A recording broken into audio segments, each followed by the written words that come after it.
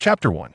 Hanwu Town is an ordinary member among the myriad small towns governed by the Qingji sect. The Qingji sect is a genuine righteous sect of immortals, boasting a long history and a well-structured hierarchy, ensuring that its subjects live free from want.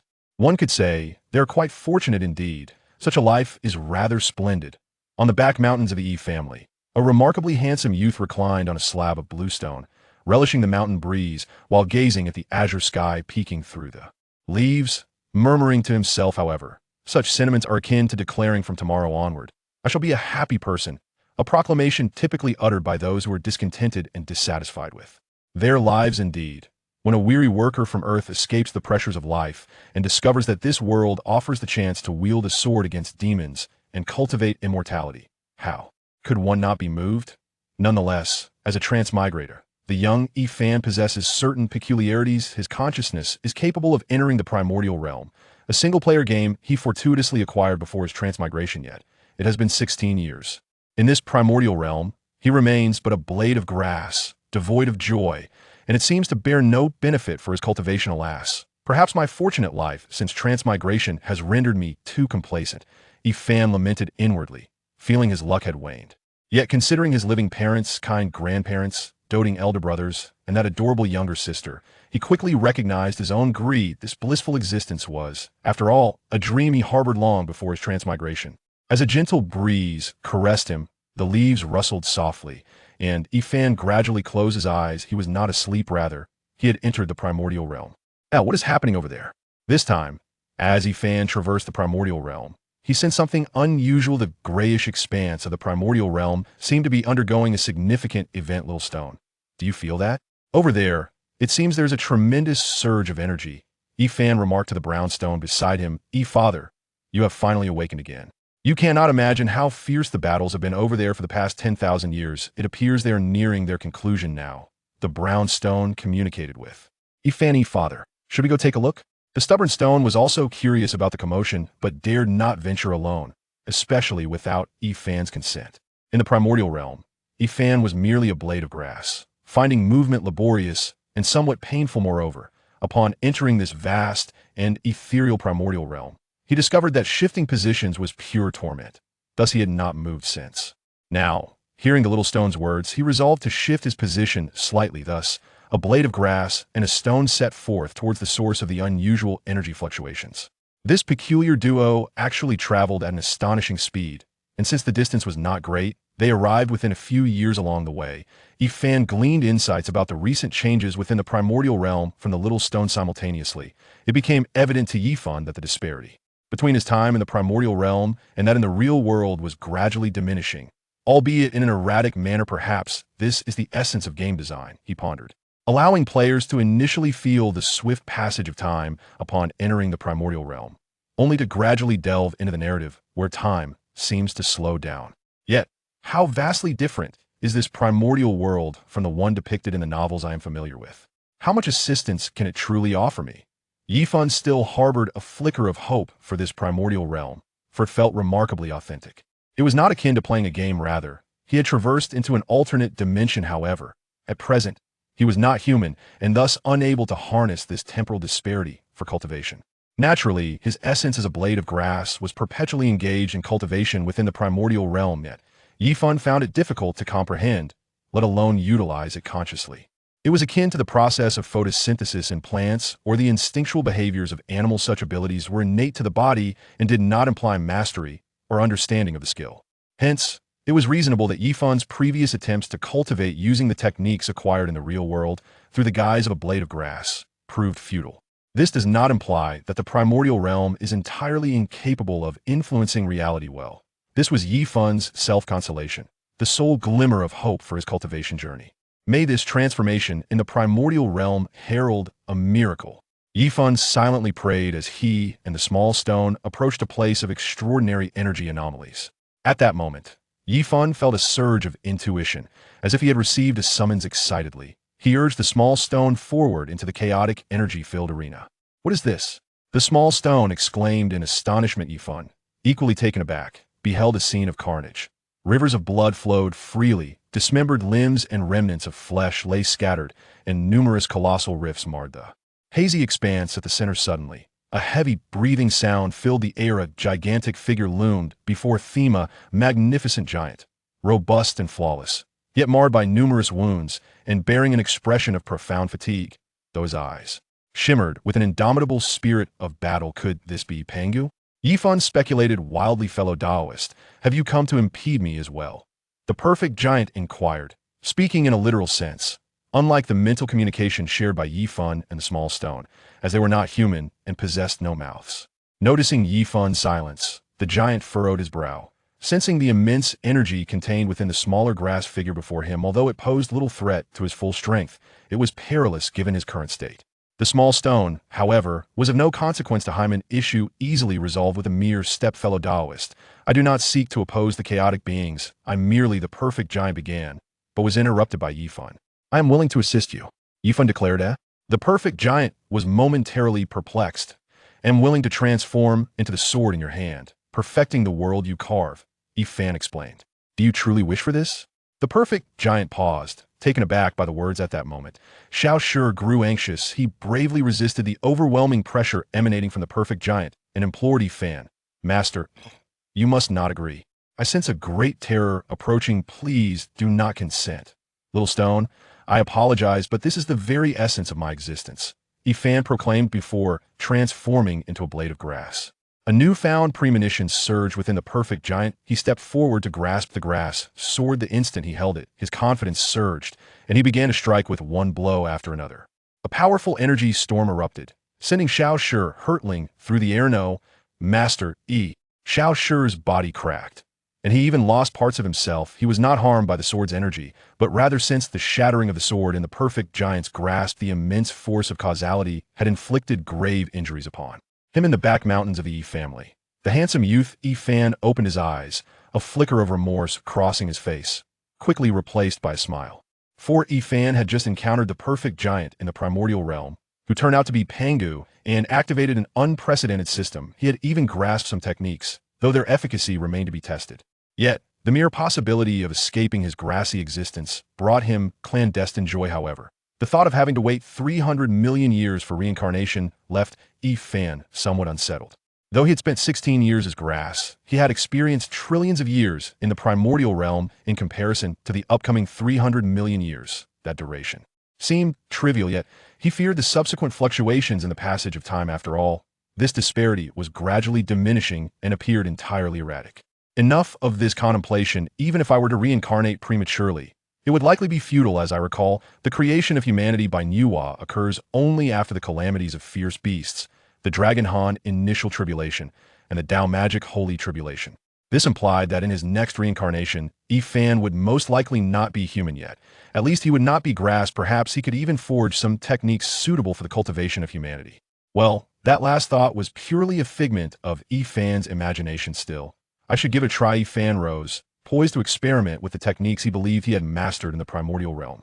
Suddenly, a figure descended from the heavens dressed in flowing white robes. With a countenance like exquisite jade, he alighted gracefully upon a green-hued flying sword, resembling a leaf drifting softly to the ground.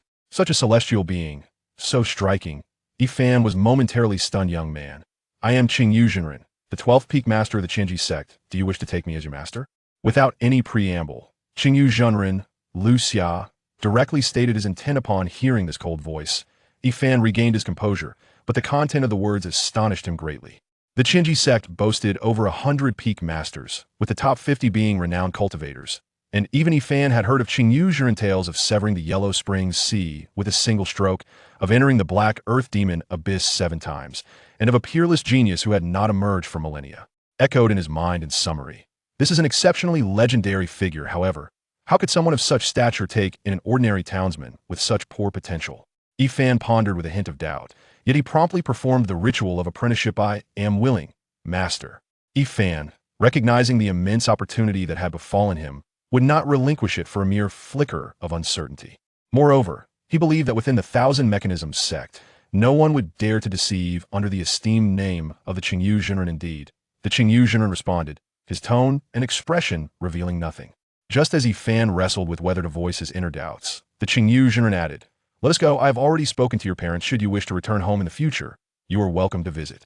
Ah, very well, Yifan replied. Indeed, the Qingyu Jinren affirmed, and together they soared away on a sword. Yi Fan clutched the hem of the Qingyu Jinren's robe tightly, maintaining an unwavering gaze. This unexpected reaction elicited a slight surprise from the Qingyu Jinren yet. Perhaps this is for the best what? Yi Fan seemed to catch a whisper from the Qingyu Jinren, uncertainly inquiring.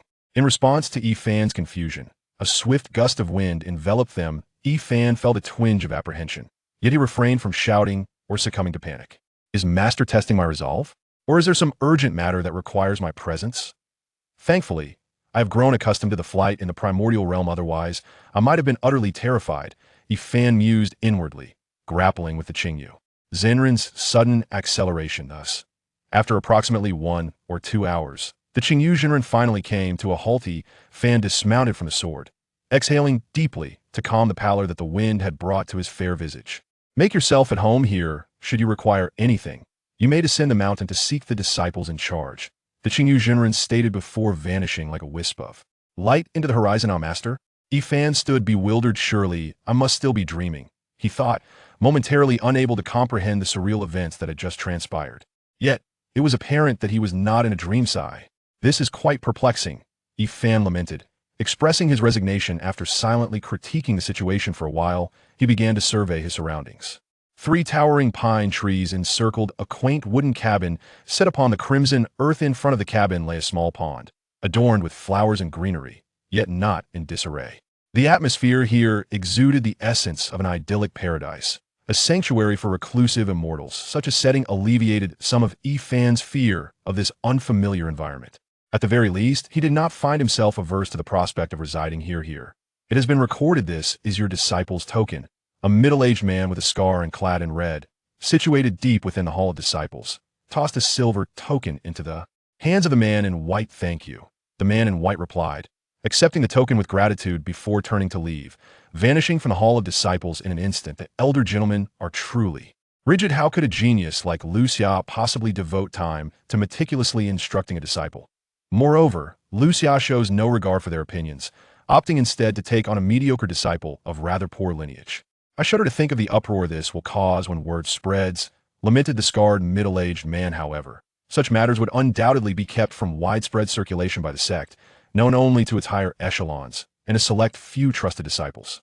Even among those privy to the knowledge, it would be regarded as an unspeakable secret. Yet, the principal party involved, Yi Fan, remained entirely oblivious to the situation.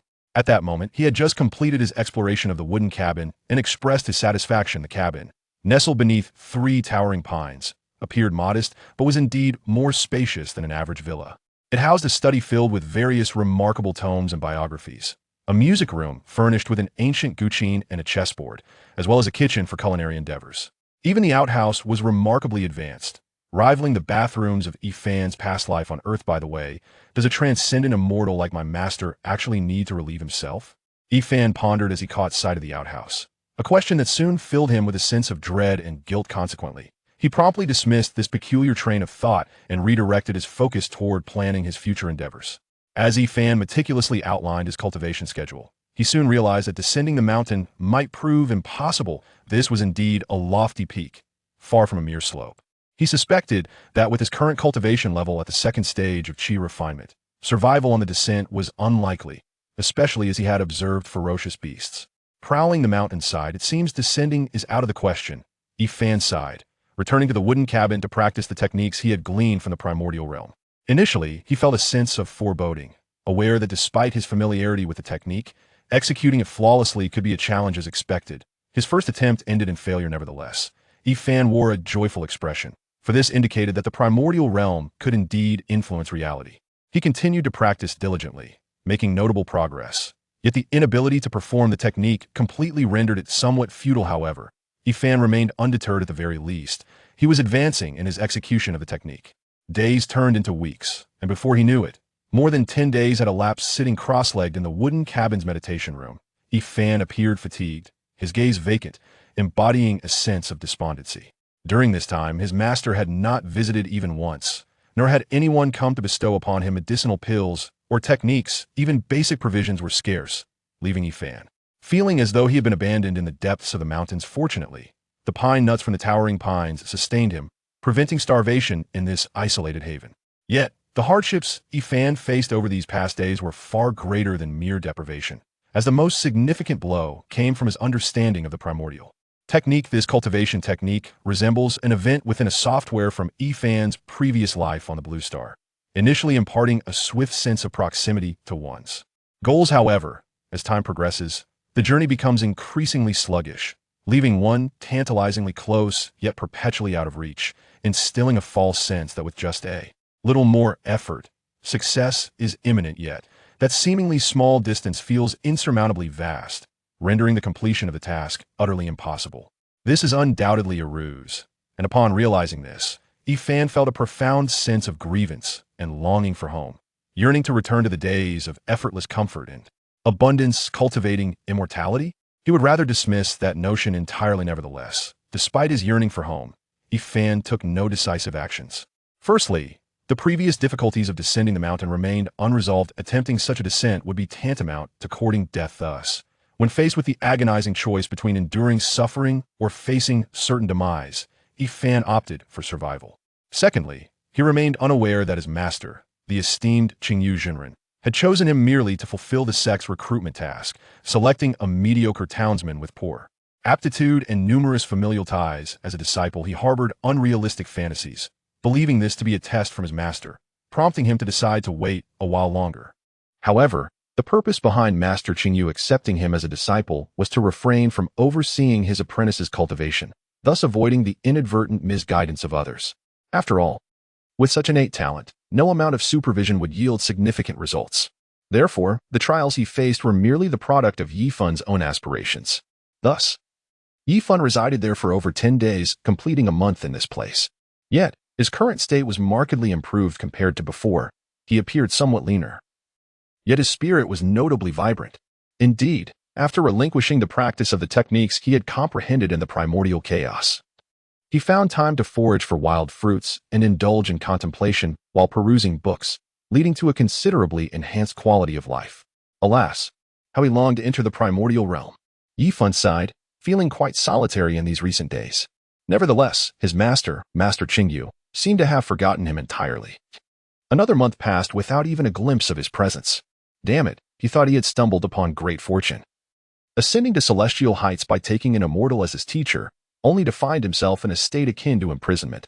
During this month, Yifun had finished reading all the books in the study and had traversed the mountaintop, leaving him utterly restless. Yifan once again entered the primeval wilderness. And this time it was not an empty void. He had finally reincarnated within the primordial realm. Yifun rose to his feet, and with a mere thought, beheld his entire appearance. Atop his head, a singular horn protruded. His skin was dark as night, and he possessed fleshy wings upon his back, rendering him an indescribably bizarre creature. Fortunately, the primordial gaming system had been activated, allowing Yifun to glean insights into his reincarnation. Race: fierce beast, dark devouring bat. Born from the remnants of the chaotic demon god who governed the laws of consumption. Each individual inherently possesses a fragment of this devouring principle. Realm: early stage Earth Immortal age, 1 minute, infancy, magical artifacts, none techniques, Otherworld, mastery level 100 at the Great Tao level. Dark Strike, mastery level 60 at the early Earth Immortal stage, devouring heaven and earth, mastery level 1 at the intermediate Great Luo Golden Immortal stage, principles, devouring unmastered. Comprehension level 1, insight level 100, concealment, unmastered, comprehension level 89, force, unmastered, comprehension level 0. 8, creation, unmastered, comprehension level 0. 01, time, unmastered. Comprehension level 1, space, unmastered. Comprehension level 1, energy, unmastered, comprehension level 0. 5, fate, unmastered, comprehension level 0. 001, destruction, unmastered, comprehension level 0. 001, wisdom, unmastered. Comprehension level 0. 001, soul, unmastered. Comprehension level 0. 001, fire, unmastered, comprehension level 0. 001, earth, unmastered, comprehension level 0. 001. Upon reviewing the system panel, Yifun momentarily absorbed a wealth of information. Notably, regarding the techniques, the one named Otherworld was something he felt he had thoroughly comprehended and could adeptly wield, although he recognized its formidable nature. He was astounded to discover it was classified at the Great Tao level. It was no wonder he had struggled to manifest it in the real world. However, in a certain sense, Yifan indeed had a complete mastery of this Great Tao technique, albeit his current power was insufficient to wield it. This realization illuminated the fact that only what one has fully mastered can truly be claimed as one's own, capable of being carried into the real world and preserved through the process of reincarnation. As for the ability to attain complete mastery, there was little cause for concern. After all, even the Great Tao technique Otherworld was something Yifan could create. Of course, the inception of Otherworld stemmed from countless eons of accumulation during his past life, further ignited by his collaboration with Pangu in the creation of the Primordial world. Thus, the conditions and the reincarnated body were paramount. Yifan's consciousness was not of utmost significance. Without diligent effort, achieving complete mastery of a technique that belonged to him would prove to be rather challenging. The Dark Strike technique, categorized as an early Earth Immortal skill, indicated a distinct innate talent of his reincarnated form, akin to the unique spells possessed by figures such as the Three Purities and Nuwa in primordial lore. Subsequently, the intermediate Great Luo Golden Immortal technique, devouring heaven and earth, suggested the existence of at least one Great Luo Golden Immortal within the fierce beast race of the Dark Devouring Bat. Otherwise, such techniques would not have been preserved in his memory. The principles that followed conveyed their meanings with striking clarity. The race of Yifan, upon reincarnation, inherently possesses a fragment of the law of devouring. This implies that he is capable of wielding a sliver of this law. The distinction lies in the fact that one can draw upon the power of the law at any moment and in any location, while the other necessitates being in a place imbued with the essence of the law to harness its strength. Furthermore, the subsequent insights can be said to encompass the myriad principles of the Great Tao, indicating that Yifan's previous existence in the primordial realm held some significance. After so many years, he has, to a certain extent, gleaned some understanding of the laws. It is crucial not to underestimate this modest comprehension, for one must recognize that the most arduous aspect of grasping the laws lies in the initial entry. The difficulty of achieving immortality in later times primarily stems from this challenge. Yifan found his spirits lifted significantly upon learning this information, dispelling the earlier discontent he had felt in the realm of reality. Regrettably, he had been reborn as a fierce beast, which suggested that his future days might be fraught with difficulties. He recalled that the first cataclysm in the primordial world was aimed at exterminating ferocious beasts, and an instant sense of foreboding washed over him, for he felt that peace would be elusive in his future existence within the primordial realm. Furthermore, Yifan discovered that his comprehension and abilities remained unchanged despite his physical transformation. It was as if he were operating a pre-programmed automaton, with all actions dictated by an established protocol. Any attempt to pursue alternative endeavors proved futile, such as devising cultivation techniques suitable for humanity. As for whether he could cultivate human techniques, Yifan remained uncertain, for he was no longer human but a fierce beast, specifically a dark bat. Perhaps only through diligent practice in the primordial realm would he be able to thoroughly comprehend or master certain techniques, thus allowing for their application in the tangible world. Such thoughts lingered in Yifan's mind. Yet, the fact that his reincarnated body was not human would undoubtedly hinder his ability to apply these techniques in reality. Much like the situation with the Egrass realm. Previously, Yifan had assumed that his inability to wield the technique stemmed solely from its advanced nature. However, now, with the physical form of the dark bat, he realized that the disparity in bodily structure also played a significant role. Nevertheless, should Yifan fully master the technique, making slight adjustments based on the unique sensitivities of his new form would pose no insurmountable challenge, albeit it might require an immense amount of time. Thus, he had chosen not to focus primarily on this matter at present. After all, the Egrass realm, as its name suggests, was merely a technique for creating worlds, offering little utility for Yifan in his current state. Speaking of which, he recalled that in his previous life, just before his demise, he had transformed his body into a virtual realm to preserve it, thereby giving rise to the Egrass realm technique. He pondered whether that ethereal realm, accessible to spiritual entities, still existed. Lost in contemplation, Yifan began to murmur softly about his past life and the memories of Pangu's creation of the primordial world. At that moment, a cacophony of battle erupted not far off. Yifan followed the sound, traversing several miles and scaling a mountain peak before finally witnessing two ferocious beasts engaged in a fierce struggle within a canyon. One appeared serpent-like, adorned with 4 pairs of fleshy wings, its face resembling that of a human, but strikingly pallid. The other, a six-legged creature cloaked in feathers, possessed 4 pairs of hands akin to those of a human, while its headless abdomen was equipped with insect-like eyes and mandibles. What bizarre monstrosities were these? Yifan felt a profound shock. The primordial system interface only allowed him to observe his personal attributes and the map, devoid of any means to discern the realms or names of these 2 beasts. Yet, the intensity of their battle made it clear to Yifan that he was far from their equal. As he watched the fierce clash, an unexpected urge to rush into the fray and engage them arose within him. Though not overwhelming, it startled him nonetheless. This revelation made Yifan acutely aware that the chaotic wills of the residual primordial demons within these beasts would not be altered by his presence. Indeed, Yifan had been mentally preparing for this, having previously experienced the subtle influences of his past life as a Mirgrass.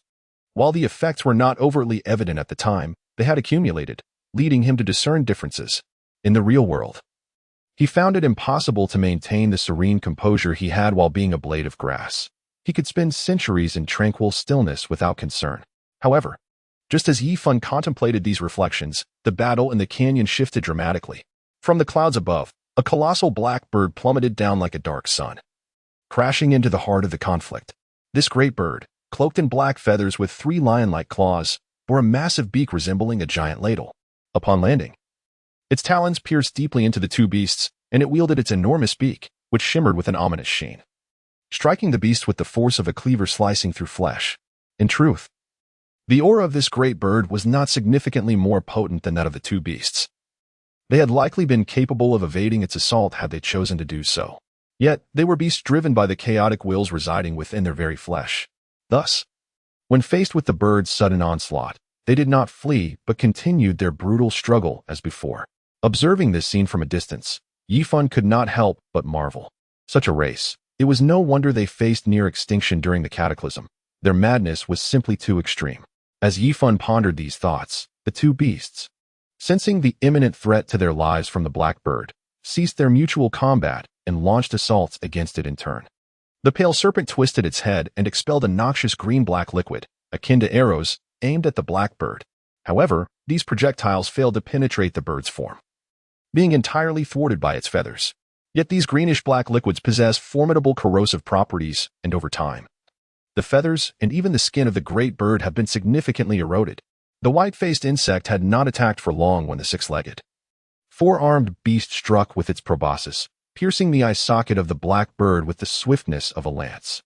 The excruciating pain elicited a piercing cry from the black bird, which erupted in black flames, relentlessly flapping its enormous wings and pecking at the 6-legged, 4-armed beast.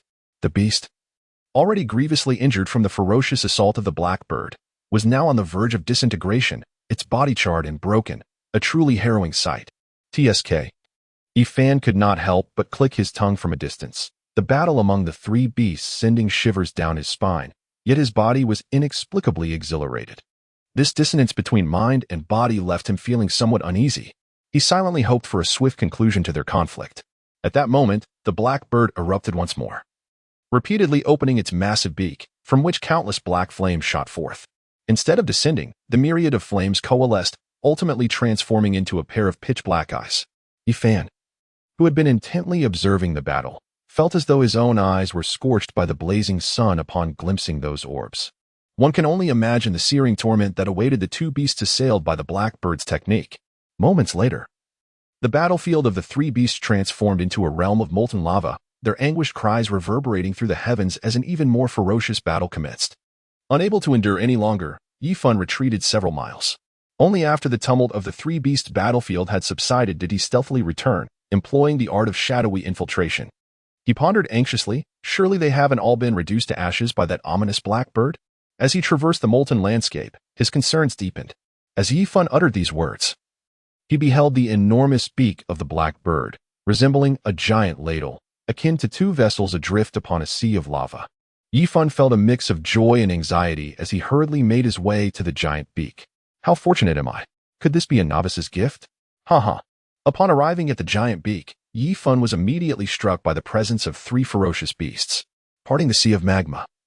The mangled remains of the 3 beasts lay before him, eliciting immense delight. It is worth noting that Yi Fun had previously dared not even dream of these three beasts meeting their demise in such a manner, and that he would successfully locate their corpses. Swallowing heaven and devouring earth, Yi Fun silently recalled this technique in his mind, channeling the celestial energy within him. Moments passed, and soon a black hole materialized before Yi Fun's hand. As dark as the night. Yet, upon closer inspection, one would observe that this black hole was in a state of rapid motion, moving so swiftly that mere mortals might perceive it as stillness. Yi Fun pushed the black hole closer to the shattered remains of the three ferocious beasts, gradually causing them to vanish, as if being devoured by the compact void. Indeed, this was the case, for simultaneously, Yi Fun's aura began to swell dramatically. Once he utilized the technique of devouring the heavens and the earth to consume nearly a third of the corpses of the three beasts. He ascended to the mid-stage of the Earth Immortal realm. The bodies of the ferocious beasts proved to be advantageous. With sufficient energy, one could elevate their cultivation level. Yi Fun could hardly contain his excitement, marveling at the transformation. However, once Yi Fun's cultivation reached a certain threshold without a corresponding comprehension of the loss, further energy conversion would become futile.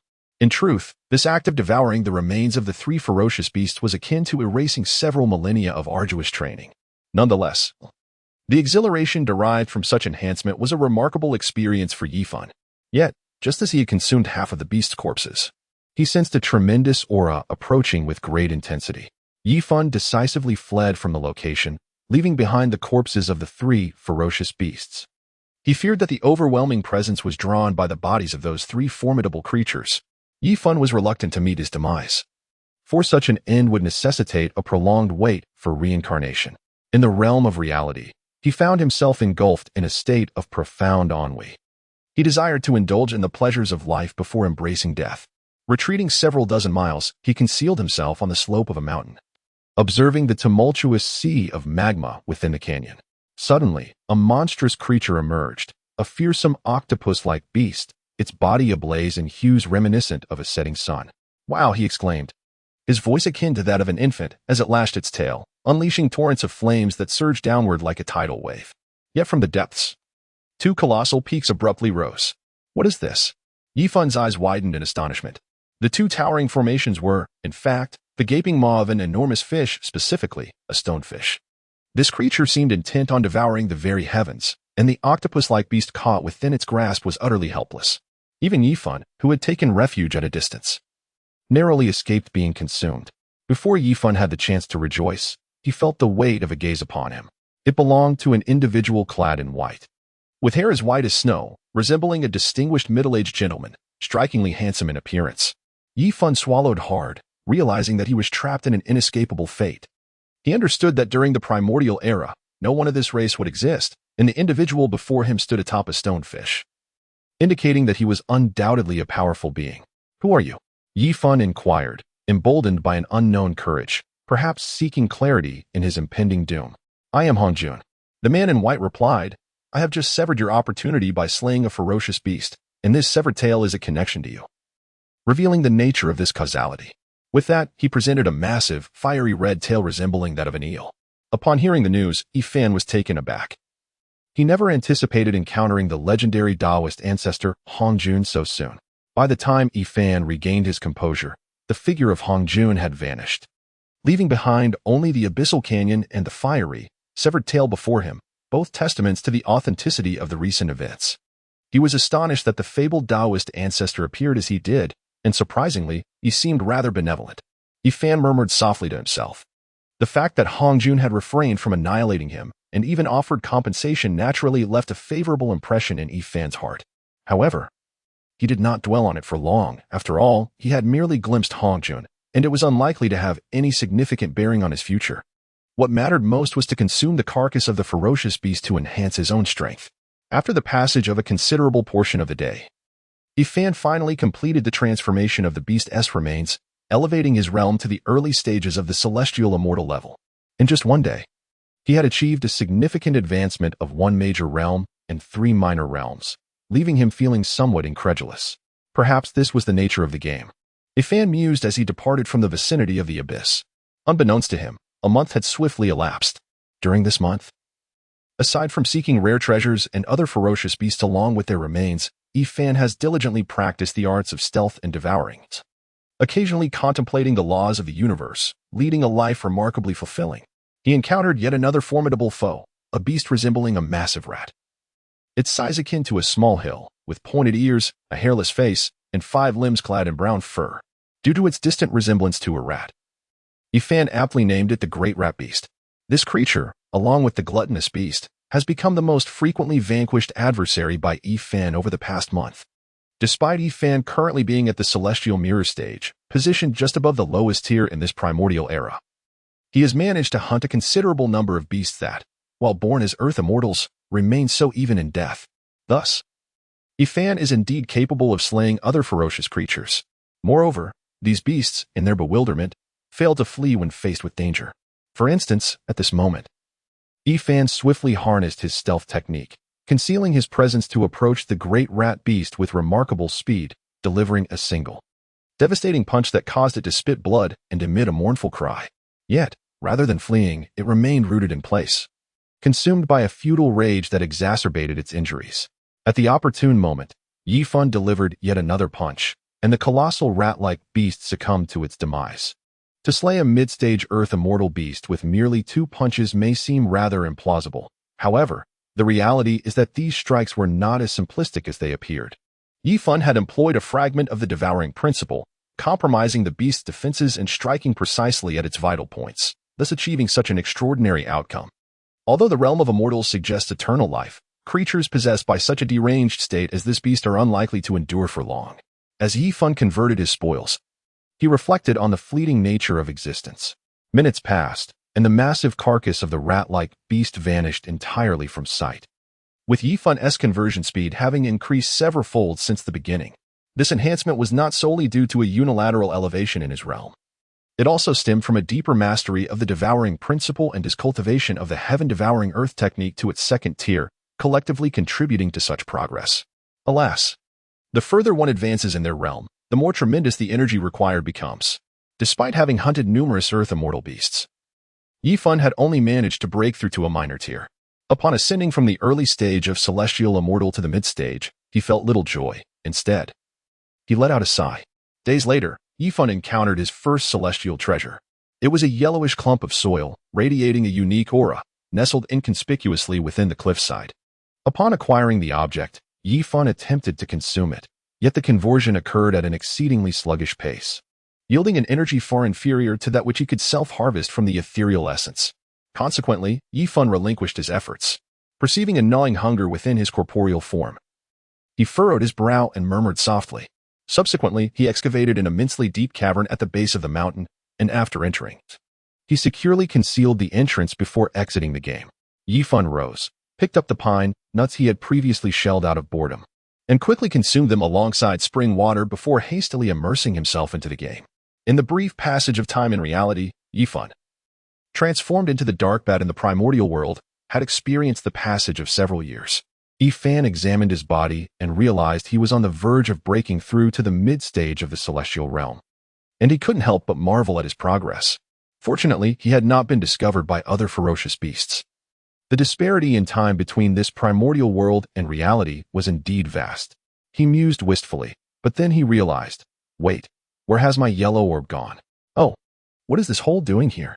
As He pondered, he suddenly sensed something unusual. He minimized his physical form and entered a burrow reminiscent of a rabbit's hole. Indeed, the emergence of such a petite cavern in the wilderness would undoubtedly pique Yifun's curiosity.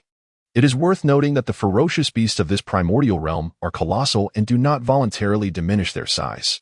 Moments later, Yifun sensed an energy fluctuation ahead. His expression turned peculiar. After a brief contemplation, he resolved to proceed, cautiously traversing millions of miles within the cave. Eventually, he encountered the creature responsible for this hollow formation. It was a plump, white entity adorned with 2 pairs of shimmering silver eyes, and it possessed 3 pairs of thoracic, abdominal, and caudal appendages.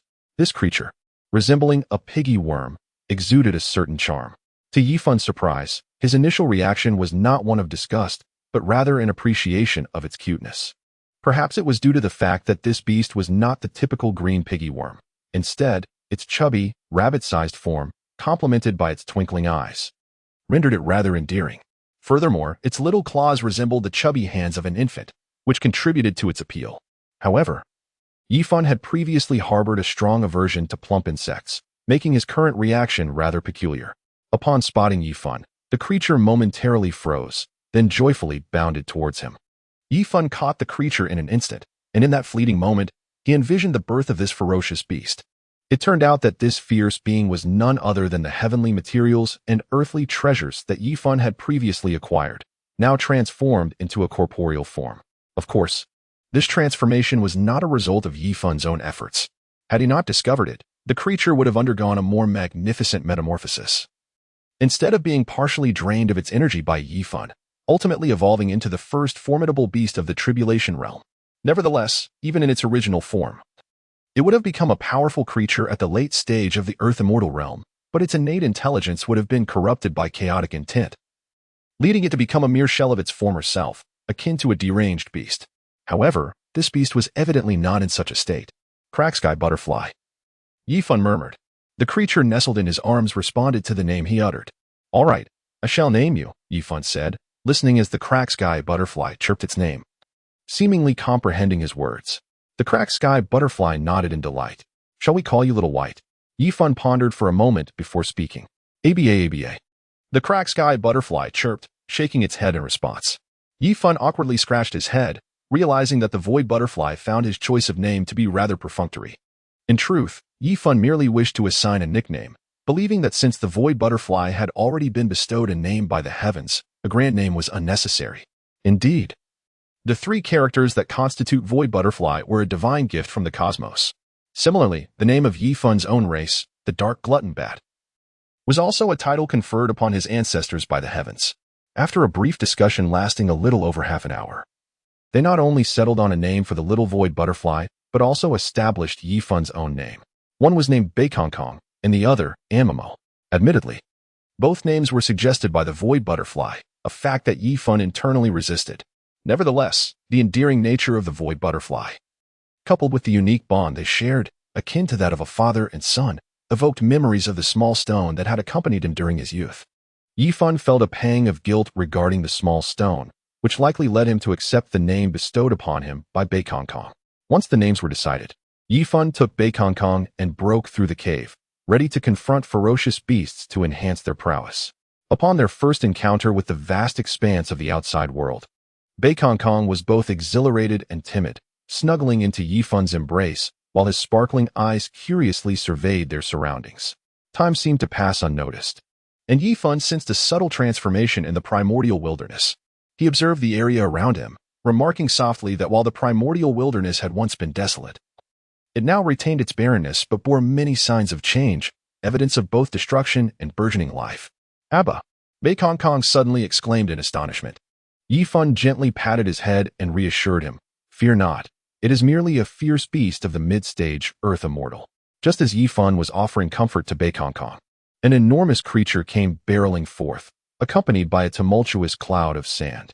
A single crimson eye gleamed above its massive maw, and its colossal form was supported by four gigantic pillar-like legs, lacking both a tail and ears.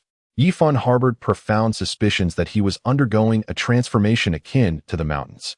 As the formidable creature with a single, menacing eye charged towards him, Yifan extended a hand. The dark yet aesthetically pleasing palm of a human, upon making contact with the creature, unleashed a torrent of energy that cleaved through the fabric of reality. The tempestuous sandstorm conjured by the beast was instantly repelled, leaving only a barrier-like flow of energy suspended between Yifan's hand and the creature. The creature emitted a furious roar, its hooves pounding the ground with fervor, causing Yifan's arm to bend slightly under the pressure. Was this the law of strength? Yifan murmured softly before invoking the law of devouring, employing the intermediate spell of the great Luo Golden Immortal, the second layer of the heaven-swallowing, earth-devouring technique. In an instant, a black hole, roughly the size of a basin, materialized before Yifan's outstretched hand. This seemingly modest void functioned like an eraser, swiftly transforming the creature's once fearsome visage into a gaping chasm, devoid of any trace of blood. Had it not been for the vivid red of its flesh and the stark whiteness of its skeletal structure, one might have believed the creature's face had vanished entirely. Now, reduced to a half-open maw, the creature unleashed an even more thunderous roar, yet Yifan discerned no emotion within it. To be precise, its emotions were so tumultuous that he could not ascertain its true feelings. The creature continued to thrash its hooves with relentless vigor until its upper body was nearly rendered immobile. Alas! Yifan mused on the increasingly foolish and irritable nature of these beasts. He lamented the fact that he had not provoked this creature, yet it seemed intent on battling him.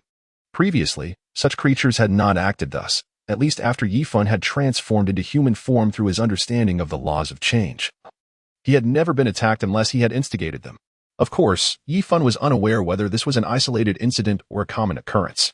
After a year traversing the primordial wilderness, he was convinced that these creatures had indeed become more irritable. Yifan has also come to understand the underlying cause behind the transformation of these ferocious beasts, primarily attributing it to the chaotic wills residing within them. These chaotic wills are remnants of the primordial demon gods defeated by Pangu, intermingling over time and gradually eroding the spiritual intellect of the beasts, leading to their current state. Presently, these chaotic wills have grown more formidable, intensifying the degradation of the beast's intellect and driving them towards a path of chaotic fury and destruction. The reasons for this augmentation are twofold. Firstly, as the ferocious beast grows stronger, so too do the chaotic wills. Secondly, there is a gradual awakening occurring. These two factors often interact simultaneously with the beasts, which explains why, over time, the ferocious creatures of the primordial world have increasingly become irritable, exhibiting heightened aggression and destructiveness. A secondary reason lies in the primordial world's aversion to these creatures. It harbors a profound disdain for being steeped in chaos and destruction, preferring to minimize the presence of such ferocious entities, as their existence is detrimental to the development of the primordial realm. This past year, Yifan has been diligently seeking solutions for these reasons.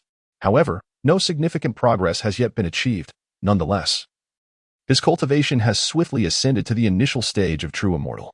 It is noteworthy that Bai Kong has only attempted to transcend once this year, and that endeavor ended in failure. Father, look ahead. There is a lake. Bai Kong has also mastered the language of humans.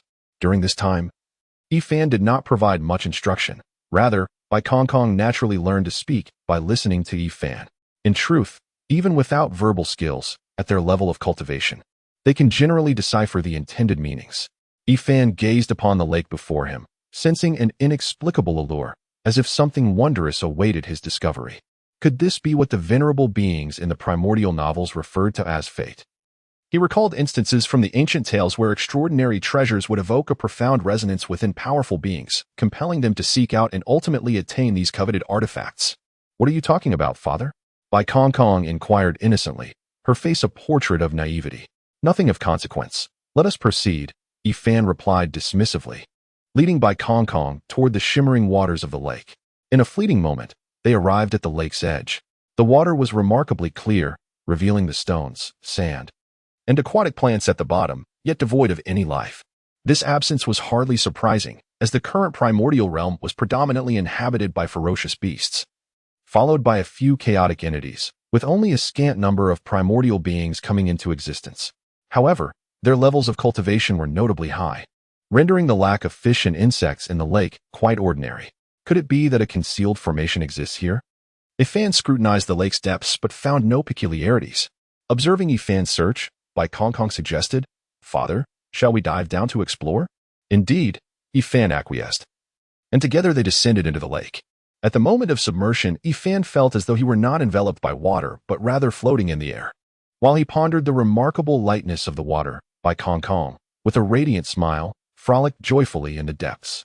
Yifan instantly comprehended that this water was not merely light, but rather ethereal, for it contained an abundance of spatial elements. Father, I sense that the spatial elements ahead are particularly rich. Let us hasten to explore. Bai Kong exclaimed excitedly, pausing amidst the lake's chaotic waters. Before Yifan could hesitate, Bai Kong had already taken him away. In the blink of an eye, Yifan felt as though he had arrived in an entirely different realm. In truth, his sensation was not erroneous. If someone were to gaze down from above the lake at that moment, they would find no trace of Yifan and the others at the lake's bottom. What a rich tapestry of spatial elements. Father, let us cultivate our skills here in the future, Bai Kong exclaimed upon entering this new dimension. Yifan gazed at this place, as if entranced by a solitary star amidst the vast expanse of the cosmos. My friends, this is my secret realm. I kindly ask you to depart. At that moment, a peculiar voice echoed through the air. Yifan regained his senses and turned toward the source of the sound. only to behold a magnificent silver serpent gliding toward him, as if traversing the very fabric of time and space.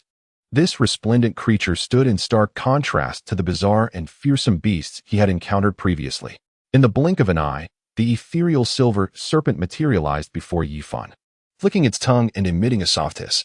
"May I inquire your esteemed name, fellow traveler?" Yifan asked. However, the only response he received was the swift approach of the serpent's formidable tail. Although Yifan was prepared, he did not anticipate that the silver serpent would launch a direct attack without hesitation, instantly sending him flying.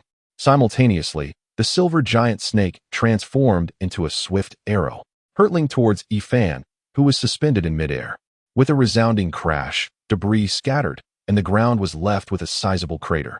As dust ascended, the silver serpent emerged above the pit, casting a glance at the spot where Bai Kong Kong had previously lingered, revealing a hint of irritation. Not far away, Yifan, utilizing stealth to conceal his presence, anxiously searched for an escape route. "Father, the exit must be sealed. Allow me to open it," Bai Kong Kong communicated telepathically. "Wait a moment," Yifan replied, extending his hand into the spatial ring that Bai Kong Kong had provided. Understanding Yifan's concern that breaking through the space might reveal their location to the silver serpent, Bai Kong Kong thought to herself, "It seems that the silver serpent is not stronger than father. He is indeed overly cautious." Just then, the silver serpent unexpectedly turned its head, its eyes resembling the vastness of the starry sky, fixating directly on the concealed spot where Yifan and Bai Kong Kong were hiding. This sudden turn of events startled Bai Kong Kong. What on earth is happening? How can it perceive us so keenly despite not practicing the path of spatial cultivation? As she watched the silver serpent slowly approach, a wave of anxiety enveloped her. Yifan had not anticipated that his entry into the spatial ring to absorb the treasures within would be detected. It is noteworthy that previously, when Bai Kong Kong utilized the laws of space to rescue Yifan, the silver giant serpent had been unable to intervene. Yet now, this faint fluctuation in the spatial realm had alerted it. If Bai Kong Kong had torn open the fabric of space with a significant disturbance, it would have been unsurprising for the silver serpent to sense Yifan, but this situation was indeed peculiar. The silver serpent flicked its tongue, now merely a few dozen meters away from Yifan and his companions. This distance was negligible given their respective realms. Having been discovered, the only course was to eliminate the threat. Yifan discreetly transmitted a message to Bai Kong Kong to run left. Without hesitation, Bai Kong Kong swiftly navigated through the fissures of space like a fish in water, fleeing to the left. In an instant, the silver serpent's eyes emitted a shimmering light, casting a vast net towards Bai Kong Kong. Unbeknownst to him, the silver serpent possessed such a capability, yet Bai Kong Kong remained unfazed. Suddenly, a black hole, the size of a disc, materialized behind the silver serpent. Just as the serpent attempted to resist, it discovered itself ensnared by a formidable force, immobilized in place. "How is it possible that you are concealing your realm, you cunning little devil? Just wait." The silver serpent, realizing its struggle was futile, fixed its cold gaze upon Yifan, uttering those words before succumbing to its demise. Yifan spent some time thoroughly devouring the massive silver serpent. However, he did not feel elated. Instead, a grave expression adorned his face. In his pursuit of stability, he had absorbed the stones imbued with abundant pure spiritual energy, which had enabled him to effortlessly break through to the mid-level of the true immortal realm and swiftly slay the mid-level celestial silver serpent. It is worth noting that those stones, rich in pure spiritual energy, were originally intended for Bai Kong Kong. Yet, this alone did not account for Yifan's solemn demeanor. "Father, it's over. I truly cannot break through the spatial barrier here," Bai Kong Kong exclaimed in a flurry, his expression fraught with anxiety. The spatial barrier represents the boundary of a realm. If broken, one cannot leave that space. However, within that realm, countless smaller spaces dwell, which is why Bai Kong Kong had previously been unaware of any issues. After all, he had thrived in this environment before. With a sigh, Yifan ascended to the center of the solitary star and sat cross-legged. "Father," Bai Kong Kong began, but Yifan interrupted. "Stay away from me. Wait for an opportunity to escape." "Father." Bai Kong Kong hesitated but complied, retreating to an inconspicuous corner of the solitary star, where he scattered powder infused with concealment principles around him. As Bai Kong Kong completed his preparations, Yifan, positioned at the heart of the solitary star, felt his aura surging exponentially. At this moment, he had transcended his human form, towering over 100 zhang. His ghastly visage fixated on the star-studded sky. After a considerable time, his fearsome maw, lined with fangs, uttered the soft cadence of human speech. It became apparent that the myriad stars above were projections from the spatial realm, with only this singular star being genuine. How these stars penetrated the spatial barrier remained a mystery. Perhaps it was a higher-level spatial principle at play. Yi Fun suddenly cried out, clutching his head, his voice chilling and reminiscent of a wailing specter. Approximately half an hour passed before he ceased his cries, yet his expression remained one of anguish. I cannot. The clear, mysterious immortal realm is still insufficient. Given this opportunity, I must strive with all my might. Gritting his teeth, Yi Fun persisted in absorbing the energy at the core of the star. 3 days elapsed, during which Bei Kong Kong, hidden in his obscure corner, appeared hollow-eyed and lost, as though his soul had been snatched away. Yi Fun's intermittent anguish screams over these 3 days pierced his spirit like daggers. Bei Kong Kong understood that Yi Fun could have evaded such torment by simply succumbing to death and awaiting his next reincarnation. Yet, in his quest to forge an opportunity for escape, he chose to relentlessly elevate his realm. Bei Kong Kong contemplated imploring Yi Fun to abandon this course of action, but he was acutely aware that Yi Fun would not heed his words. Instead, it would only serve to complicate matters further. Now, he could only quietly await the outcome, and action was his wisest course. At that moment, the dazed Bei Kong Kong regained the luster in his eyes. The arrival of that person marked the onset of his chance to escape. Bei Kong Kong sensed a powerful spatial fluctuation, soon followed by the convergence of 2 formidable energies. What have you done, you beast? On the solitary star, an elderly man clad in a silver robe adorned with numerous celestial patterns glared at Yi Fan, fury etched across his face. A mere early golden immortal. Yi Fan smirked, whispering this to himself. The silver-robed Taoist, upon witnessing Yi Fan's peculiar smile, drew a silver sword from his robe and declared solemnly, Today, I, the 7-star Taoist, shall send you into calamity. Just as the 7-star Taoist's words fell, Yi Fan vanished. Open the star eye. The 7-star Taoist commanded immediately. His eyes transformed into a silvery hue, wide with disbelief as Yi Fan's fist struck his face. With a crack, the 7-star Taoist wiped the blood from his visage.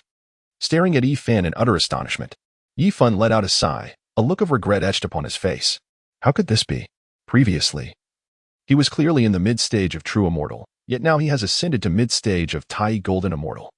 The distance between them and the 7-star Taoist made him ponder the sudden ambush from Yi Fun, leaving him with numerous doubts. You are the 7-star Taoist? Yi Fun uttered a few words, his deliberate pace puzzling the 7-star Taoist. Indeed, I am the 7-star Taoist. May I inquire why you intrude upon my domain and slay the guardian of my sanctum? The 7-star Taoist blurted out, yet his eyes scrutinized Yi Fun, seemingly seeking verification. At that moment, Yi Fun, who was straining to suppress the chaotic will within his soul, could not help but laugh upon hearing the 7-star Taoist's words. What are you laughing at? The 7-star Taoist's expression darkened as he inquired. I laugh at your audacity. At the audacious words spoken by a Tai Golden Immortal of the Great Wilderness, Yi Fun replied slowly. You seek death. The 7-star Taoist exclaimed, about to strike, but then seemed to sense something mid-action, turning to flee instead. Have you lost your mind? Or are your eyes blind? Or perhaps your legs refuse to obey? I am clearly right here. The 7-star Taoist, employing spatial laws to execute his escape technique, broke into a cold sweat upon hearing Yi Fun's eerie laughter. Cursing under his breath, he thought how fortunate he was to have wisely opened a spatial passage beforehand. After fleeing millions of miles, the 7-star Taoist glanced back at the vanishing spatial portal, letting out a sigh of relief. However, that creature must surely be a fearsome beast. Yet, earlier it seemed to possess considerable intelligence. Could it be that in its pursuit of power, it had driven itself to madness? As the 7-star Taoist pondered this, he could not help but feel a pang of sorrow for the treasure he had discovered.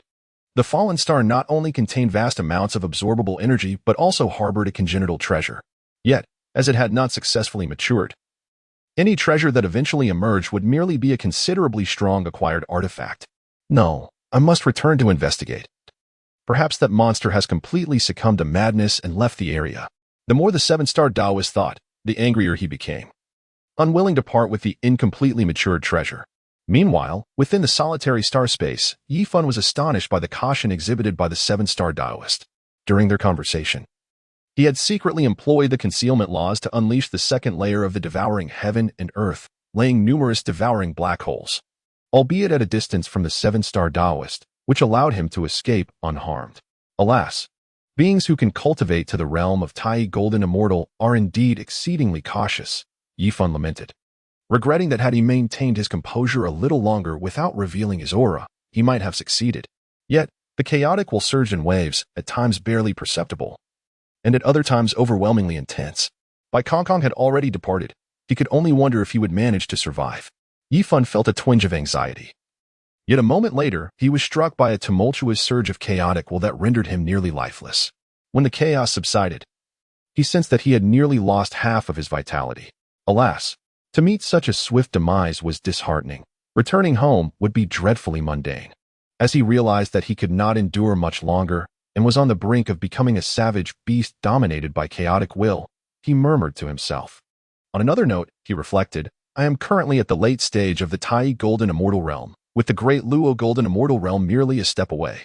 Nevertheless, he mused, it is better to refrain from pursuing a breakthrough to the great Luo Golden Immortal, for that would require elevating my mastery of a particular law to over 50%. I certainly do not wish to toil so fervently before my demise. Yifan, with the accumulation from his previous incarnation, should find it relatively effortless to achieve the status of a great Luo, but the duration required remains uncertain. It is noteworthy that in the past, whether due to the innate talents of his current body or the foundation laid by his former self, he managed to elevate his mastery of the devouring technique to over 40% within just a few years, alongside significant progress in comprehending other laws. However, Yifan sensed that as the mastery of these laws deepened, the challenge of further advancement intensified. The 50% threshold, a crucial juncture marking a significant leap in realm, is not easily attained. Given ample time, Yifan is confident he could surpass this barrier, yet the pressing issue remains the lack of sufficient time. He estimates that breaking through to the great Luo Golden Immortal stage would require several years, if not decades, but even a few months seem implausible. As he feels his days are numbered, rather than languish in anticipation of death, Yifan finds the prospect rather dull. He attempts once more to manifest the Egrass realm. Curious to observe the differences between his current late-stage Tai Golden Immortal self and his prior experience at the Earth Immortal level. Upon this manifestation, he is immediately enveloped by a familiar, yet unfamiliar aura. What could this be? Yifan muses, following the sensation. He discovers, nestled in the inconspicuous depths of this solitary star, the presence of a treasure. No, it is not merely a treasure. It is the key to the Egrass realm. Yifan is astounded that, under such circumstances, he would encounter the key to entering the Egrass realm. It turns out that the opportunity he sensed earlier was not tied to this lone star, but rather to this key. Yifan reflects on his past efforts. To hasten the growth of the Egrass realm he created, he had crafted tens of thousands of keys scattered throughout the primordial expanse. Any being that finds one of these keys can enter the Egrass realm, transferring their soul energy for the realm to absorb. However, the keys are not without their risks. They contain aspects of Yifan's own body and the laws he commands, thus providing immense benefits to powerful beings who enter. Yet, for the younger generation, there lies a peril of excessive soul energy loss, potentially leading to a collapse of their very souls. Considering these risks, Yifan deliberately limited the creation of these keys to a mere few thousand, each a semi-inborn treasure that cannot be wielded by those lacking sufficient cultivation. This precaution is not born out of excessive benevolence. The Egrass realm requires soul energy, and any erratic will would taint its purity. Moreover, in the primordial world, all things are bound by cause and effect, and Yifan does not wish for the Egrass realm to bear such heavy karmic burdens. Additionally, his conscience does not permit him to unduly harm others. Yet, to his surprise, a number of powerful beings have perished due to the Egrass realm. Excited to explore the world he created through the Egrass, Yifan encounters a multitude of peculiar, wandering entities. They exhibit bizarre forms and constantly shift, clustering together only to scatter apart in a strange, repetitive manner. Could it be that these are manifestations of chaotic wills? Is it not to say that formidable beings from ancient times have fallen here? Yifan also discerned the peculiar origins of these strange creatures, pondering to himself. However, he was not overly astonished. After all, in his previous life, as Yi Chao, who wielded countless laws, the principles he felt here were somewhat astonishing. It is quite normal for a powerful being to become lost in this realm, ultimately exhausting their soul power and perishing. Yifan sighed. then hastened toward the heart of the E-grass realm, the colossal E-grass that was once his very essence. Upon reaching the giant grass, he gazed at the familiar yet foreign E-grass, unable to resist the urge to reach out and touch it. To his astonishment, his fingers penetrated the surface, and a small mass of chaotic will was repelled, accompanied by intense pain. However, in that moment, Yifan was engulfed in immense joy, paying little heed to the anguish as he boldly ventured into the E-grass. The heart-wrenching sound of the soul echoed, akin to a summons from the abyss, reminiscent of a vengeful spirit's emergence, causing the souls of listeners to tremble and their hearts to weep. The indescribable torment felt by Yifan was akin to the necessary suffering endured in the metamorphosis from chrysalis to butterfly. Yet, he was fortunate, for failure was not in his destiny. Upon entering the E-grass, his immediate sensation was not one of joy at escaping the inherent chaotic will, but rather relief at his previous impulsiveness. Had he not acted rashly and plunged into the E-grass, he might have succumbed to the pain and given up. This was not merely due to having an escape route.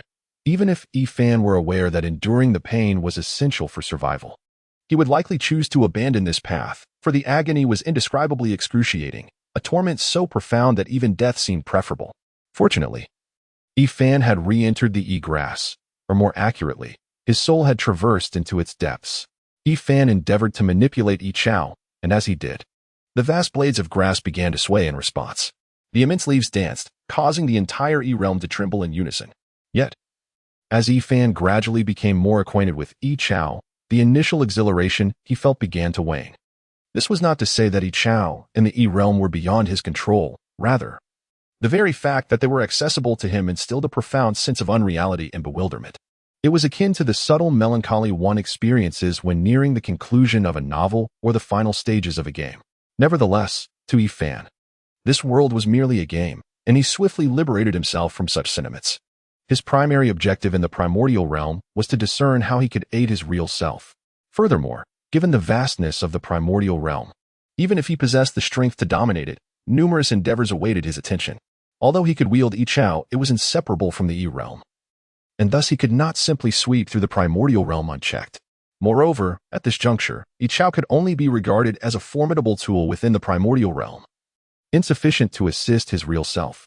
The physical form of the dark bat could not be discarded, and discovering the techniques he could employ in reality remained paramount. Time passed without measure, and Yifan devised a detailed plan. At this moment, he prepared to depart from the E-realm. However, before his departure, Yifan harnessed the power of Yi Chao to imprison the chaotic wills that had been unleashed. Previously, Yifan harbored intentions to obliterate this chaotic will. However, upon experiencing a resonance, he foresaw the potential utility of this tumultuous essence in the future, thus opting merely to confine it. Upon returning to his corporeal form, Yifan felt the formidable strength of a late-stage Tai Golden Immortal, akin to the sensation of solid ground beneath his feet. The invincible feeling he had previously experienced within the Yitzhao realm seemed almost surreal. What? How did he return? And then he left again. As Yifan began to stretch and move, he detected a familiar aura. On the lake, the Seven Stars Daoist expression shifted abruptly, prompting him to hastily retreat along a pre-established escape route. He had been present in this location for some time. Faced with a cunning beast of wisdom that concealed its true realm and exhibited inexplicable enhancements, the Seven Stars Daoist was far from complacent. Upon realizing that Yifan's dark bat physique was devoid of a soul and had yet to make a move, he remained vigilant. Now, upon witnessing Yifan's return to the dark bat's body, with a soul that radiated an extraordinary purity and strength, seemingly liberated from madness, he wasted no time in making his escape. Yifan, disinterested in the Seven-Star Daoist, rose to seek by Kong Kong instead. However, after several months had elapsed, he realized he had completely lost track of him. It seemed that only by thoroughly comprehending the laws of space could he hope to locate Bai Kong Kong. With a sigh of resignation, Yifan acknowledged the challenge before him. There was no alternative. Bai Kong Kong was a rift butterfly, born from the remnants of a space demon and a divine rift, thus possessing remarkable talents in manipulating space. Should he successfully transcend his tribulation, his subsequent ascension would face no obstacles, yet he was perilously close to becoming a mindless beast. In truth, Bai Kong Kong had previously failed his tribulation due to his suppression of the chaotic will within his soul, unwilling to explore his innate abilities, instead relying solely on his own insights to achieve immortality. However, Yifan understood that even if Bai Kongkong continued to suppress his unique physical capabilities, any alternative path to immortality would ultimately be undermined by his chaotic will, rendering it merely a matter of time. Friend, help! At that moment, a voice of desperation pierced the air, and Yifan beheld an elderly figure resembling the grandpa from the gored child, rushing towards him. Indeed, despite being in the realm of the supreme heavenly purity, he was still running. Creatures of the primordial chaos? Yifan mused, reflecting on the rarity of beings in the primordial era who remained unaffected by chaotic wills. Quickly, friend, flee. A horde of ferocious beasts is pursuing me. The creature, resembling the grandpa from gored child, sensed that Yifan was merely in the mid-stage of the celestial realm and warned him urgently. Friend, you should escape to the left. I shall lead this pack of ferocious beasts to the right, the grandpa declared, darting off to the right as he spoke. Upon witnessing this, Yifan swiftly initiated a stealthy strike, vanishing from his original position, intent on hunting the ferocious beast that bore a striking resemblance to the grandfather of the gored baby. It was not out of an abundance of kindness that Yifan undertook this endeavor. Rather, he had previously engaged in the pursuit of ferocious beasts, or more accurately, in extracting their souls, which had been besieged by chaotic wills, and casting them into the realm of He. However, the ferocious beasts Yifan captured were perhaps too feeble, or perhaps their souls were too fragile, as they would collapse upon entering the spiritual realm, with the chaotic will and soul power scattering away. Thus, the beasts devoid of souls inevitably met their demise. Indeed, he had encountered merely 5 ferocious beasts at the late stage of the Taiqing Xianxian. Yifan observed as these creatures inflicted harm upon one another while simultaneously pursuing the grandfather of the gored baby, murmuring softly to himself. Yifan seized the opportunity and thrust a grass-like weapon into a ferocious beast that had inadvertently strayed from its pack during the confrontation. This diminutive version of grass penetrated the dark brown, elongated body of the creature, causing its soul to be devoured and drawn into the realm of He. The beast, deprived of its spiritual essence, collapsed instantly, unable to pursue the grandpa who resembled the gored boy or keep up with the other beasts engaged in mutual harm. Utilizing the E-grass key to traverse between realms is becoming increasingly effortless, Yifan mused with a sense of satisfaction. It is worth noting that this seemingly simple method of drawing the beast's soul into the E-realm involved the application of numerous principles, particularly under the condition that E-grass had established a conduit within that realm. The being resembling the gored boy's grandfather, upon witnessing Yifan's sudden disappearance, sensed that Yifan was no ordinary individual. Thus, he remained vigilant regarding the movements of the ferocious beasts. However, when he beheld Yifan's abrupt reappearance, wielding a grass-like artifact aimed at the beast, he was left utterly astonished. Upon effortlessly slaying the formidable beast of the Taiqing Xuanxian's later stage, Yifan swiftly concealed himself.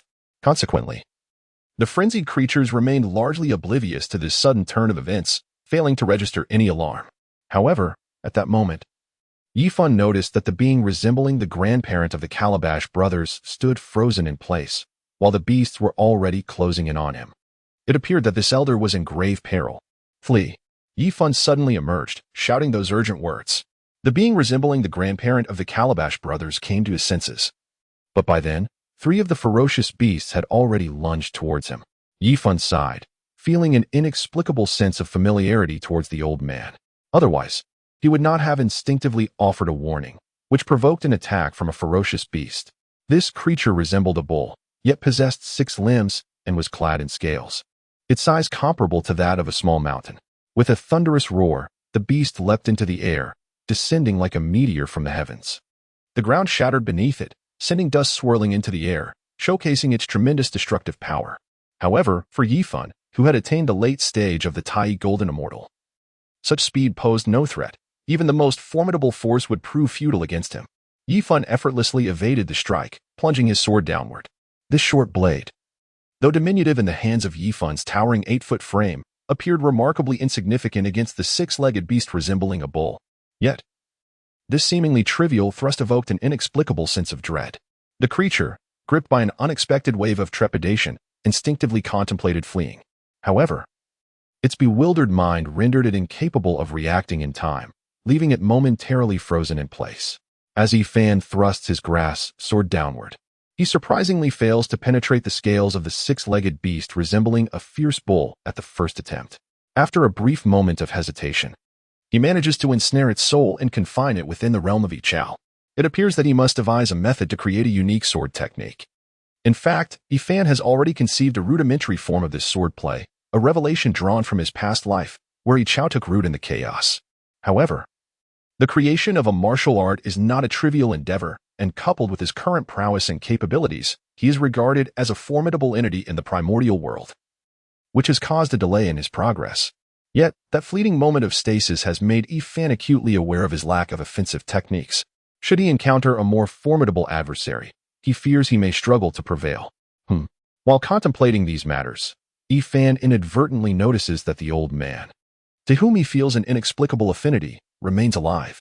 Like a resilient boulder, he withstands the onslaught of the fierce beast spells, emerging unscathed, though he appears somewhat disheveled, resembling a mere plaything of the savage creatures. Quite intriguing, Yi Fan murmurs softly, activating a stealthy maneuver to vanish from his location. When he reappears, his grasped sword has already descended upon a beast that bears a striking resemblance to a white phoenix. This creature, resembling a white phoenix, possesses but a single leg and 4 wings, yet is nearly indistinguishable from Yi Fan's imaginative depiction of the mythical bird. Oh no, this time, Yi Fan's attempt to capture the soul has not succeeded completely, resulting in a stalemate. Among the 3 fierce beasts, one resembles a deer, adorned with blue fur and claws akin to those of a bird. Its triangular head boasts 2 snow-white eyes, and it possesses 3 fluffy tails. For the moment, let us refer to this creature as the blue deer, which charges directly towards Yi Fan and his companions. Upon encountering the unicorn exuding a subtle aura of lawful power, Yi Fan silently contemplated, "I truly do not wish to mar the physique of this formidable beast." Alas, he resolved to endure the confrontation. Although Yi Fan contemplated this, he actually intensified his magical power, intending to swiftly confine the soul of the Baifeng beast into the Yi Chao realm. Just as Yi Fan was on the verge of fully binding the Baifeng soul within the Yi Chao realm, the assault from Lan Lu struck him. Yi Fan was abruptly transformed into light, vanishing into the horizon. It hurts. Yi Fan's ethereal robe was nearly torn to shreds, his body marred with cracks, resembling a porcelain doll precariously glued together. Another attack? After a moment of reflection, Yi Fan seemed to sense something amiss and reverted to his original form. At this point, Yi Fan was significantly larger than the blue deer beast, towering over it by a couple of times. He extended his claw-like hands, directly grasping the advancing deer claw. However, in his desire to maintain the integrity of the blue deer beast's corpse, he had only employed a portion of the devouring principle. To his astonishment, the attack from the blue deer's claw was unexpectedly more formidable than the previous assault of its antlers. Thus, despite Yi Fan enhancing the devouring principle considerably, the energy absorbed from the impact was relatively minimal. The result was that Yi Fan's hands were brutally severed, losing considerable flesh, while the blue deer's hind claws had already reached his abdomen. Nevertheless, the grass sword that shot from Yi Fan's mouth had pierced the head of the blue deer beast. Its soul was not nearly as potent as that of the white phoenix beast. The soul of the blue deer was ensnared within Yi Fan's grass realm, yet the inertia of its body remained. Lacking further magical support, it could not breach Yi Fan's abdominal defenses. That was close. He nearly suffered a fatal wound. Yi Fan cast aside the soulless body of the blue deer, muttering to himself. He then turned his gaze toward the grotesque, carnivorous plant beast, which was repeatedly swallowing and regurgitating an old man, entangling him in its grasp. There was surely something of significance about that old man. Otherwise, these beasts wouldn't be persistently gnawing at this hard stone. As Yi Fan awaited his body to recuperate, he observed the being resembling the grandfather from the gourd babies being repeatedly consumed and expelled by the carnivorous flower, muttering under his breath, "Grandfather, help!"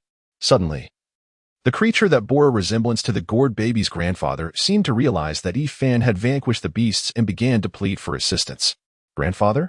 Yi Fan, upon hearing this plea, was initially taken aback, and then a flicker of suspicion arose within him. However, being addressed as grandfather by someone who appeared to be an old man felt rather peculiar to Yi Fan. "Grandfather, help! I am your long-lost grandson," the old man cried out desperately, provoking a stir from the carnivorous flower. Upon witnessing the man-eating flower beast, Yi Fan, accompanied by the old man who claimed to be his grandson, sought to escape underground. However, the key to the egress realm, which had already concealed itself beside the man-eating flower beast, soared directly into the belly of the beast. In an instant, the soul of the man-eating flower beast was ensnared within the egress realm. Yifan transformed back into his human form and soared towards the elderly man who had called him grandfather. Upon seeing Yifan approach, the old man, though visibly excited, remained composed. He first cast a spell to cleanse himself of the grime that clung to him, then conjured a simple yet elegant attire. "Grandfather, your grandson Shirwang has finally found you," he exclaimed. The old man immediately embraced Yifan, tears glistening in the corners of his eyes. Yifan, somewhat awkwardly, pushed Sherwin aside and inquired, "Are you the child of Little Stone?" Sherwin replied, wiping away his tears. "How did you recognize me?" Yifan asked. Sherwin, understanding that Yifan was probing him, recounted the circumstances of his recognition. It turned out that when Yifan utilized the key to the Yitzhao realm to summon souls, Sherwin sensed the aura of Yitzhao. Coupled with the information provided by Little Stone, he deduced that anyone capable of wielding the powers of Yitzhao must be his reincarnated grandfather. Alas, poor Little Stone indeed. Upon confirming that Sherwin was a manifestation of Little Stone's fragmented body, Yifan proceeded to inquire about many matters concerning Little Stone, sighing as he listened. After a moment of reflection, Yifan looked at Sherwin, who bore a striking resemblance to the grandfather from the animated series of his childhood, and felt a pang of discomfort. "Sherwin, could you perhaps transform into a younger version of yourself?" "This." Sherwin stammered, "Grandfather, I cannot." "What is the reason?" Yifan asked, astonished. Realizing he had no choice but to explain, Sherwin revealed that this was related to his origins. Though primarily composed of the remnants of Little Stone's body, he had inadvertently absorbed the blood of the time demon during that period, inheriting a fragment of its legacy. Consequently, his body became imbued with the laws of time, resulting in an appearance of aging. To alter this state, Sherwin would need a profound mastery of the laws of time, a capability he evidently lacked at that moment. Upon witnessing the despondence in Sherwin's inquiry, Yifan offered a comforting remark. "This is indeed a fortuitous circumstance. With such an opportunity, you are bound to achieve great things in the realm of time." "Yes, grandfather, I understand. I merely fear that you might blame me, for I have yet to grasp the principles of time, and I am unable to alter my own appearance," Sherwin replied. "I shall not cast blame upon you. Do not dwell too much on such thoughts.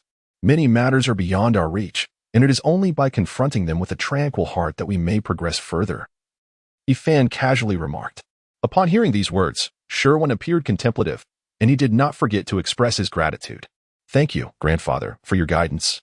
Now, let us first reunite with Little Stone," Yifan responded. Sherwin nodded, for he shared a special connection with Little Stone, and he was naturally able to lead both Yifan and Little Stone to their meeting. Yifan carefully stored away the bodies of the 5 ferocious beasts, engaging in numerous conversations with Sherwin along their journey. It was no wonder Sherwin possessed such remarkable resilience. It was evidently linked to the laws of time. As Yifan unraveled the secret behind Sherwin's tenacity, a flicker of doubt stirred within him. During his time in the chaos, he had not perceived the stark disparities among the laws to be so profound. The duo traversed the Primordial realm for 2 months, during which Yifan amassed a considerable collection of beastly corpses and captured numerous souls of these ferocious creatures. "Grandfather, why have you gathered so many beastly bodies?" Sherwin inquired, finally voicing the question that had long lingered in his mind. Yifan pondered for a moment before responding, "I have yet to decide." Sherwin scratched his head, still perplexed but refraining from further inquiry. In truth, Yifan had not yet made a decision. His initial intention was solely to capture the souls of the ferocious beasts. After all, these creatures were not favored by the primordial world, and in the future, hunting them would yield merits. Yifan believed that by capturing their souls, he could bolster the vitality of his grass realm without any repercussions. The bodies of the beasts were merely a byproduct. However, during this process, Yifan felt a twinge of regret at the thought of discarding the indestructible celestial corpses. So he decided to keep them. It is important to note that these celestial remains, for one who masters the laws of devouring like Yifan, are akin to spirit stones, items that can rapidly provide energy. Although Yifan currently had little need for energy, as his advancement was hindered only by his grasp of the laws, it was prudent to store them as provisions. With this mindset, Yifan inadvertently developed a slight obsession with collecting, which also explained his previous choice to withstand the attacks of the blue deer beast, opting not to employ the defensive measures of devouring heaven and earth, as that could inadvertently cause significant damage to the beautiful body of the blue deer beast in his eyes. "Grandfather, I sense an extraordinarily vast energy presence. It must be something remarkable, a gem or treasure," Sherwin suddenly exclaimed. "In the past 2 months, Fan bore witness to the profound resonance that Sherwin had with certain stone and earth resources, which elucidated why he had previously been pursued by 5 formidable beasts. However, it was somewhat peculiar that the aura had appeared so abruptly. "Shall we go and investigate, grandfather?" Sherwin inquired. "Let us proceed," Fan replied, confident that, unless he encountered the likes of Hong Jun or Luo Ho, he could navigate through challenges with his soul-binding grass sword. This minor turbulence was hardly sufficient to deter him. Following the sensation, Sherwin guided Fan closer to the source of the aura. At this juncture, they could discern the form of the treasure, a land imbued with thousands of laws, where the potency of the legal energies was so rich that it did not solely manifest through elemental forms. Fragmented laws occasionally became apparent. Naturally, these scattered laws offered little assistance to the beings of the primordial world, who were predominantly in the celestial realm. Elevating one's realm was not merely a matter of comprehending numerous laws, but rather of delving deeply into a singular law until one could master it fully. Of course, for those with exceptional talent, mastering multiple laws could significantly enhance one's combat prowess. However, many factors influenced actual combat capability, such as the strength of magical artifacts, the ranking of laws, and the levels of divine abilities. Nonetheless, this land could indeed be deemed extraordinary. Such remarkable soil was likely forged from the blood of thousands of chaotic demons, perhaps resulting from their combined efforts to resist Pangul, only to be grievously wounded in the process. As Fan and Sherwin contemplated these chaotic thoughts while collecting the soil rich in laws, a figure suddenly manifested before them. With arched brows and a strikingly handsome visage, the figure donned a blue robe and brown boots, wielding a seemingly ethereal whisk. He emanated an aura of cold aloofness. "Might I inquire your esteemed name, fellow Taoist?" Fan felt the formidable strength of the individual and, based on the fluctuations of the laws surrounding him, had begun to form a conjecture. "I am known as Yangmei," the man in blue responded. Upon hearing this, Fan could not help but murmur to himself, "I never expected that the visage of the esteemed Yangmei, the celestial being, would be so youthful and striking. Unlike the venerable Hong Jun. Dear friend, might you spare a portion of this land for me? I could offer some spiritual materials and precious artifacts in exchange." Just as Fan was lost in thought, the esteemed Yangmei had already begun to speak. Upon hearing this, Fan felt that these powerful beings were rather amiable. They inquired about his opinion, despite having arrived only slightly later than he. They did not simply take what they desired. Of course, it is also possible that eminent figures like Master Yang may disdain such actions. Perhaps they have yet to encounter the opportunities that would compel them to violate their own principles. In any case, Fan was determined not to miss the chance to befriend Master Yangmei, not out of a desire to curry favor, but primarily out of curiosity, and secondarily to see if he could swiftly locate by Kong through him. "Dear friend Yangmei, take as much of this soil as you need," Fan offered. Upon hearing this, Master Yangmei, with an expressionless demeanor, handed Fan a jade vial. However, as soon as the vial landed in Fan's hands, he recoiled as if he had received a scalding hot potato and promptly returned it. "Dear friend, there is no need for such formality. Please take this soil without concern. Consider it a token of my friendship," Fan insisted. Master Yangmei remained silent and passed another jade vial to Fan. Yet, Fan turned back and said, "Taoist Yangmei, do you look down upon me? Why must we be so estranged?" The esteemed Yangmei frowned slightly and did not offer the jade vial to Fan again. Upon witnessing this, Fan revealed a triumphant smile and inquired, "Taoist Yang, where is your place of cultivation? During my leisure time, I would be delighted to pay a visit." "I believe," as Fan spoke, attempting to quench his curiosity and draw closer to others, he was taken aback when Master Yangmei gathered a portion of the law of earth and vanished, leaving him in a state of bewilderment and embarrassment. His discomfort intensified when he noticed Sherwin, who had remained silent throughout, now displaying an expression of both confusion and intrigue. Fan felt a profound sense of humiliation, realizing he had likely etched a rather unflattering chapter in Sherwin's memory, akin to a love-struck admirer unable to attain their desires. In truth, while Fan's earlier actions may have appeared somewhat obsequious, they were not entirely unwarranted. The stark contrast was primarily due to Master Yangmei's continuous silence, culminating in her abrupt departure, which made Fan seem as if he were attempting to warm a cold shoulder with his enthusiastic demeanor. "Ahem, let us be on our way. If we hurry, we should soon encounter Little Stone," Fan said, awkwardly clearing his throat to shift the focus. "All right," Sherwin replied, his face lighting up with excitement at the thought of soon reuniting with his father, especially with the added achievement of having located his grandfather to present to him. Seeing the spirited demeanor of Shi, Yifan could not help but smile with satisfaction. Moments later, just after they had collected the soil of the law, they felt a formidable presence approaching. This aura was powerful, domineering, and audacious, unmistakably indicating the arrival of a formidable adversary. Sherwin, you should proceed to rendezvous with Xiao Shi too, Yifan instructed. Grandfather, Sherwin hesitated for a moment, just as he was about to depart, when 4 flying swords descended from the skies, instantly forming a lethal array imbued with an ominous intent.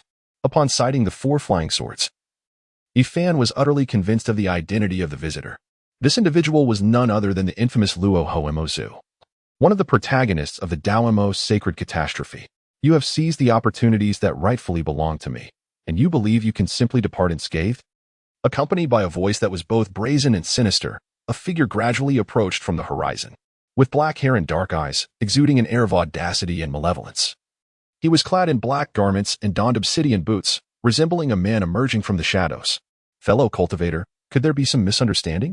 Yifan, upon witnessing this individual's arrival and their silent scrutiny, could not restrain his inquiry. Misunderstanding? Are you suggesting that your recent theft of my opportunities was merely a misunderstanding?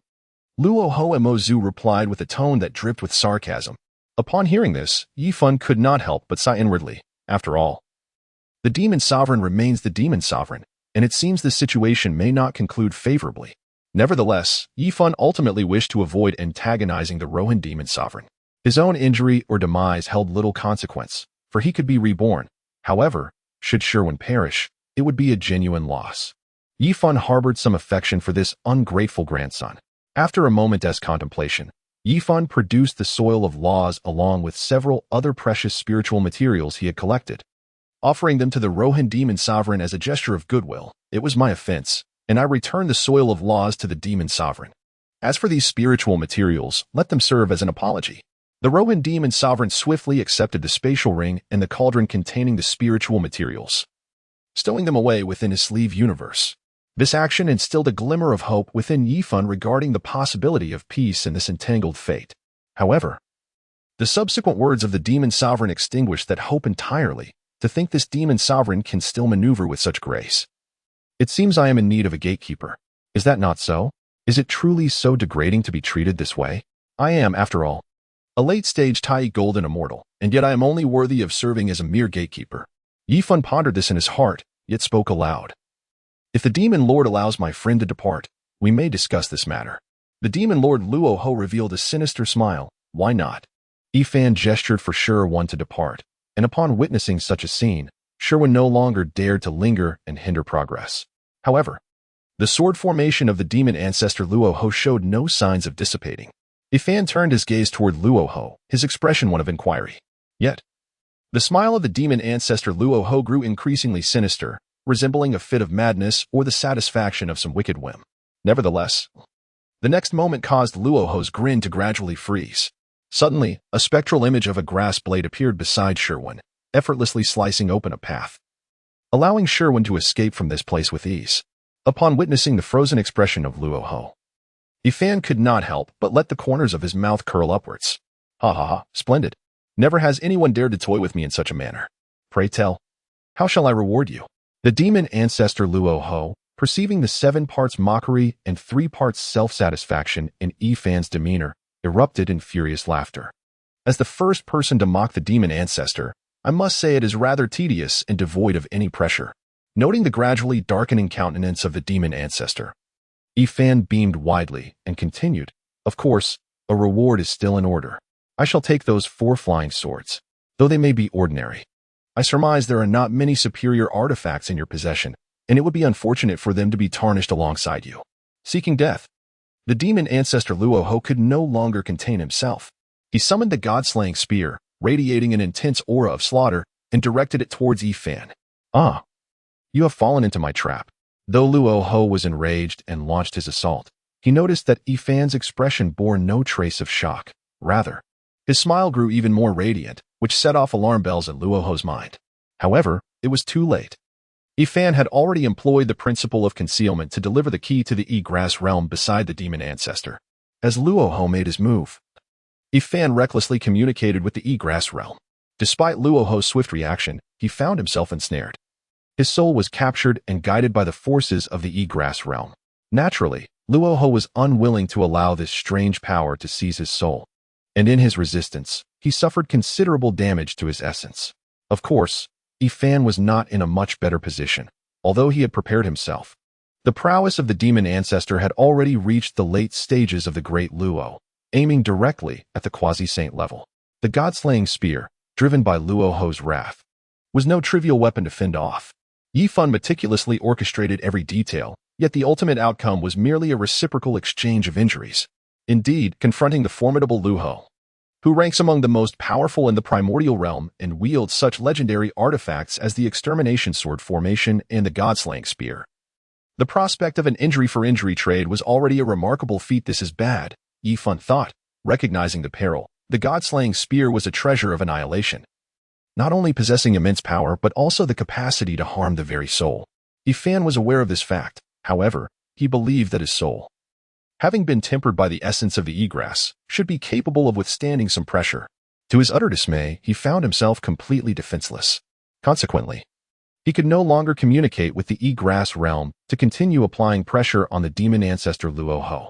On the other side, the demon ancestor Luoho was equally shaken by Fan's strange methods, particularly when he caught a glimpse of a corner of the colossal grass, which seemed to emanate an aura of submission. For Luoho, this was akin to experiencing something more terrifying than death itself. Thus, the moment Luoho's soul broke free from the confines of the E-Grass realm, he disregarded his injuries and once more wielded the god-slaying spear. For he could not afford to wait any longer. He desired Fan to vanish completely from this world, and at that instant, severely wounded, Fan saw the god-slaying spear, which he had previously sent flying, charging toward him again, and he made no further attempt to resist. Given his current state, no amount of struggle would allow him to withstand this spear. Perhaps it was best to meet his end at the hands of the demon ancestor. However, as thoughts of his companion swirled chaotically in his mind, the spear was already less than a meter away from him, and if nothing unusual occurred, it seemed inevitable that he would perish, losing both body and soul, thus concluding this life. Yet, a small hand unexpectedly emerged from the ground. A diminutive hand that had yet to fully mature. Remarkably, this tiny hand grasped the god-slaying spear, rendering it immovable. Father E, I finally found you. A charming boy, around 7 or 8 years old, sprang forth from the earth, his adorable yet slightly handsome face displaying a pair of large, slightly reddened eyes, as if he had suffered some injustice. Little Fan found himself momentarily at a loss for words, overwhelmed by a multitude of thoughts that he could not articulate. Witnessing Fan's grievously injured state, the boy, filled with righteous fury, turned and aimed the spear at the still dumbfounded demon ancestor Luoho. How dare you harm my father E? I shall ensure you meet a most unfortunate end. Huh, you think you can? Rahu felt the aura emanating from the small stone, which instead brought him a sense of calm. The strange appearance of the small stone, along with its peculiar form and the way it addressed Yifan, had initially instilled in Rahu a desire to retreat and escape upon catching a glimpse of Itsao's true form. However, Rahu's innate pride prevented him from fleeing in such a disheveled manner, leaving him in a state of indecision. Yet, upon realizing that the small stone was only at the mid-stage of the great Luo Golden Immortal realm, much of his inclination to flee dissipated. No matter how bizarre this child might be, with a gap of an entire minor realm, it would only lead to his demise. Without exchanging many words, the small stone angrily rebuked Rahu and charged at him with a spear. Yifan, witnessing this scene, wished to intervene but understood that it was already too late. The small stone, having transformed from primordial chaos, was currently at the mid-stage of the great Luo Golden Immortal realm, and would undoubtedly fall victim to Ra's clutches. It was better to engage in battle to buy some time. With a resounding clash, the moment the small stone and Rahu engaged, a tidal wave of spiritual power erupted, showcasing the collision of laws, the confrontation of weapons, and the struggle of divine arts, creating a grand and spectacular scene. Had it not been for the reinforcement of the exquisite sword array, the battlefield might have already been torn asunder. This wretched child seemed like a stubborn stone in the chaos, rendering Rahu unable to gain any advantage in their confrontation. On the contrary, due to some mysterious artifact employed by the small stone, it had managed to control the god-slaying spear, which had already acknowledged it as its master, adding further wounds to Raha's already injured soul. Prepare to meet your end, the small stone bellowed, wielding the god-slaying spear to shatter Rahu's divine arts, denying him even a moment to breathe. However, due to the small stone's singular offensive method and lack of formidable killing techniques, it failed to significantly expand its victories despite the prolonged engagement. Yet, facing the indestructible chaotic stone, Rahu, who specialized in laws of slaughter and destruction, felt particularly vexed, as if he had encountered his nemesis, especially when compounded by his existing injuries, which provided the small stone with an opportunity for breakthrough. This battle marked the most constricted and infuriating encounter Rahu had ever faced. Days and nights passed. Rahu, with several punctures in his body, began to scream like a madman. It appeared as though he had been pushed to the edge, recklessly draining his own vitality to unleash his final trump card. Die. The small stone, undeterred, charged forward boldly. The heavily charged attack from Rahu was met with a decisive thrust, creating a significant wound. But in that moment, Rahu revealed a ferocious countenance and roared, "Kill! Kill! Kill!" Little Stone let out a soft gasp, feeling the overwhelming surge of the four swords of Zhu Xian. A rise so exaggerated it was almost surreal. Yet, he did not withdraw the magical energy coursing through his hands. Instead, he wielded the god-slaying spear to further exacerbate the wounds of the demon ancestor Rahu.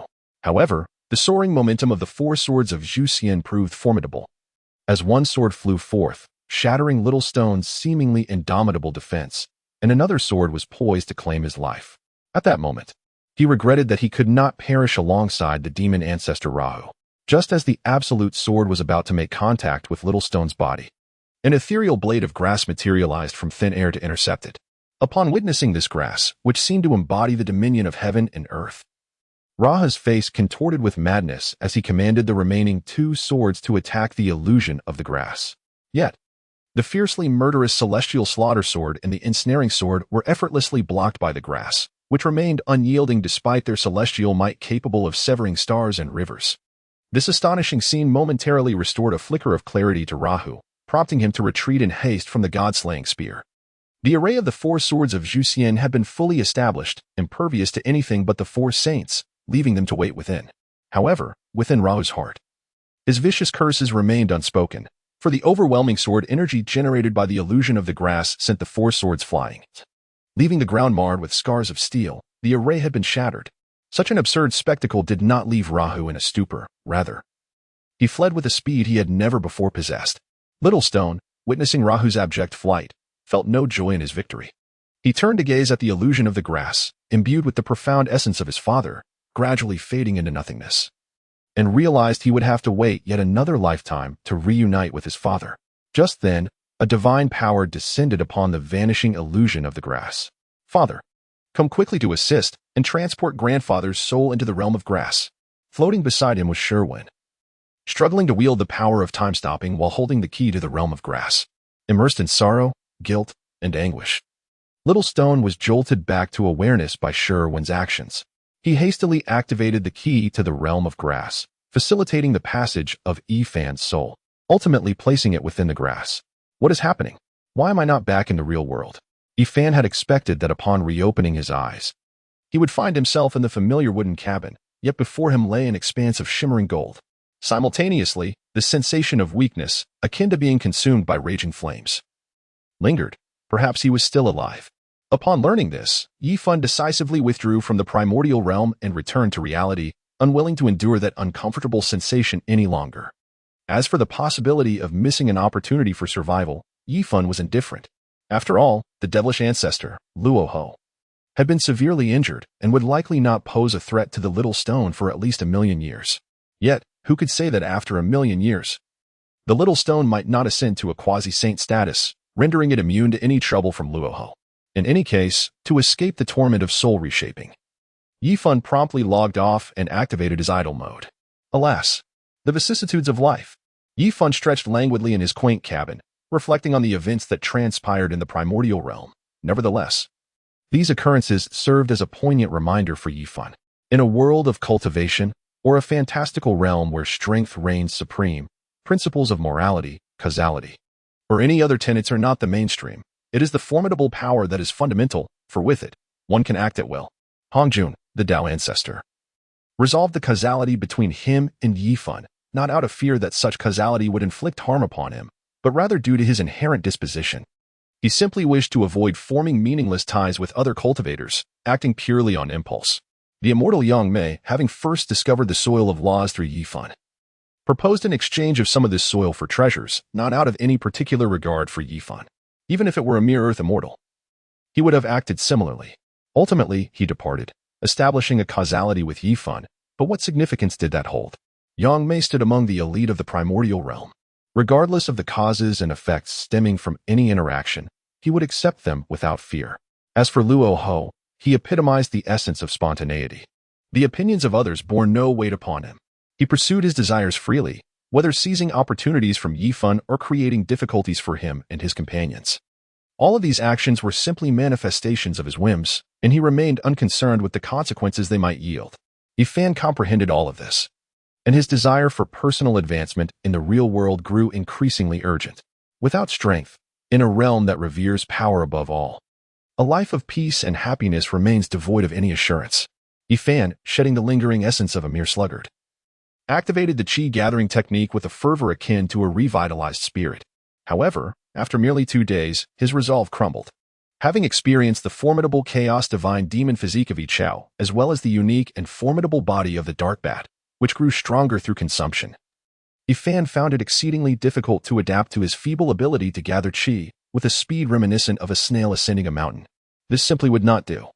Such efforts seemed futile, and this persistence appeared meaningless. If a mediocre individual could achieve success through sheer effort, what purpose would external assistance serve? Thus, Yifan rationalized his decision and resolutely abandoned further cultivation, spending the day reclining on his bed in contemplation. The following day, Yifan embarked on the task of simplifying the Yi Chao realm. With his insights, he undertook the task of amending and refining this grand-level technique. Yet, despite his profound understanding of the Yi Chao realm, transforming it into a method he could currently implement proved to be a formidable challenge. After more than 10 days of modifications and attempts, Yifan was unable to create a simplified version of the Yi Chao realm. Even this rudimentary adaptation bore little resemblance to the original grand-level technique. Yifan was not overly disheartened by this outcome, for he had anticipated it from the very beginning. Upon re-entering the primordial realm, he realized that while he had spent merely a dozen days in the tangible world, countless millennia had elapsed in the primordial domain.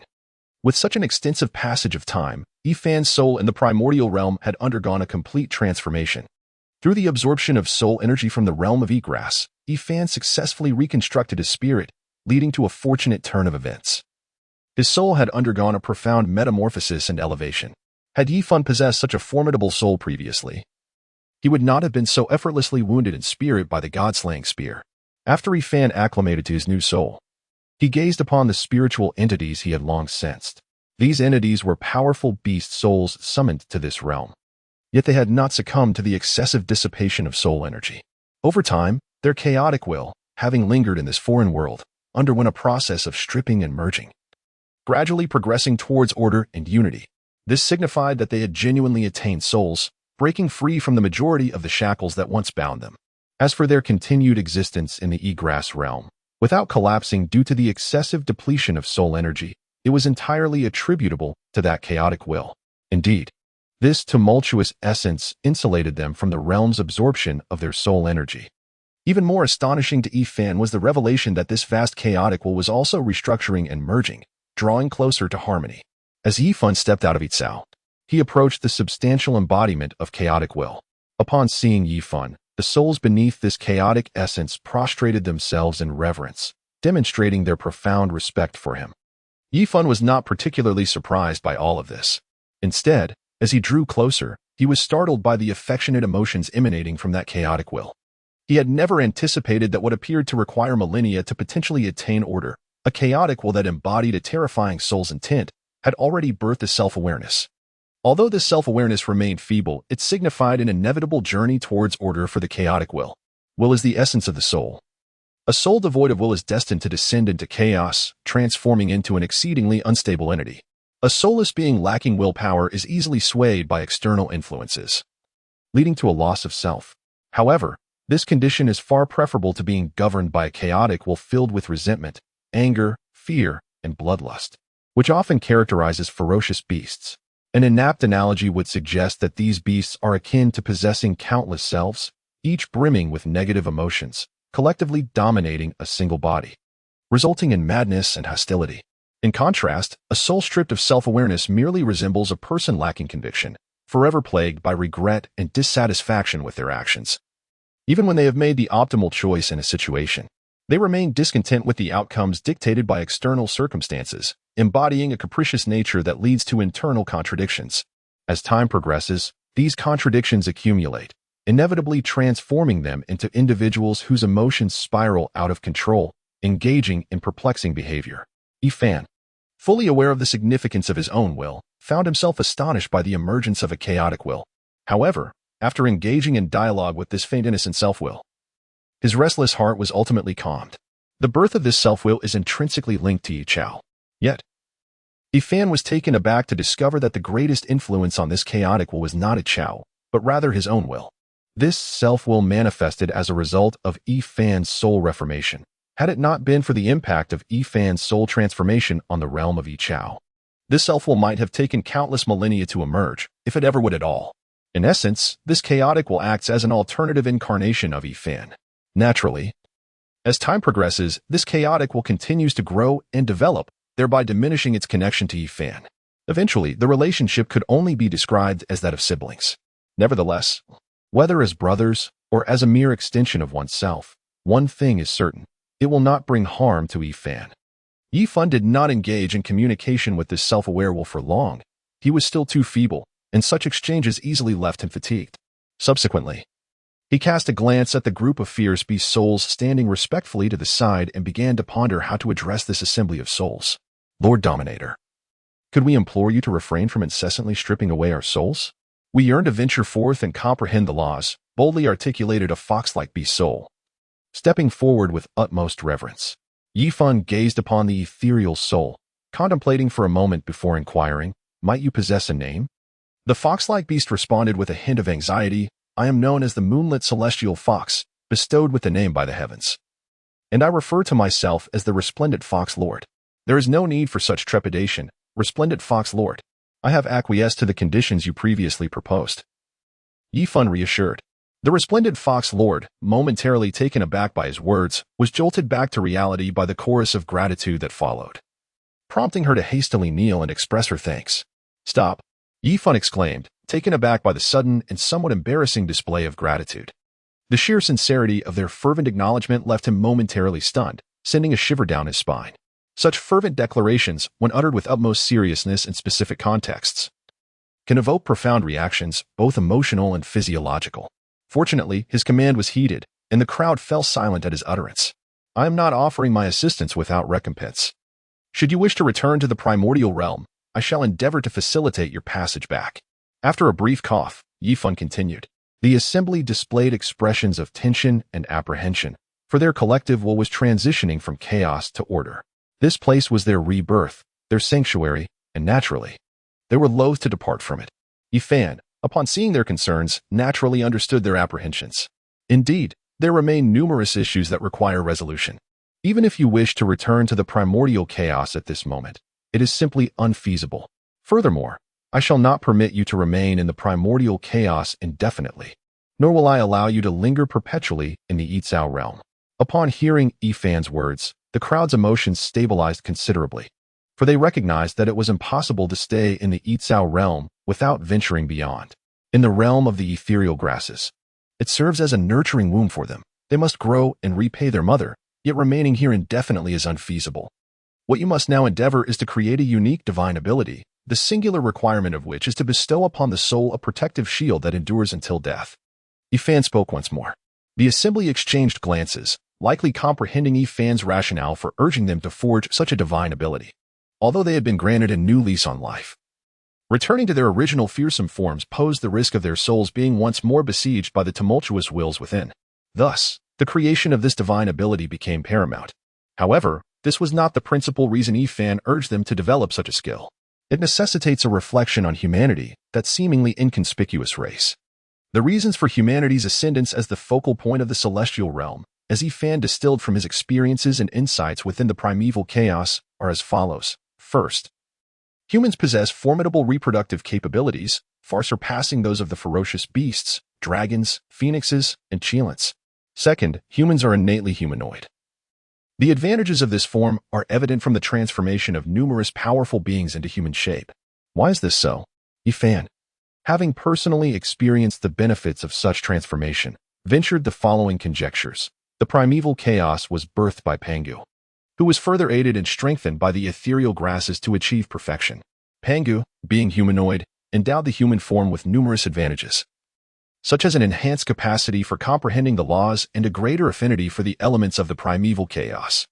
The amalgamation of these two factors results in a rapid elevation of one's realm. Of course, He had also experimented with grass and sword forms, but found the advantages to be rather limited, somewhat more favored by the primeval chaos than the average race.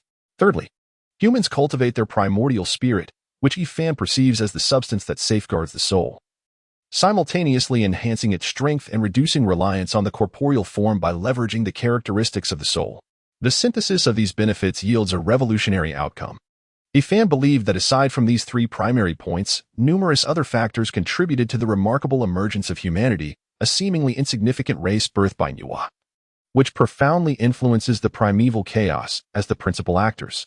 In summary, He ulterior motive for prompting them to create a divine ability akin to the primordial spirit was to augment the strength of these ferocious beasts and to probe whether the tides of the primeval chaos could be altered.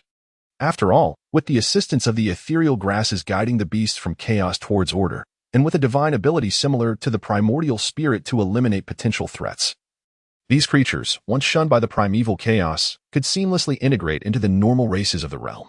Would there then remain any necessity to eradicate them?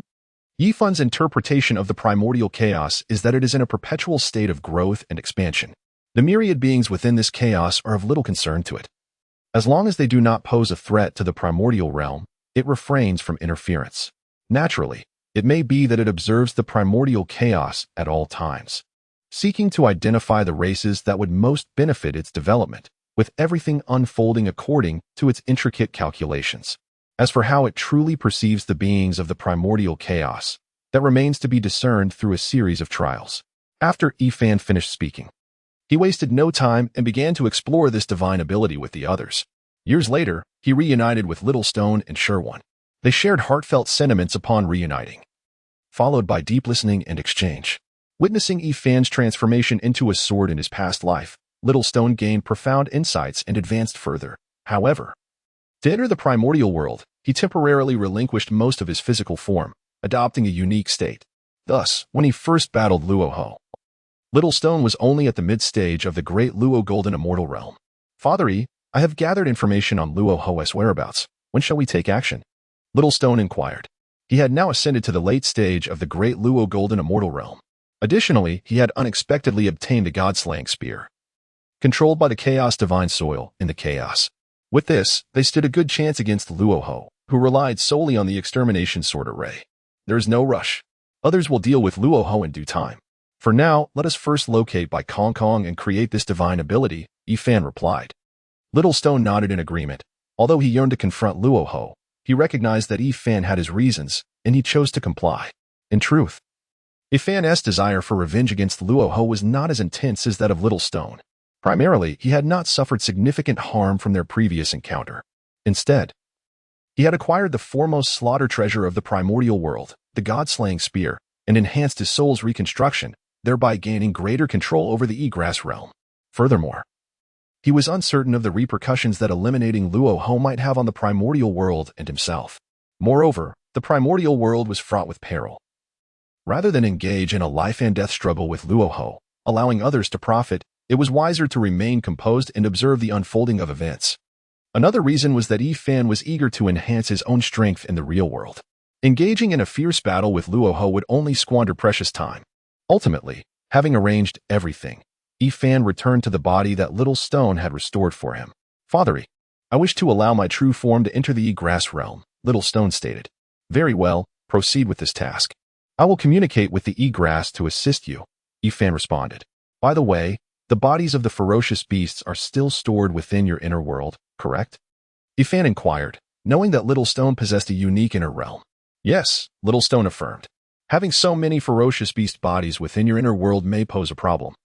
as they still harbor the chaotic will of countless chaos demons, which could influence you, Yifan mused.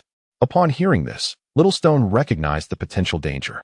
In that case, while I communicate with my true form, I can transfer these ferocious beast bodies to my true world storage. Indeed, that is an excellent solution, Yifan replied, his eyes brightening. Little Stone, you should attend to this matter first. Sherwin and I will seek by Kong Kong. Understood. Little Stone nodded but did not leave immediately. Instead, he retrieved the god-slaying spear and handed it to Yifan. Father, this spear is more suited to you. Yifan observed the actions of the young boy, Xiao Shitu, and understood that he was concerned for his safety. He accepted the Divine Slayer spear for self-defense and put it away. Yifan gently tousled the head of the Little Stone and said, be cautious on your journey. If you encounter formidable foes, you may utilize the Yitzhao realm key to communicate with the Yitzhao realm. I shall ensure that Yitzhao assists you. Upon hearing this, the Little Stone felt a warmth in his heart, soon realizing that his previous anxieties had been unwarranted. With Yifan now more closely connected to the Yitzhao realm, there was little need for his protection. In a true battle for survival, even 10 Luo Ho demon ancestors would likely be insufficient to challenge Yifan. Understanding all of this, the Little Stone embraced Yifan before departing with a sense of reassurance. His true form resided beyond the primordial chaos. And considering the long journey ahead, fraught with potential troubles, it was indeed time to commence this endeavor. As he watched the thoughtful and endearing young boy leave, Yifan felt a sudden emptiness within. The exchanges and companionship over the past months had deepened their bond, making the pang of parting entirely natural. However, when Sherwin came to console Yifan, he realized just how significantly appearances could influence emotions. When would Sherwin transform into an adorable young boy? It was quite peculiar that he, bearing the identity of a grandson, was here to comfort him, yet it felt as though it were his grandfather offering solace. Yifan and Sherwin were not aimlessly searching for Bai Kong Kong. They had set their sights on the regions north of Hongwang. Throughout the years of Yifan's soul reconstruction, Xiaoshitu and Sherwin had captured numerous fierce beast souls into the Yitzhao realm using the Yitzhao realm key in order to enrich the soul power of that realm. During this time, they had occasionally kept an eye out for Bai Kong Kong's whereabouts, but to no avail. As for the western, southern, central, and eastern regions of Hongwang, Xiaoshitu and his companions had largely traversed them while capturing fierce beast souls. However, they had ventured very little into the northern region due to the scarcity of fierce beasts there. The reasons for the dearth of fierce beasts in the northern region of Hongwang remained somewhat unclear to Xiaoshitu and his companions. It seemed to be related to the presence of several formidable entities such as the Time Lady, the Qianquan Ancestor, and the Misfortune Pill Immortal. Additionally, there were rumors that a mysterious race resided in the northern region, which contributed to the scarcity of fierce beasts. Others claimed that the northern region was simply inhospitable to fierce beasts. Those that wandered there either perished or left, resulting in a diminished population. After Yifan had spent a month observing and experiencing the northern region of Hongwang, he confirmed one thing. Indeed, the northern region did not appeal to fierce beasts. The spiritual energy here was relatively mild, with a concentration nearly half that of the other regions, and the impurities within the spiritual energy were significantly fewer. The trace amounts of chaotic energy that fierce beasts required were nearly imperceptible here. However, this alone could only suggest that fierce beasts were not particularly fond of this place. Given their vast numbers, it was unlikely that such a reason alone could account for the scarcity of fierce beasts in the northern region compared to others. Grandfather, there are 2 cultivators ahead, Sherwin remarked. Yifan glanced a few times and said, let us inquire if they have seen Bai Kong Kong. All right. Sherwin replied and followed Yifan as they flew towards the 2 cultivators. My lady, they are approaching, exclaimed the maiden clad in a pink dress to the one draped in golden robes behind her. Do not lose your composure. Remember, you are my sister now. The maiden in golden robes admonished.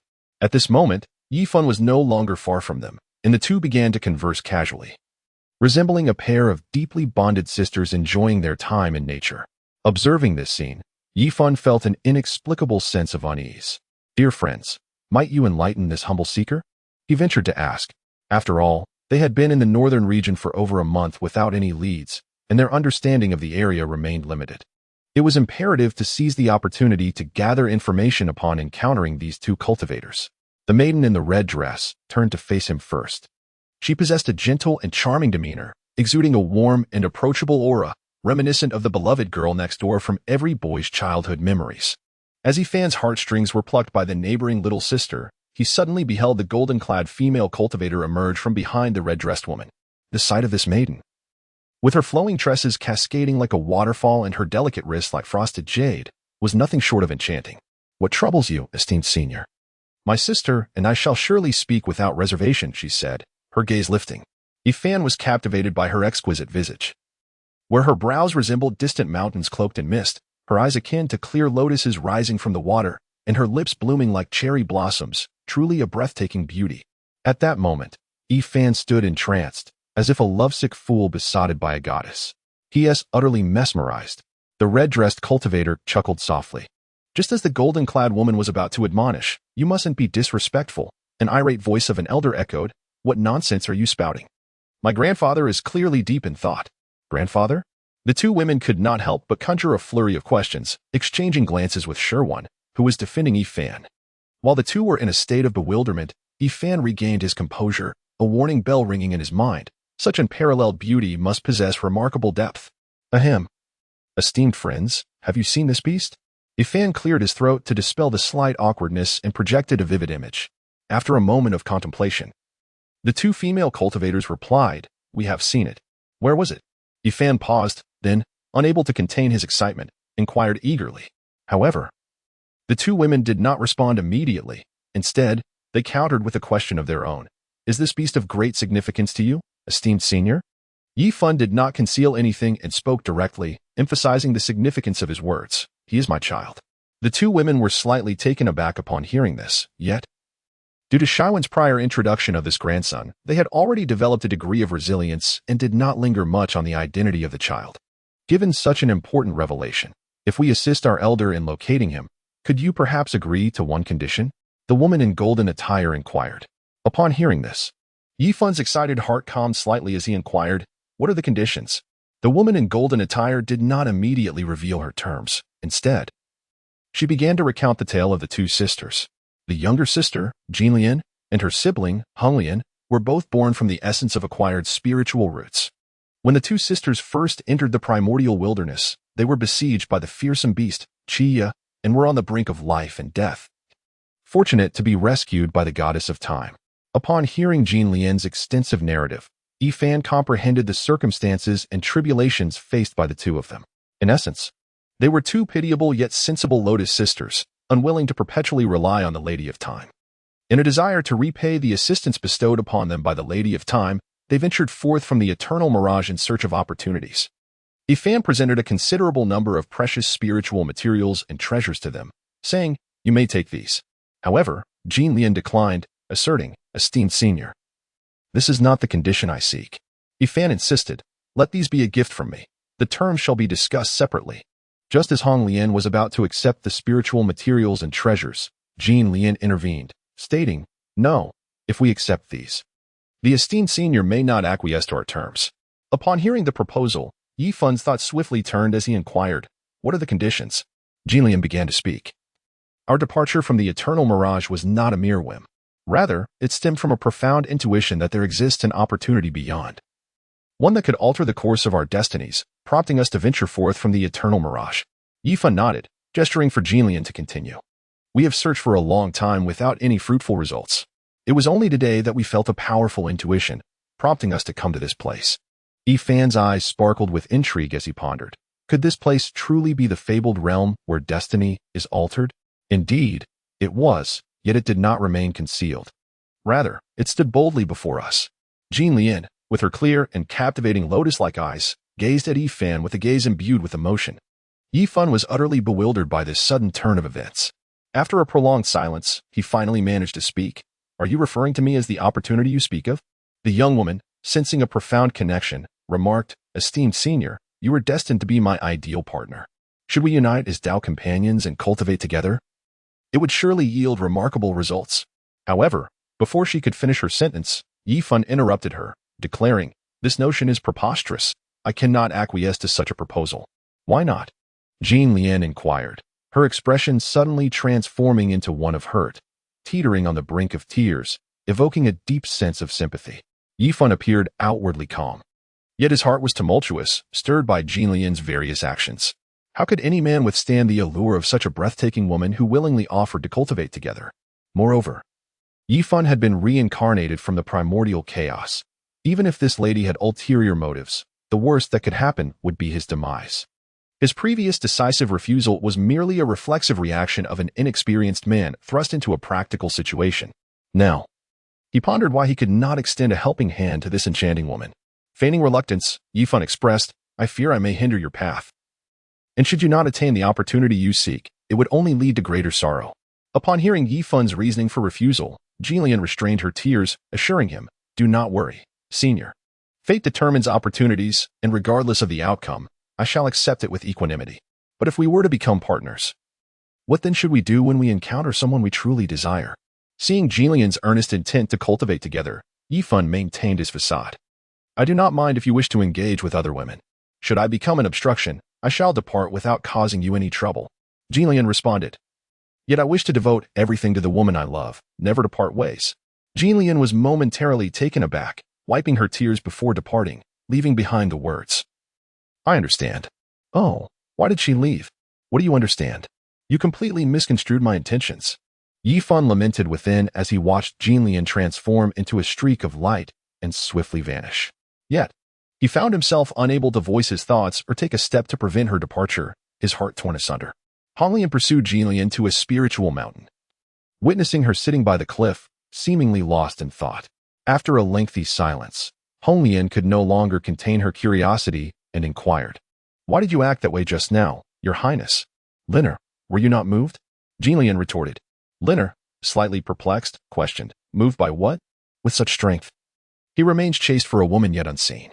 Even when faced with the beauty of this world, he can restrain his desires, such as a love to be envied. Jillian's voice resonated with emotion. After hearing Jillian's words, Linner found herself somewhat touched. After a while, seeing Jillian's emotions settle, she ventured, "So, Your Highness, shall we let him go?"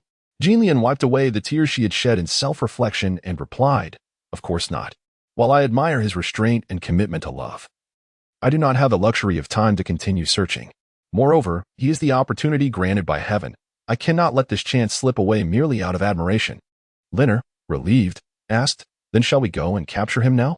Jillian shook her head. His cultivation appears to be only at the late stage of Tai Golden Immortal. Yet his combat prowess rivals that of the Western demon ancestor, Luo Ho. Forcing him would be futile. "Linner, go fetch Cui Gua and He Yuan. We must stage a performance." Jillian commanded Linner, who still bore an expression of disbelief. Linner quickly regained her composure and responded, "Yes, grandfather. How could you have driven away those two fairies?" "We have yet to inquire about the whereabouts of Uncle Zhong," Sherwin remarked, noticing Yifan's prolonged silence. "Sherwin, you have misunderstood something. My last statement was clearly not what you think," Yifan began, only to halt mid-sentence. "What do you mean?" Sherwin pressed for clarification. "I said you wouldn't comprehend it, and besides, whether they truly know the whereabouts of Bai Kong Kong remains uncertain," Yifan replied nonchalantly. He couldn't very well confess that he was not only enamored by Jean Lian's form, but also captivated by another's heart. Furthermore, Jean Lian seemed to have misconstrued something as well, failing to follow his line of thought, and had fled. Thus, there was little reason to pursue the matter further. Upon hearing Yifan's response, Sherwin exclaimed indignantly, "Those despicable deceivers! I hope never to encounter them again." In silence, Yifan and his companion wandered through the northern realm once again, occasionally seeking treasures and slaying beasts while reflecting upon the principles of their craft. This journey, although primarily a search for a person, proved to be a rewarding expedition. After a fortnight, as Yifan strolled through the primordial northern domain, he suddenly sensed a powerful surge of energy ahead. Approaching the source, they beheld a formidable creature resembling an ostrich, yet possessing 9 heads, relentlessly pursuing something. "Grandfather, that beast is truly formidable. It must have ascended to the realm of the great Luo Golden Immortal," Shimon remarked, observing the 9-headed avian unleashing its formidable powers against an unseen target. However, Yifan did not respond to Sherwang. Instead, he flew directly towards the 9-headed bird. As Yifan drew nearer, he could discern that the creature being pursued by the 9-headed bird was none other than Bai Kong Kong. At that moment, the 9-headed bird also noticed Yifan and swiftly turned, unleashing several divine attacks directed at him. Yet, Yifan remained undaunted, wielding the god-slaying spear to neutralize each attack with precision. However, after unleashing a barrage of divine techniques, The nine-headed bird took to the skies, swiftly diminishing into a mere speck against the vast expanse. Thinking of fleeing? Ifan appeared unsurprised by this maneuver.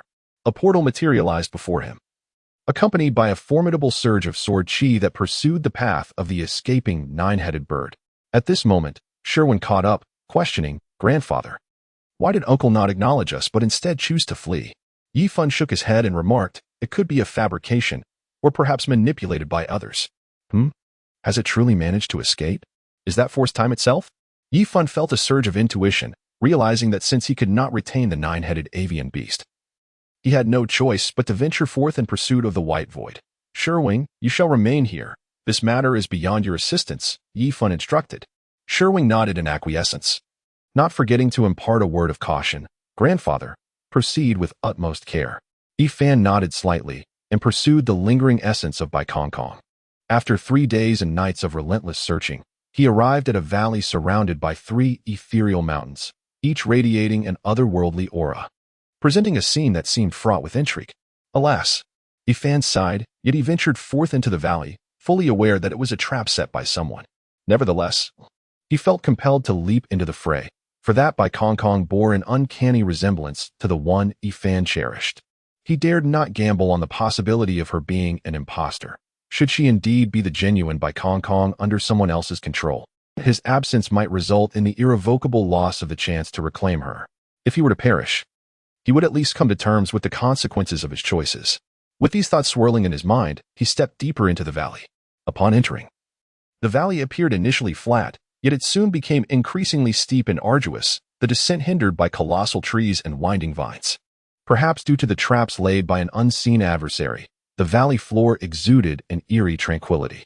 After a considerable time had elapsed, Yifan finally detected another sound, a faint trickle of water. However, since penetrating the valley's depths, his perceptive abilities had been significantly suppressed, leaving him uncertain of what lay ahead. As he approached the source of the water's murmur, the sound abruptly ceased. He navigated past the obstructing timber and beheld a serene lake. In the center of the lake rested a small island, upon which stood a pavilion, where a woman adorned in elegant attire awaited. Upon glimpsing her graceful silhouette, Yifan's tumultuous heart found a semblance of peace. "Where's Bai Kong Kong?" he called across the water. The woman turned, revealing herself as the enchanting celestial beauty, Jean Lien. "Come closer, and I shall reveal all to you," she beckoned. Yifan hesitated for a moment before stepping cautiously towards the island in the lake. As she traversed the shimmering surface, she felt the overwhelming presence of temporal elements. The time within this lake was utterly disturbed.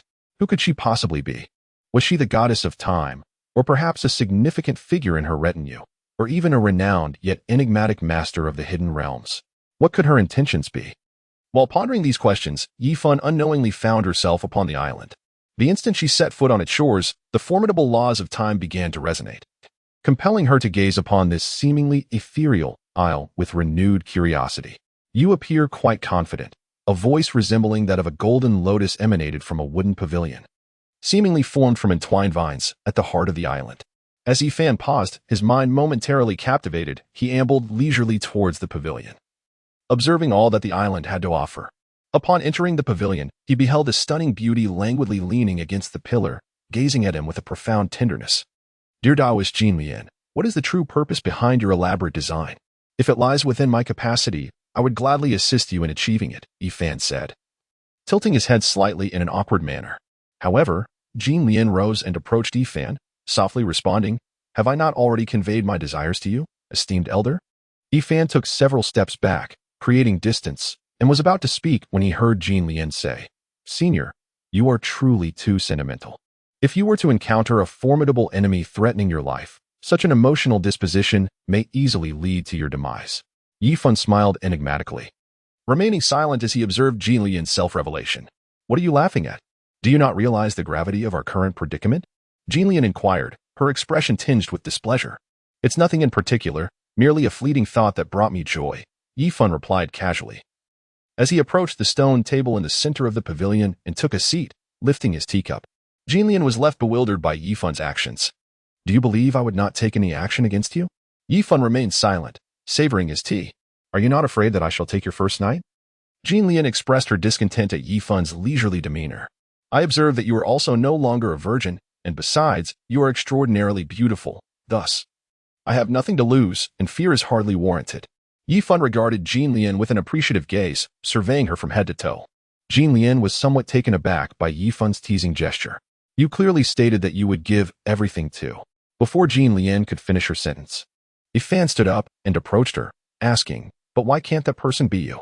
Jin Lian was taken aback, and after a moment, she regained her composure. Impossible. We have no feelings for each other.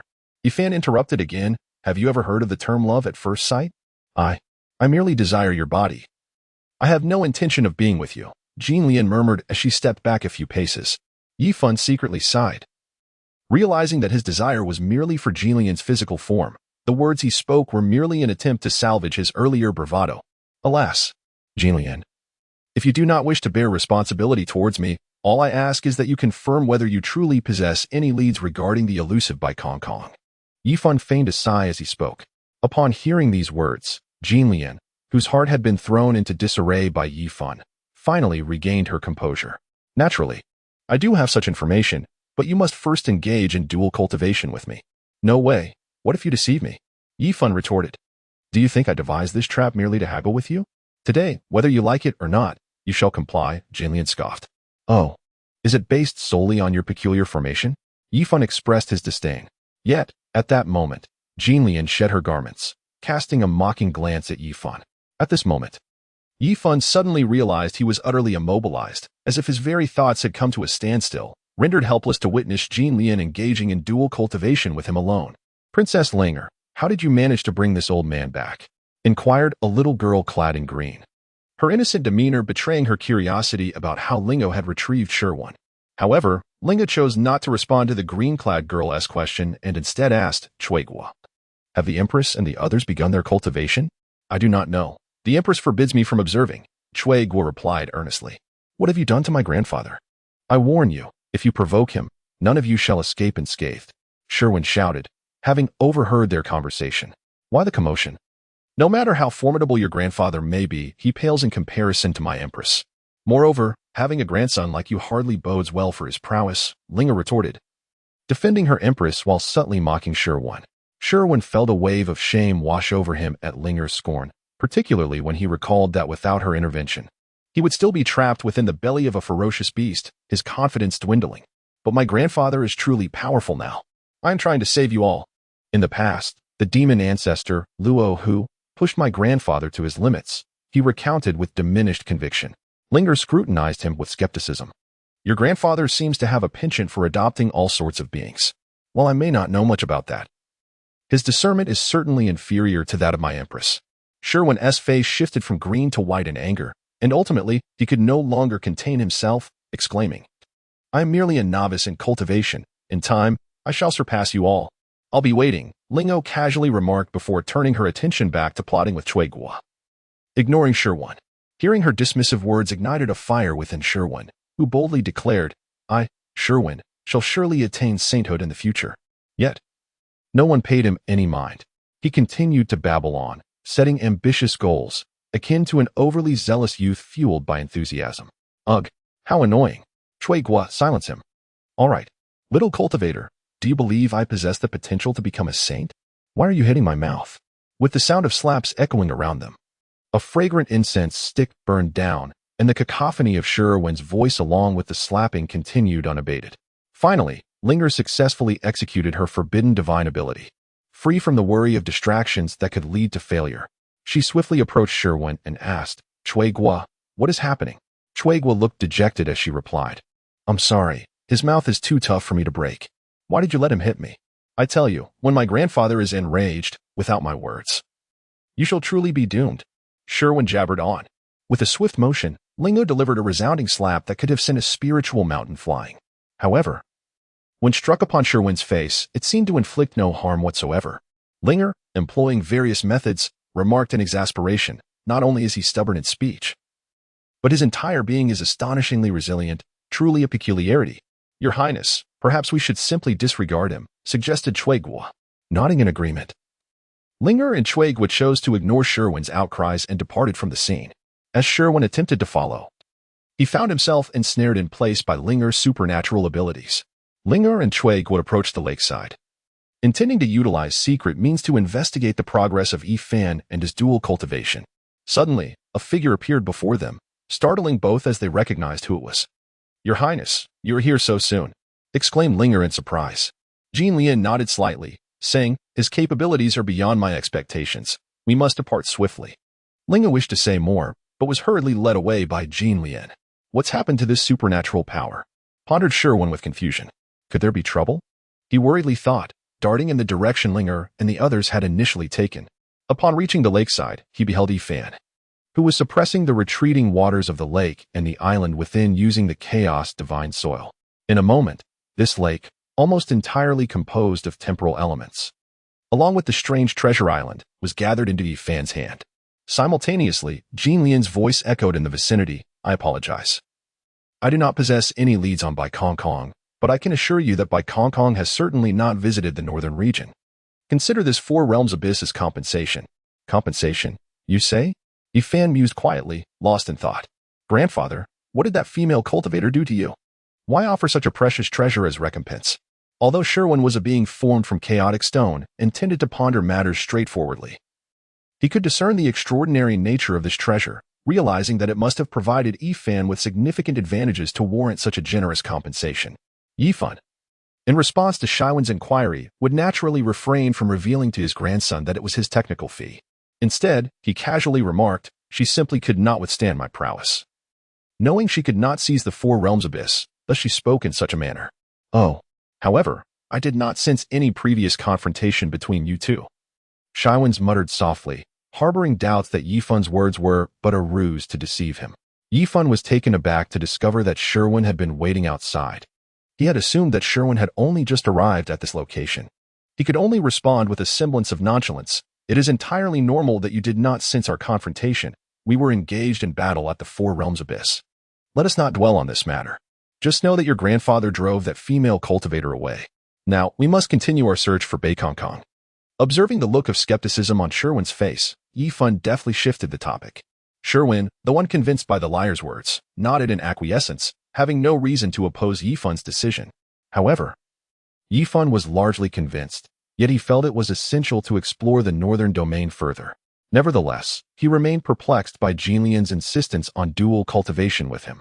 After all, the experience had not yielded any noticeable gains or losses for him. Given Jin Lian's prowess, skills, and beauty, it surely could not be merely a quest for the pleasures of man.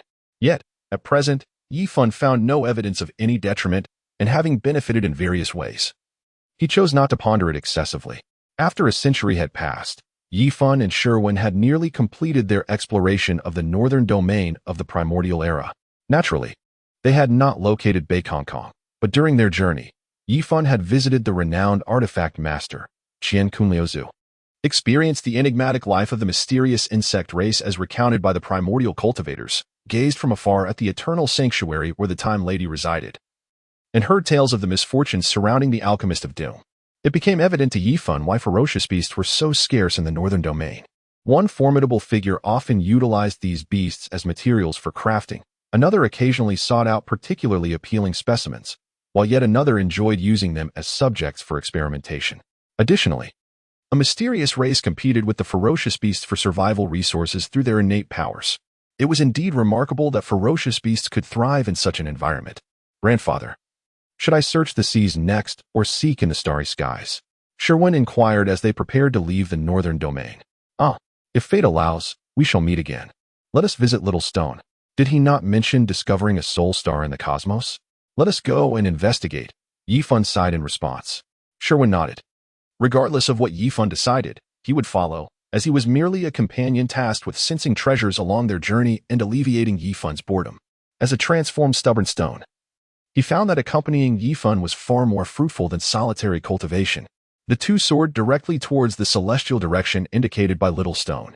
At that moment, the vastness of the primordial cosmos appeared far more desolate than the primordial land. Countless planets had not birthed any life, and the spiritual energy in the cosmos had been absorbed by these planets, rendering the once abundant ferocious beasts nearly invisible. In a place where spiritual energy is nearly a vacuum, I feel there is little to be gained. Why do those cultivators warn against lingering too long in the starry skies? Sherwin pondered aloud, his confusion evident. Yifan had grown accustomed to Shaiwen's occasional foolish inquiries. This was largely due to the fact that he was a being transformed from the primordial chaos, harboring within him a miniature world filled with treasures that could be converted into spiritual energy. It was not merely his presence in this nearly vacuum-like expanse of starry sky that posed no difficulty. Even if he were to plunge directly into the chaos, he would encounter little trouble. Conversely, those cultivators of lesser realms would naturally face peril should they linger too long in a vacuum devoid of spiritual sustenance. Yifan elucidated. Oh. Then, grandfather, how was the soul star discovered by father formed? Could it be that the creature has yet to take shape? Shaiwen's, having grasped the previous query, posed a new one. However, Yifan found himself unable to provide an answer to this question at present. The primordial chaos he was familiar with had diverged somewhat from what he had experienced in his past life, when he aided Pangu in his celestial endeavors. He remained uncertain about the enigmatic soul power planet, possessing only vague conjectures, which he deemed unnecessary to voice at this juncture. I must see it to ascertain what it truly is, Yifan remarked. Oh, Shaiwen's affirmed, refraining from further inquiries. As the two journeyed toward their destination, they encountered a peculiar creature. What struck them as odd was not its appearance, but rather its disposition. Unlike traditional ferocious beasts that lacked intelligence, this creature was significantly duller than ordinary cultivators and was prone to bouts of anger. Yifan perceived that the so-called star beast was, in truth, a peculiar breed of ferocious creature, scarcely distinguishable from its more savage counterparts. It appeared that a fragment of its chaotic consciousness was imprisoned within its being, endowing it with a modicum of intelligence beyond that of ordinary beasts. Such an intriguing star beast could not be overlooked by Yifan, especially given its strikingly beautiful silver-white form and remarkable speed amidst the starry expanse, which made it an ideal mount for him. Initially, this star beast exhibited an unwavering resistance to becoming Yifan's steed, exuding an aura of defiance that declared it would never submit to servitude. However, as Yifan pondered the means by which to compel its allegiance, Sherwin unexpectedly managed to win its favor with ordinary spirit stones stored within the realm of its own being. Observing the star beast, now resembling an eager lapdog in its quest for the spirit stones held by Sherwin, Yifan could not help but fall into a contemplative silence. Yifan had never anticipated that taming a celestial beast would prove to be so effortless. He had assumed that these creatures would be as difficult to subdue as the ferocious beasts. In truth, the expanse of the starry sky is significantly more barren compared to the primordial earth, rendering spirit stones a delectable delicacy for the celestial beasts. Naturally, a mere handful of spirit stones should not suffice to elicit such a lamentable display from them. The following day, upon discovering themselves encircled by a dense throng of celestial beasts, Yifan mused to himself, I suspected that relying solely on a few spirit stones to easily tame these beasts was somewhat problematic. Indeed, my friend, I believe we ought to engage in a serious discussion. At that moment, from amongst the myriad of bizarre celestial beasts, an elderly figure emerged. Yifan scrutinized the elderly man, eager to discern the nature of his connection with the ferocious beasts surrounding them. I am Wuliang, one of the 12 domain lords of the star beasts. How shall I address you, my friend? The old man introduced himself with a warm demeanor. Upon witnessing the elder's courtesy, Yifan reciprocated, saying, You may address me as the Lord of Ammo. The esteemed domain master Wuliang then turned to Stone and inquired, What shall we call you? Stone, his eyes glinting with mischief, replied, You may call me Ancestor Stone. Pray tell, esteemed friends, what brings you to the starry expanse? Wuliang asked with a nod. Just as Stone was about to respond, Yifan interjected, I had not realized that business in the starry realm required prior notification to your esteemed Star Beast clan. Lord Anmo, you have misunderstood my intentions, Wuliang said with a wry smile. My inquiry was merely to ascertain your convenience in assisting our clan with a particular matter. Oh? What assistance do you seek from us? Yifan asked with curiosity. Wuliang candidly shared the circumstances. It turned out that the Star Beast clan had only recently shed their ferocious nature, thanks to the emergence of the Star Beast Lord. Previously, they were merely a rather unique breed of savage beasts. The Star Beast Lord, however, was not born within the starry realm. He hailed from the primordial continent and harbored an adversary within the celestial expanse. This foe was exceedingly cunning, ultimately retreating to a peculiar planet, notably resembling the soul star that Little Stone had described. Despite the support of the Star Beasts and the newfound strength for vengeance, the Star Beast Lord found himself utterly powerless against the enemy, who was sheltered within the Soul Star, drawing upon its formidable energy. However, by serendipity, The star beasts discovered that the power of the soul star was not as overwhelming as it appeared. It merely exerted a significant suppressive force upon their clan. Nonetheless, the Star Beast clan currently found themselves lacking in both strength and heritage, compounded by the inherent awkwardness of their race. Thus, they were hesitant to venture away from the starry realm to the primordial continent in search of cultivators to aid them in vanquishing their foe. Ifan comprehended the entirety of the situation and understood the profound politeness and courtesy exhibited by the boundless entity. Ultimately, it all stemmed from a lack of personal strength. Even when faced with a late-stage Tai Golden Immortal who brazenly treated their kin as mounts, one could only respond with utmost courtesy. Naturally, Ifan did not underestimate them. The Star Beast clan, having just come into existence, was already under the governance of a nascent Deluo Golden Immortal. Coupled with the vastness of the cosmos providing ample resources, they were destined to evolve into a formidable force in the future. In fact, even without forecasting the future, from the Elder's deliberate revelation of one of the 12 domain lords, it was evident that the Star Beast clan might possess as many as 12 Deluo Golden Immortals. Such a strength is not something an ordinary late-stage Tai Golden Immortal could provoke. And they would certainly refrain from inciting conflict with those who had reached the late stage of Tai Golden Immortal. Should they fail to eradicate the threat, it would lead to future calamities. Moreover, given the vastness of the starry expanse, treating these primordial cultivators with anything less than humility and respect could very well invite the destruction of their clan. Yifan was determined to venture to the Soul Star. Intrigued by the master of the Star Beasts, thus he acquiesced to Wuliang's invitation. During their journey, Wuliang elucidated the circumstances of that realm, revealing that they had already attracted over 10 primordial cultivators. However, only 3 had reached the late stage of Tai Golden Immortal, and none had attained the Great Luo Golden Immortal level. Along the way, Wuliang presented Yifan with 5 high-grade star origin crystals as an advance payment. Initially, Yifan genuinely declined the reward, having previously absorbed star origins, which he found rather unimpressive. Such opportunities no longer held allure for him. This sentiment was largely due to Shaiwen's exceptional sensitivity to earth and stone resources, which were abundant. Consequently, over the past century, Yifan had accumulated numerous exquisite resources, rendering a few star origin crystals insignificant in his eyes. However, when Wuliang unveiled his high-grade star origins, Yifan's interest was piqued. These materials were excellent for forging. Subsequently, Yifan inquired further about the star origins, and Wuliang, keen on establishing a rapport, shared his knowledge freely. From this, Yifan learned that the essence of the stars is not easily obtained, and the essence he possesses is far from complete. It is merely a mere fraction, 1%, of a high-tier star's essence. However, this limitation is not due to the inability of the star beasts to extract more, but rather that extracting additional essence would precipitate the premature demise of a star, which would hinder the sustainable development of celestial resources.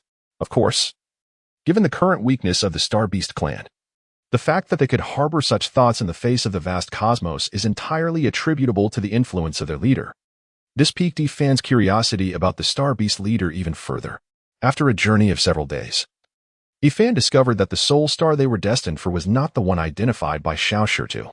He had speculated that the soul star might have shifted its position, considering Xiao Shirtu had mentioned this matter over a century ago. However, upon inquiring with Wu Liang about the soul star, he thoroughly dismissed this conjecture.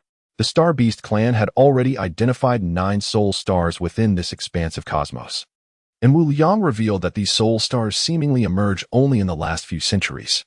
It appears that the secrets of the cosmos are plentiful. Yet, with this in mind, can the brothers Emperor Jun and Tai truly dominate such a vast expanse after the calamity? Yifan pondered this deeply. He had previously considered that the primordial world was immense and brimming with opportunities. Currently, the number of cultivators in the primordial realm is pitifully small compared to the ferocious beasts, but collectively, they still comprise a significant figure. Even though many had perished during the calamity of the ferocious beasts and the Dao Demon Saint calamity, surely hundreds or even thousands of cultivators must have survived.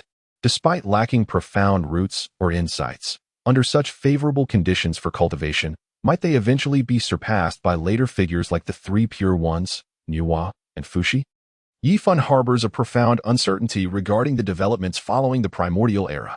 However, they have now reached their destination. The first sight that greeted Yifan was a vast expanse filled with an array of star beasts, each more peculiar and diverse than the last.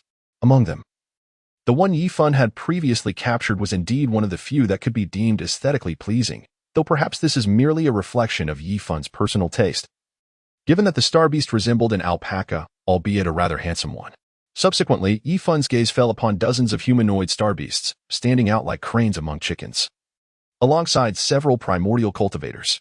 Finally, Yifan spotted a familiar figure standing amidst the throng, seemingly orchestrating some affair. Could it be that the cultivator at the center of the gathering is none other than the sovereign of the star beasts?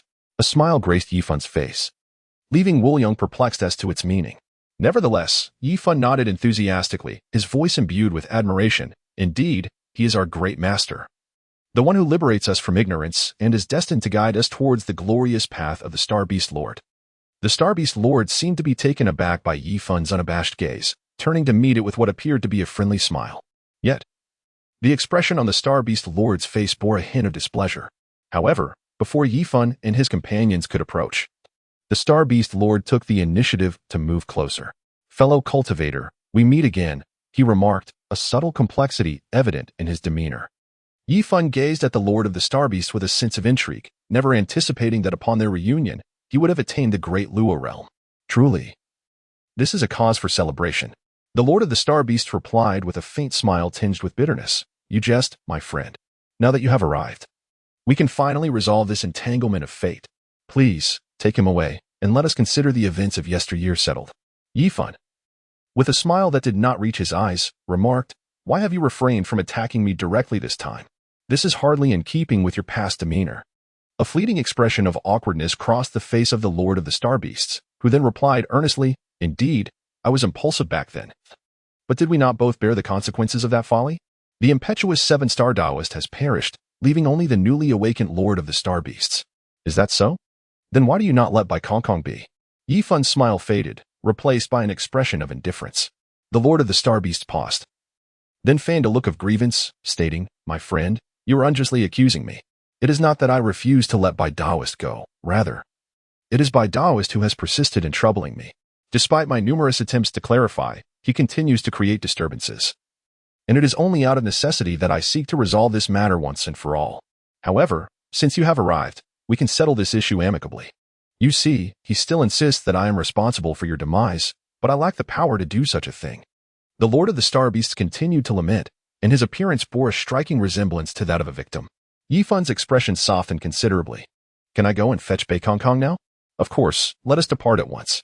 Upon uttering these words, the Lord of the Star Beasts swiftly led a multitude of star beasts away. Sherwin gazed at the vast procession of departing star beasts.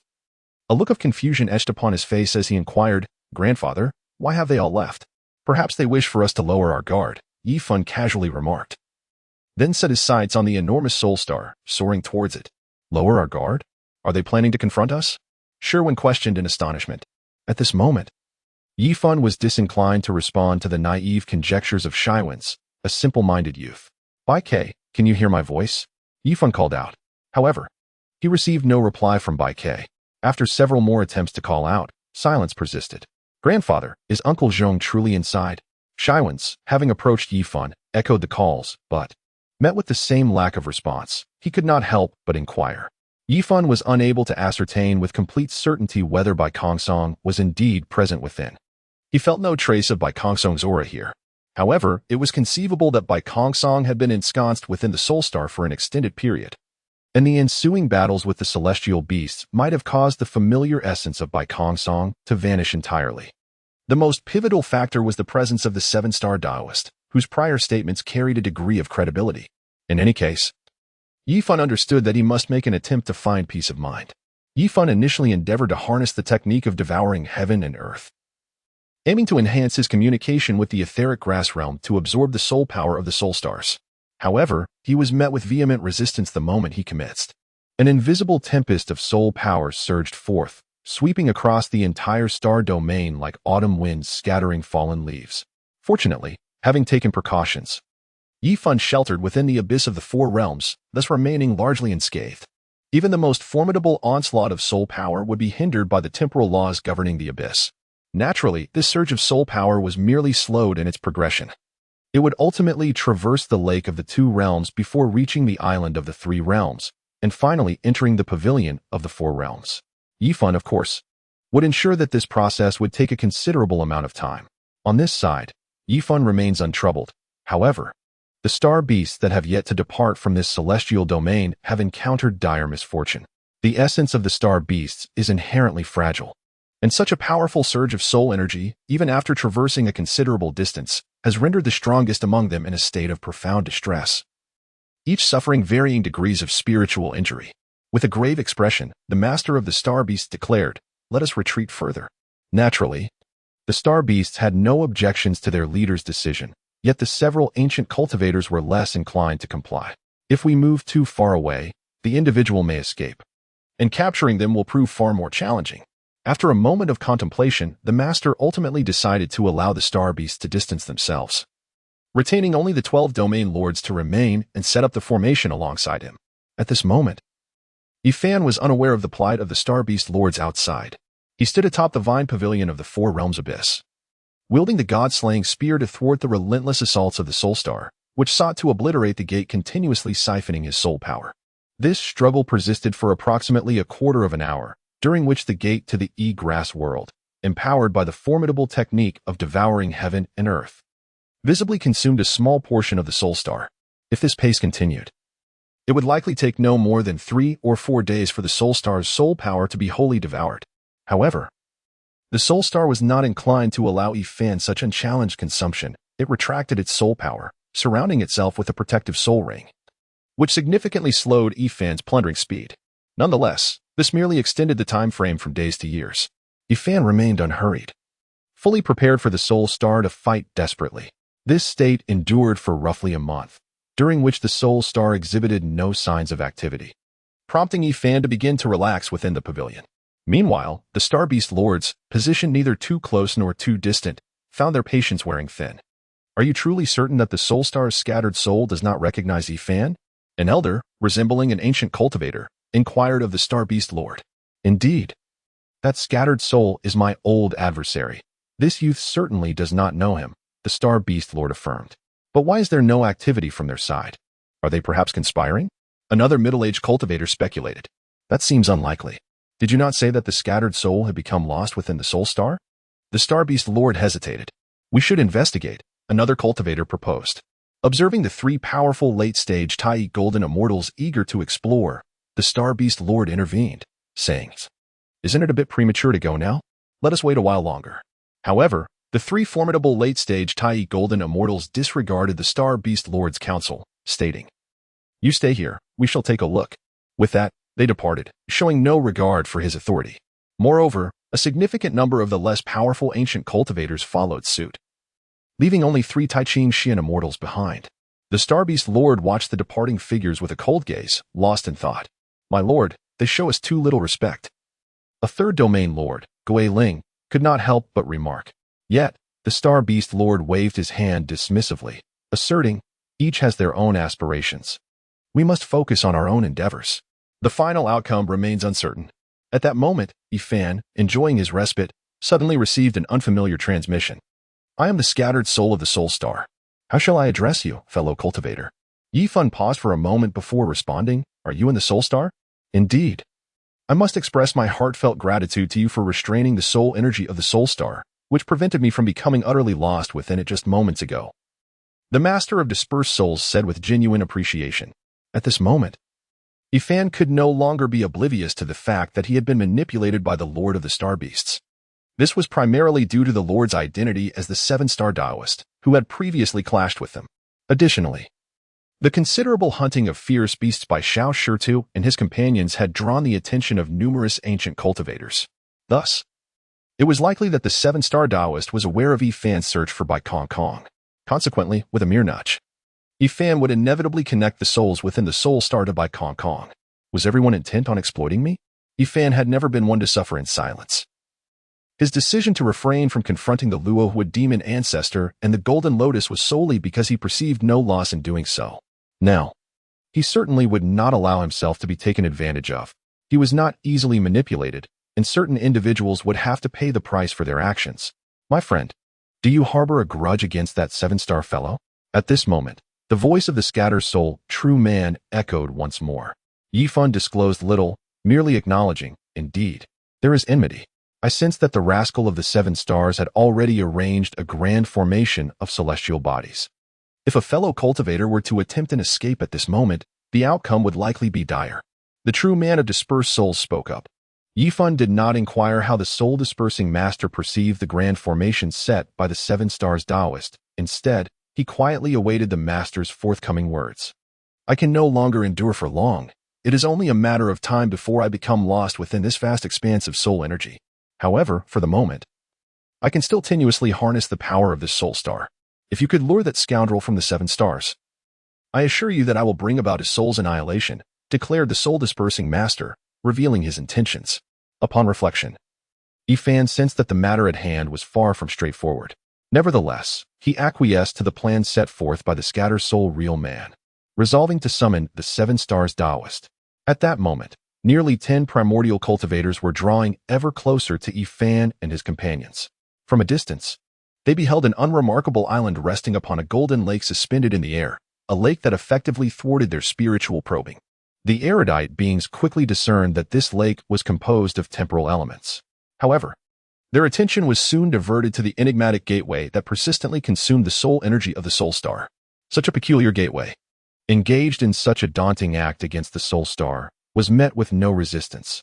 Instead, the soul star merely fortified its defenses, which was indeed perplexing. This led the cultivators to realize that their scheme to incite a confrontation between Yifan and the scatter soul real man had already faltered significantly. The scatter soul real man is likely completely ensnared within the soul star, murmured one practitioner, with the soul star's abundant soul energy. Though the scatter soul real man traverses the path of the spirit, it is remarkable that he has endured this long, another replied. Shall we return and summon the Lord of Star Beasts to encircle and eliminate this individual before dividing the soul star among ourselves? Proposed the earlier speaker. Perhaps not. Given the Lord of Star Beasts' timorous nature, he would surely hesitate to confront the Lord of Shadows, who not only bears a grudge against him but is also a formidable opponent capable of severely injuring the Western demon ancestor. Luoho interjected an elder, appearing to be in the latter stages of the Tai Golden Immortal realm. The others looked at him, as if to say that such a fearsome individual would render their efforts futile without the Lord of Star Beasts. Yet, the elder turned to a seemingly inconspicuous young male cultivator. Hong Jun, how about we join forces? The crowd regarded the unremarkable young man with expressions of astonishment. And this young man promptly revealed the elder's name. Yin Yang Ancestor, do you possess any ingenious strategies? The remaining cultivators suddenly realized that they had been drawn into a significant conflict. The illustrious Hong Jun, who could manifest all things with a mere gesture, and the extraordinary Yin Yang Ancestor, wielding the unparalleled innate treasure, the Taiji diagram, were among the most formidable beings of the primordial era.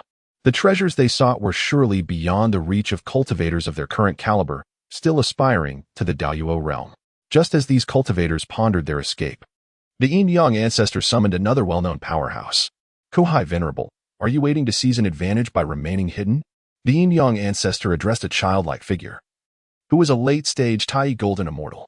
Alas, might I take my leave at this juncture? Sighed the childlike Kohai Venerable. That cannot be. It would be most unwise to arrive only to depart empty-handed. The ancestor of Yin and Yang wore a facade of a smile. The childlike figure of the respected of suffering, upon hearing the ancestor's words, wore an even more bitter expression. Yet, the ancestor of Yin and Yang seemed oblivious to the respected of suffering's demeanor and proceeded with arrangements. Respected of suffering, you will engage the soul star while I confront the master of darkness alongside my friend Hong Jun. What say you, Hong Jun, about this plan of mine? The ancestor inquired, testing the waters. Hong Jun replied with an air of confidence. Indeed, it is feasible. However, I am but a benevolent corpse here. Rest assured, my strength is not significantly inferior to my true self. Having heard of Hong Jun's method of slaying 3 corpses to attain sanctity, the ancestor of Yin and Yang understood the gravity of the situation and would not underestimate him simply because he appeared as a mere benevolent corpse. This also meant that the ancestor of Yin and Yang's leadership was firmly established. Nevertheless, he symbolically sought the opinion of the respected of suffering, asking, "Do you have any suggestions, friend?" The respected of suffering, acutely aware of his predicament, shook his head in response. None. That is satisfactory. Yet we must keep a watchful eye on the soul star. Should the Scatter Soul Master intervene and allow the Master of Darkness to escape, our future will be fraught with unrest, the ancestor of Yin and Yang admonished. I shall spare no effort, declared the respected of suffering, nodding in agreement. The ancestor of Yin and Yang, along with Hong Jun, soared towards Yi Fan, who resided in the abyss of 4 realms.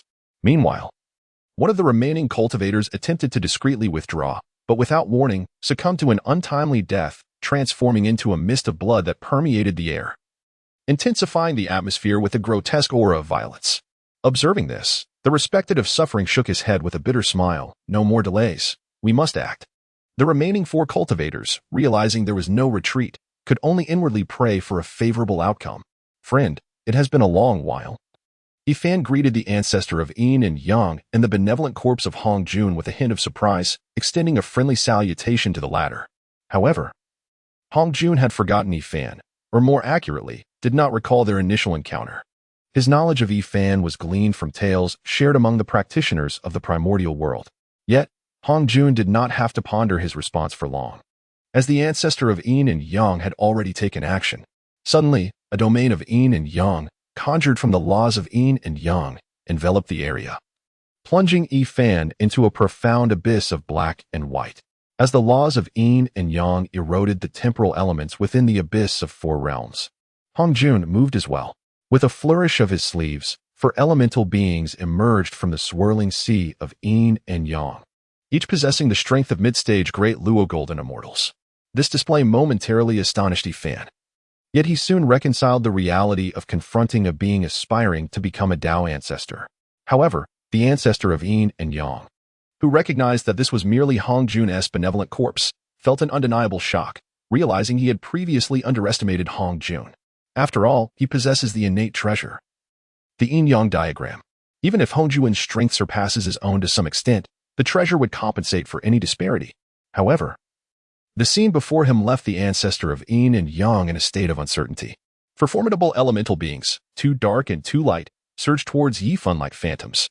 The 4 realms abyss struggled to withstand the yin-yang sea conjured by the ancestor, rendering it utterly incapable of halting these 4 elemental entities formed from the essence of Yin and Yang. Yi Fan also attempted to utilize the god-slaying spear in conjunction with the law of devouring to obstruct their foes. However, the damage inflicted was exceedingly minimal. Moreover, this group of elemental beings was sustained by the yin-yang sea, which meant that without delivering a significant blow, they would swiftly regain their combat prowess.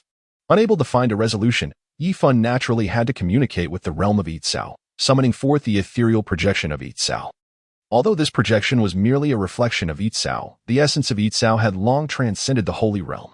Such a projection possessed sufficient power to contend with mid-stage elemental beings of the great Luo Golden Immortal tier.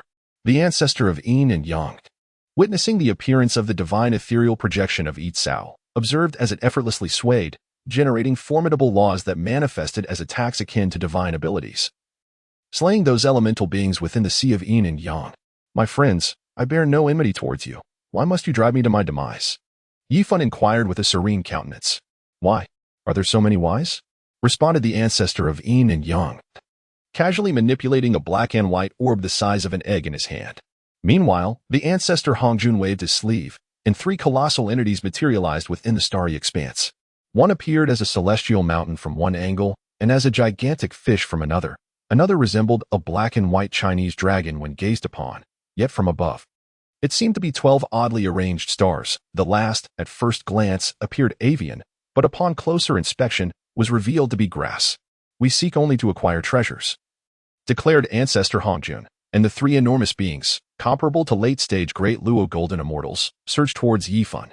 Yi Fan finds himself in the abyss of the 4 realms, akin to a small puddle beneath the feet of a colossal 3-headed beast, poised to be trampled at any moment.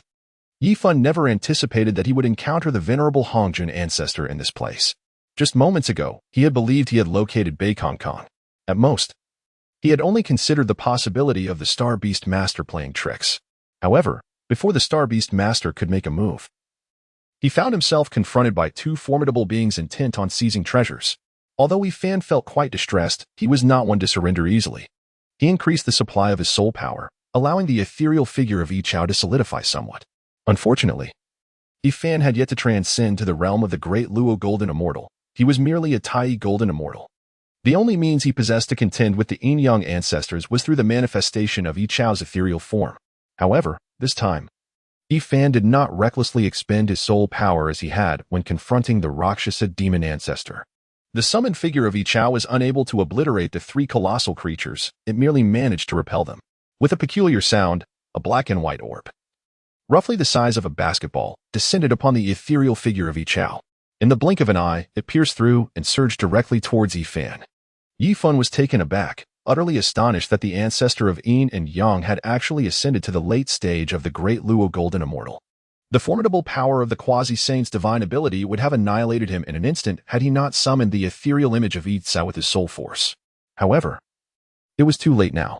Throughout his time in the primordial wilderness, Yi Fan had relied on the principles of concealment, relishing in his ability to remain undetected. Yet today he experienced the bitter taste of being ensnared. Just as Yi Fan was grappling with his shock, a diminutive figure positioned itself not far in front of him, effortlessly halting the swirling orb of yin and yang energy. "Father, you have broken through," Sure exclaimed joyfully. The small stone, having received the divine ability from the ancestor of yin and yang, nodded gravely. Yi Fan regained his composure and, in an instant, entrusted the god-slaying spear to the young stone. The latter did not hesitate to accept it, for wielding the spear was indeed far more judicious in his hands than in Yi Fan's. After all, Yi Fan was merely at the late stage of the Tai Golden Immortal realm, a level significantly inferior in comparison.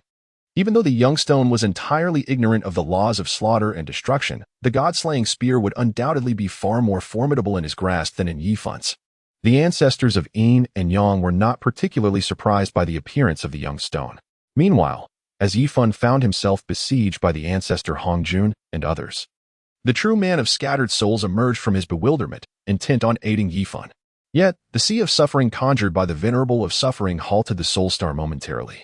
The true man of scattered souls exerted all his strength to manipulate the soul star, striving to extricate it from the sea of suffering. In that instant, a soul entered the soul star silently and without a trace. Subsequently, the soul star seemed to go into a frenzy, recklessly pouring forth an immense surge of soul power. However, the laws within the sea of suffering appeared to restrain the soul power effectively.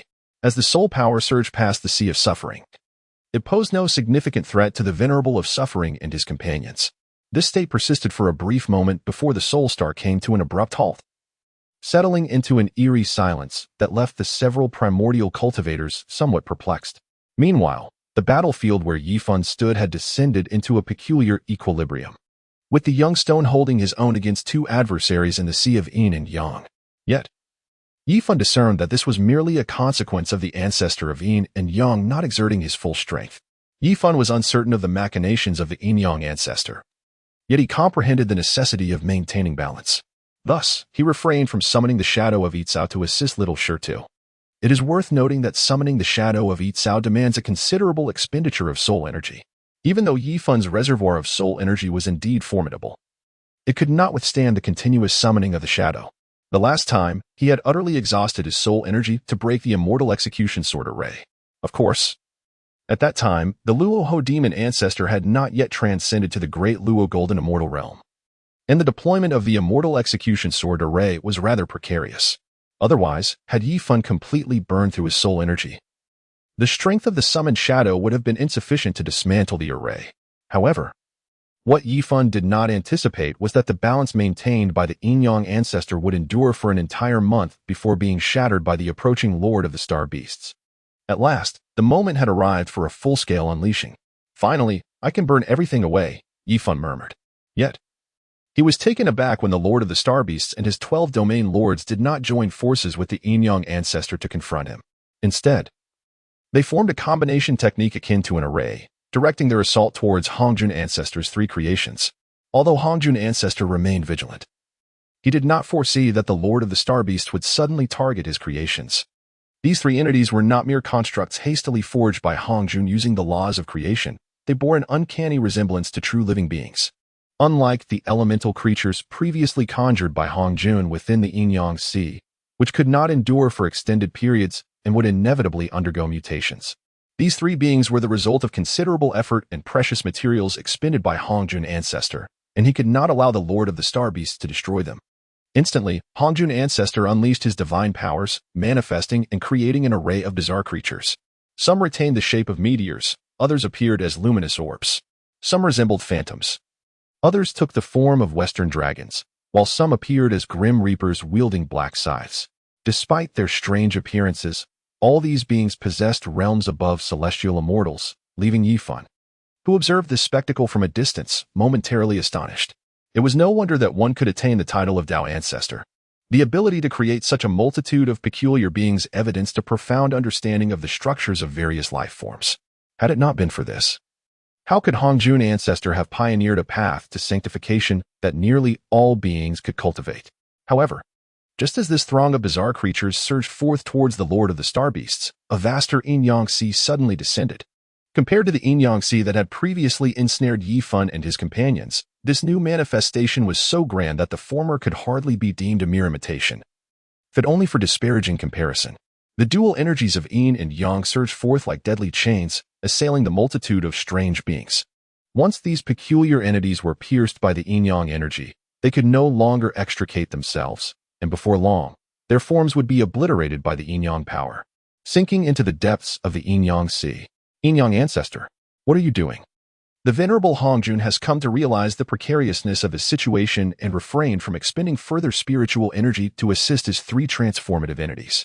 Dear friend Hongjun, one cannot hold me accountable for this. With so many souls, a single soul star is insufficient, thus I must request your withdrawal, spoke the ancestor of yin and yang. With a calm demeanor, observing this scene, the small stone turned its head in confusion, displaying a look of inquiry, as if seeking guidance from Yifan and the others on what course of action to take. Yifan was utterly taken aback by the sudden betrayal of the yin-yang ancestor against the Hongjun ancestor, much like his previous astonishment at the presence of both ancestors in this location. He was equally surprised that their greed for his treasured possessions would lead them to act so aggressively against him. However, after a moment of contemplation, Yifan made a decisive choice. Let us depart for now. There will be ample time to settle accounts later. Given his current strength, unless he resorted to a self-destructive attack akin to his confrontation with the Luo Ho demon ancestor, he could hardly contend with such formidable beings. Moreover, with Sherwin still present, it was prudent to avoid this conflict altogether. After all, the Soul Star was not devoid of value. Yifan was indifferent to why these powerful beings would go to such lengths for it.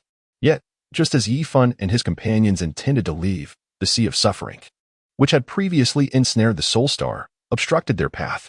Unlike the aggressive yin-yang sea, this Sea of Suffering possessed a peculiar power of laws that made it exceedingly difficult for those ensnared within to extricate themselves. Yifan gazed at the figure of the Bitter Sea Master, who resembled a youthful boy like Little Stone, and certain clues began to crystallize in his mind. You are in league with the yin-yang ancestor, Yifan articulated his conjecture. However, the Bitter Sea Master remained as stoic as before, his countenance reflecting only a deep sorrow. Devoid of any words, Little Stone, unwilling to engage in idle chatter with this ascetic like Bitter Sea Master, resolutely brandished his spear, piercing the sea.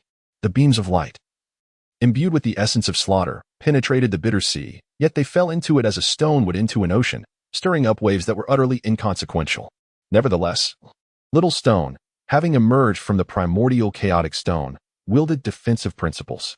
He found himself at an impasse against the bitter sea, relying solely on the divine weapon, the Spear of Godslaying, to maintain a semblance of offensive for a brief moment, causing some minor impact on the bitter sea.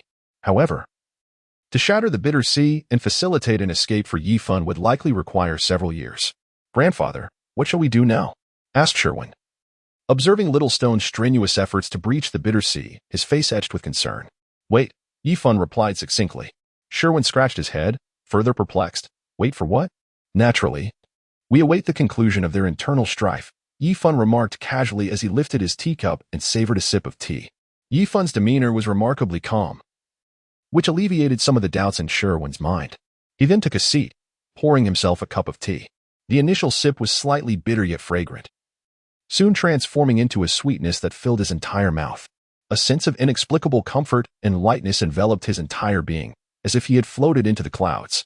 Sherwin smacked his lips, silently pondering how delightful it was. No wonder his grandfather enjoyed sipping on this infusion of leaves in his leisure time. Yifan cast a glance at the stone enveloped in tea, and then turned to observe the tumultuous sea of bitterness. pondering to himself that it was no surprise this individual was associated with the ancestor of Yin and Yang, for their treasures were indeed remarkable. Subsequently, he directed his attention towards the fierce battle between Hangjun and the ancestor of Yin and Yang, his mind swirling with questions. How could it be that the legendary Hangjun, whose treasures were said to be abundant enough to open a shop, now possessed not a single worthy artifact? And what of the ancestor of Yin and Yang? How had he already ascended to the status of a quasi-saint? It was evident he was overpowering Hangjun, possessing the capability to annihilate him entirely. Yet he seemed to be holding back, as if calculating something amidst this stalemate. Wasn't it said in tales that Hangjun was a master of cunning? Yet, the ancestor of Yin and Yang appeared even more devious. As the battle tore apart the fabric of space and distorted time, He Fan sipped his tea, internally critiquing the situation. With a few fruits to accompany his drink, he would resemble nothing less than a spectator relishing the drama unfold. Indeed, the tea-sipping stone asked himself what was missing, and promptly produced some spiritual fruits, which He Fan gladly sampled, indulging in the stone's heartfelt intentions. In truth, the ancestor of Yin and Yang harbored a genuine desire to eradicate both Hangjun's celestial artifacts and his benevolent corpse. However, the presence of several formidable figures served as a warning to maintain a prudent distance from Hangjun. Otherwise, should those late-stage Deluo Golden Immortals choose to self-destruct, the ancestor of Yin and Yang would find himself unable to withstand such an explosion. Although he was uncertain whether Hangjun's benevolent corpse could self-destruct in such a precarious environment, he could not afford to sustain any injuries that might provide an opportunity for those with ulterior motives. Thus, extreme caution was warranted. Nevertheless, it was only a matter of time before Hangjun's benevolent corpse, ensnared by the profoundly mysterious yin-yang diagram, would meet its demise.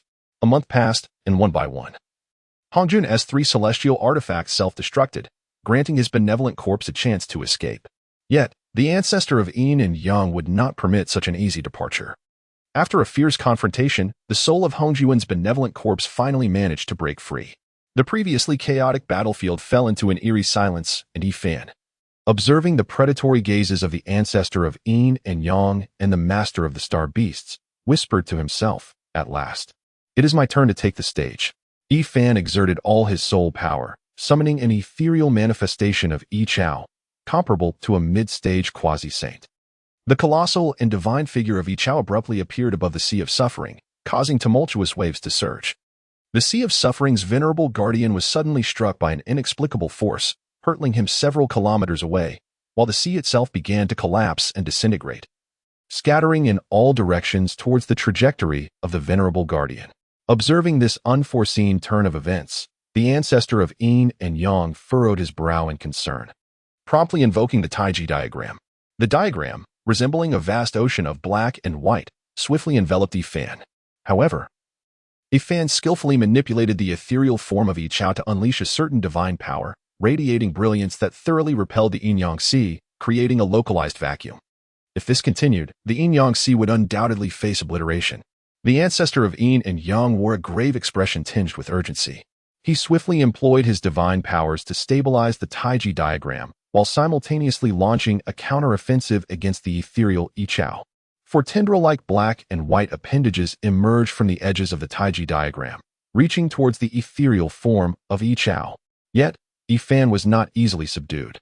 He intensified the supply of his soul power, commanding the ethereal Yi Chao to retaliate, preventing the black and white tendrils from advancing while also rendering them incapable of launching an offensive.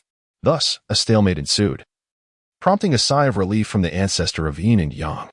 He understood certain intricacies of Yi Fan's battle with the demon ancestor Luo Ho and recognized that Yi Fan's mysterious summoning technique could not endure indefinitely. Therefore, maintaining the deadlock constituted a victory for him. However, he was unaware that Yi Fan was merely probing the limits of his soul. Generally, cultivators could only harness a mere fraction of their soul power. Even through various soul techniques, it was impossible to fully unleash the entirety of one's soul power. Even for someone like Yi Fan, who burned his own soul to provide energy to the ethereal Yi Chao, he could achieve only around 50% of his total soul power. Thus, Yi Fan sought to test the boundaries of his soul energy extraction, wondering if he could, without resorting to burning soul power, manipulate a greater quantity of soul energy solely through willpower. Moreover, just as Yi Fan was momentarily obstructed by the Sea of Suffering, he unexpectedly sensed numerous fragments, seemingly feedback from the essence of the small stone to the essence of Yichao. Initially, this seemed inconsequential. Yet, the once dormant system suddenly re-emerged, granting him access to the grand-level technique, the Yichao Sword Realm technique.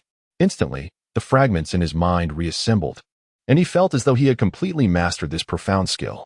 With such formidable techniques at his disposal, He could persist longer and approach the annihilation of his adversaries with newfound confidence, seizing the opportunity to experiment with some of his hypotheses. Unbeknownst to the ancestor of Yin and Yang, who was calculating how to avoid expending mana unnecessarily, he feigned a lack of power and implored the Master of Starbeasts to intervene. The Master of Starbeasts, still in the guise of the Seven Stars Taoist, remained exceedingly cautious. Observing such a precarious situation, I had already begun to strategize in my mind. Dear friend of Yin and Yang, hold on just a little longer. Some of my domain lords have suffered severe losses and will require time to amass a decisive strike against the Master of the Starbeasts. As I spoke, I dispersed the 12 domain lords to various locations to cast mysterious spells. The ancestor of Yin and Yang had personally witnessed the explosion of 3 transformative entities summoned by the ancestor Hongjun, which had inflicted significant damage on the Master of the Star Beasts. He had no particular doubts regarding the words of the Master of the Star Beasts, but urged, "It would be wise for you to hasten your efforts. I am beginning to struggle." "Very well, let us endure a bit longer.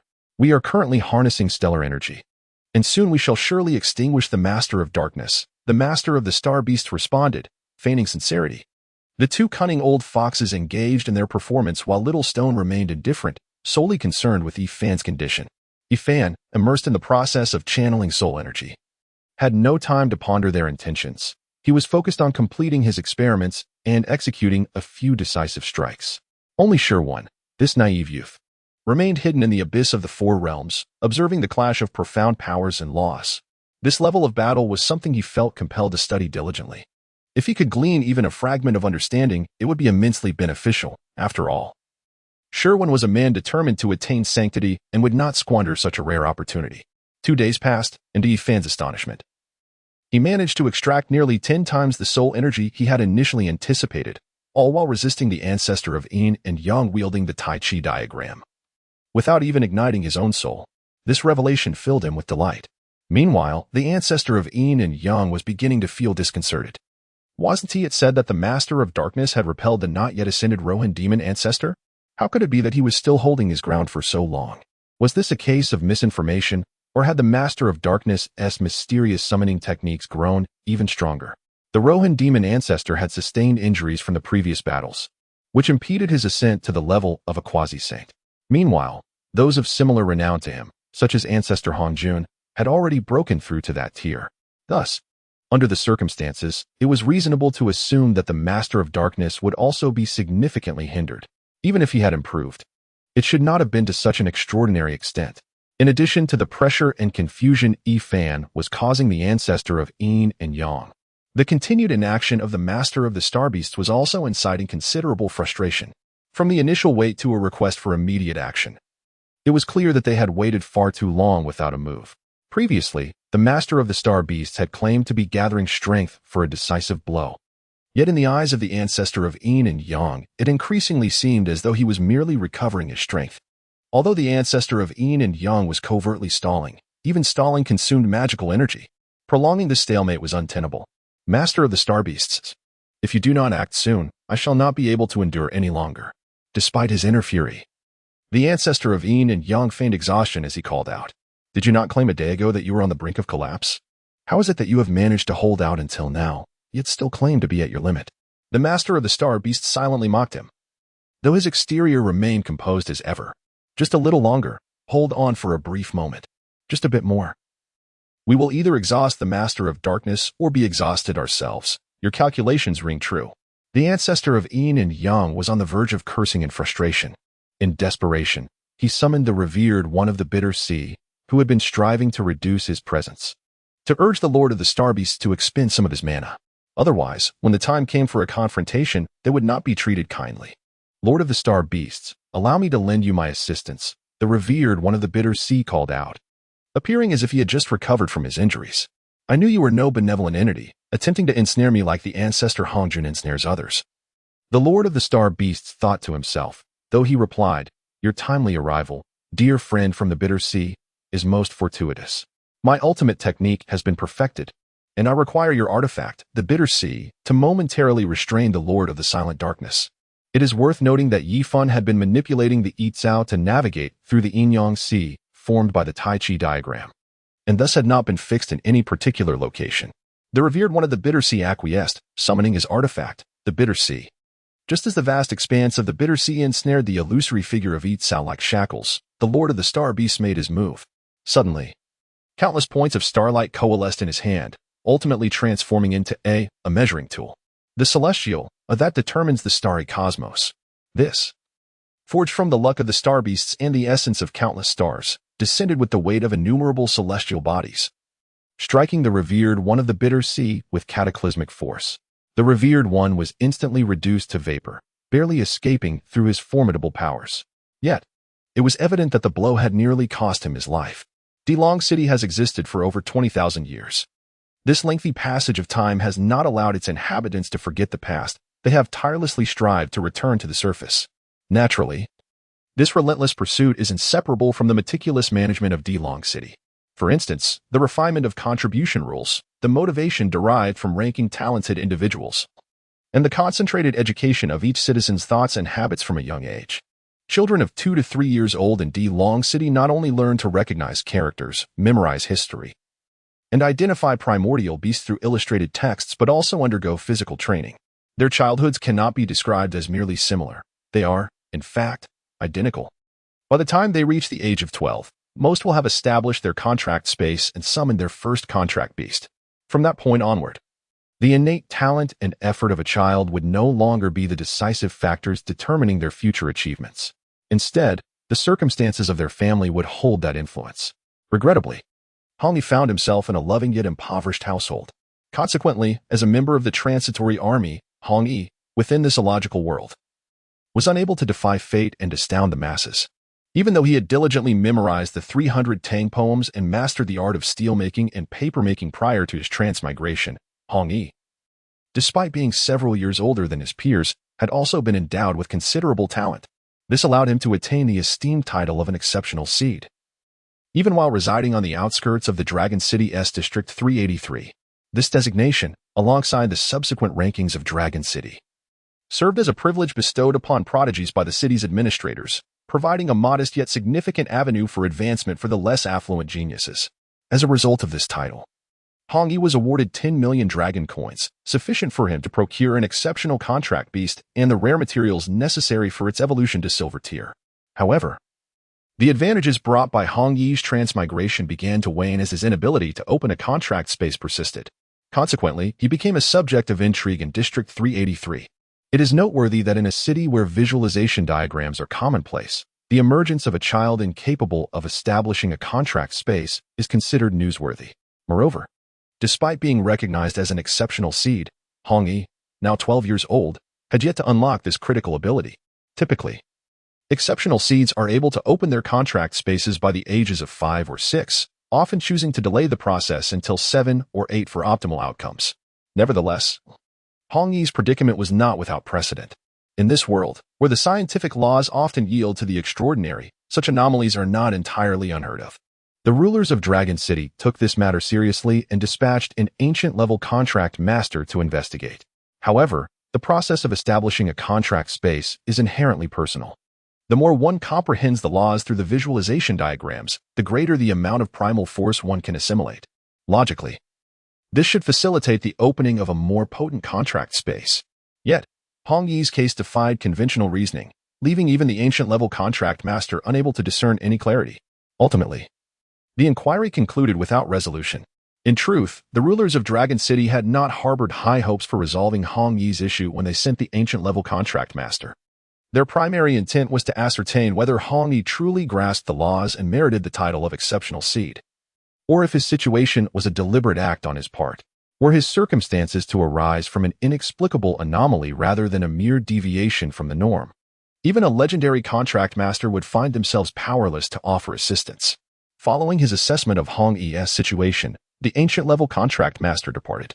Subsequently, the rulers of Dragon City refrained from cruelly retracting the dragon coins awarded to Hongyi for his title as an exceptional seed. However, they also did not send anyone to further inquire about his condition.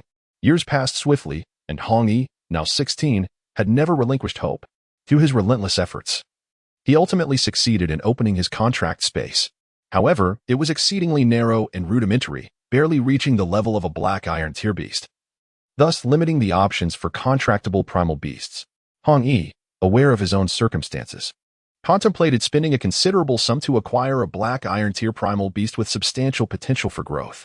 Ultimately, he settled on a beast that many dared not contract, the Earth Dragon. The Earth Dragon is an exceedingly common contracted beast in Earth Dragon City, resembling a large snail.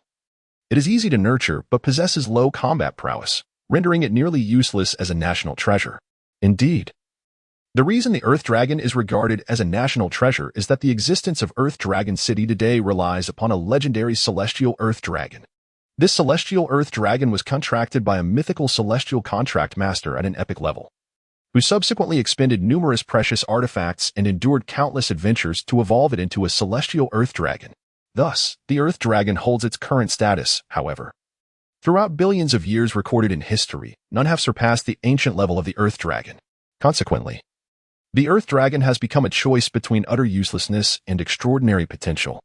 Hong Yi's selection of the Earth Dragon was neither an act of self-abandonment nor a display of confidence. It was purely an impulsive decision, as well as a product of careful contemplation. The Earth Dragon he contracted has accompanied him for a considerable duration, although Hong Yi was often preoccupied with his training, and the Earth Dragon epitomized the lazier type of primal beast. The two shared few memorable experiences. Nonetheless, their mundane companionship, coupled with the Earth Dragon's occasional displays of affection towards Hong Yi, provided solace to him during his low points, igniting his desire to contract the creature. To Hong Yi's delight, the Earth Dragon offered no resistance during the contracting process, which proceeded astonishingly smoothly, and it seemed to take pleasure in the cramped contract space, reluctant to emerge once it entered. However, Hong Yi suspected that while the Earth Dragon genuinely enjoyed its contracted space, a significant reason for its reluctance to leave was likely due to its laziness. Remaining in the contract space also aided its growth to some extent, and Hong Yi felt confident that the primal energy he absorbed daily was sufficient to sustain a black iron tier Earth Dragon. It is worth noting that Hong Yi's title of Elite Seed was no mere embellishment. He believed his innate talent was genuinely commendable, though he was perplexed by the issues he encountered while establishing the contract space. Naturally, Hong Yi had entertained doubts, potentially linking them to the so-called Golden Finger. However, he found no anomalies. Throughout the subsequent months, the Earth Dragon he contracted exhibited no extraordinary traits, its realm progressing at an unremarkable pace. Eventually, Hong Yi's attention was captivated by the warrior skin refining technique brought back by his father, a pioneer in land development. The initial stage of skin refining required the absorption of primal energy to enhance the flesh, which did not conflict with Hong Yi's absorption of primal energy into the contract space. It merely added an additional step that could affect the speed of progress. As Hong Yi discovered his rapid advancement in skin refining, he gradually became engrossed in the practice. Until today, he had only just realized that his contract space and contract beast had undergone some changes. Indeed, it was during the ranking battlefield of the Earth Dragon City that he discovered the astonishing size of the Earth Dragon he had summoned.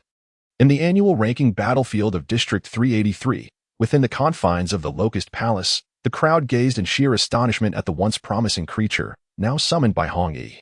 A behemoth of a dragon, it loomed like a small mountain, covering a substantial portion of the arena.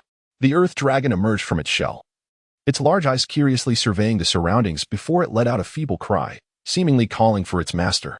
Well, that feebleness was merely its perception. In reality, it exuded a formidable presence.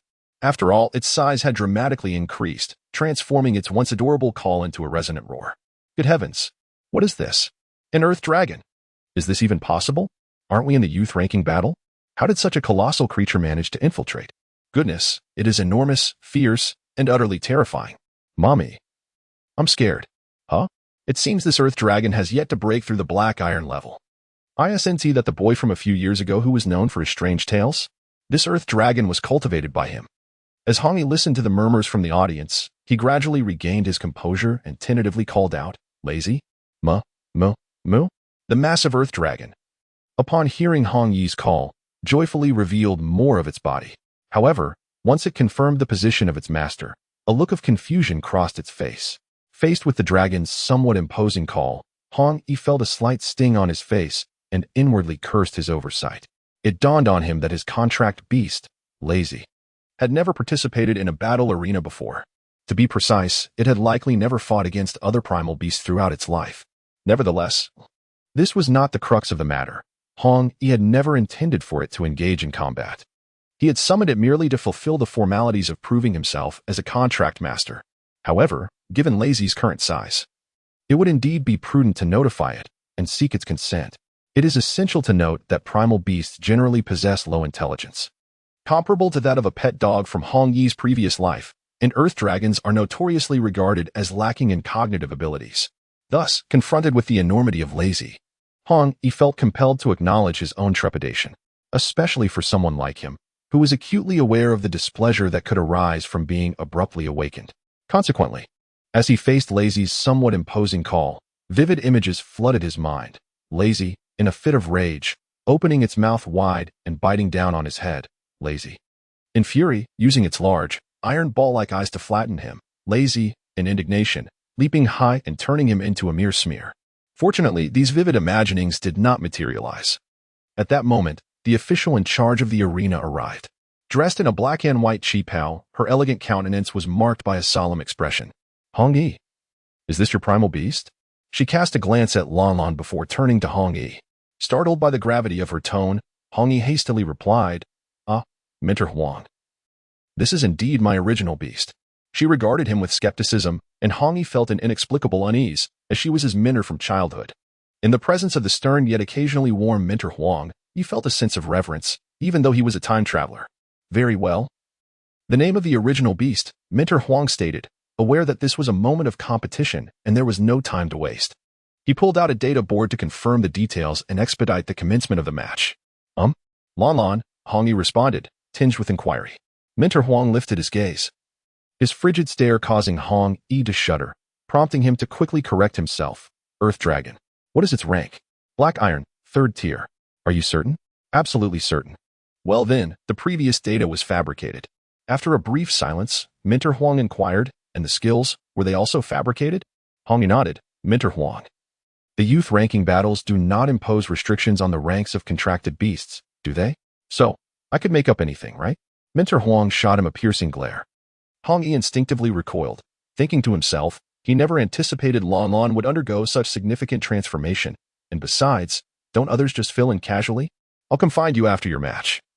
Mentor Huang announced before leaping out of the competition arena. However, Hong Yi pondered, I have no idea how Lan grew so large. When asked later, if I cannot provide an answer, will there still be a reward? He was aware that the Earth Dragon City offered various rewards for nurturing Earth Dragons, particularly for cultivating special ones. This was also why Mentor Huang had come to inquire. Hey, the match has already begun. I tell you, my contracted beast is formidable. Even if your Earth Dragon is large, do not underestimate me. At that moment, a red-haired boy, no older than 10, shouted at Hong Yi with a voice still high-pitched from childhood. Hong Yi looked at the boy, taken aback by his composure and confidence. Thank you. But I won't hold back. Humph. Neither will I, the red-haired boy retorted with a huff. Before Hong Yi could marvel at the boy's poise, he was suddenly sent flying by a massive creature that charged forth from beneath his feet. The spectators watching the match began to murmur about the unexpected turn of events. Truly remarkable, he is the grandson of Elder Yin, and at such a young age, he has cultivated the white Lin elephant to silver rank. It is said that Yin Su's white Lin elephant possesses extraordinary origins. One wonders who is stronger when pitted against this enigmatic youth's Earth Dragon. By the way, that enigmatic youth must have practiced the warrior's skin refining technique, right? Indeed, he has achieved remarkable mastery in his training, yet his contract shield appears to be somewhat flawed. Upon hearing this, the crowd began to speculate about the peculiar boy's contract shield and why it had exhibited such weakness moments ago. The contract shield is a manifestation of the protective capabilities offered by the contract space to its practitioner. The higher the level of the contract space, the more formidable the shield. Generally speaking, contract practitioners below the golden tier lack the ability to manipulate their contract shields with finesse. The extraordinarily thin shield exhibited by Hong Yi is considered a result of his meticulous control. After all, activating the contract shield at all times would deplete the energy within the contract space. Achieving such precision is a feat that even platinum-level practitioners would find challenging. Consequently, two theories emerged among the onlookers.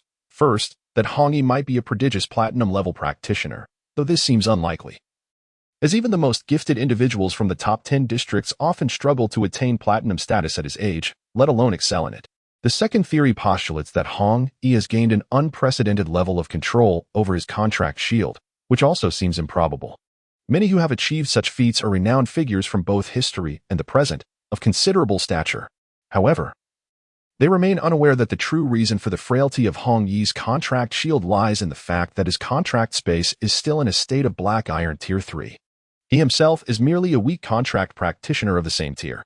As for the peculiarities surrounding Lan, he remains oblivious. At present, He is ardently evading a stone elephant, the size of a wild boar, which the audience has dubbed the White Lin Stone Elephant. This creature, however, has been trained to an extraordinary degree by a red-haired boy, far surpassing the mere silver tier. It is at least at silver tier 3 or 4. He stands no chance against the silver-level White Lin Stone Elephant. His hooks and jabs merely tickle it, and his agility pales in comparison, making it exceedingly rare for him to evade the creature's strikes. Overall, he is subjected to a one-sided beating, fortunately having achieved peak skin refinement.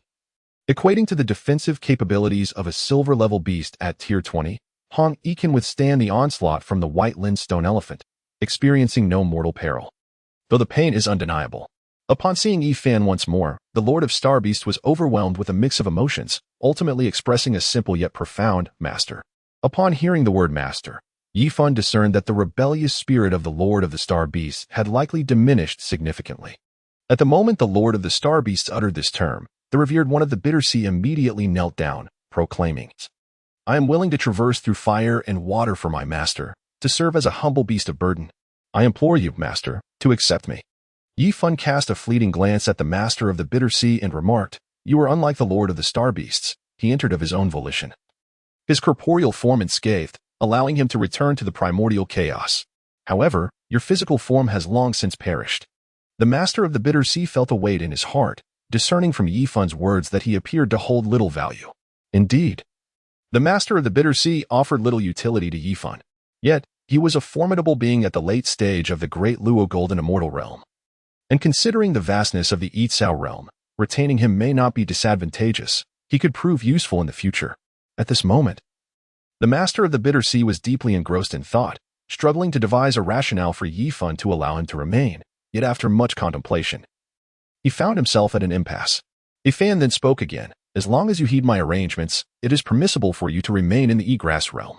Upon hearing this, the venerable of the Bitter Sea seemed to grasp a lifeline, hurriedly responding, "I will certainly obey. I will certainly obey."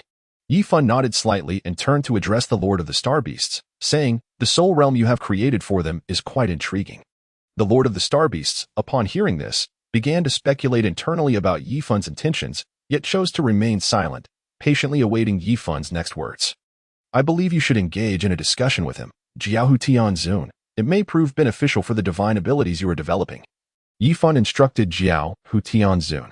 Jiaohu Tianzun, appearing contemplative, nodded in agreement and replied, "Indeed." Yifan then addressed the Lord of the Star Beasts, suggesting that if he was untroubled, he should accompany the Radiant Fox Celestial Sovereign to explore that particular divine ability. Although the Lord of the Star Beast harbored considerable perplexity within, he promptly responded, "As you wish." Furthermore, Yifan continued, "Your current mode of development is quite commendable. Maintain this momentum, yet refrain from venturing into the primordial continent. It is imperative that you cultivate your growth discreetly." "Understood. I shall adhere to the Master's directives." The Lord of the Star Beast replied. Yifan was indifferent to whether the Lord of the Star Beast would ultimately repent. His decision to subdue him was merely a serendipitous act. The crux of the matter lay in Yifan's mastery of the Egrass Sword Realm technique, which rendered him unperturbed by any schemes the Lord of the Star Beasts might concoct.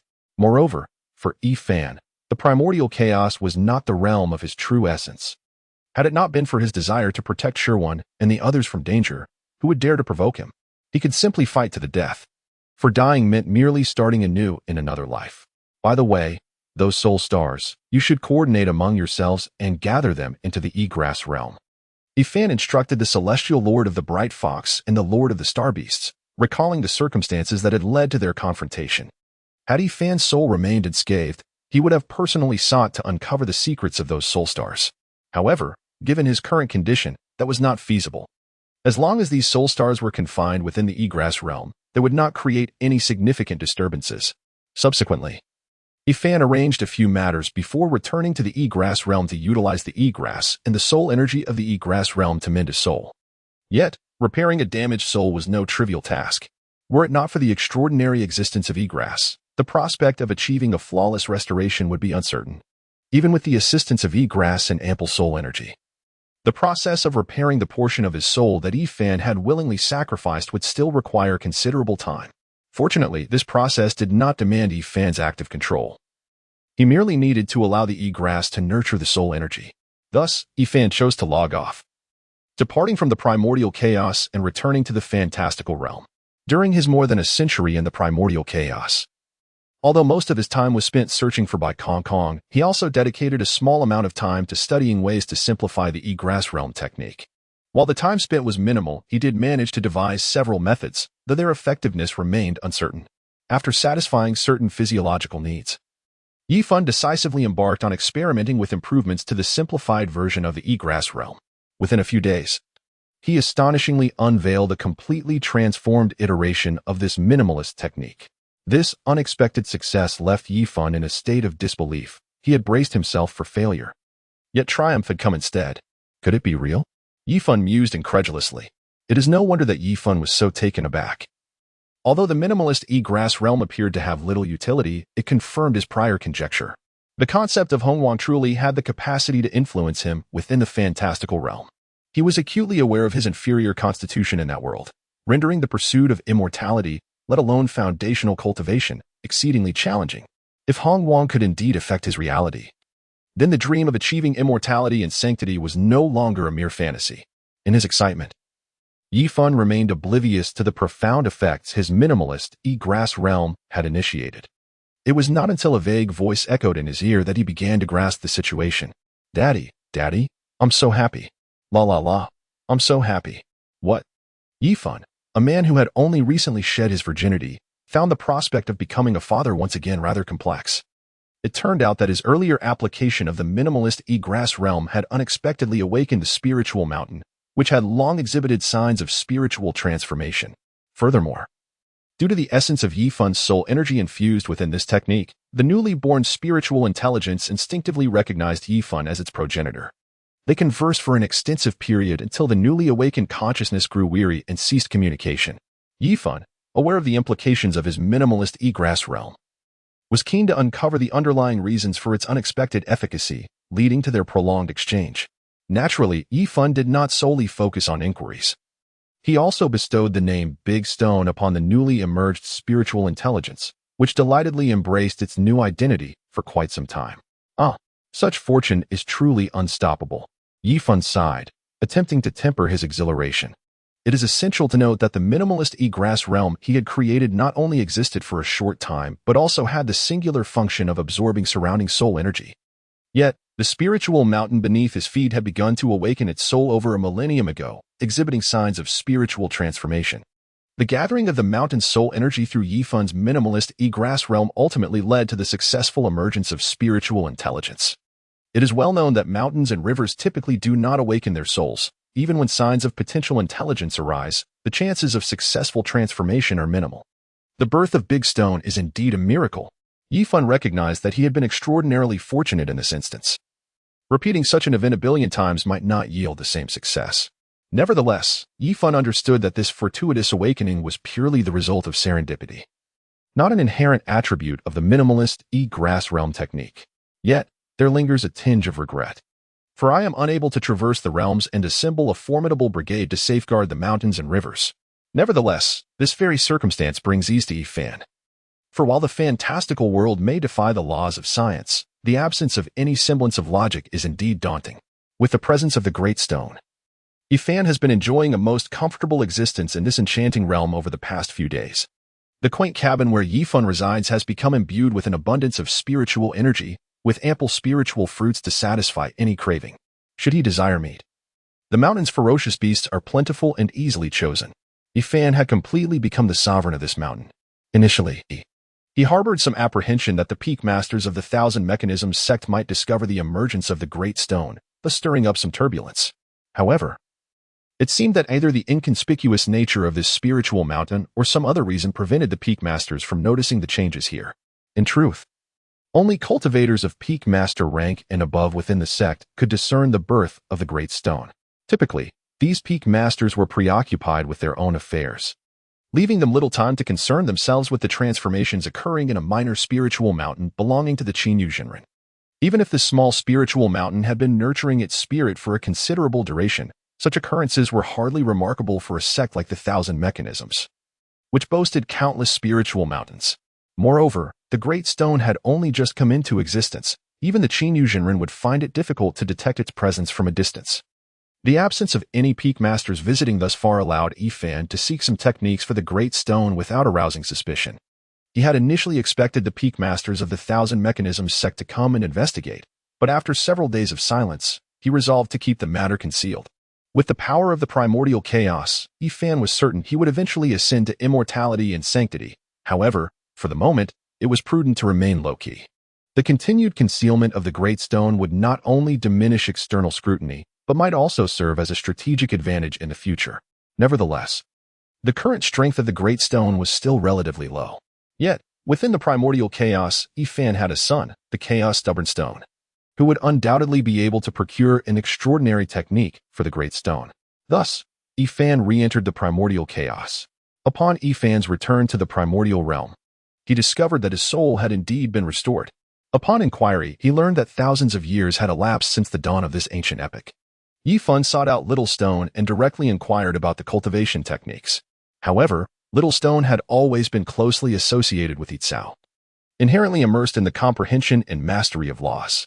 The cultivation methods he had developed seemed rather esoteric for Big Stone, rendering them somewhat unsuitable. Furthermore, Little Stone originated from chaos, which starkly contrasted with the fantastical realm inhabited by Big Stone. Consequently, after noting down some of Little Stone's techniques, Yi Fan requested Sherwing to recount his own cultivation methods once more.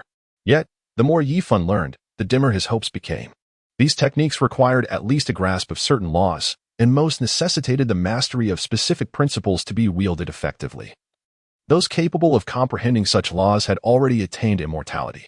Nonetheless, Yi Fan diligently recorded everything, intending to experiment later, before logging off. He also encouraged Little Stone and the others to explore some more elementary techniques. It is noteworthy that Yi Fan discovered during this process that even low-level cultivation methods were not easily conceived, especially for those who had never traversed such stages. Had they progressed gradually from Qi refinement to sainthood, they might have effortlessly devised a technique, but their lack of experience rendered this task quite challenging. Nevertheless, Yi Fan believed that with ample time, they could indeed create a cultivation method suitable for stone-like beings. Upon acquiring numerous mystical techniques, Yi Fan returned to the realm of reality. For over 10 days, Yi Fan dedicated himself to imparting the foundational principles of various mystical arts to Desolate. Initially, he harbored concerns that his repetitive teaching method would be beyond Deshidu's comprehension. However, upon concluding his exposition, Yi Fan realized that his worries were unfounded. Whether it was due to Deshidu's extraordinary innate talent or some other reason, he was able to grasp a portion of the teachings. This not only validated the efficacy of Yi Fan's repetitive approach, but also suggested that Desolate might discover a discipline within these mystical arts that he could comprehend at its introductory level. The ability to understand implied the potential to embark on the path of cultivation, regardless of the outcome. It marked a commendable beginning, as Yi Fan had anticipated. During these 10 days, Desolate identified over 10 disciplines whose foundational aspects he could grasp. Subsequently, Yi Fan refrained from introducing any further mystical arts, allowing Desolate the opportunity to assimilate the knowledge and attempt cultivation. Yi Fan wished to accompany Desolate in his cultivation, but after more than 10 days had passed, he felt it was prudent to return to the Hongwang realm. During his absence, numerous events had transpired. Bai Kong Kong had returned, bringing with him a method to counter chaotic wills, which greatly assisted the esteemed Jiaohu Tianzuan and others in successfully developing a divine technique known as the Soul Realm. Tailored to Yi Fan's specifications, the emergence of the Soul Realm was, in fact, also attributable to the contributions of the Master of Star Beasts, who, inspired by the Soul Realm, enhanced his own technique for transforming unique ferocious beasts into star beasts, subsequently naming it the Star Realm. As its name implies, the soul realm is a small world designed to accommodate souls. However, this endeavor diminishes the soul's control over the physical body. Therefore, the establishment of the soul realm necessitates the activation of the soul meridians to strengthen this control. Conversely, the star realm is specifically intended for the confinement of chaotic wills and requires the opening of star meridians to effectively banish the chaotic wills within oneself into the star realm. The challenges presented by these two realms are markedly different, not in terms of the complexity of their techniques, but rather in the difficulty of their cultivation. Mastery over one's own soul is considerably more accessible, whereas expelling chaotic wills and ultimately harnessing them presents an immense challenge. Due to this difficulty, the star realm is only suitable for a select few ferocious beasts, which does not align with He Fan's aspirations. Nevertheless, this challenge is not without its rewards. Those ferocious beasts who achieve great mastery in the star realm can fully command the chaotic wills therein. The benefits are substantial, for instance. If one can completely control the chaotic will's inherent laws, it is akin to wielding mastery over them. Moreover, should one's soul temporarily depart from the body, the presence of chaotic wills provides a safeguard against unexpected assaults. He Fan feels that in recent times, he has been extraordinarily fortunate, as if he is living in a dream. Upon encountering Bai Kong once more, He Fan was struck by the transformation of his companion from a mere insect-like form into an elegant young gentleman. The sight was truly captivating. The two engaged in a lengthy conversation, during which He Fan gleaned a wealth of information regarding the recent events in the vast wilderness. He paid little heed to the battles between powerful beings, for what truly piqued his interest was the revelation that, several millennia ago, cultivators had discovered that hunting a certain number of their peers would yield rewards. These unique rewards were dubbed merit. The applications of merit were manifold.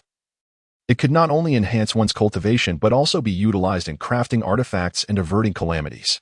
Consequently, cultivators across the wilderness emerged in droves, with several formidable beings gathering followers to establish their own factions.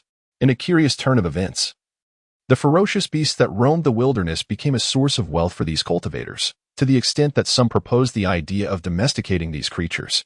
However, due to the limited reproductive capabilities of most beasts and the inherent costs associated with their domestication, many opted to hunt them in the wild instead. Even though a few cultivators pursued this domestication path and managed to find more prolific beasts, they soon discovered that excessive breeding led to a dilution of the beast's chaotic instincts, rendering them less fearsome.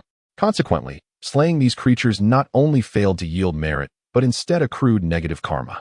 This concept of karma, a divine retribution, was perceived by the cultivators of the wilderness as relatively mild in effect. Its influence was primarily felt in terms of luck and cultivation, albeit subtly, and could be mitigated using rare treasures, a notion that seemed rather absurd. Moreover, the unpredictable nature of karma left many cultivators bewildered as to why their actions led to such entanglements. However, it was observed that powerful cultivators who engaged in widespread slaughter of weaker ones often accumulated significant amounts of karma. Reflecting on his past, Bai Kong recounted how, after parting ways with He Fan, he unexpectedly stumbled upon the Taoist sanctuary of the esteemed Yangmei. There, he forged a friendship with Yangmei and dedicated himself to cultivating a technique to suppress chaotic thoughts. Upon successfully mastering this art, Yangmei shared valuable insights with Bai Kong, particularly concerning He Fan, expressing his suspicion that this acquaintance might indeed be the very individual He Fan sought. Upon learning of this, Bai Kong confirmed with Yangmei that he was indeed the Bai Kong He Fan had been searching for. He then bid farewell to Yangmei and embarked on a quest to reunite with He Fan. Although he faced some challenges along the way, the ultimate outcome was favorable. Father, Bai Kong articulated his thoughts. We have extracted a small portion of the fortune energy from the technique of the Star Beast Lord. We discovered that this energy possesses the unique property of being unabsorbed by any material, and its users experience no adverse effects. Thus, I am contemplating using this fortune energy to concoct some elixirs that can instantaneously enhance one's strength. Initially, He Fan was oblivious to the significance of Bai Kong's words. But as he continued listening, astonishment filled his face.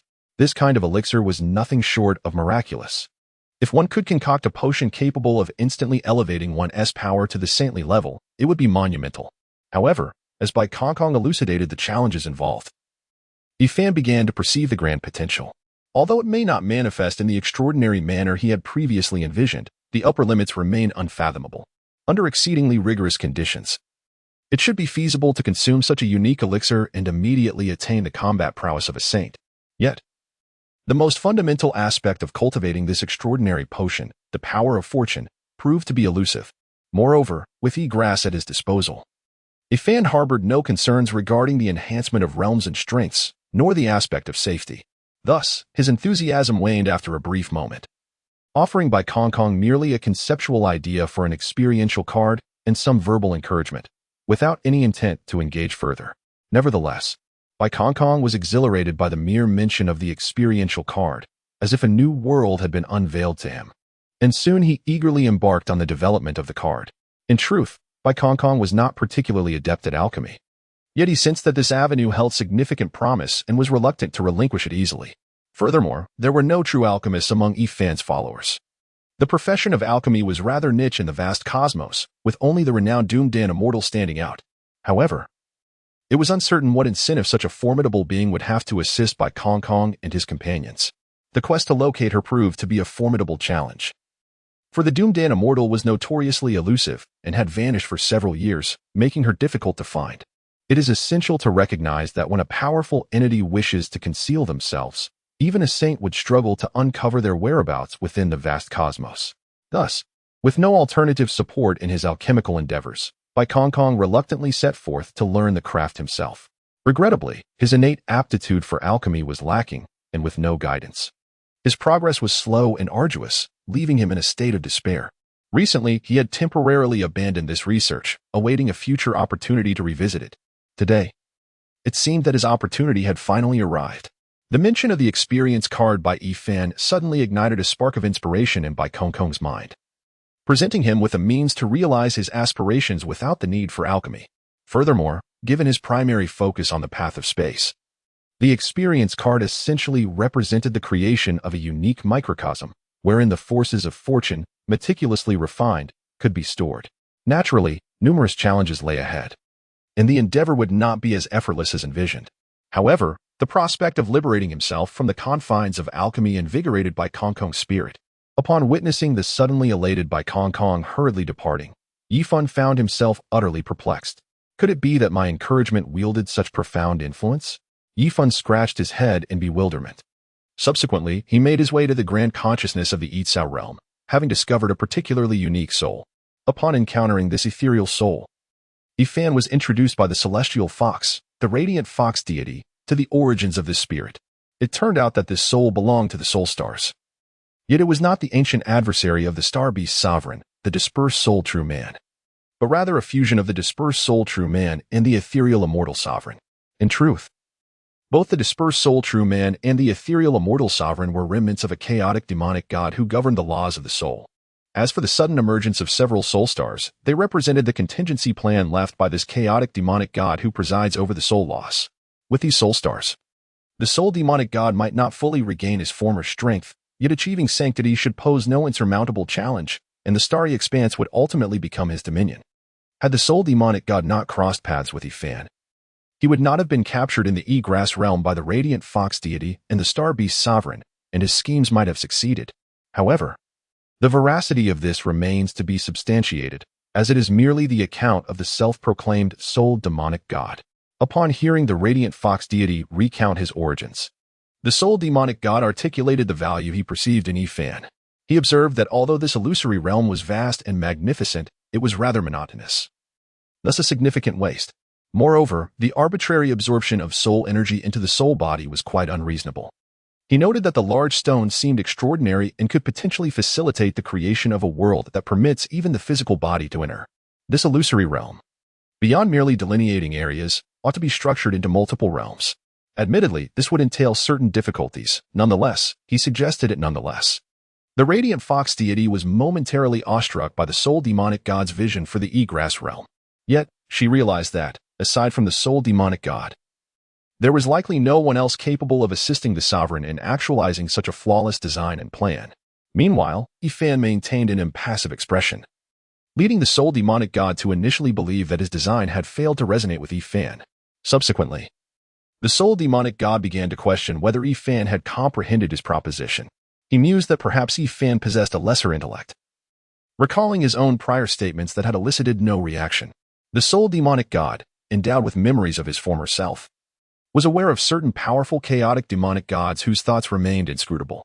Thus, he could not help but suspect that Yifan might possess some cognitive deficiency. However, he was oblivious to Yifan's circumstances. Yifan's mastery over the E-Grass realm was, in truth, rather tenuous. To command the E-Grass realm, one merely needed to grasp the essence of E-Grass, and Yifan's current relationship with E-Grass was exceedingly unique. Yet whether this uniqueness could be transcended hinged on certain conditions that Yifan neither knew nor dared to test. Now, with the arrival of a figure of considerable authority in this domain, it was only natural for Yifan to feel a twinge of insecurity. After all, if one were to draw comparisons, Yifan's current control over E-Grass and his ability to seize unclaimed corporeal forms were not vastly dissimilar. Should the sole demonic god uncover this fact during the transformation of the E-Grass realm, it could spell disaster. The possibility of losing control over the E-Grass realm to the sole demonic god was not beyond the realm of possibility. Ultimately, no matter how splendidly the E-Grass realm was transformed, if it were not his own, what merit would it hold? Thus, even though the sole demon goddess design and planning for the Yitzhao realm greatly pleased and excited Yifan, he had already condemned the sole demon god to death in his heart. Just as the sole demon god began to doubt Yifan's sanity, Yifan suddenly summoned the power of Yitzhao and instantaneously annihilated the sole demon god. Even in his final moments, the sole demon god remained oblivious to the reasons behind his demise. After Yifan eradicated the sole demon god, his voice resonated throughout the entire E-Grass realm. If you wish to follow me and remain in the E-Grass realm, harbor no ill intentions. I seek to comprehend your every action with but a single thought. Should anyone dare to test my limits, the fate of the sole demon god shall be yours. Upon hearing these words, the crowd was instantly struck with trepidation. For Yifan's utterance was imbued with a potent soul force that amplified its authority. Furthermore, the realm was predominantly inhabited by ferocious beasts, who naturally held a deep-seated reverence for Yifan. Consequently, upon receiving Yifan's warning, they all knelt or prostrated themselves, uttering phrases of submission and fear. Ignoring the reactions of those around him, Yifan departed from the Yitzhao realm. Yifan's departure from the Yitzhao realm was not without intent. Although he had been absent from the primordial wilderness for many years, the influence of Yitzhao had led to a remarkable advancement in the souls of this world. Achieving over 50% mastery of the laws of devouring and concealment, thus meeting the prerequisites for transcending to the great Luo Golden Immortal. Furthermore, a physical body that remains devoid of spiritual nourishment for an extended period would inevitably suffer adverse effects. Upon Yifan's return to the corporeal realm from the realm of Yichao, he immediately commenced his breakthrough. It was not merely a matter of urgency for Yifan. Rather, having attained a certain mastery over the laws and accumulated sufficient energy within his physical form, he experienced a physiological sensation akin to a pressing fullness. This necessitated an immediate release for a sense of ease. The commotion caused by Yifan's breakthrough was rather understated, as his cultivation laws were not particularly advanced. Nevertheless, it attracted the attention of the Lord of Star Beasts and his kin. This was not surprising, considering that Yifan's physical form was preserved by the Lord of Star Beasts, thus naturally drawing the vigilance of the Star Beasts. Even after thousands of years, the ferocious guardians failed to detect Yifan's return at the earliest opportunity. However, they could not possibly overlook the disturbance caused by his breakthrough. When the Lord of Star Beasts encountered Yifan once more, there was a hint of trepidation in his demeanor, and he exhibited a greater humility. The reason for this was clear. After Yifan's seclusion concluded, he had vanquished the sole demon god and issued a series of ominous warnings that reached the ears of the Lord. Yet, being devoid of any wrongdoing, the Lord of Star Beasts had no reason to feel guilty. My lord, I acknowledge my transgressions. I beseech you to impose punishment upon me, he declared, having arrived at this location even before Yifan had fully completed his breakthrough. Contemplating the situation, he observed Yifan's favorable demeanor post-breakthrough and spoke forthwith. Yifan found himself somewhat bewildered. Yet he understood that it was likely the chain reaction triggered by his own annihilation of the sole demon in the Yitzhao realm. The seven-star Taoist, it seemed, was indeed rather untrustworthy. With these thoughts swirling in his mind, Yifan concealed his smile and inquired, "Pray tell, what transgressions have you committed?" Without hesitation, the seven-star Taoist articulated the carefully prepared explanation that had long resided in his mind. I, without the permission of the Sovereign Lord, imparted the technique of the Star Realm to the Star Beasts, which, despite my efforts to convey that the credit belongs solely to the Sovereign Lord, has not succeeded in elevating his status among the Star Beasts above my own. as a result of the star beasts acquiring the star realm technique. Both their strength and numbers experienced an explosive growth, leaving me unable to respond in a timely manner and drawing increased attention from the primordial cultivators towards the star beasts. Had I awaited the Sovereign Lord's emergence from seclusion to implement these measures personally, such upheavals would not have occurred. I am willing to accept the Sovereign Lord's punishment. The seven-star Taoist elaborated on various tangential matters before ultimately summarizing his confession. Upon hearing this, Yifan likely grasped the subtle intentions of the seven stars Taoist. In truth, he feared that upon losing the title of the Master of Star Beasts, he would lose his worth in Yifan's eyes and might be cast aside or even annihilated. Thus, he hastily disseminated the technique of the star realm. However, being a clever individual, he attributed the promotion of star beasts to Yifan's merit. This way, even if Yifan harbored some dissatisfaction, it would not be overly severe. Yet, he did not foresee the astonishing effect of the star realm technique on the star beasts. While a significant enhancement in strength was anticipated by the seven stars Taoist, the substantial increase in their numbers was entirely unexpected. It is imperative to note that the transformation of ferocious beasts into star beasts was primarily due to the seven stars Taoist himself, who had driven the majority of those ferocious beasts with potential for transformation into a state of chaotic will into sealed miniature worlds within them. Thus, even with the star realm technique, only a handful of domain lords or particularly powerful star beasts could potentially utilize this method to increase their numbers. Consequently, the Master of Star Beasts did not emphasize the issue of expanding the star beast population, allowing a few powerful star beasts to pursue expansion at their discretion. After all, it would not have a significant impact, and a slight increase in the number of star beasts would still be advantageous for the seven stars Taoist. It is worth noting that the seven stars Taoist had invested countless millennia into nurturing this group of star beasts, and the number of ferocious beasts in the cosmos that could still be transformed into star beasts was limited. Given this context, even with their efforts to expand their population, the prospects were rather constrained, a fact well understood by the seven stars Taoist, who was not overly concerned. Later, after spending considerable time in the Yitzhao realm, he gained further mastery over his primary laws and decided to enter a brief retreat to integrate his insights and pursue a breakthrough. His successful advancement to the mid-stage of the Great Luo Golden Immortal left the seven stars Taoist in high spirits. The influence of the Yitzhao realm had markedly accelerated his progression beyond any previous experiences. However, upon emerging, he was astonished to find that the number of star beasts had doubled. The reason behind this unforeseen development was entirely beyond the seven stars Taoist expectations. The star beasts, now endowed with heightened intelligence from the star realm, were eager to contribute to the growth of their clan. Furthermore, they discovered that producing offspring effectively diminished the chaotic will within their bodies, and they could utilize the star realm to confine such chaos within their descendants. Thus, the second generation of star beasts began to emerge in clusters. When the seven stars Taoist beheld these flawless second-generation star beasts, he was utterly bewildered. Though the time frame for such development was still short, the seven stars Taoist recognized that he was processing these changes rather swiftly. Nevertheless, certain events occurred that fostered new connections between more ancient cultivators and the star beasts. Naturally, the abrupt rise of this clan attracted increased attention from the ancient cultivators. However, this was not particularly alarming. The warnings and annihilation of the soul demon god by Yifan during his time in the Yitzhao realm had genuinely startled the seven stars Taoist.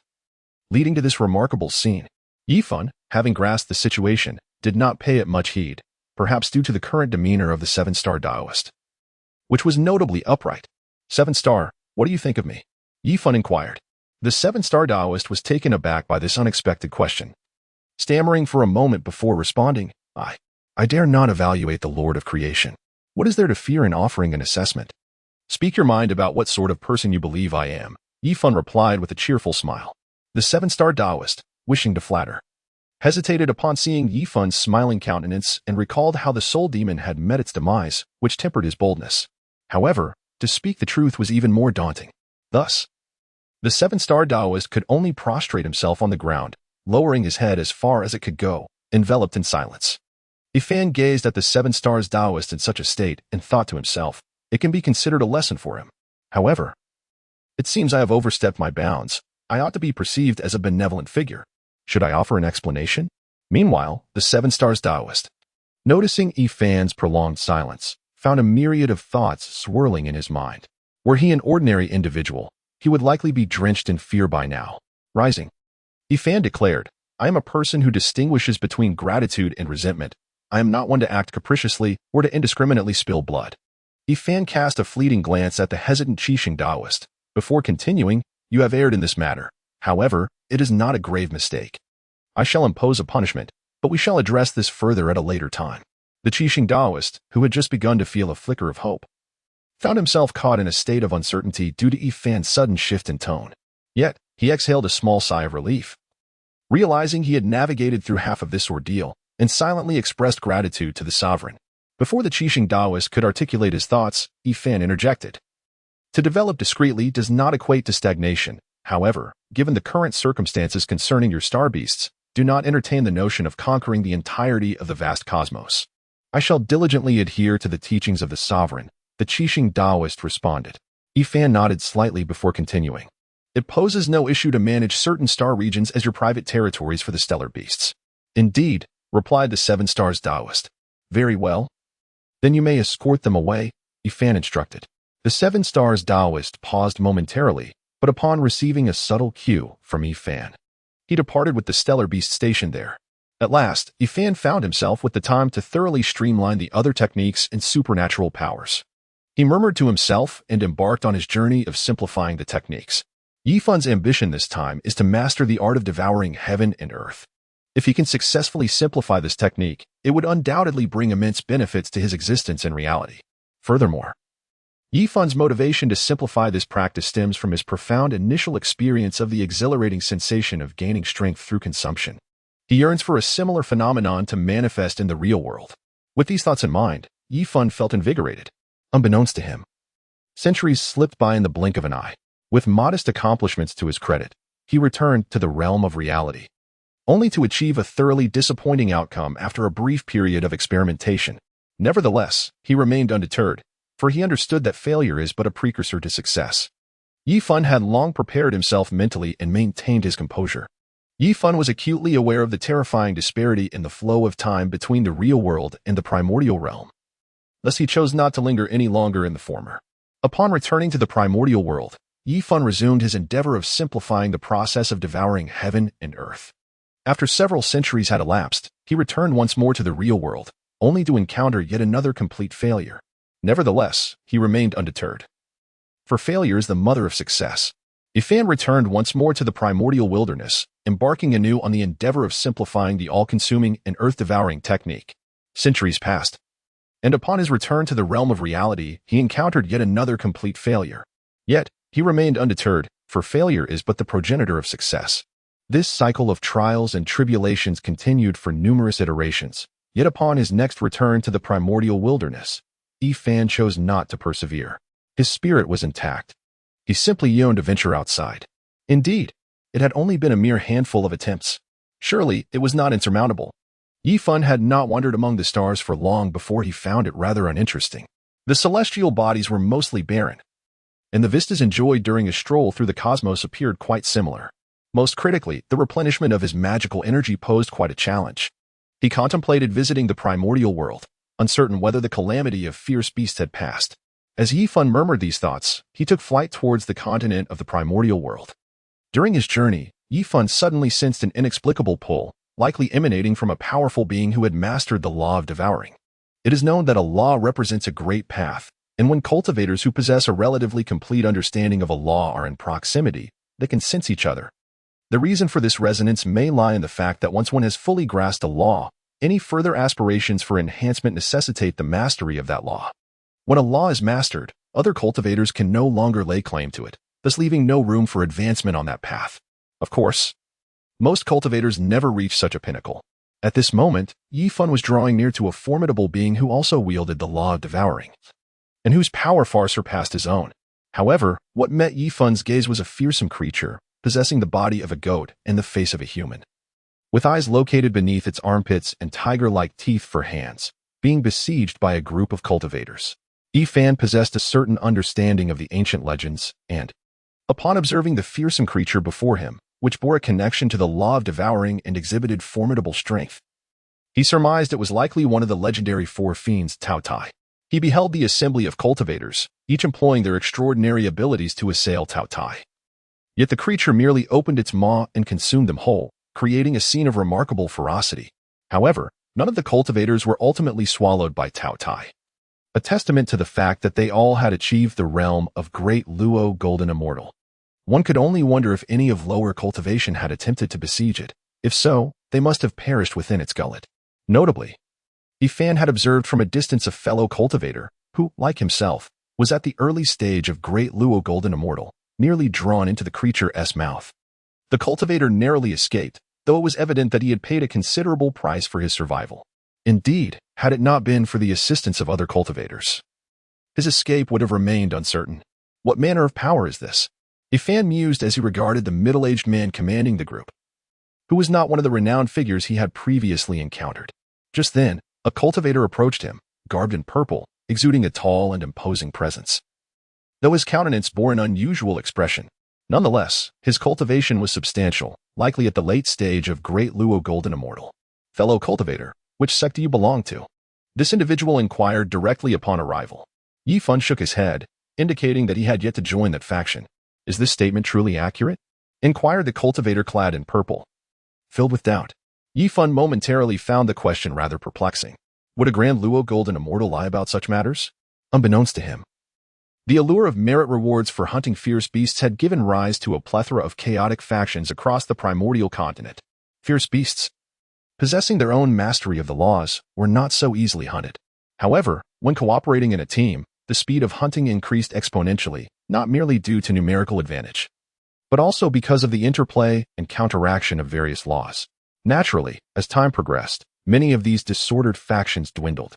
This outcome was inevitable, as weaker powers would inevitably be oppressed and absorbed by the stronger. Nevertheless, even with the dominance of major factions, competition remained intensely fierce. Practitioners like Fan, who were Grand Luo Golden Immortals, found themselves courted with numerous incentives from various powerful factions. Thus, those who had yet to align with a major faction were exceedingly few. Of course, I speak the truth, Fan replied, though he was unaware of the intricacies involved. The purple-clad practitioner, though slightly skeptical, recognized that there were only a few hundred Grand Luo practitioners in the primordial realm, and Fan's appearance was somewhat unfamiliar, suggesting he was not merely seeking benefits through deceit. However, the purple-clad practitioner did not exhibit excessive enthusiasm, instead opting to introduce his faction, Destiny. Our Destiny ranks among the top 10 of the primordial forces. Not only do we have quasi-saint powerhouses stationed here, but we also boast as many as 31 Grand Luo Golden Immortal level experts, with an abundance of Tai Golden Immortal practitioners. The purple-clad practitioner continued, with such formidable foundations, even the 4 fierce beasts fall within our hunting range. After conveying this, he gestured towards a group of practitioners engaged in a fervent battle against a Tao Tai in the distance. Could it be that he wishes for me to join their destiny? Fan pondered internally but outwardly inquired, why not allow some practitioners to be swallowed by the fierce beast, thereby creating a coordinated effort from within? Upon hearing Fan's question, the purple-clad practitioner, though somewhat taken aback, felt assured that Fan was a reclusive powerhouse. Otherwise, he would not pose such a question that had become common knowledge among primordial practitioners. The interior of a Tao Tai contains numerous small worlds. Practitioners consumed by the beast would merely find themselves ensconced within these realms, making coordinated efforts exceedingly difficult, the purple-clad practitioner patiently elucidated. I see. However, you mentioned that Destiny ranks among the top 10 factions of the primordial realm, with quasi-saint powerhouses stationed there? Fan inquired further. The purple-clad practitioner responded with evident pride. Indeed. Would you, my friend, be willing to join our Destiny? Now is the perfect time to align with us. Fan interrupted the purple-clad cultivator and inquired. It appears that you harbor no intentions of hunting this Tao Tai. Although the purple-clad cultivator felt a twinge of displeasure at being interrupted, he nonetheless replied, Indeed. Fan pressed further. If you do not intend to hunt the Tao Tai, why provoke it? The purple-clad cultivator, growing somewhat impatient, elucidated, It is because inflicting harm upon the Tao Tai garners merit. As for the reason we do not seek to slay it directly, it is due to the predictions made by the quasi-saints, who surmise that among the fierce beasts, there may arise a beast lord. However, this remains a possibility. Should we eliminate these 4 ferocious beasts, the likelihood of the beast lord's emergence diminishes significantly. Thus, the quasi-saints have agreed to only inflict wounds upon the 4 ferocious beasts, forbidding their death. Upon hearing this, Fan couldn't help but murmur to himself, No wonder the calamity of the ferocious beasts has yet to conclude. It appears this group is obstructing the beasts. Speaking of which, how is it possible for such a formidable race of ferocious beasts to give rise to a sovereign among them? Yifan found himself perplexed. How could a leader of ferocious beasts arise from a horde of savage creatures tainted by chaotic wills? As these thoughts swirled in his mind, the purple-clad cultivator suddenly seemed to receive some revelation and addressed Yifan, saying, "Friend, it is still not too late to join our destiny." Yifan, with a perplexed expression, pondered whether the purple-clad cultivator intended to coerce him into joining their faction. The purple-clad cultivator seemingly discerned Yifan's thoughts and elucidated, "The Avengers have arrived." Yifan, now even more bewildered, mused that this Avengers group could not possibly be the one he was familiar with, aware of Yifan's previous seclusion from the world.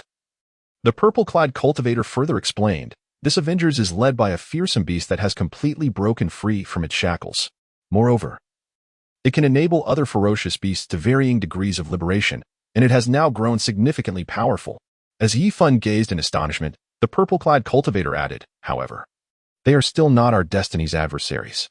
Yet, for cultivators like you, who are relatively weak, encountering this Avengers may pose a considerable threat." The purple-clad cultivator did not need to elaborate further, for the implication was already abundantly clear. Yifan felt a twinge of skepticism upon hearing this.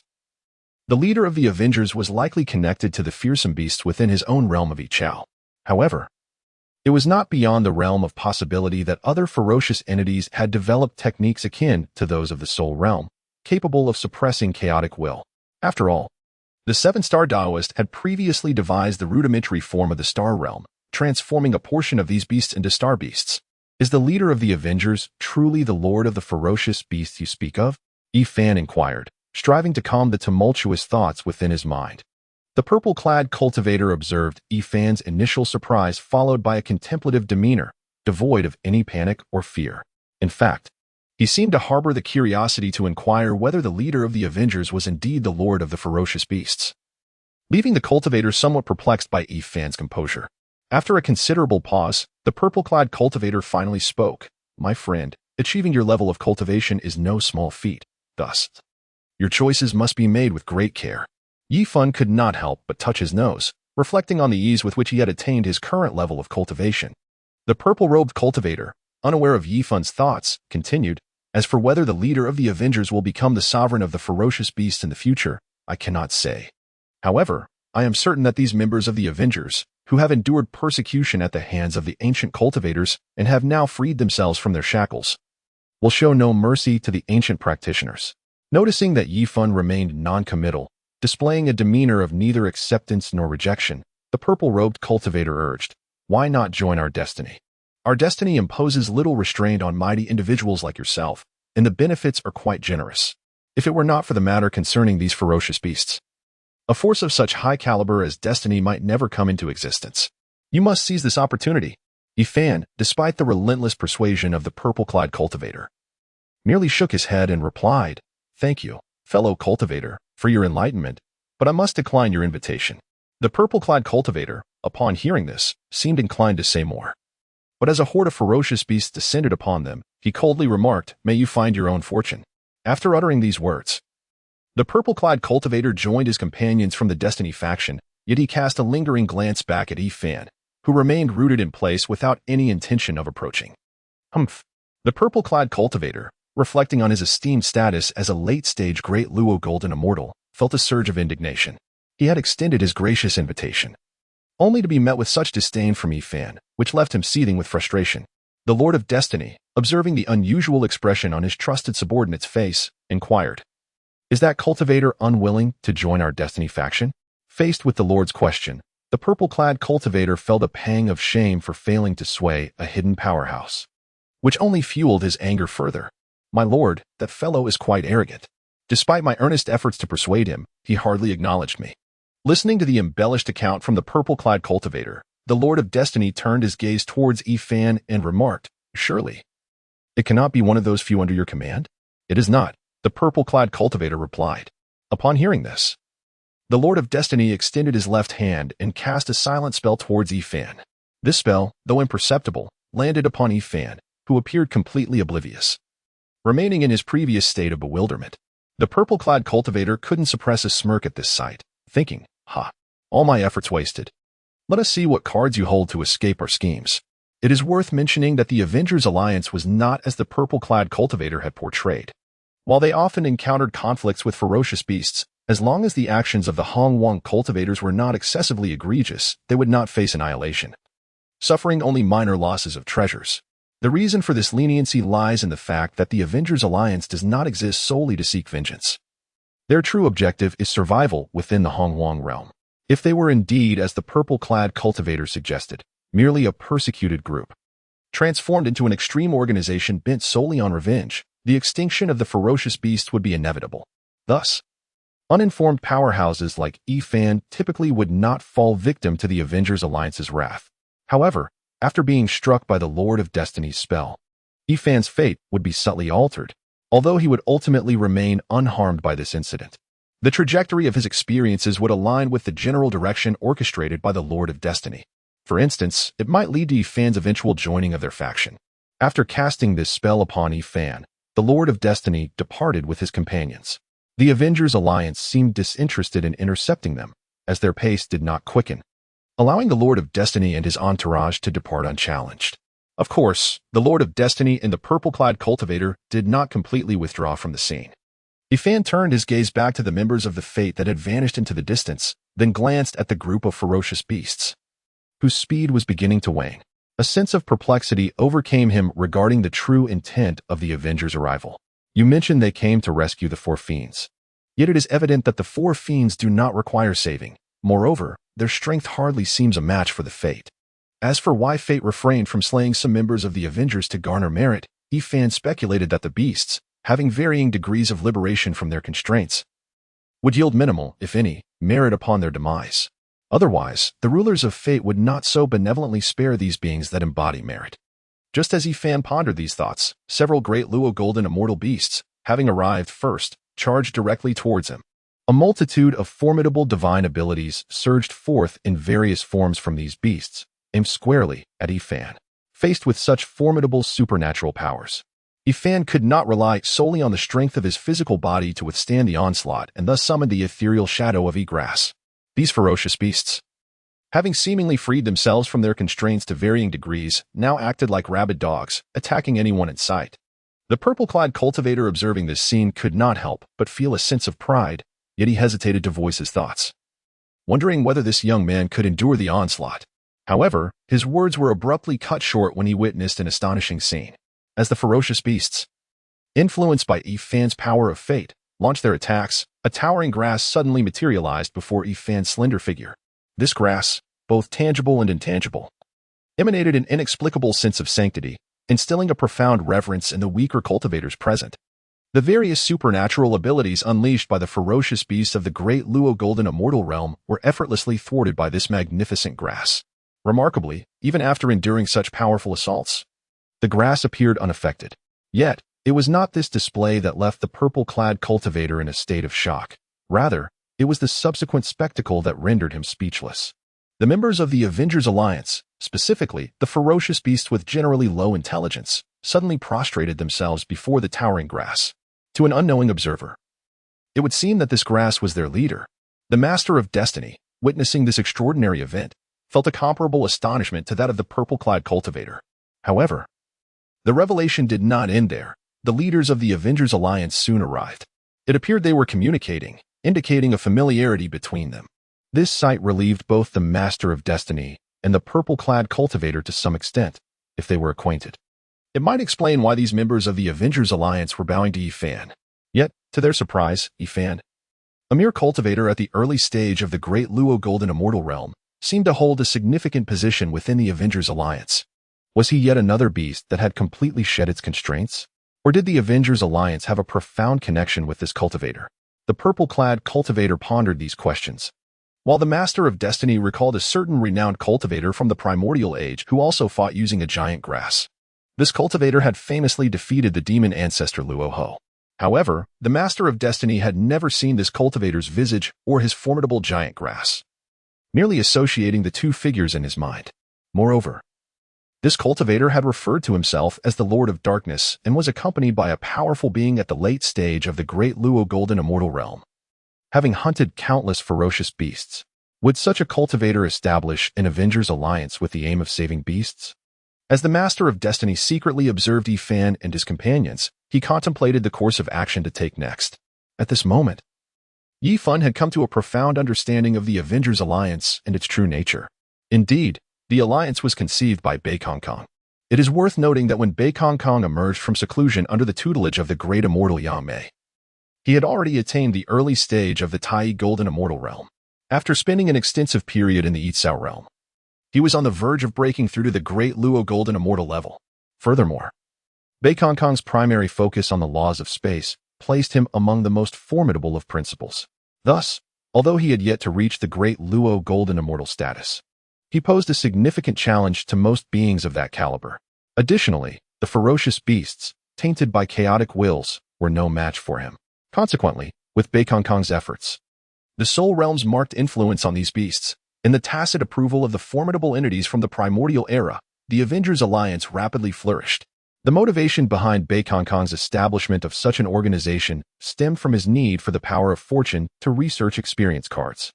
While the Lord of Starbeasts would occasionally grant him some fortune power for his studies, it was woefully insufficient for Bei Kong's ambitions. Unless the Lord of Starbeasts were to bestow upon him all of the fortune power, which might just sustain his research into experience cards, this was evidently implausible. Moreover, as Bei Kong aspired to produce experience cards in large quantities, his requirements for fortune power would only increase. By that time, even draining the Lord of Starbeasts would not suffice. Thus, Bei Kong sought to harness the Soul Realm to gather ferocious beasts to provide him with fortune power. As for the origin of the Avengers Alliance, it was actually proposed by the Queen of the Tianling Bi clan, a ferocious beast that Bei Kong had subdued, which resonated well with the techniques of the Soul Realm. Bei Kong felt indifferent to the name, but believed that this appellation would better coalesce the power of fortune, and hence he adopted the title Avengers Alliance. Notably, Bei Kong directed this fortune power not towards himself, but towards the resurrection of their deity, Yi Fan, in his previous incarnation as Yitzhao. This is also the reason why members of the Avengers Alliance would bow before Yitzhao. Yi Fan's feelings regarding the Avengers Alliance, established by Bei Kong, were rather complex. He was reluctant to overly influence the Primordial era, particularly concerning significant events and figures, striving to avoid any disruptions. He feared that his presence might skew the natural development of the Primordial era, possibly delaying or even preventing the emergence of the human race. If that were to occur, how could he continue to benefit from the cultivation experiences and techniques in the real world?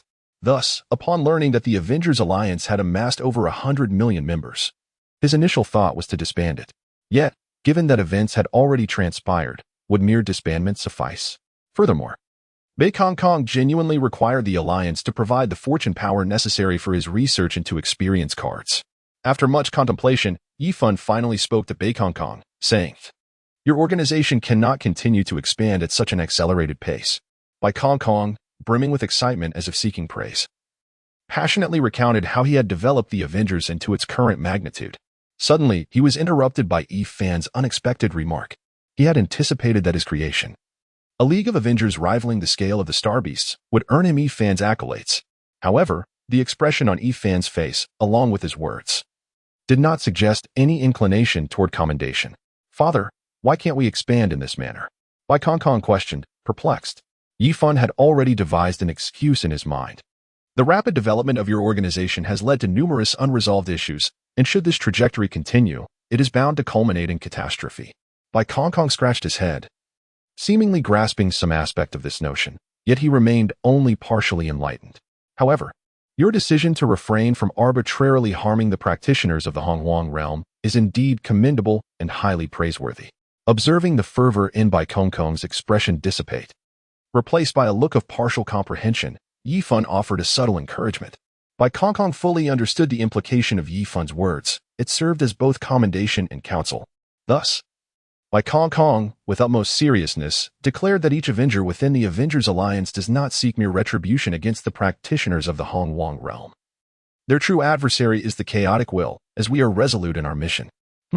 Excellent, Yi Fan acknowledged, choosing not to elaborate further, for he felt his objectives had been sufficiently met. rendering any further discussion unnecessary. It was time to shift the conversation. However, Bai Kongkong did not afford Yifan the opportunity to redirect the topic and immediately interjected. Father, you previously mentioned that should this continue, it would lead to disaster. I find myself somewhat perplexed. The system of the Avengers Alliance has been refined based on the management practices of the Star Beast authorities, and currently, under this framework, the Avengers Alliance is developing quite well, Bai Kongkong added. Yifan, upon hearing this, could only fabricate a response, stating that although the Star Beasts are also transformed from ferocious beasts, there are numerous distinctions between the Star Beasts and the Avengers. Even with improvements, many issues remain concealed, which you are currently unable to discern. Moreover, your Avengers Alliance will inevitably expand to be several times, or even dozens or hundreds of times larger than the Star Beast population. By that time, the hidden problems will multiply, and some will inevitably come to the surface. Yifan rambled on extensively, and it seemed that Bai Kongkong genuinely understood. Indeed, Bai Kongkong had come to the realization that it was time to decelerate the expansion of the Avengers and simultaneously identify and resolve the issues within the organization. As for the nature of these issues, Bai Kongkong remained unaware, as Yifan had not elaborated on them. Naturally, Yifan could not provide further details, for these notions were mere fabrications of his own imagination. Expounding on them excessively would only yield counterproductive effects, thwarting his intended outcomes. This strategy was something Yifan had gleaned from various novels and television dramas, where individuals of high status and formidable abilities would utter vague statements, allowing those beneath them to automatically conjure plausible justifications, thereby fulfilling their objectives. Suddenly, as Bai Kongkong and Yifan engaged in this conversation, a formidable Taotai unexpectedly leaped towards Yifan. It is worth noting that prior to this, Taotai had been indulging in the healing materials and restorative potions prepared for it by the Avengers, as the members routinely offered such assistance to the Four Fiends. The purpose is to gain the favor of the Four Fiends, while simultaneously aiding them in mending their fractured self-awareness. It is precisely due to the influence of the Soul Realm technique that the self-awareness of the Four Fiends has gradually begun to mend and reorganize, fostering a certain affinity towards the Avengers. This ensures that their assistance does not result in harm from the Four Fiends. Initially, there were frequent instances of harm, but only in recent years have numerous members of the Avengers come forth.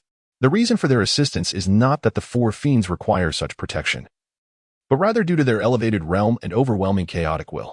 Consequently, Bai Kongkong found it impossible to confine their souls within the Yitzhao realm, thus preventing the revival, the term used by Bai Kongkong and others for the vast collective will within the Yitzhao realm, from purging a portion of their chaotic will, which would facilitate the learning of the Soul Realm's protective measures for souls. Nonetheless, Bai Kongkong is not without strategies. Many members of the Avengers possess chaotic wills within their souls that cannot be significantly purged by revival. As a result, their soul restoration is exceedingly slow, and some may even remain forever unhealed or evolve into multi-willed fiends. Thus, Bai Kongkong, collaborating with certain Avengers adept in soul restoration, has developed a technique akin to the Star Realm known as Soul Star. The Soul Star can harness external forces to seal the chaotic will within the fiend's souls. However, this is an external force, and during the sealing process, it is challenging to separate the soul from the chaotic will, potentially resulting in the formation of an independent soul. To mitigate these side effects, the number of Soul Stars must be substantial, thereby weakening the soul's control over the body, allowing them to become mere subsouls of the primary soul. This is akin to a controlled avatar harboring diverse thoughts. Hence, relying solely on a few individuals to seal the chaotic will within Taotai is a slow endeavor. Therefore, as Taotai and the other Four Fiends developed a certain goodwill towards the Avengers, refraining from retaliatory harm, Bai Kongkong brought more individuals to assist. However, at this moment, Taotai unexpectedly leaped toward Yifan, and its demeanor appeared rather unfriendly. Faced with such an unforeseen situation, Bai Kongkong found himself momentarily at a loss, unable to comprehend the sudden actions of Taotai. Although Yifan was somewhat taken aback, he could roughly surmise the reason behind the actions of the Taotai. I remarked on my lack of encounters with other dark bats, questioning whether they had all been consumed by him. Yifan confronted the charging Taotai, brandishing a grass sword conjured from the ethereal form of Yi Chao, and pointed at the approaching creature. However, at that very moment, the Taotai was already less than 100 meters away from Yifan, and with a gaping maw, it swallowed him whole. Nearby, a cultivator clad in purple watched this scene unfold, utterly bewildered. What? Just like that, he was devoured? It was not merely a lament for Yifan's fate, but rather the suddenness and absurdity of the turn of events that left the purple-robed cultivator in shock. Just moments ago, Yifan had appeared as a mentor to the leader of the Avengers, and now he had been consumed by the Taodai in an instant. The purple-robed cultivator was well aware of the deeds accomplished by the Avengers and logically inferred that the Taodai, respecting someone of Yifan's stature, would not harm him. After a while, the cultivator turned towards the Fate Master, seemingly seeking answers. The Fate Master offered a remark, suggesting that this individual was most likely not the master of ferocious beasts. Upon hearing this, the purple-robed cultivator could not help but scoff internally, deeming it a rather obvious statement. Nonetheless, it was peculiar that, despite being ensnared by the Fate Master's divine abilities, such a multitude of unforeseen developments had arisen. In truth, the Fate Master was only mildly surprised, unlike the purple-robed cultivator who engaged in wild speculation. He understood that his capacity to alter the destinies of others was quite limited, as long as those whose fates he influenced were sufficiently powerful. The minor adjustments he made could hardly bring them harm, and might even assist them. Conversely, for the weak, a slight alteration in their fate could thrust them into dire straits. After all, the weak often find themselves surrounded by countless predicaments. Close to the Taodai, by Kong Kong, having shaken off his stupor, revealed a look of delight. He observed the Taodai, now having consumed Yifan, lying still with its eyes closed, akin to a satiated creature dozing off, and mused that the Taodai would surely join the Avengers now. As for the Chaos, the Talu, and the Chonchi indeed, as Bai Kong Kong had surmised, after Yifan was swallowed into the Taoya's small world, he did not unleash a lethal strike but instead drew the Taoya's soul into the Yichao realm. Once ensnared within the Yichao realm, the Taoya's soul began to rapidly lose its strength, and it did not take long before its combat prowess diminished drastically. Following this, the process of resurgence commenced, aimed at stripping away the chaotic wills within the Taoya's soul. Although this process was relatively swift, it still required several days to complete. Thus, the purple-robed cultivators bore witness to a most bizarre spectacle. After Yifan was devoured by the gluttonous beast, the leader of the Avengers unexpectedly revealed a smile. Was this a sign of internal strife? Could it be that the leader, in a bid to safeguard his own position, orchestrated the demise of the cultivator with the aid of the beast? The purple-clad cultivator concocted a narrative of intrigue and betrayal. Observing the leader's smile, the Fate Sovereign sensed that matters were far more complex than they appeared. Indeed, the subsequent events compelled the Fate Sovereign to reconsider his earlier assertions. Before long, the gluttonous beast's enormous maw curled upward and outstepped none other than Yifan, the very individual who had been consumed moments before.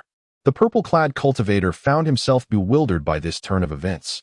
Witnessing the exchange between Bai Kong Song and Yifan, he realized that his earlier speculations had been utterly unfounded. One of the two principles that Yifan specializes in is the law of concealment. Thus, the Destiny Sovereign, who observes from the shadows, has long been discerned by Yifan. However, having learned from Bai Kong Kong about the formidable strength of the Destiny Sovereign, Yifan refrained from recklessly exposing their presence. Nevertheless, he took certain precautions, as the forthcoming changes in Tout might provoke the Destiny Sovereign. Subsequently, Yifan, along with Bai Kong Kong and the others, departed with Taodai's body in tow. Yifan sought to glean inspiration and experience from the quasi-saint powerhouse, Taotai, who also specialized in the laws of devouring, in order to simplify the profound art of swallowing heaven and devouring earth.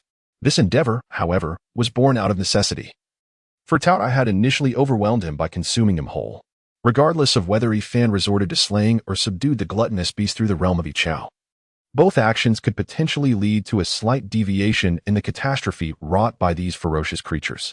Thus, Yifan chose to subdue the beast, fully capitalizing on the advantages it presented, akin to recovering from a loss.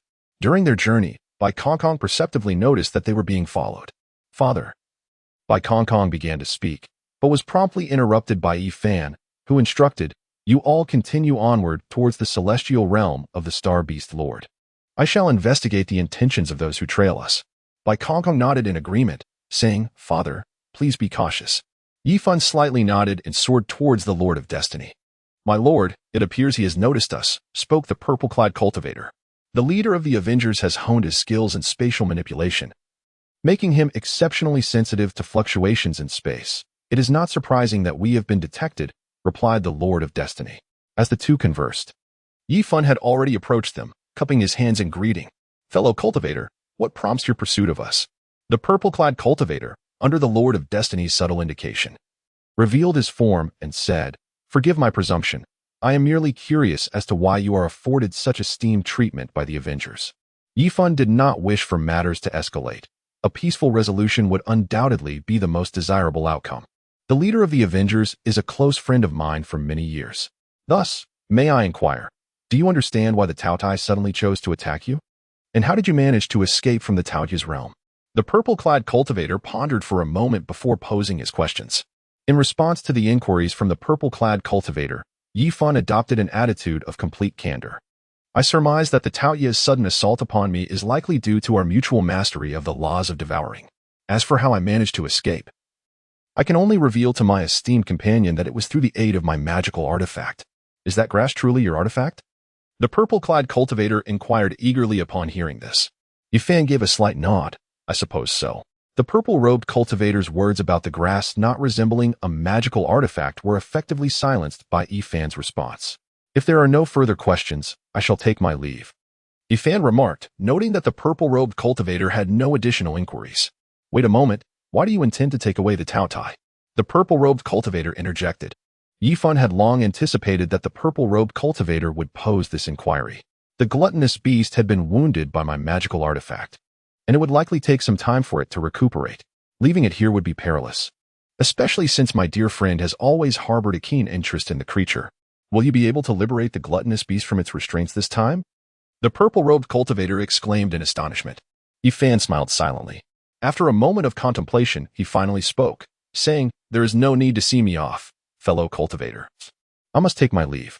The purple-clad cultivator, witnessing Yifan transform into a streak of light and vanish, attempted to intervene, only to be halted by the Lord of Destiny.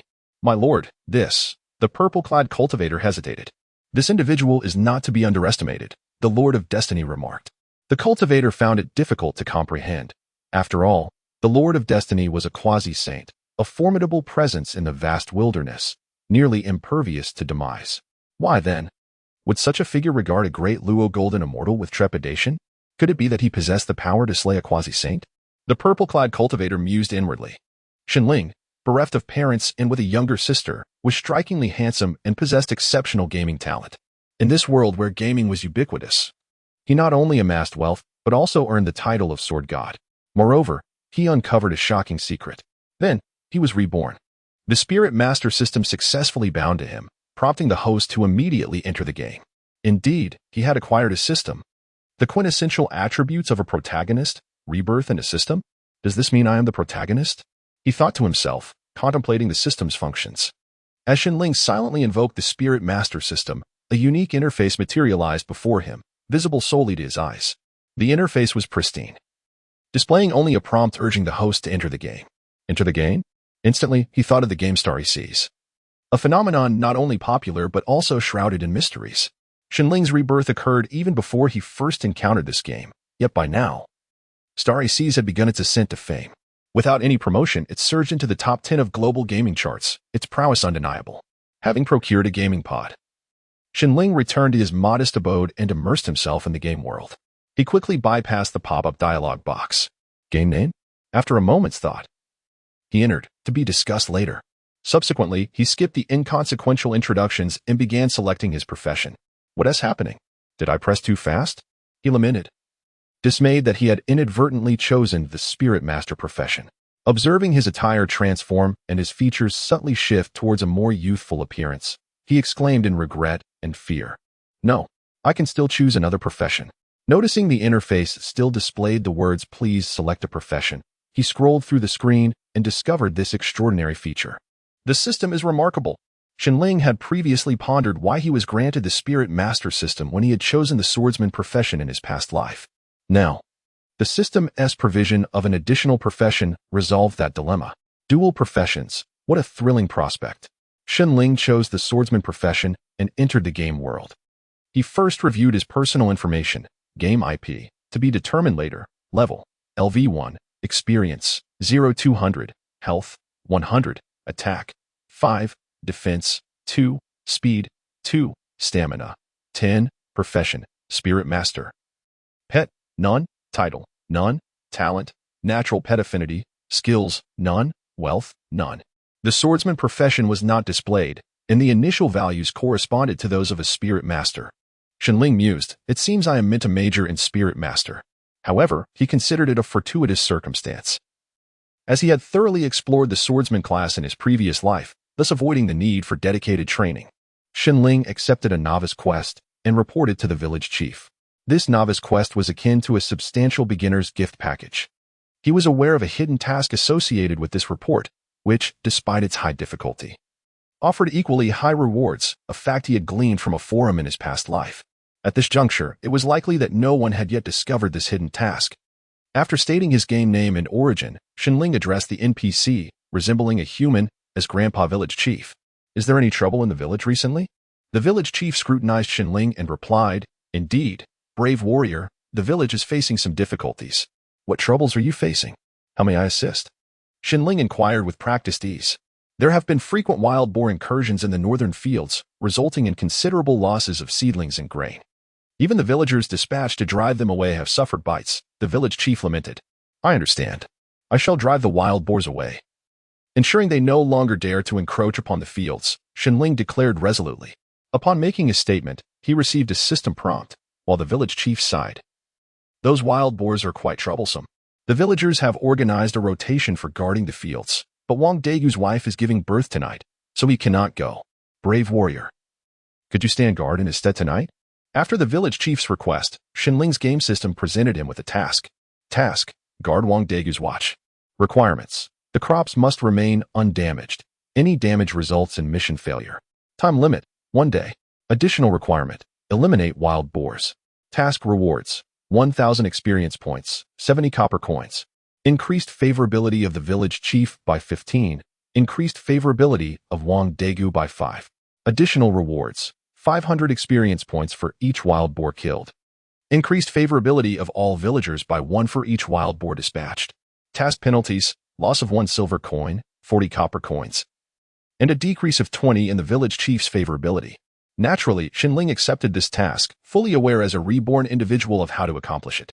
After accepting the hidden task, he collected the rewards for reporting to the village chief. Thus, he gained 200 experience points and a single gold coin, successfully leveling up to level 2. Shenling then reviewed his personal information. Game IP: to be determined later level. LV2 experience, 500 health, 150 attack, 8 defense, 3 speed. For stamina, 15 profession, spirit tamer pet, none title, none talent. Natural pet affinity skills, none wealth. 1 gold coin. This advancement was indeed in accordance with the spirit tamer profession, leading Shenling to question whether he still possessed the swordsman profession. He pondered, surely I must still have it? However, facing wild boars with the diminutive physique of a spirit tamer might prove to be quite challenging. Shenling silently wished for fewer wild boars to appear tonight, hoping merely to endure until morning. At that moment, the spirit tamer system announced a new quest: tame a pet. Task requirements: 2 days limit. Task rewards: skill of infinite evolution light, 10 pet biscuits, and 1 ordinary spirit beast ball. Task failure: no rewards. Infinite evolution light. Upon seeing these words, Shenling sensed that this skill was extraordinary, and the pet biscuits and ordinary spirit beast ball appeared quite useful as well. He surmised that this might be a covert beginner's gift package, though the conditions seemed somewhat arduous, given that the game had been active for quite some time. Most animals had already been claimed by spirit tamers. In the current novice village, even the domestic fowl were nearly extinct, making the search for a pet quite dire. Nevertheless, with the quest assigned and a strict 2-day time frame, Shenling felt compelled to try his luck within the village. Perhaps he might encounter a lost chick or a runaway duck. Unfortunately, luck was not on Shenling's side. After wandering around the village for several hours, he found not a single feather, let alone a glimpse of a chick. It seemed that the villagers' chickens and ducks had all fallen victim to the player's hands. Sighing, Shenling remarked, "I suppose I must venture to the village chief's home and see if I can trick him into relinquishing that rooster." Just then, Shenling caught sight of a group of children gathered in a circle, chattering excitedly. The Flow Ruins, known to the world as a place of sin, a garbage dump, a malignant sore upon the earth. The environment of the Flow Ruins is exceedingly harsh, but thousands of years ago, it was a battleground for the 3 great kingdoms of longevity. Now, it has become a refuge for the destitute and the wicked. Historical records indicate that this dramatic transformation occurred when it was written. When the candle dragon emerged, the heavens and earth split, and the flow ruins became wasteland. Today, this land, resembling a festering wound upon the earth, stirred with activity. The 7 notorious leaders of the flow ruins gathered at Poison Dragon Peak. "Is this truly the tomb of immortals?" asked a roguishly handsome man clad in a maroon robe, addressing a stout figure with a face full of flesh and a fierce demeanor. "Uncertain, but there is indeed a grand formation here," the stout man replied succinctly. "Huh, my friend, what can one expect to learn from that tight-lipped fellow?" Dressed provocatively, with a sword at his feet, a rather unsightly middle-aged man chuckled. "Ahem." He coughed lightly to redirect their attention as the discussion commenced. I had confirmed with the Smiling Fox that this place indeed housed the grave of an immortal. The Smiling Fox, called upon, emerged from a treasure-like palanquin, nodding in agreement with the stout elder's words while stretching luxuriously. "General Chu, to my knowledge, there are no records of immortals passing through the flowing ruins. How can there be a burial site?" inquired a kindly old woman in white. "Lee Granny, although you have lived a long life, have you not attained immortality? How then could you know of an immortal's whereabouts?" asked a captivating woman wearing a fox mask. Stretching languidly, upon hearing the Smiling Fox's retort, Lee Granny maintained her composed demeanor. "But do you know what lies within the grave? If it is indeed the tomb of an immortal, we risk great peril by rashly breaking the seal." Lee Granny's assertion was misguided. Not only was it uncertain whether the tomb harbored any dangers, but our 7-person reputation was not unfounded. "Even should that immortal awaken, could we not flee?" remarked the unsightly middle-aged man. "Huh, with your meager swordsmanship, should an immortal truly revive, you would scarcely escape their grasp," Lee Granny scoffed. "All that matters is running faster than you," the middle-aged man retorted with a subtle jab. "Humph." Lee Granny merely huffed in response, choosing not to elaborate further. Seeing the self-proclaimed sword immortal render Lee Granny speechless, the stout elder, General Chu, sought to mediate. "All right, everyone here has some inkling of the situation. To seek treasures, one must indeed take risks. Let us first unite our strength to break this seal before discussing our next steps." Upon hearing this, the others nodded in agreement. The elder, known as General Chu, commanded a considerable voice among this group of rogues. Following the instructions of the stout man, the 7 took their positions at various points in formation, channeling their energy towards the formation's core. Colors of energy burst forth from the black clouds enveloping the Poison Dragon Peak, drawing the attention of the unsuspecting malefactors of the flowing ruins, while the lurking beasts grew restless. Suddenly, from the eternally darkened Poison Dragon Peak, a monstrous aura erupted, causing the heavens to change hue and the beasts to submit, while the wicked denizens fled in terror, as if the apocalypse had descended upon this wretched land.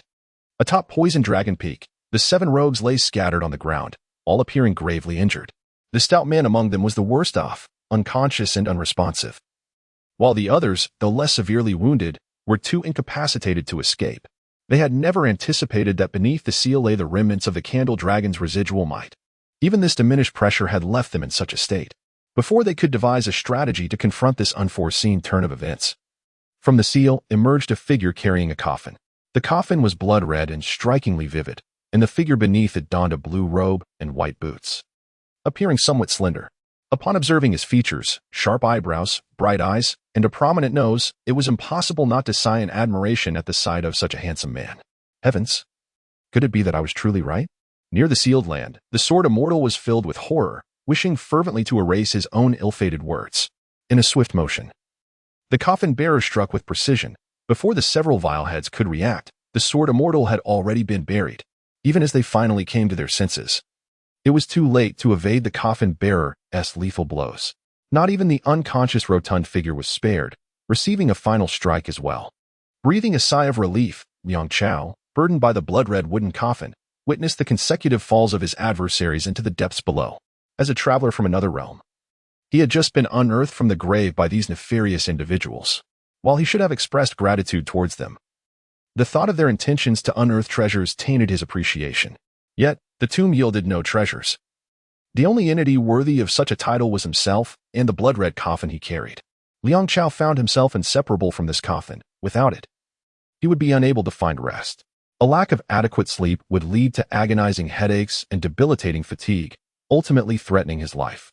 The grave robbers, unable to procure any treasures, would surely not resign themselves to failure. Thus, Liang Chao resolved to take decisive action, eliminating these grave robbers before making his escape. As a 21st-century recluse, the initial act of such ruthless violence stirred unrest within him. Yet, he understood that this was a necessary rite of passage for a traveler who had crossed into the realm of cultivation. In a world rife with murder and treasure hunting, devoid of legal protection, one must act with cunning and decisiveness to avoid future repercussions. Once his emotions settled, Liang Chao began to search the corpses, hoping to uncover valuable information or artifacts. Having traversed into the ancient tomb, he lacked any fragmented memories that might enlighten him about this world. For a month, he had wandered in a haze within the tomb, yearning to comprehend the circumstances outside. After digging for a considerable time in the deep pit, he found no trace of the sword immortal, leading to a growing sense of doubt. This was unexpected. Could he have reduced the figure to dust with a single strike? Or was this world not a realm of immortals at all, but rather a game world? Yet, even in a game world, one would expect items to drop upon death. Emerging from the pit, Liang Chao proceeded to another grave where a vile head had been buried. Jumping into the pit, he resumed his excavation, only to encounter the same results as before. Undeterred, he searched through the remaining 5 pits, yet found nothing of interest. This was troubling. Sensing the peculiar nature of the situation, he hurriedly descended the mountain, though the grandeur of Poison Dragon Peak was not something he could navigate with ease. Before even reaching halfway up the mountain, Liang Chao found himself utterly exhausted. His physique, while capable of enduring hunger and thirst, could not withstand sleeplessness. After 3 consecutive days without slumber, Liang Chao could no longer bear it and lay down in a coffin, succumbing to a deep sleep. Shortly after Liang Chao's descent, atop the eerily silent Poison Dragon Peak, 7 figures emerged from the unsealed celestial tomb. Those were the 7 evil heads. They communicated silently through their spiritual senses, exchanging thoughts without uttering a word. What was the situation with that coffin bearer? Inquired the sword immortal. Undoubtedly a celestial corpse, replied the previously silent mute girl. Is it a case of soul possession or a transformation? General Chu asked in a grave tone. It is not a transformation. There is no trace of corpse energy, and life force is exceedingly robust, the mute girl responded. Then it must be either possession or rebirth, suggested the smiling fox. Upon hearing the smiling fox's assertion that Liang Chao might be reborn, the sword immortal immediately dismissed the notion, stating, impossible. The peculiar behavior of that coffin bearer cannot possibly belong to a reborn celestial. They contemplated how Liang Chao had crawled from the tomb, utilizing formidable palm techniques to heal their injuries, and dug them into the depths of the earth. They found the sword immortal's perspective to hold substantial credibility. However, it is also possible that something went awry during the rebirth process, resulting in lost memories. We must test this, the fat one suddenly proposed. And how do we test this? This is a celestial corpse. Have you all forgotten the lessons learned before? Remarked Granny Lee. The 7 evil heads fell into silence, each reluctant to further engage with the coffin bearer. Yet, despite their gathering at Poison Dragon Peak, they had gained nothing. On the contrary, having unleashed this celestial corpse, they feared they might have to abandon their long-established refuge and revert to a life of wandering. A friend, who had remained silent throughout the discussion, activated a teleportation talisman and departed first, leaving behind a lingering remark. I shall take my leave. You may deliberate at your leisure. Seeing their companion leave, the already apprehensive Granny Lee also summoned her contracted beast, the Shadow Dragon, and swiftly exited the area. Then let us part ways here, General Chu announced, raising his hand and leaping from the tomb, disappearing in a few strides atop Poison Dragon Peak. The fat one glanced at the remaining few, his meaning unspoken yet clear. Ahem, the sword immortal, feeling the fat one's gaze upon him, became visibly uncomfortable, clearing his throat and taking to the skies on his sword. In an instant, only 3 remained in the tomb, and after a considerable time, none chose to depart. Breaking the silence, the smiling fox declared, I can assure you that the soul of that celestial corpse poses no issues. It is highly likely to be a rebirth. In fact, I noticed something amiss with the sealing formation when we first disrupted it. It is not a typical burial ground seal, but an ancient formation of unknown purpose, exceedingly archaic. The corpulent individual spoke, and after exchanging information, both turned their gaze towards the mute alchemist, who shook her head in silence. The smiling fox, observing this, refrained from further inquiries and instead summoned a treasure resembling a floral palanquin, reclining within it. The stout man produced a formation brush, planted the formation flags, and silently began to arrange the formation. Meanwhile, the mute alchemist retrieved spiritual herbs and trees from her ample sleeves, planting them within the graveyard.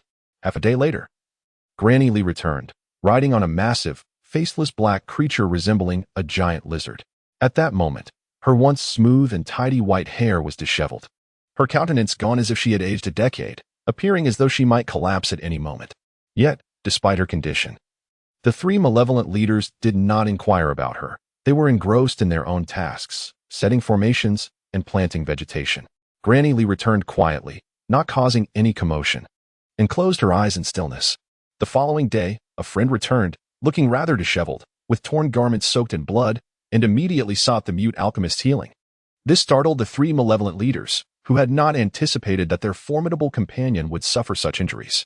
What further unsettled them was that the mute alchemist could only stabilize his condition, failing to cure him entirely. His injuries did not worsen solely due to the mysterious disappearance of the ailment's cause.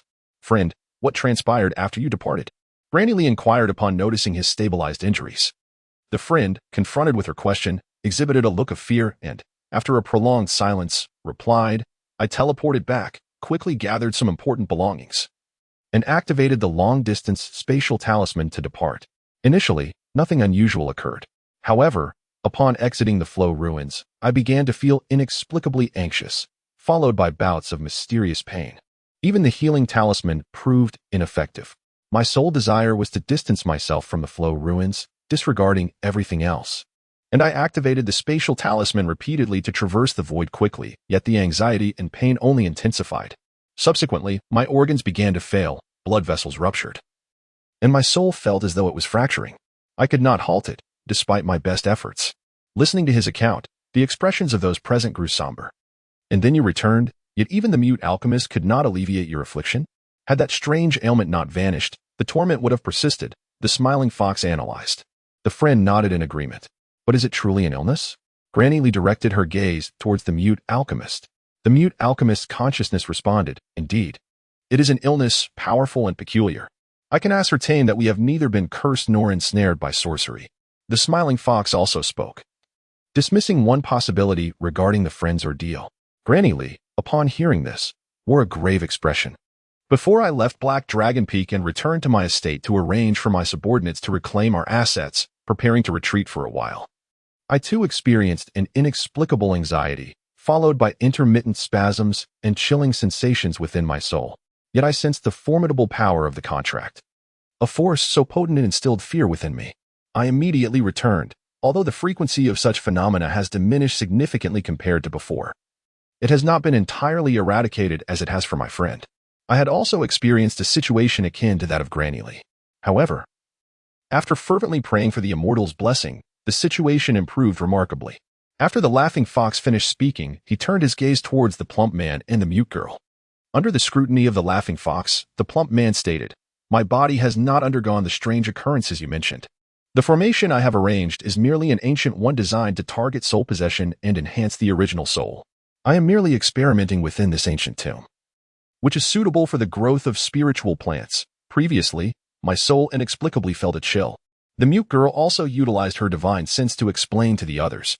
Combining the known information, the group deduced that they had likely fallen victim to Liang Chao's scheme, with their lives now resting solely in his hands. However, given Liang Chao's prior circumstances, it appeared that an unexpected incident had occurred during his rebirth, leaving his memories unreturned, which might explain his peculiar behavior. If they wished to preserve their lives, they would likely need to seek out Liang Chao for a glimmer of hope. However, as those who had broken the seal, they were uncertain whether they had indeed caused Liang Chao's current predicament, thus approaching him recklessly could lead to unfavorable outcomes. Consequently, the group spent an additional 2 days meticulously repairing the tomb before they set out to find Liang Chao. After 2 days of slumber within the wooden coffin, Liang Chao awakened, pushed aside the coffin lid, and stretched lazily, only to find 6 individuals kneeling on the ground.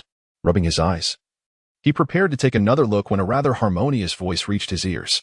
Laughing Fox, Dan Iching, the plump man, Zhang San, friend Lu Junjie, mute girl Yang Yuan, Granny Li, Li Mei, General Chu, and Chu Han pay their respects to the Immortal. Hearing the chorus of greetings from individuals of various ages and distinct tones stirred a sense of perplexity within Liang Chao.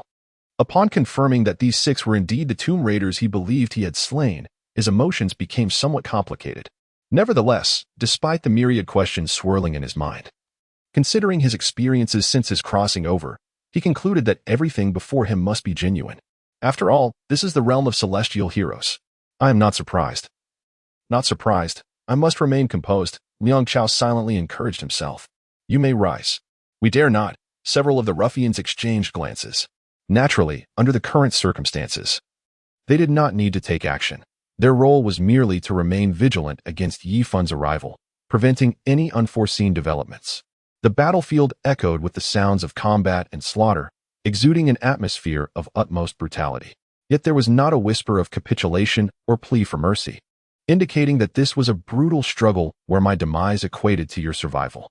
This situation also led to significant losses for the Star-Destroying Alliance, which was considerably stronger than the Star Beasts and the Avengers.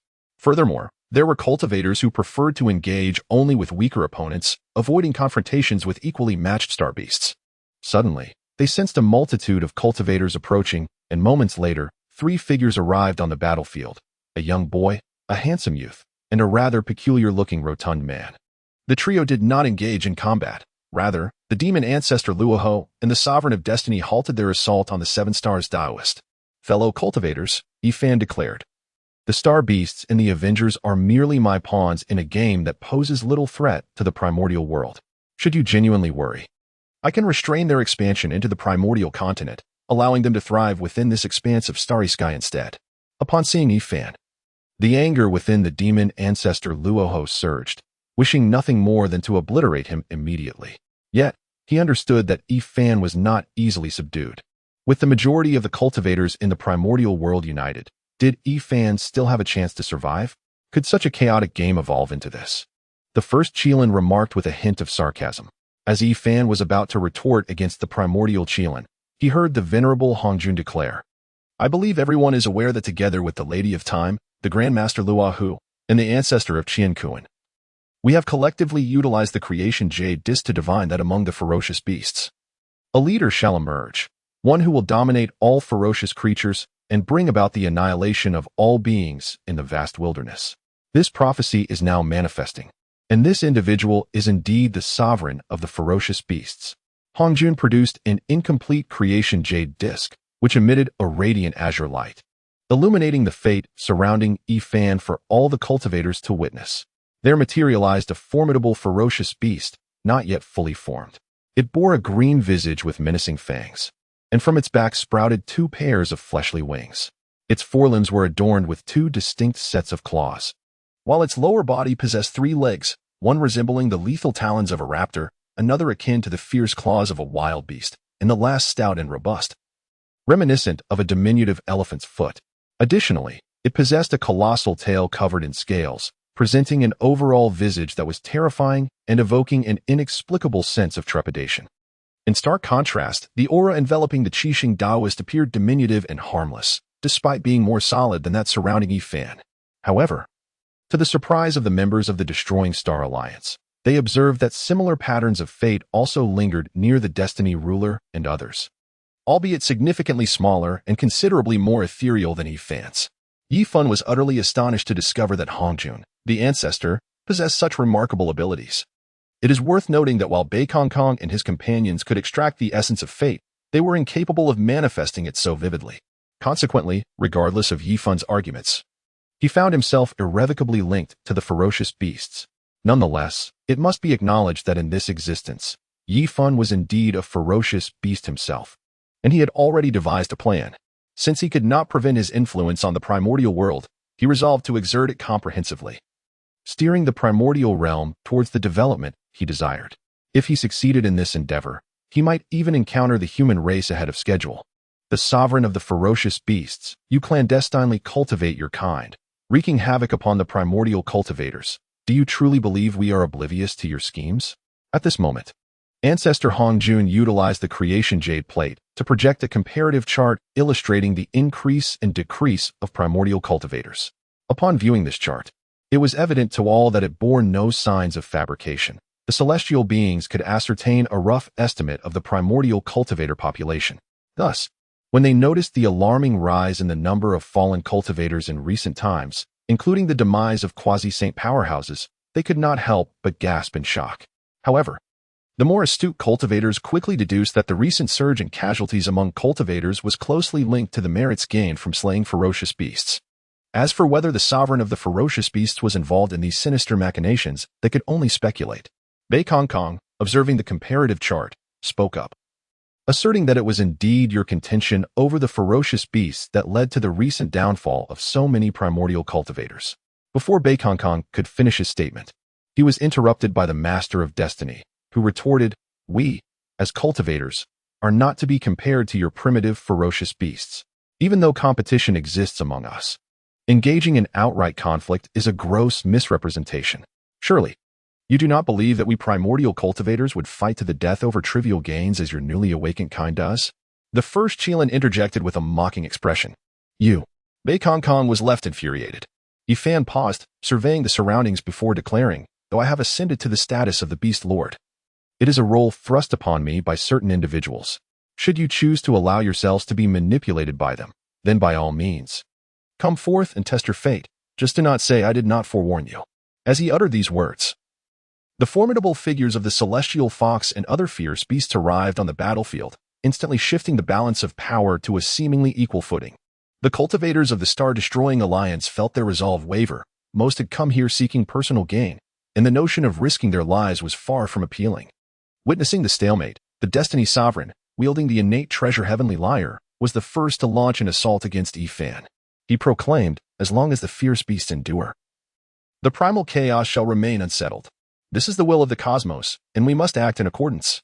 The trio of powerful allies, the ancestral dragon, the initial Qilin, and the primordial phoenix, prepared to join the fray. However, before they could make their move, a scene that struck terror into their hearts unfolded before them. A sword light, imbued with an unstoppable aura, shattered the Destiny Sovereign's attack and aimed directly at him. In a panic, he attempted to defend himself. Only for the lyre he had tirelessly refined to be cleaved in two. The sword light did not relent, and the Destiny Sovereign was obliterated on the spot. The onlookers, sensing the gravity of the moment, realized that the Destiny Sovereign had indeed fallen, leaving them in a state of shock, their expressions frozen in varying degrees of disbelief. Was this truly the end for the Destiny Sovereign, a top-tier power among the primal chaos, a quasi-saint? Had he truly been vanquished in a single stroke by Ifan? The trio of the ancestral dragon, initial Qilin, and primordial phoenix found themselves engulfed in confusion, their minds a blank canvas. The Elder of the Universe and the Time Goddess wore expressions of astonishment. Even the venerable Hong Jun was taken aback. They seemed to ponder the implications. With the Beast Lord exhibiting such formidable prowess, what folly was there in continuing the fight? Was it not an open invitation to death? Yet, in the shadows, the demon ancestor Luoho secretly rejoiced at his decision not to be the first to act. He was grateful for his cautiousness. Having witnessed Ifan's true nature and understanding that provoking him would lead to dire consequences, the swift demise of the Destiny Sovereign by a mere sword stroke filled him with both relief and an unacknowledged trepidation. Who would dare test their fate now? Ifan's commanding voice resonated throughout the battlefield.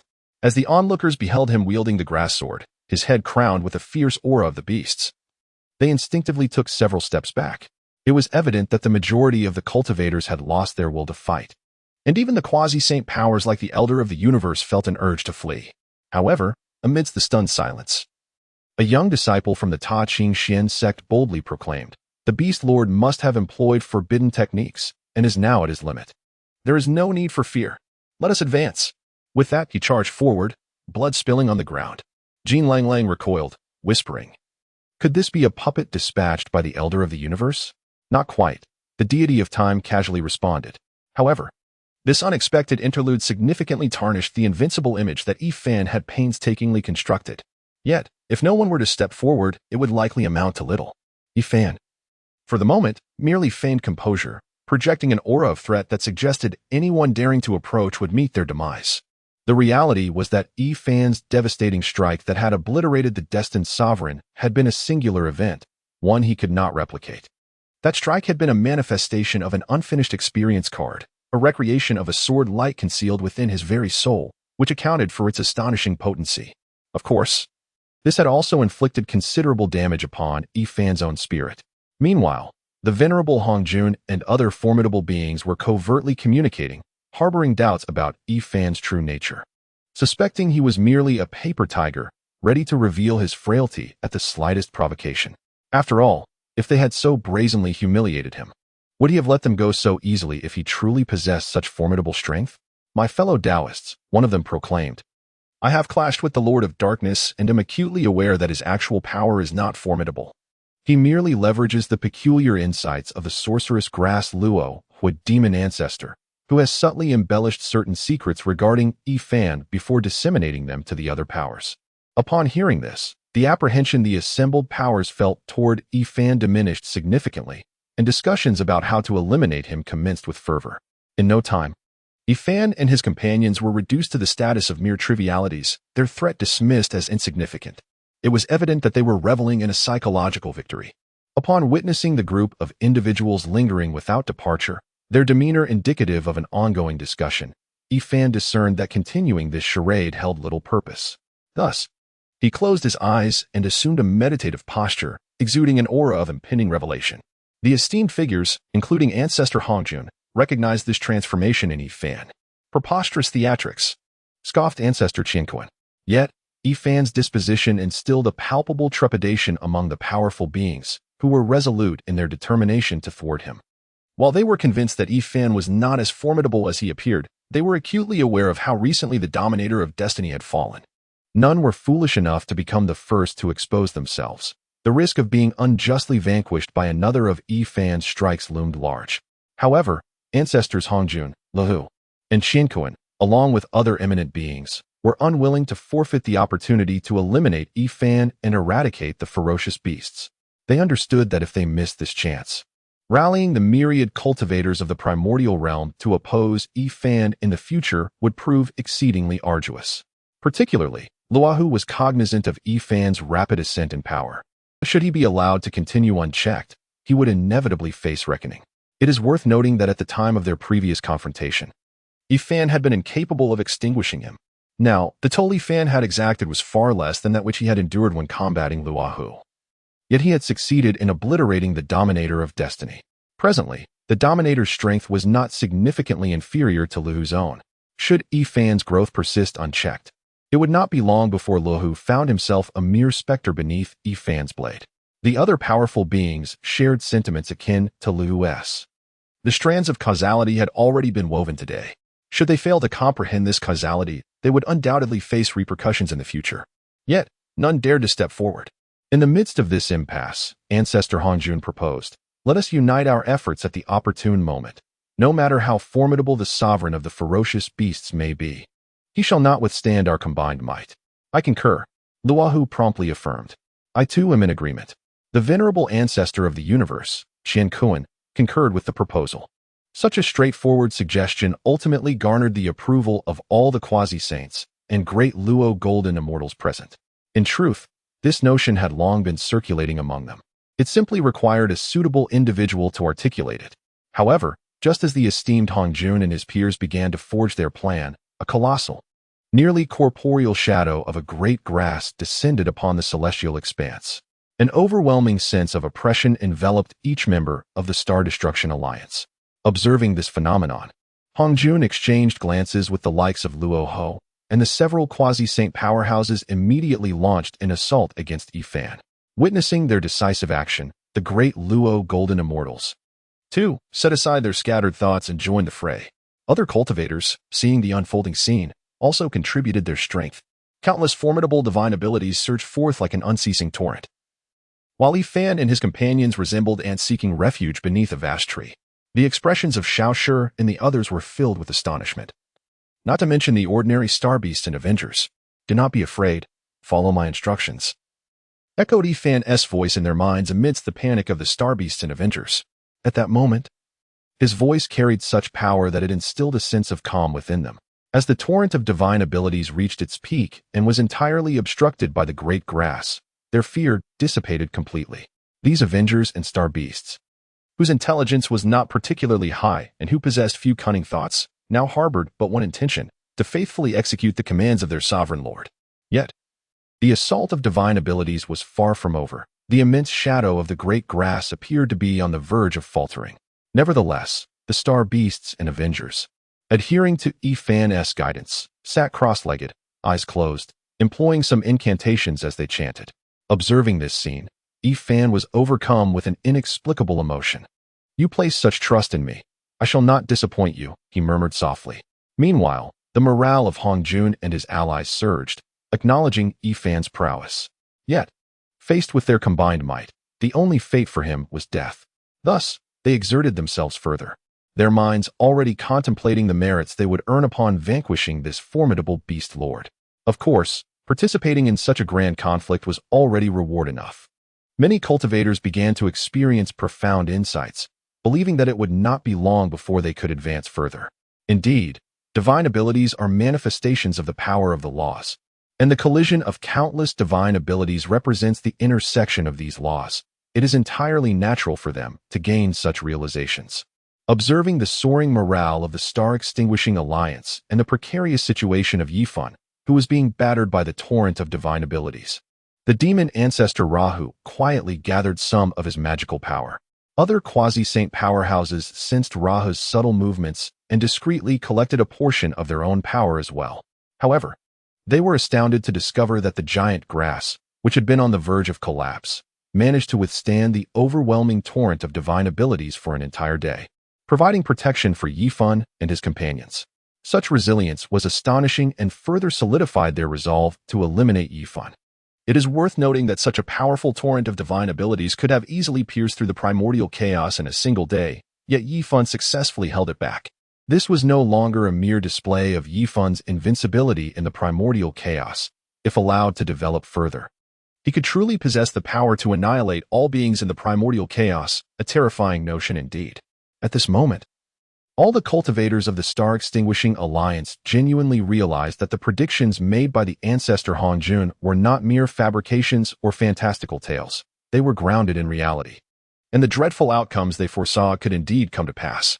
If they did not unite to eliminate Yi Fan, their future would undoubtedly align with the grim predictions of ancestor Hong Jun. Just as the Star-Extinguishing Alliance resolved to eradicate Yi Fan, the heavens themselves tore asunder. A visible sea of fortune streamed from every corner of the primordial chaos, its land, seas, and starry expanse, into the vast rift in the sky. Silence enveloped the scene, as the minds of the cultivators of the Star-Extinguishing Alliance seemed to freeze in that instant. They watched in awe as the rift in the sky widened, until a colossal figure of grass descended slowly. It was so sacred, so powerful, that irrespective of their stance, they felt an overwhelming impulse to kneel. Indeed, the true form of the Yigrass had arrived in the starry expanse, summoned by Yi Fan through a unique divine ability. This formidable ability was a reward bestowed upon Yi Fan by the system as he contemplated how to confront the Star-Extinguishing Alliance. Though seemingly inconsequential, this ability allowed him to gather greater fortune from ferocious beasts, thus circumventing the laws of the primordial chaos and creating an absolute domain. In this way, Yi Fan could summon the true form of Yigrass directly. However, the consumption of beastly fortune was immense, making it unlikely he would have the opportunity to utilize this ability again in the future. Witnessing this spectacle, the demon ancestor Rahu was utterly flabbergasted. He had never anticipated such an outcome. Now, not only was revenge out of the question, but escape was also impossible. The ancestor Hong Jun was equally astonished, as the giant grass left an indelible impression deep within his soul. He sensed that no matter what he achieved in this lifetime, he would never surpass this grass. This filled the venerable Hong Jun with an overwhelming pride, yet it also stirred within him emotions more unbearable than death itself, threatening to warp his very essence.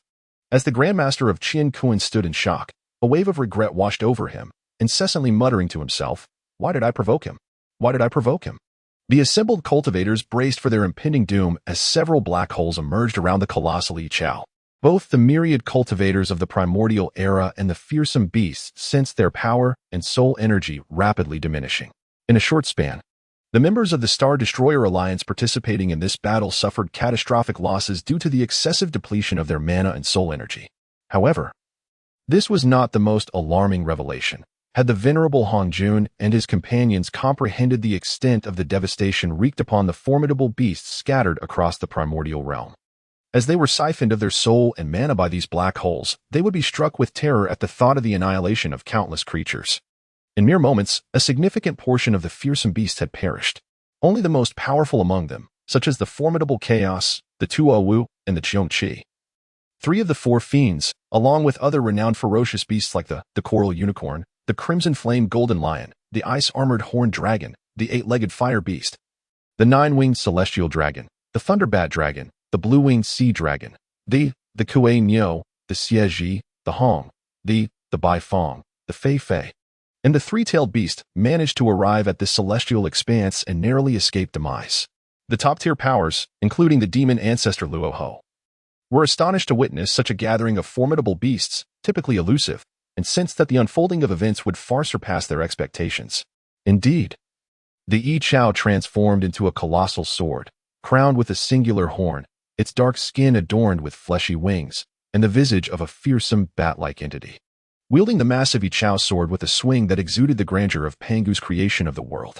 With a few swift strikes, a fan shattered the boundary of the primordial starry sky, creating a substantial opening through which a torrent of chaotic energy surged into the cosmos. Just as the countenances of Hong Jun and the others transformed in alarm, a colossal piece of chaotic stone emerged from the rift created by Yi Chao, sealing the gap and allowing only a trickle of chaotic energy to seep into the primordial expanse. However, the primordial starry sky had been divided into 10 segments by Yi Fan's blade, preventing the rapid spread of this chaotic energy, which was hindered by the barriers of the 10 celestial realms. Ultimately, Yi Fan cast forth the Yi Chao sword, forging a divine barrier akin to a heavenly punishment that completely obstructed the influx of chaotic energy into the primordial realm. Simultaneously, Yi Fan's vow echoed throughout the vastness. I am the sovereign of ferocious beasts. I shall breach the apex of the primordial starry sky to create the heavenly gate. Dividing the primordial starry sky into 10 heavens, with the ferocious beast claiming 9 heavens to guard the heavenly gate against chaos. As Yi Fan's oath reverberated for the 3rd time across the primordial expanse, he, alongside the ferocious beast constellation and the Avengers, vanished into the 9 heavens. The primordial realm was devoid of the presence of ferocious beasts, leaving only this solitary heaven in the starry sky, the Extinction Star Alliance. Save for a few quasi-saint powerhouses who returned to the primordial continent, vanished along with the 9 heavens, their fates unknown. In later generations, this great calamity was referred to as the Cataclysm of Ferocious Beasts, described as the first calamity of the primordial era, one that could only be survived by quasi-saint powerhouses or reclusive practitioners. Those quasi-saint powerhouses who witnessed this calamity returned to the primordial realm, each engaging in astonishing and even shocking endeavors. Hong Jun, the ancestor, commenced a pilgrimage across the primordial lands, amassing benevolent merits without seeking reward. Luo Ho, the demon ancestor, returned to the west, vowing never to emerge from there until he attained sainthood. The time goddess, accompanied by the eternal sanctuary and the remnants of time she left in the northern domain, descended into the Mother River, ensuring that the northern domain would never again witness her presence. The ancestor of heaven and earth reclaimed all the artifacts he had forged, retreating into the artifact city along with them, hidden beneath the earth of the northern domain, making the heavenly artifacts nearly impossible to behold again. The ancestral dragon, the first Qilin, and the original Phoenix all proclaimed their seclusion. The primordial realm fell into a temporary tranquility. In an unnamed spiritual mountain of the Thousand Mechanisms sect, Yi Fan opened his eyes. Alas, plans often falter in the face of change, yet the outcome remained relatively favorable. Yi Fan sighed, reflecting on the intricate events that transpired in the primordial realm. His adept handling of the upheaval had little to do with his own prowess. Were it not for the serendipitous twist of fate that led Yi Fan to inherit the fortune of the Avengers, he would not have been coerced into becoming the sovereign of ferocious beasts by Hong Jun and his cohorts. In the end, he would not have received the system's rewards, nor the techniques bestowed by the system. Although the conditions were stringent, Yi Fan happened to meet them perfectly, with each step seamlessly leading to the next. The only drawback was that Yi Fan had sacrificed his own soul, signifying that the dark bat within the primordial realm had perished. Among the 9 heavens, only a body surrounded by fortune remained of the sovereign of ferocious beasts.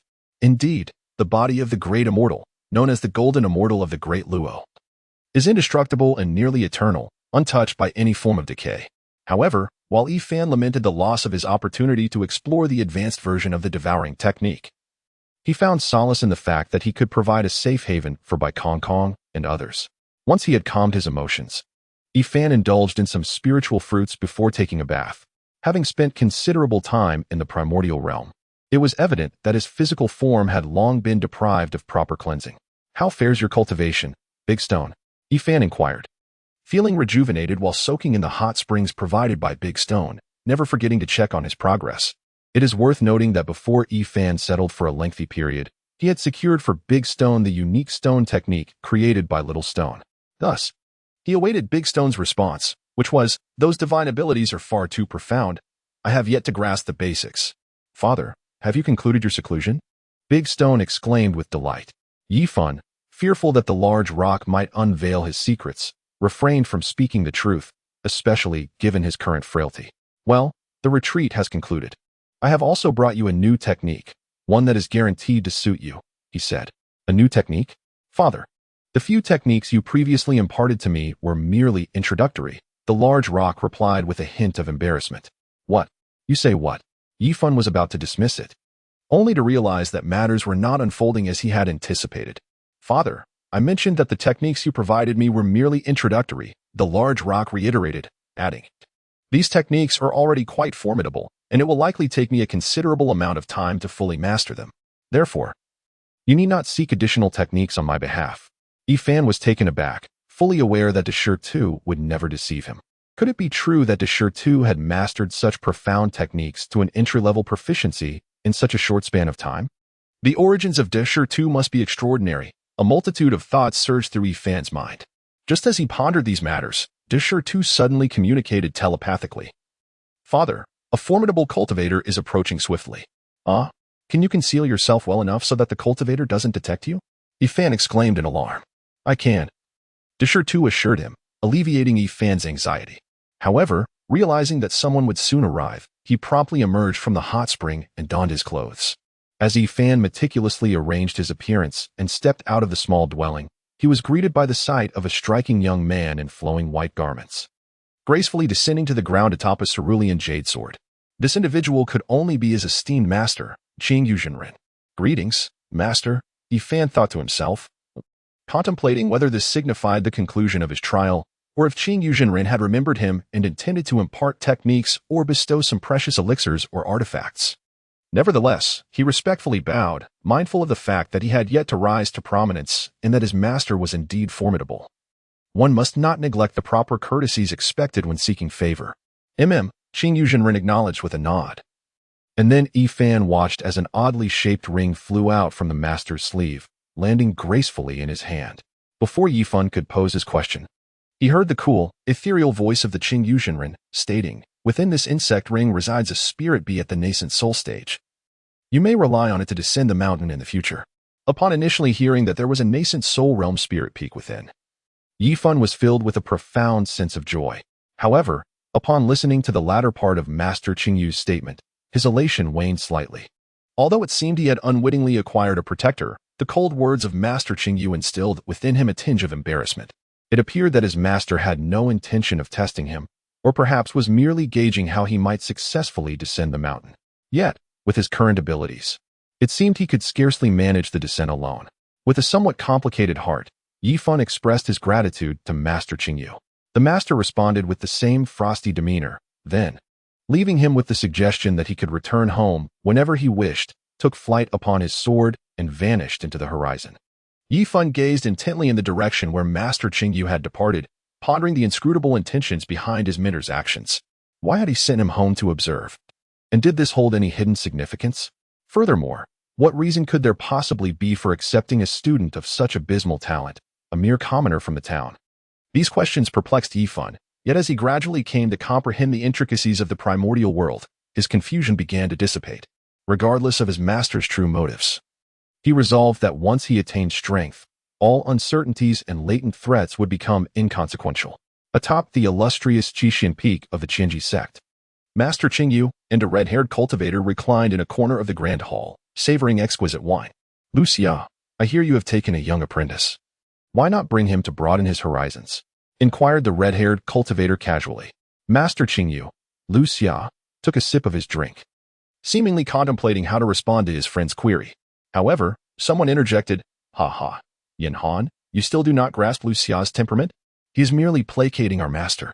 The red-haired cultivator, Yin Han, turned his gaze towards the rugged man clad in brown, who was holding a wine cup, and scoffed, "Guolei, have you ever met Lu Xia's disciple? You are merely spouting nonsense." Heh. Although I have not met him. Lu Xia explicitly asked me to procure a worm ring for him, Guolei said as he settled down to pour himself a drink, taking a refreshing sip before continuing. What do you suppose Lu Xia requires a worm ring for? Yin Han also raised his cup, relishing the wine as he casually remarked, "What a tease. It must be a gift for his disciple." This undoubtedly indicates Lu Xia's genuine concern for him. An apprentice who can garner such attention from Lu Xia must surely possess merit. "Lu Xia, am I not correct?" Yin Han concluded, turning to inquire of the silently savoring Lu Xia. "Huh." Guolei let out a chuckle, causing Yin Han to conjure a protective shield around himself to deflect the splattering bubbles. Under the disapproving gaze of Yin Han, Guolei explained his laughter, admitting that he had just recalled something joyous that he could not suppress. Upon hearing Guolei's account, Yin Han was filled with astonishment, occasionally casting peculiar glances at Lu Xia's expression. Yet, Lu Xia remained aloof, his demeanor reminiscent of an unyielding ice sculpture, thus Yin Han could discern nothing from his countenance. Lu Xia did not offer any explanation, and at that moment, the sect leader summoned him for a discussion. Surely, Master is not calling Lu Xia to reprimand him for taking on such a worthless disciple?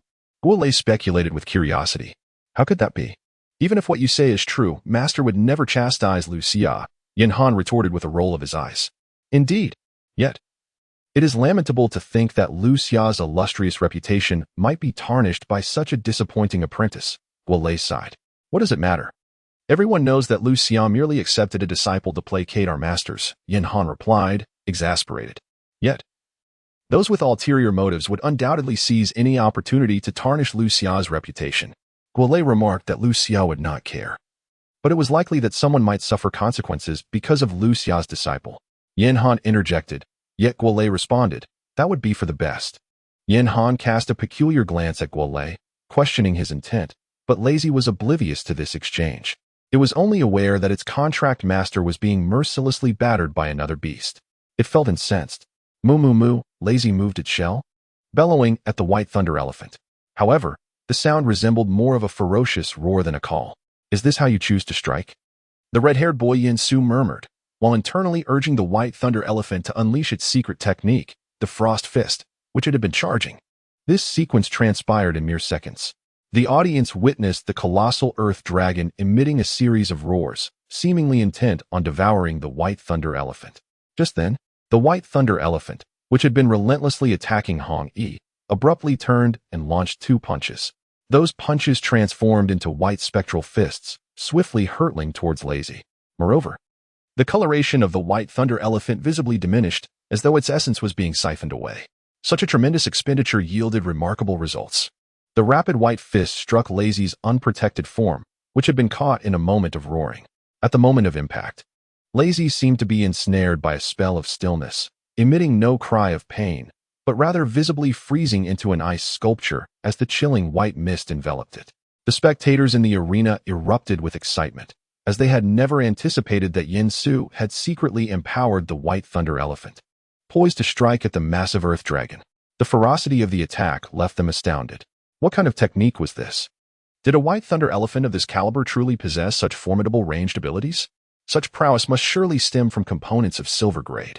If that were the case, the future of this white thunder elephant would be limitless. Why did the earth dragon refrain from attacking, instead exposing its vulnerabilities? What an impressive young lad. The white thunder elephant, despite being only at the 5th tier of silver rank, could execute such a powerful move. Could it be that this match was drawing to a close? A middle-aged man, who had been closely observing the contest, chuckled softly at the murmurs around him, saying, "Not so fast." Meanwhile, within the arena, Hong Yi was left in a state of bewilderment. As Yin Su beheld Lazy thoroughly encased in ice, he too silently exhaled a sigh of relief. Despite his outward calmness, his heart raced with anxiety. In truth, it was only natural for a child, let alone one under 10 years of age, to feel trepidation and fear when confronted by such a formidable earth dragon. Even an adult would find themselves unsettled. Who could truly gauge the extent of the earth dragon's might? However, Yin Su felt that he had made the right bet. This earth dragon, though seemingly large and terrifying, was merely a grand version of its kind. In essence, it relied solely on its shell for defense, while possessing numerous shortcomings, sluggishness, a lack of offensive capabilities, and low inherent defense. Nevertheless, Yin-Su remained vigilant, adhering to his grandfather's teachings to never let down his guard until the final moment, ensuring that he left no opportunity for the enemy. Thus, it did not take long for Hong Yi to regain his bearings before being struck to the ground by the white ice elephant, followed by a rapid succession of cold punches from the creature. Faced with such a predicament, Hong Yi did not panic. He sensed that his lazy companion was not in immediate danger. Yet, he needed to devise a strategy to confront the white ice elephant. Initially, during the competition's inception, Hong Yi had believed that his perfected skin training would suffice for him to achieve a commendable rank. However, he had not anticipated encountering a monstrous youth right from the start.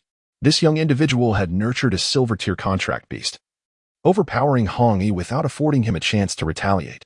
It was crucial to note that Hong Yi's contract master level was only at the Black Iron 3rd tier, while above Black Iron lay the Bronze tier, followed by Silver, with Black Iron comprising 10 levels and Bronze encompassing 20. It meant that Hong Yi's contract master level was at least 20 levels below Yin-Su's.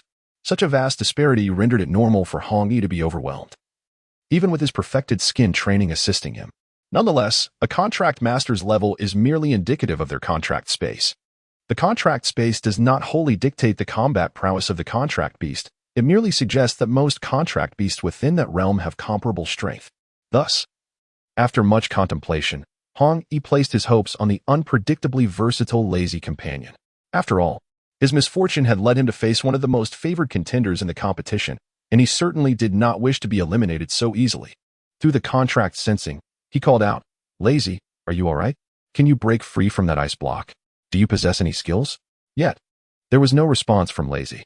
In fact, under normal circumstances, it was challenging for contract beasts to respond, as their intelligence often fell short. However, Lazy seemed to vaguely grasp the intentions of its contract master. After a brief moment of calling, the colossal ice-sculpted earth dragon in the arena began to transform, the frozen brown body retreating like water back into its shell. What a folly it was to think he could rely on an untrained contract beast for assistance. Were the skills of a contract beast truly so easy to master? This thought momentarily ignited a flicker of hope within Hong Yi, and he found that the pain from the blows he endured did not feel quite as severe. Yet, the subsequent developments left him somewhat bewildered. It was not long before the shell, which Lazy had retreated into, began to turn green. Green? Was this some sort of skill? Questions swirled in the minds of the spectators, as there was no record of earth dragons exhibiting such a transformation. Was this akin to the innovative skills displayed by Yin-Su's contract beast, the white ice elephant, with its white ice fist?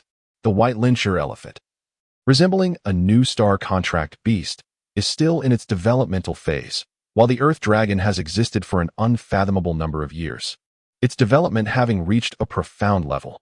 Yin-Su felt a surge of tension for quite some time. Yet upon witnessing the enormous earth dragon merely turning green without any discernible effect, he breathed a sigh of relief. However, at that moment, it seemed to vanish. Yin-Su rubbed his eyes and noticed that the massive shell was still present on the competition stage, albeit seemingly closer to the white lyncher elephant and the others. What is happening? Yin-Su cautiously instructed the white lyncher elephant to keep the lethargic Hong Yi at a distance. Seizing the opportunity, Hong Yi managed to escape the fate of being beaten underground, but alas, his inadequate strength meant he could only endure the blows while standing. Still not surrendering? I will have Little Stone use the frosty fist. Observing the icy dragon's sudden change, Yin-Su decided not to prolong the encounter and offered a warning. Hong Yi remained silent, placing his bets on fate. Very well.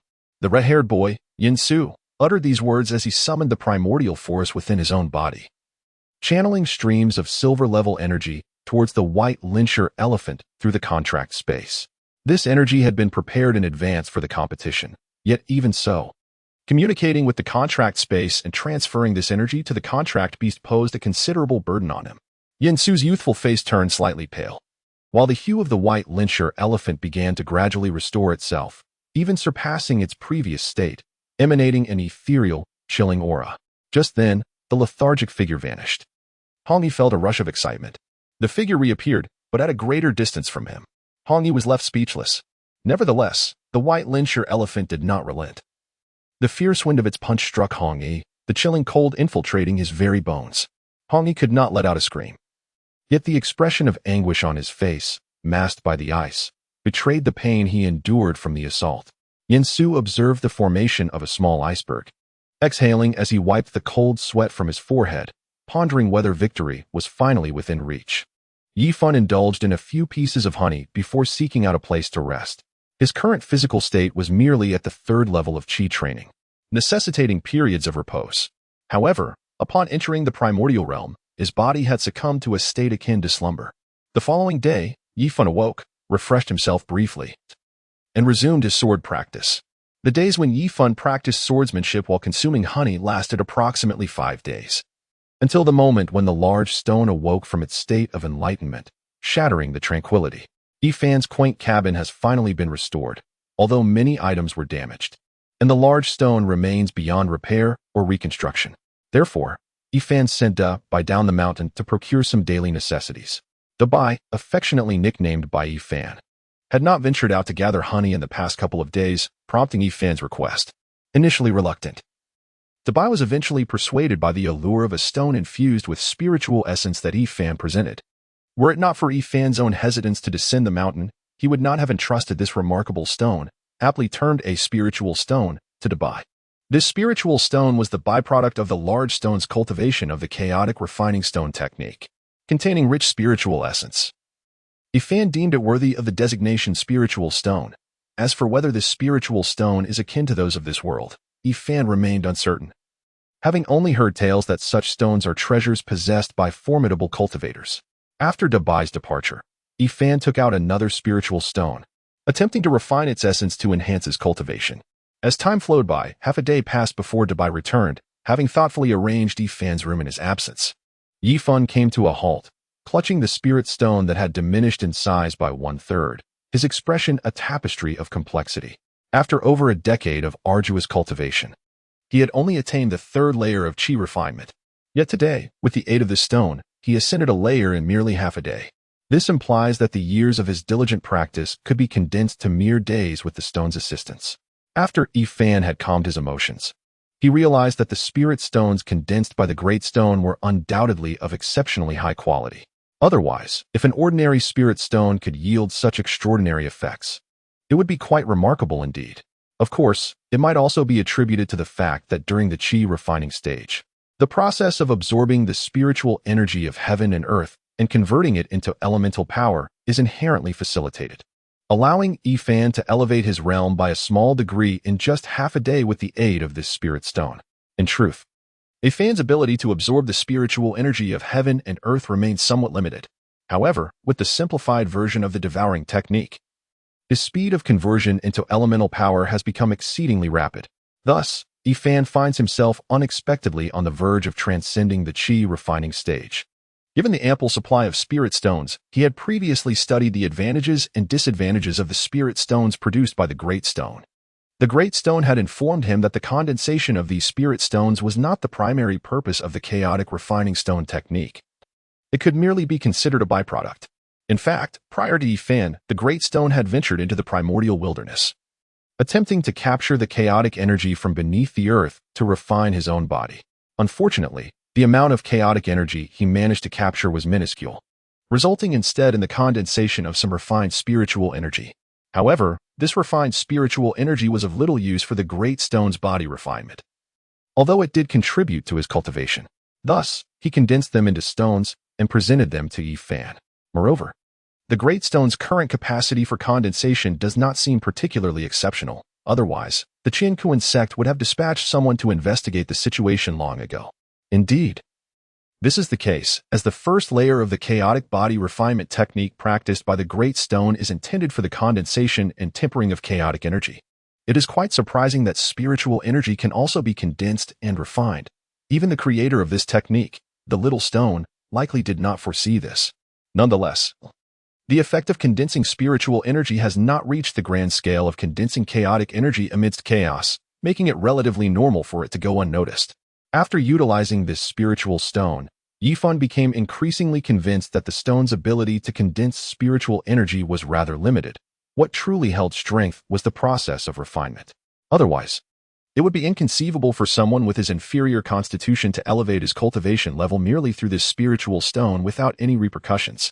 Yifan recalled that during his childhood, His father had painstakingly acquired a pound of spiritual rice. Although he consumed it, his cultivation did not significantly improve. In fact, for several days, he experienced a sluggishness in absorbing energy, akin to a blockage in his meridians. However, after receiving a few acupuncture treatments from the town's physician, that sensation dissipated. At that time, he had overheard his father's sigh in disappointment. It was then that Yifan truly realized that he was not merely inadequate, but utterly so. Far more than he had previously imagined. Yet today, he has come to understand that even the most inferior constitution can be enhanced through rare treasures of heaven and earth.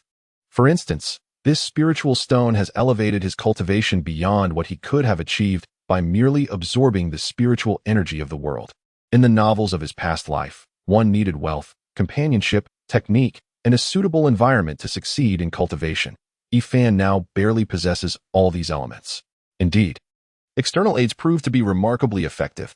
After a moment of reflection, Yifan retired for the night. It was not due to a lack of diligence on his part.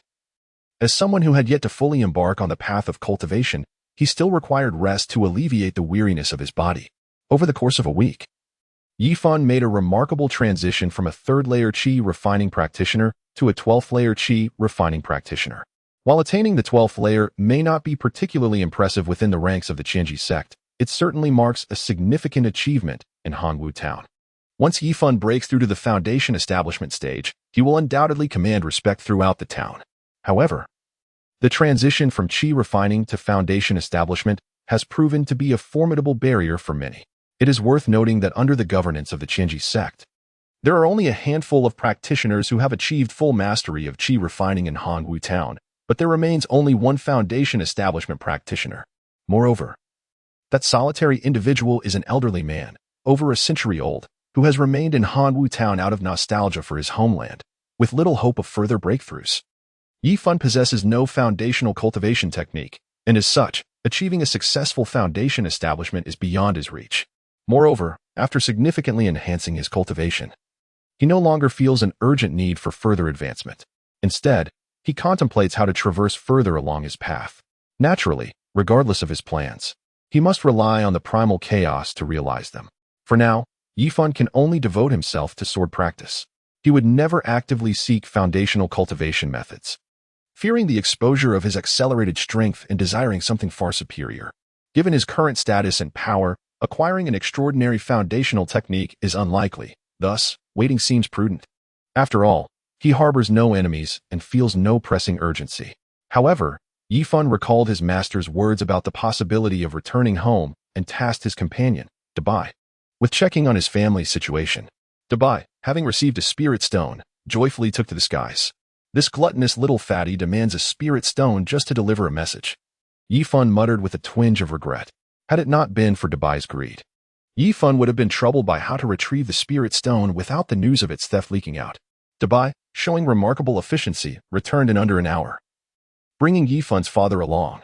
The drastic changes within the dragon clan surprised many. The subsequent weakening of the three clans restored a semblance of balance. However, the former supremacy of the dragon clan had now shifted to the Qilin clan.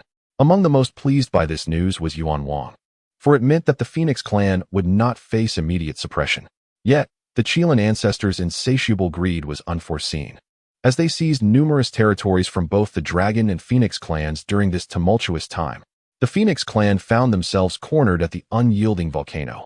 Had it not been for the Grand Dragon's arrival, a full-scale war with the Qilin clan might have ensued. Does the Qilin ancestor aspire to unify the primal chaos? How laughable! Yuan Wang scoffed in anger. The Grand Dragon pondered for a moment before responding. My kin have uncovered that the Qilin clan previously had dealings with the Demon clan and are currently engaged in secretive activities. Yuan Wang was taken aback by this revelation. Typically indifferent to external affairs, he had been oblivious to the myriad recent events. Are you suggesting that the Qilin ancestor has colluded with the demon god, Lahu? He inquired. Indeed, that is quite possible, the Grand Dragon affirmed. What should we do? Yuan Wang asked anxiously.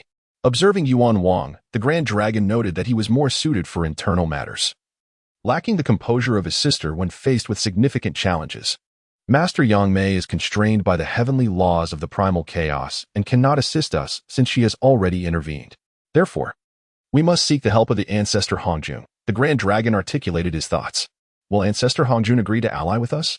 Yuan Wang, still unable to grasp the scope of the calamity, voiced his concerns. The Grand Dragon had sensed something amiss since the death of Ancestor Feng. After the arrival of the Celestial Master Yangmei in the Dragon Palace, the Ancestor Dragon discerned the nature of the impending calamity through their conversation. This tribulation offered no opportunity for their three clans. It was a contest of the Taoists, and it was fortunate if they could merely preserve their existence. Moreover, from Xinling's words, the Ancestor Dragon inferred that their three clans would have to retreat into the wilderness like the ferocious beasts, thereby granting the next generation of beings the chance for development. Hence, the Ancestor Dragon understood that as a contender against the demon god Luoho, the venerable Hongjun would undoubtedly respond favorably to their alliance. Surely, he may even seek us out himself, the Ancestor Dragon remarked. The venerable Hongjun, having discerned the unusual behavior of the Qilin clan, had also deduced the unfolding events. This is troubling. The conflict with the spirit realm has introduced far too many variables, he said, furrowing his brow within the purple cloud palace. However, instead of seeking out the Ancestor Dragon as he had anticipated, he proceeded to the Fenghu Immortal Mountain. I am Hongjun, the Ancestor. I seek to find the Celestial Master Yangmei and kindly request your assistance in relaying my message. Hongjun addressed the Xuanwu clan members patrolling outside Fenghu. Ancestor Hongjun. The two Xuanwu members exclaimed, astonished. Indeed, it is I. Please inform the Celestial Master Yangmei that I wish to discuss a matter of significance, Hongjun said politely, expressing his sincerity. Upon reaching the saintly realm, if Hongjun intended to contact Yangmei, she could sense his presence even from vast distances. Upon arriving at the Qilin clan, the Celestial Master Yangmei and her companions understood that the demon god Luoho was poised to undertake significant actions. Xinling had also conferred with Yangmei regarding this matter, as he sought to seize the merits of the Taoist teachings. Knowing that the Taoist would eventually turn against him, the path of the demon god Luoho was incompatible with the heavenly Tao of the wilderness. Thus both of them shared a common adversary in Hongjun. Consequently, Xinling opted to assist the demon god Luoho to reap benefits, while Yangmei chose to aid Hongjun for her own advantage. Primarily, apart from Hongjun, there was no other capable of becoming a Taoist, and with Yangmei's assistance, Xinling might barely manage it with considerable effort. Nevertheless, becoming a Taoist required relinquishing one's physical form, imposing significant restrictions that Xinling was unwilling to accept. Taoist Hong, what brings you to seek me? The Celestial Master Yangmei inquired as she suddenly appeared, feigning ignorance. Seeing Yangmei's lack of intent to invite him inside, Hongjun, mustering his courage, replied, It is rather inconvenient here. May I? Before he could finish, Yangmei opened a space and stated, I will assist you in dealing with the demon god Luoho. Rest assured. What is the price? Hongjun inquired, not unexpectedly. There is no cost. I simply wish to obtain certain items, Yangmei responded. After a moment of contemplation, Hongjun understood her intentions. She likely sought to acquire some authority of the Taoist, and since she was not yet a Taoist herself, the notion of cost was rather moot. I am grateful. My friend. The venerable Hongjun comprehended the essence of the matter, yet found himself in a state of helplessness. The great immortal Yangmei uttered no further words, merely escorting Hongjun away from that place before returning to the Fenghu Immortal Mountain. Within the demonic stronghold of the Western realm, the demon god Luohua, utilizing the creation jade butterfly, pondered over certain calculations, his mind also reflecting upon the words spoken by Xinling. Could it truly be that I am destined to fail? Luohua gazed skyward, questioning the heavens. Xinling's utterances had significantly altered Luohua's plans, leading him to refrain from a direct assault on the Dragon and Phoenix clans as initially intended. Thus, the primordial realm enjoyed a century of tranquility. The impending cataclysm delayed until Xinling's discourse. Countless mighty beings gathered in Qingqiu, including the likes of Hongjun, Luohua, and Yangmei. Upon hearing of this, the venerable Qilin, once dismissive, brought his kin to Qingqiu. However, the confines of the rock chest palace were limited, and with so many beings from the primordial realm present, friction inevitably arose between the Qilin and the Dragon and Phoenix clans as they vied for position. After all, they were the weakest among the multitude. Though the beings of the spirit realm were numerous, even the disciples of the spirit realm's sovereign were far beyond the Qilin's capacity to provoke. The venerable Qilin, despite his stubbornness, dared not seek conflict.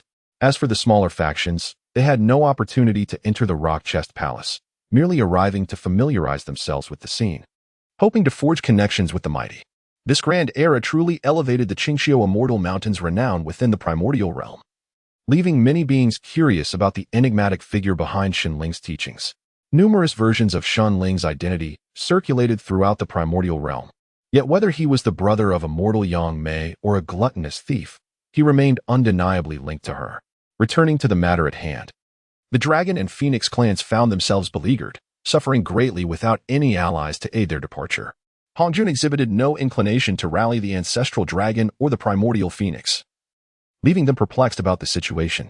In such moments, those embroiled in the circumstances are often blind, while onlookers see clearly. Hongjun harbored intentions of sacrifice for them. For with Yangmei's promise secured, he need not fear the prospect of failure. Hence, why bother to rally them? Hongjun, amidst the impending tribulation, was the clearest-minded individual. Fully aware that at this juncture, Luo's ambition to affirm his path through destruction was utterly unattainable. The initial system panel inherited only a fraction of the skills, while those rewarded by the system were wholly inherited. Although the conditions for utilizing these rewarded skills were rather stringent, and their profundity challenging to wield, even a partial manifestation would greatly benefit Yifan. Therefore, Yifan resolved to focus his efforts on acquiring the system's rewarded skills, drawing from previous experiences. Yifan formulated certain hypotheses regarding obtaining system rewards, primarily that it must occur during perilous moments and involve significant events affecting the primordial realm. Nevertheless, these hypotheses would require testing to ascertain their validity. A decade later, Yifan had attained the mid-stage of the celestial immortal realm. This is still under the circumstance that Yifan has not devoted himself to the enhancement of his cultivation, which indicates that his innate talent in this life is indeed commendable. Of course, being the son of the Emperor of Qingxiu, he is not lacking in resources. Nai Liang, cease your sword practice, called out a vibrant young lady clad in a pink dress, addressing Yifan, who was diligently training atop the mountain. Brother Dongxin has brought back an intriguing little child. Yifan did not cease his sword practice. However, a sense of perplexity began to brew within his mind. Could there truly be children in the primordial era? Were they the offspring of his elder brother? Hurry down, called the enchanting maiden in pink, Qian Xiujingjing. As if she were engaged in some delightful activity. Yifan shook his head in resignation, yet he had grown accustomed to it. The Qingxiu Fox clan was a race even more lethargic than he, rendering Yifan, a determined yet idle individual, somewhat out of place amidst them. He often found his cultivation interrupted by his siblings. Alas, despite their own languor, his brothers and sisters possessed remarkable talents and had begun their training long before him. Among them, the weakest, his third sister Qian Xiujingjing, had already attained the late stage of true immortal cultivation. At that time, Yifan's elder brother, Jinshu Dongxin, often ventured out for leisure, having reached the pinnacle of the Tai Golden Immortal Realm. It is noteworthy that in the present era of the Hongwang, following the cataclysm wrought by ferocious beasts, practitioners at the Deluo Golden Immortal level are exceedingly rare, making one at the peak of Tai Golden Immortal a formidable figure. However, the Qingxiu Fox clan possesses an enviable rate of cultivation advancement, attributed not only to their commendable innate talents, but also significantly influenced by their unique cultivation system. Each Qingxiu Fox is mandated to master two specific techniques, the Qingguangju and the Xingtianju. These techniques are pivotal in allowing them to maintain a steady rate of cultivation progress, even in a seemingly lethargic state. The Qingguangju primarily serves to enhance the growth of spiritual flora, while the Xingtianju involves cultivating a heartland within their bodies, where they can plant their destined spiritual flora. Typically, the Qingxiu Foxes select branches from the divine tree, the Dazhu, as their innate spiritual flora. It is precisely due to the formidable nature of their innate spiritual flora, coupled with the nurturing effects of the Qingguangju, that the Qingxiu Foxes experience such rapid and stable cultivation growth. Nonetheless, this advancement does not come without its costs. Although the powerful innate spiritual flora facilitates swift cultivation, once their cultivation approaches the limits of their innate spiritual flora, it becomes nearly impossible for the Qingxiu Foxes to achieve further breakthroughs. Thus, while this technique may seem extraordinarily advantageous for the ordinary members of the Qingxiu clan, it can indeed serve as a shackle for the clan as prodigies. However, given the nature of the Qingxiu Foxes, it is difficult to definitively assess the merits and demerits of this technique. Returning to Yifan, driven by curiosity and the fervent encouragement of his third sister, Qingxiu Jingjing, He paused his sword practice to observe just how intriguing that lively child could be. As Yifan approached, he spotted a large group of foxfolk following a little girl with a sky-high ponytail, clad in a crimson belly wrap. This little girl, with her large expressive eyes and round, cherubic face, was undeniably adorable. Even amidst the strikingly beautiful members of the Qingxiu fox tribe, she stood out remarkably. What are they up to? Yifan inquired, somewhat perplexed, of his third sister, Qingxiu Jingjing. I am not entirely sure, but it seems quite delightful, Qingxiu Jingjing replied. And in the blink of an eye, she soared into the throng. Yifan pressed his forehead, momentarily at a loss for words. Just as he stood there in silence, he was suddenly engulfed by a cacophony of jubilant cheers. Among them, the voice of Qianxiu Jingjing resonated the loudest, exclaiming, "Wow! Celestial spirit stones are descending. Celestial spirit stones are descending. Hey, that one is mine. Do not snatch it from me."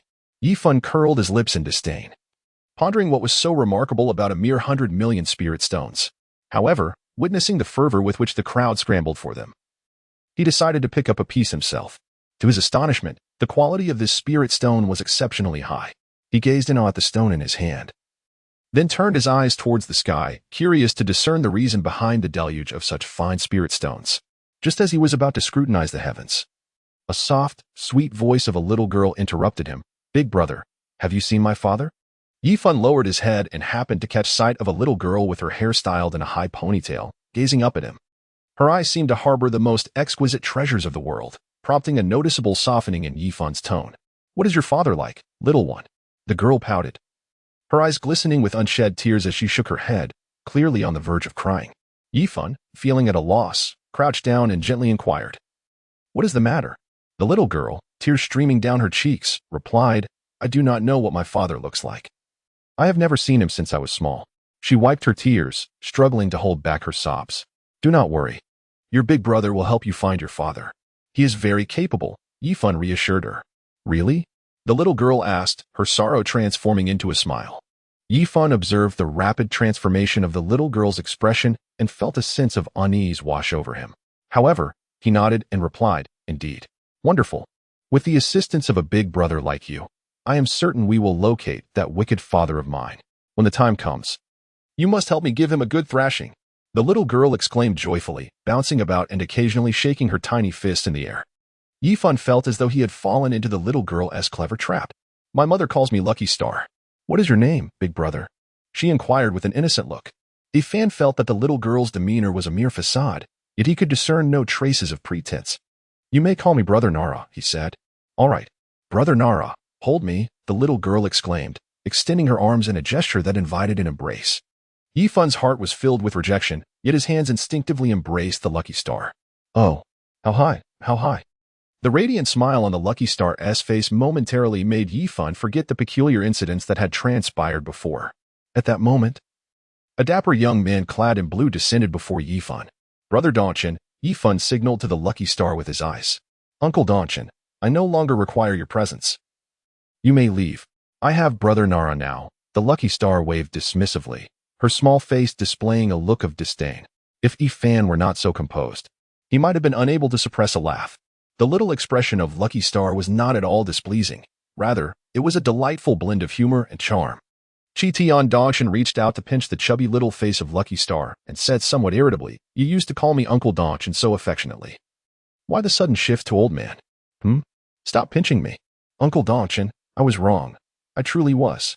Lucky Star whined. "Oh no. You've made my face all puffed up." "Humph. Let's see if you dare to call me old man again," Tian Donchen replied with a smug expression. Then, he communicated with Yifan telepathically.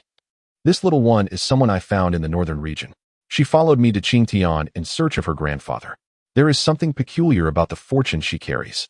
Being with her brings extraordinary luck." Upon hearing the words of Qingxiu Donchen, Yifan gradually grasped the situation at hand. It turned out that during his travels in the northern region, Qingxiu Donchen encountered a young girl who was inquiring about the whereabouts of her father while gazing at flowers, grass, and stones. Intrigued, he struck up a conversation with her. However, the little girl became quite attached to him. Nevertheless, since Qingxiu Donchen was merely enjoying his journey, he was more than willing to assist her in searching for her father. Thus, he embarked on this quest alongside the young girl. A series of events transpired thereafter, which Xingqiu Dongchen selectively recounted.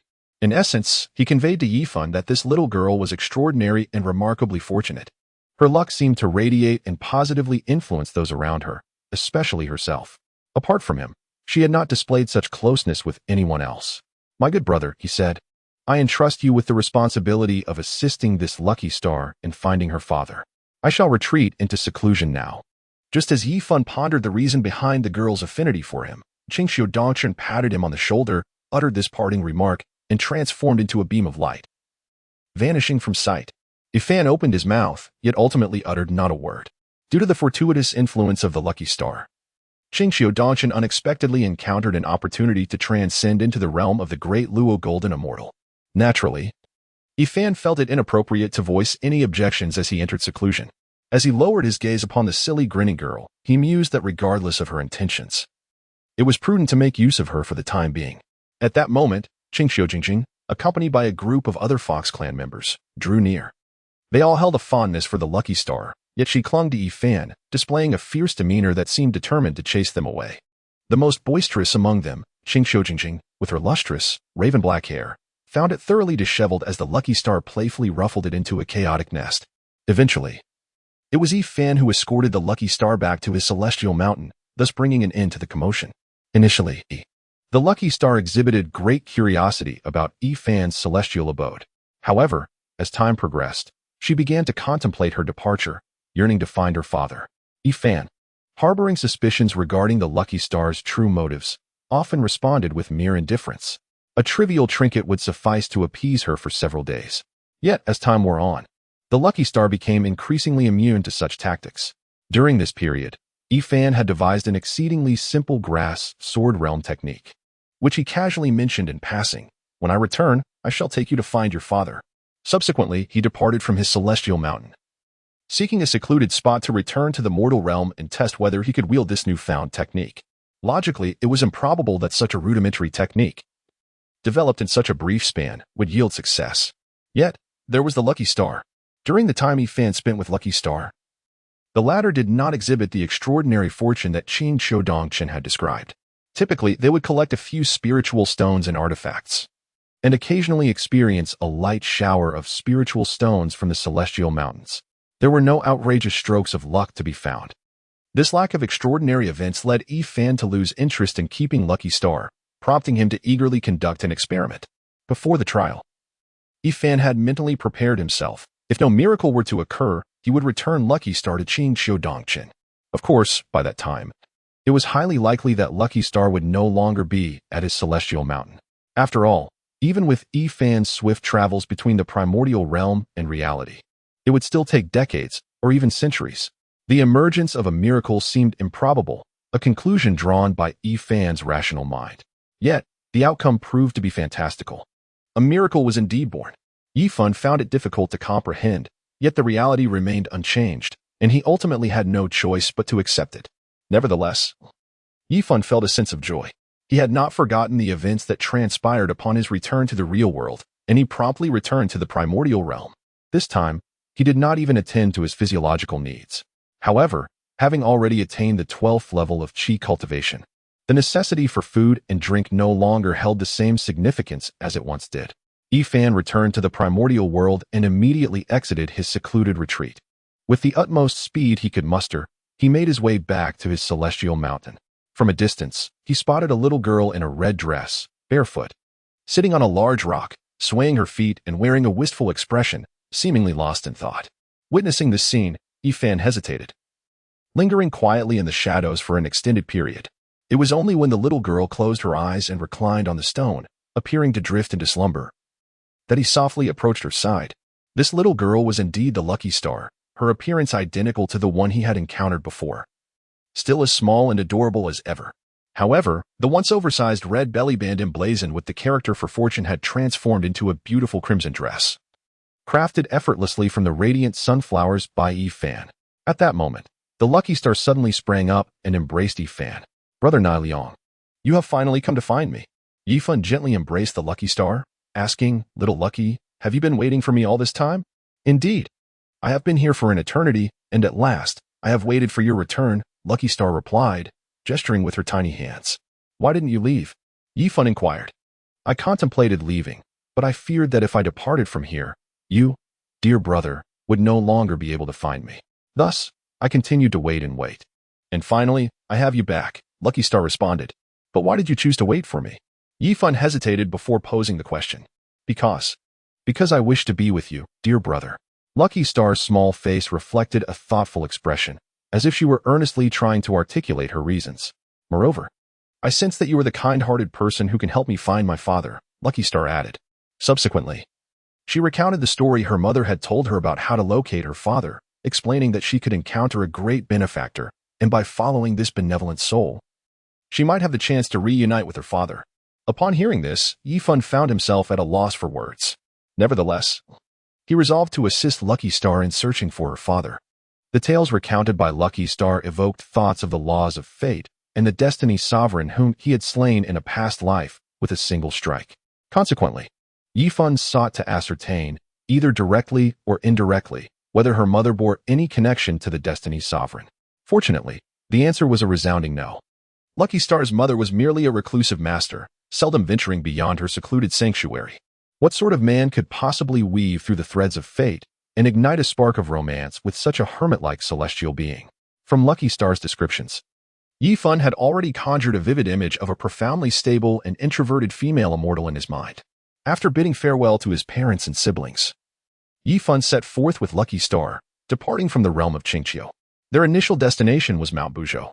Prompted by the fact that Yifun had once shared a few anecdotes about it with Lucky Star, which piqued her curiosity. Lacking a fixed itinerary and with Yifun also eager to explore, they designated Mount Buzhou as their first stop. To be precise, the present-day Mount Buzhou is also referred to as Zhou Mountain, serving as the celestial pillar that upholds the primordial heavens and earth. Yifun and Xingyun spent several years reaching Zhoushan, a journey that should not have taken so long. This tale begins with the Great Serpent. At that time, Yifun was riding on Xingyun, engaged in conversation with Xingyun. Little Lucky, why do you still appear as a little girl? He inquired. Why do you ask such a question? Shouldn't I look this way? To Yifun's surprise, Xingyun did not shy away from the inquiry. Yifun paused momentarily and remarked, given the passage of time, you must have matured somewhat. Oh, but haven't we grown? Lucky Star replied, and in that instant, she transformed into a larger version of herself. The diminutive Lucky Star was undeniably adorable, while her adult counterpart exuded an alluring charm. In that fleeting moment, Yifun felt a surge of emotion. However, I still cherish my current appearance.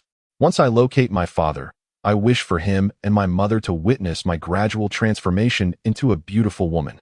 As I revert to the guise of a little girl, I said with a face full of yearning.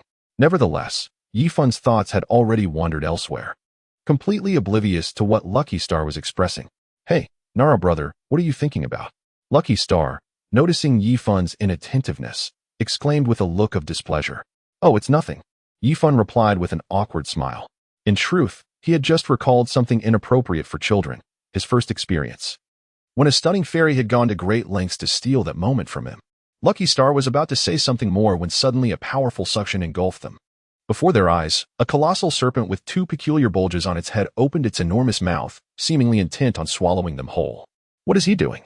Lucky Star gasped, her eyes widening in astonishment as she turned to Yifun.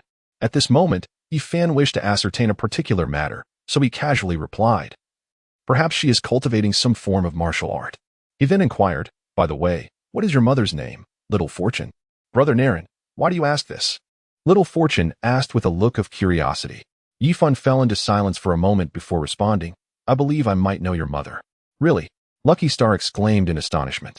At that moment, the suction grew ever more intense. Yifun instinctively defended himself and asked, is your mother named Jean Lian? No. Lucky Star scratched his head in confusion. Then how do others refer to your mother? Yifun inquired hesitantly. Outsiders call my mother Little Xiao, medical immortal, while my spiritual sisters refer to her as Your Highness. Additionally, my mother's surname is Xiao, and her given name is Yen. Narang, have you perhaps mistaken her for someone else? Lucky Star's innocent, wide eyes gazed at Yifun. It dawned on Yifun that he had indeed misidentified her. As darkness enveloped the world, it felt as though he had plunged into the depths of hell. Sigh. Why ponder so much? It is merely a game. After all, Yifun sighed inwardly, coming to terms with the situation. He casually drew his treasured weapon, the Chuanlai sword, and with a single stroke, he shattered the filth of the place, allowing sunlight to once again bathe them. Yet, on the ground lay the carcass of a serpent. What was wrong with this great serpent? I had not concealed my realm, yet it dared to attack me? Yifan glanced down at the disemboweled serpent, curling his lip in disdain. In truth, this serpent was merely at the early stage of Earth Immortal, and although Yifan had not intentionally concealed his cultivation, he had also not deliberately revealed it. Moreover, Lucky Star had consistently displayed the cultivation of an early human immortal, which even Yifan could not discern whether Lucky Star was indeed only at that level. The serpent, underestimating them due to this oversight, had foolishly attempted to consume Yifan and his companion. It is worth noting that the calamity of fierce beasts in the current primordial era had long since passed. Yet, formidable cultivators had perished or entered seclusion, leaving an abundance of newly emerged practitioners in the primordial realm. The foundations of these practitioners were generally inferior to those of the primordial cultivators during the beast calamity, with most still at the levels of human immortal or earth immortal, while celestial immortals remained a rare sight. After Yifan vanquished the great serpent, he continued his journey towards Zhou Shan alongside the Lucky Star. However, unbeknownst to him, the serpent had kin. Before long, Yifan found himself encircled by a multitude of serpents, specifically the clan of the Huangqi Great Serpents. Reluctant to engage in further bloodshed, Yifan implored his fellow cultivators to refrain from folly. His mood was already soured, and he had no desire to elaborate, choosing instead to reveal his cultivation prowess. The leader of the Huangqi Serpent clan, incensed by Yifan's audacious demeanor, trembled with rage, exclaiming, "You are courting death, young man." Yifan wielded his sword, poised above the clouds, his silence pierced only by his chilling gaze, which resembled that of one surveying the lifeless. "Tribe leader, allow me to deal with this insolent wretch," a man clad in yellow garments boldly proclaimed. The leader of the Huangqi Great Serpent tribe, a formidable figure in the mid-stage of true immortal, had long discerned Yifan's realm and, seeing the man's desire to showcase his prowess, granted his consent. "Exercise caution," the Huangqi Great Serpent tribe leader discreetly advised the man. His considerable cultivation suggested he was no fool. Yifan's peculiar demeanor undoubtedly indicated he possessed some hidden strength. "Young man, there is still time to beg for mercy. I shall ensure your end is swift and painless," the man jeered, brandishing an oddly shaped, jet-black halberd, revealing his own cultivation at the late stage of celestial immortal. Yet, Yifan, with an expression of palpable impatience, retorted, "If you wish to perish, then hasten your approach, otherwise, be gone." The man, taken aback by Yifan's audacity in the face of his formidable prowess, immediately unleashed his most potent attack. His countenance contorted into a grimace as he hurled his spear, resembling a fearsome serpent descending from the heavens, casting a pall of darkness over the realm. The members of the Huangqi Great Serpent clan were astonished, for this man had cultivated the technique to such an extraordinary level. Even the clan leader of the Huangqi Great Serpent exhibited a look of delight, realizing that this young fellow from Dongshan was on the verge of transcending into the celestial immortal realm, promising to add another true immortal powerhouse to their ranks. As the Huangqi Great Serpent cultivators marveled at the man's ability to manifest the technique to this extent, they suddenly witnessed the colossal serpent beginning to shatter from its head. In the blink of an eye, both the enormous serpent and the man were reduced to fragments. It was only then that the clan leader of the Huangqi Great Serpent reacted, waving his hand to conjure a massive earthen barrier to intercept the residual shockwaves. Otherwise, those Huangqi Great Serpents closest to the previous male cultivator would have surely faced dire repercussions. Upon witnessing this scene, Yifan let out a cold snort and, grasping the excited Lucky Star, prepared to take flight. "You shall not escape," bellowed the chieftain of the Huangqi Serpent clan as he summoned an unremarkable clay pot. In an instant, Yifan and his companions found themselves imprisoned within the pot, or more precisely, ensnared in the miniature realm of the Huangqi jar. "This treasure is rather impressive," Yifan mused as he surveyed their surroundings. "Brother Nara, do you still wish to claim this artifact?" Lucky Star interjected at that moment. Instead of answering the question posed by Lucky Star, Yifan countered with a query of his own. "Aren't you afraid, little Lucky?" "Afraid of what?" "Brother Nara, you will protect me, won't you?" Lucky Star replied, her innocent, wide eyes sparkling with sincerity. Yifan chose not to pursue further inquiries. Every individual harbors their own secrets, especially those of celestial beings. The fortunate star had aided him in swiftly developing a simplified version of the technique, and thus it was only right to assist her in locating her father. There seemed little necessity to delve into other matters. However, I must admit, If the power becomes overwhelming, I may find myself at a loss, Yifan remarked casually. Suddenly, the very fabric of the universe trembled as an innumerable multitude of serpents materialized, instantly filling the expanse of this realm.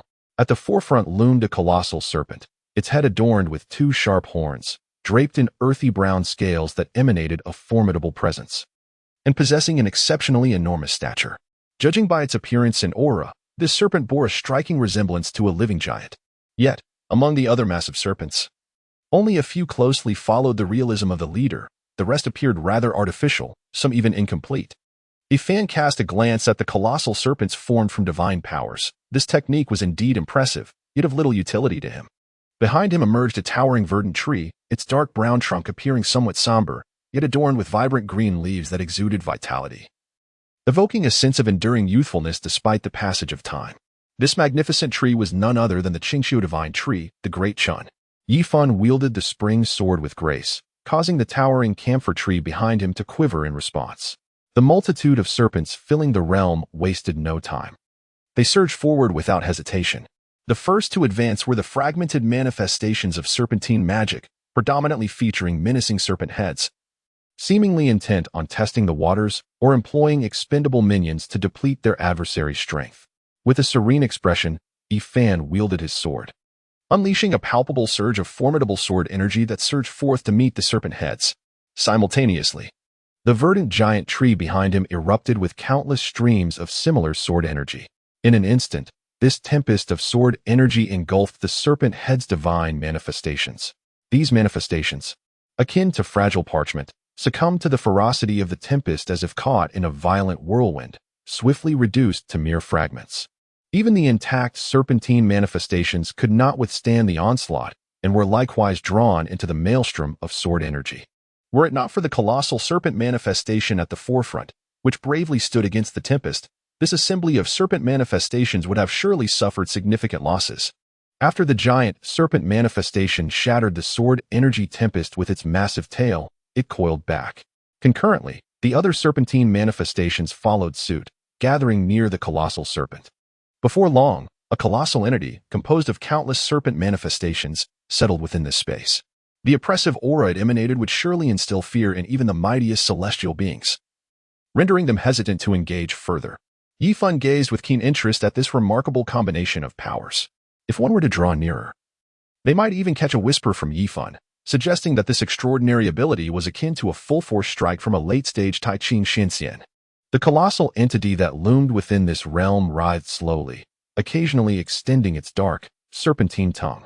"Young one," it intoned, "I perceive you to be a remarkably gifted individual. If you were to plead for mercy now, I would grant you your life." Fan was perplexed as to why the colossal serpent had yet to strike. His impatience was palpable. It seemed the leader of the Huangqi Great Serpent clan had developed a reluctance to engage. If a battle is to ensue, why all the preamble? Although Fan harbored uncertainty about his ability to withstand a full-force attack comparable to that of the late-stage Ta Qin Xin Immortal, he held great expectations for his own De Chun Sword Chi technique, derived from the Yi Chao Sword Realm technique. Over the years, he had found little opportunity to gauge his true combat prowess in this world. Now, presented with such a remarkable chance, Fan was determined not to let it slip away. "Young one, do not think that just because you belong to the Qingxiu Fox clan, I am hesitant to take action against you. I shall grant you one more opportunity. Do not compel me to personally annihilate an unparalleled genius," echoed the voice of the Huangqi Great Serpent clan leader once more. Yifan touched his nose, pondering why he felt that the leader of the Huangqi Great Serpent clan seemed to have lost his nerve. Moreover, he did not consider himself to be an extraordinary genius in this world. "I offer you a chance. Surrender to me now, and I shall spare your lives," Yifan taunted, not caring much about the implications. However, to his astonishment, the leader of the Huangqi Great Serpent clan appeared genuinely inclined to submit. "If we were to submit to your Qingxiu Fox clan, would you ensure our safety?" Yifan had initially intended to mock the other party, yet he was taken aback when they took him seriously.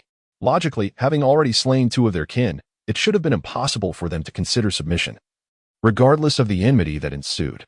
Yet here they were, in the present moment. Yifan remained oblivious to the intentions of his counterpart, yet Gua Xingxing exhibited an exuberant demeanor, showing no signs of trepidation and exuding considerable confidence. Naturally, Only I possess the authority to tease my little brother. Greetings, my master. Just as Yifan was about to finish his statement, the leader of the Huangqi Great Serpent Clan interjected eagerly with a loud voice. Cough, cough. Yifan awkwardly cleared his throat, for he had not yet completed his thought. Why had he already been addressed as master? Pray tell, what compels you to submit to me? Yifan inquired. Perceiving the genuine inclination of the Huangqi Great Serpent Clan leader to pledge allegiance, the leader seemed to hesitate for a moment before his voice finally emerged. May I inquire? My master, what connection you have to the Qingxiu Fox clan? As Yifan listened to the insinuating inquiry of the leader of the Huangqi Serpent Clan, he replied, I am Nerang, the fourth son of the Emperor of Qingxiu. Upon hearing Yifan's identity, the leader began to recount the reasons behind his allegiance to Yifan. It turned out that they had long harbored the desire to find a protector, yet had struggled to identify a suitable one. Today, upon noticing the resemblance between Yifan and the legendary Qingxiu Fox clan, the thought of seeking his support arose. The motivation behind their quest for a protector could be traced back to the conclusion of the Grand Dragon's seclusion. In summary, they found themselves targeted by a few malevolent dragons and, having endured relentless oppression, sought someone to safeguard them. However, finding such a protector was no simple task. Moreover, the Huangqi Serpent Clan held a profound dependence on their ancestral home, the Yangmei Immortal Mountain. Merely identifying a protector was insufficient. They also needed to relocate from Huangqi Mountain. And as a distinguished immortal mountain, it would be impossible for their clan alone to achieve this in a short time. The Huangqi Serpent Clan had little hope of relying on others for assistance. It was prudent to prepare thoroughly on their own. Thus, it was only recently that they began to make arrangements to transfer the Huangqi Immortal Mountain to a location of their choosing. With all preparations in place, they were merely in search of a worthy protector. Fortuitously, they encountered the Qingxiu Fox clan, a faction with a commendable reputation and considerable strength. It is noteworthy that the Huangqi serpents could embed a portion of their souls within the Huangqi Immortal Mountain. This portion not only allowed them to comprehend the laws and expedite their cultivation, but also ensured their revival upon death, signifying that as long as the Huangqi Immortal Mountain endured, so too would the Huangqi Serpent Clan. Upon learning of these circumstances, Yifan instinctively felt inclined to refuse. However, after a moment of contemplation, he resolved to accept their proposal. Thus, a connection with the Dragon Clan was forged, and he pondered what rewards the system might bestow upon him amidst the impending calamities of the Dragon Era. As Yifan contemplated these matters, the leader of the Huangqi Great Serpent Clan, who had been waiting for Yifan to speak, could no longer contain himself. He assumed that Yifan hesitated to offer them refuge out of concern for the Dragon Clan. Thus, he hastily made numerous promises of benefits, appearing as though he were selling himself while counting out riches for others. Upon hearing the words of the Huangqi serpent, Yifan could not help but exclaim how these dragons had evidently been subjected to severe torment. Ultimately, Yifan consented to allow their entire clan to relocate beside his spiritual mountain, providing them with tokens that would attest to their servitude. However, this concession was made only after Yifan insisted on engaging in a contest of divine abilities with their ensemble. As Yifan made the necessary arrangements and continued his journey towards Mount Buzhou, he still needed to retrieve the Huangqi jar from the chief of the Huangqi Serpent Clan. The chief, gazing at Yifan who was gradually receding on his azure cloud, felt an array of complex emotions stirring within him. The act of acknowledging a master is, indeed, a profound ordeal for any being to come to terms with. Previously, Yifan had faced them, and although he had never triumphed, his displayed prowess had nonetheless astonished them all. It could be regarded as a formidable show of strength. This situation brought both joy and concern. The joy stemmed from their formidable backing that rendered them unafraid of potential retribution from the few dragons, while the concern lay in the fact that such a powerful support might hinder their prospects of rising in prominence. Yet, the distant Yifan was not burdened by such complex emotions. He was enveloped in a state of exhilaration. Indeed, with a touch of serendipity by his side, many of his aspirations seemed to manifest with remarkable fortune. However, Yifan also noticed that following instances of great luck, the influence of this serendipity on his surroundings would sharply diminish. For instance, they had not encountered a rain of spirit stones in quite some time. Wow, so grand and so high, exclaimed the lucky star, with mouth agape and eyes wide open in astonishment. Yifan gazed upon the towering mountain, its peak shrouded in clouds, and an involuntary sense of reverence welled up within him. This mountain was none other than the Zhou Mountain, which had yet to be shattered by the ancestral deity Gong. The two lingered in awe for a considerable time before gradually approaching Zhou Mountain, embarking on their ascent. In the present day, the surroundings of Zhou Mountain were still enveloped in formidable pressure, rendering even the most ordinary celestial beings hesitant to draw near. If Yifan does not summon his fateful spirit plant, the great camphor tree, he may find it difficult to even reach the foot of the mountain. However, Lucky Star, seemingly unfazed by any obstacles, quickly dashed ahead, leaving Yifan struggling to keep up. "Brother Nari, hurry up," Lucky Star called back. Yifan exerted himself to pursue. Yet just as he was on the verge of catching up to Lucky Star, she did not await him and ascended to a higher vantage. "Dear Lucky Star, do not climb so hastily," Yifan called out. Lucky Star glanced back. "The mountain is so lofty. If we do not hasten our pace, when shall we reach the summit? Climbing is not solely about reaching the peak. We must also appreciate the scenery along the way," Yifan replied. However, Lucky Star began to protest, but Yifan interjected. "I comprehend your sentiment, yet some matters cannot be rushed. Maintaining a tranquil mindset and eschewing the urge for immediate gains is the true path to swiftly achieving our goals. One must not force things, rather, let the heart be at ease." As Lucky Star listened to Yifan's words, she seemed to grasp something, albeit not entirely. Nevertheless, she instinctively slowed her pace. This afforded Yifan the time to acclimatize to the pressures of the surrounding mountains, allowing him to relish the scenery as he ascended step by step. The pressure of the surrounding mountains was primarily felt at the base and the summit, surprisingly. It diminished significantly upon reaching the mountainside. Yet, by the time Yifan and his companion arrived at the mountainside, a decade had passed. During this period, Yifan had progressed beyond the mid-stage of celestial immortality and had now attained the late stage of true immortality. Over the span of 10 years, he had managed to break through 4 minor realms, which he attributed not only to centuries of prior accumulation but also to the influence of Lucky Star. After all, her aura of fortune was quite mystical, and during these 10 years, they had encountered no other strokes of luck. "Naren, brother, shall we descend the mountain?" Lucky Star playfully tugged at Yifan's hand.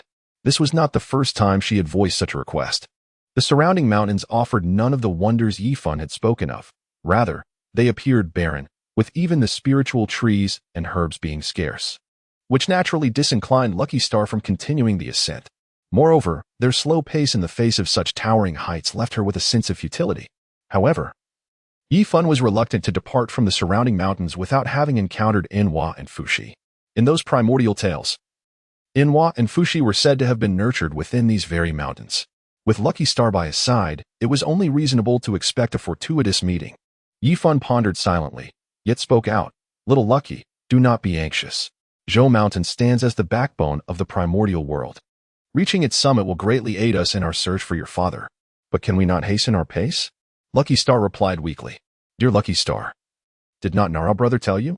Haste makes waste. An excessive pursuit of results often leads to imperfections," Yifan articulated thoughtfully.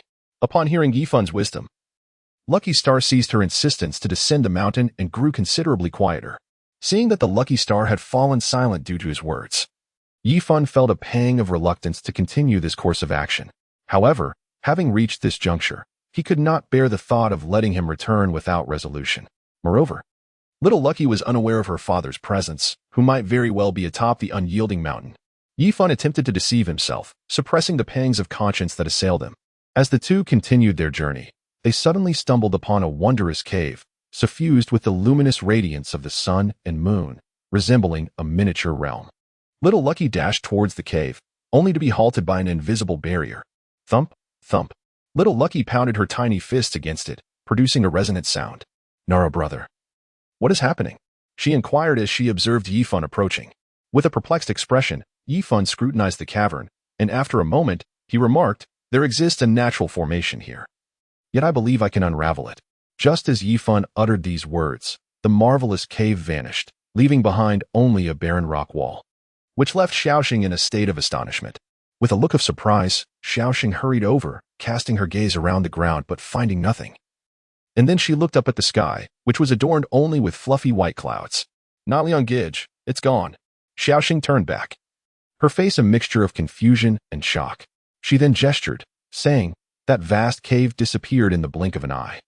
Yifan found himself on the verge of laughter at Xiao Xinjian's appearance, yet he restrained himself.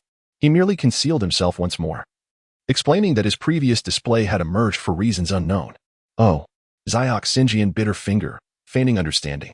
Ifan paid no heed to what Xiao Xingyun was contemplating, Instead, he commenced dismantling the formation. This particular arrangement was one he had encountered before, crafted by the mischievous little stone to amuse him during moments of ennui. Reflecting on this, he pondered whether this formation could indeed be the handiwork of Little Stone. Could it be that the spiritual roots cultivated by Little Stone were hidden within? As He considered this, he began to speculate about the wonders that the mysterious cave might harbor. Nevertheless, despite these musings, he harbored a certain anticipation regarding the potential presence of Fushi and Yuhua within. After all, with Xiao Xingyun by his side, perhaps his wishes would manifest. It took Yifan several months to unravel the formation, and at the very moment he succeeded, he experienced a profound epiphany, ultimately achieving a breakthrough to the initial stage of Taichin Xianxian within a few days. Yifan no longer wishes to voice any grievances. His current rate of advancement may appear somewhat unreasonable, yet there exists a modicum of rationale behind it. However, this is indeed a positive development, and Yifan is unconcerned with the logic of it all. After all, his cultivation stems from an understanding of the laws and the accumulation of spiritual energy, achieved solely through perseverance and fortune, without any deceit or theft. Shenling, undeterred, dares to accept Ming and others, thus accepting another master of beasts. Devoid of ferocious fortune and merely having recently reconstituted their soul, poses no psychological burden. Furthermore, Shenling is reluctant to squander any more time, as the construction of the soul realm inherently demands considerable duration. Prolonging the process would be immensely detrimental to Hu Yaoyao. Very well, I shall acknowledge you as my disciple. Release Ming. We shall commence the construction of the spirit realm immediately, Shenling proclaimed with a wave of his hand. Ming subsequently liberated Mo, whose soul form, while formidable, found itself lacking the capacity to resist before the cultivated Ming. Following this minor interlude, the construction proceeded remarkably smoothly, with Mo significantly contributing by assisting Ming in refining the punitive mechanisms. Consequently, Shenling and his companions completed the task well ahead of schedule, achieving their goal in nearly a millennium, thus creating a soul realm as vast as the primordial wilderness. At this juncture, the soul realm merely had its framework established. The heavenly Tao of the primordial wilderness promptly bestowed the primordial purple aura, marking the trio with its insignia. It is noteworthy that only the three of them received the privilege of the primordial purple aura, which, akin to the aura of merit, is derived from the essence of the world and is, in fact, even more precious. Thus, the chaotic Tiao Wu and his ilk were excluded from this blessing. They were granted an aura of merit comparable in size to the primordial purple aura, which was neither negligible nor excessive. Shenling, in turn, permitted Tian Yuan Shenling to accept the primordial purple aura, as he intended to venture forth into the primordial wilderness, albeit without being marked. In truth, this primordial purple aura was initially intended for Tian Yuan Shenling, given that it was he who constructed the space.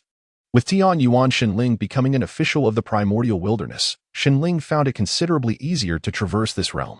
Thus, Shenling maneuvered Tian Yuan Shenling to open a passage leading to the external space of the primordial wilderness containing the essence of the primordial pearl.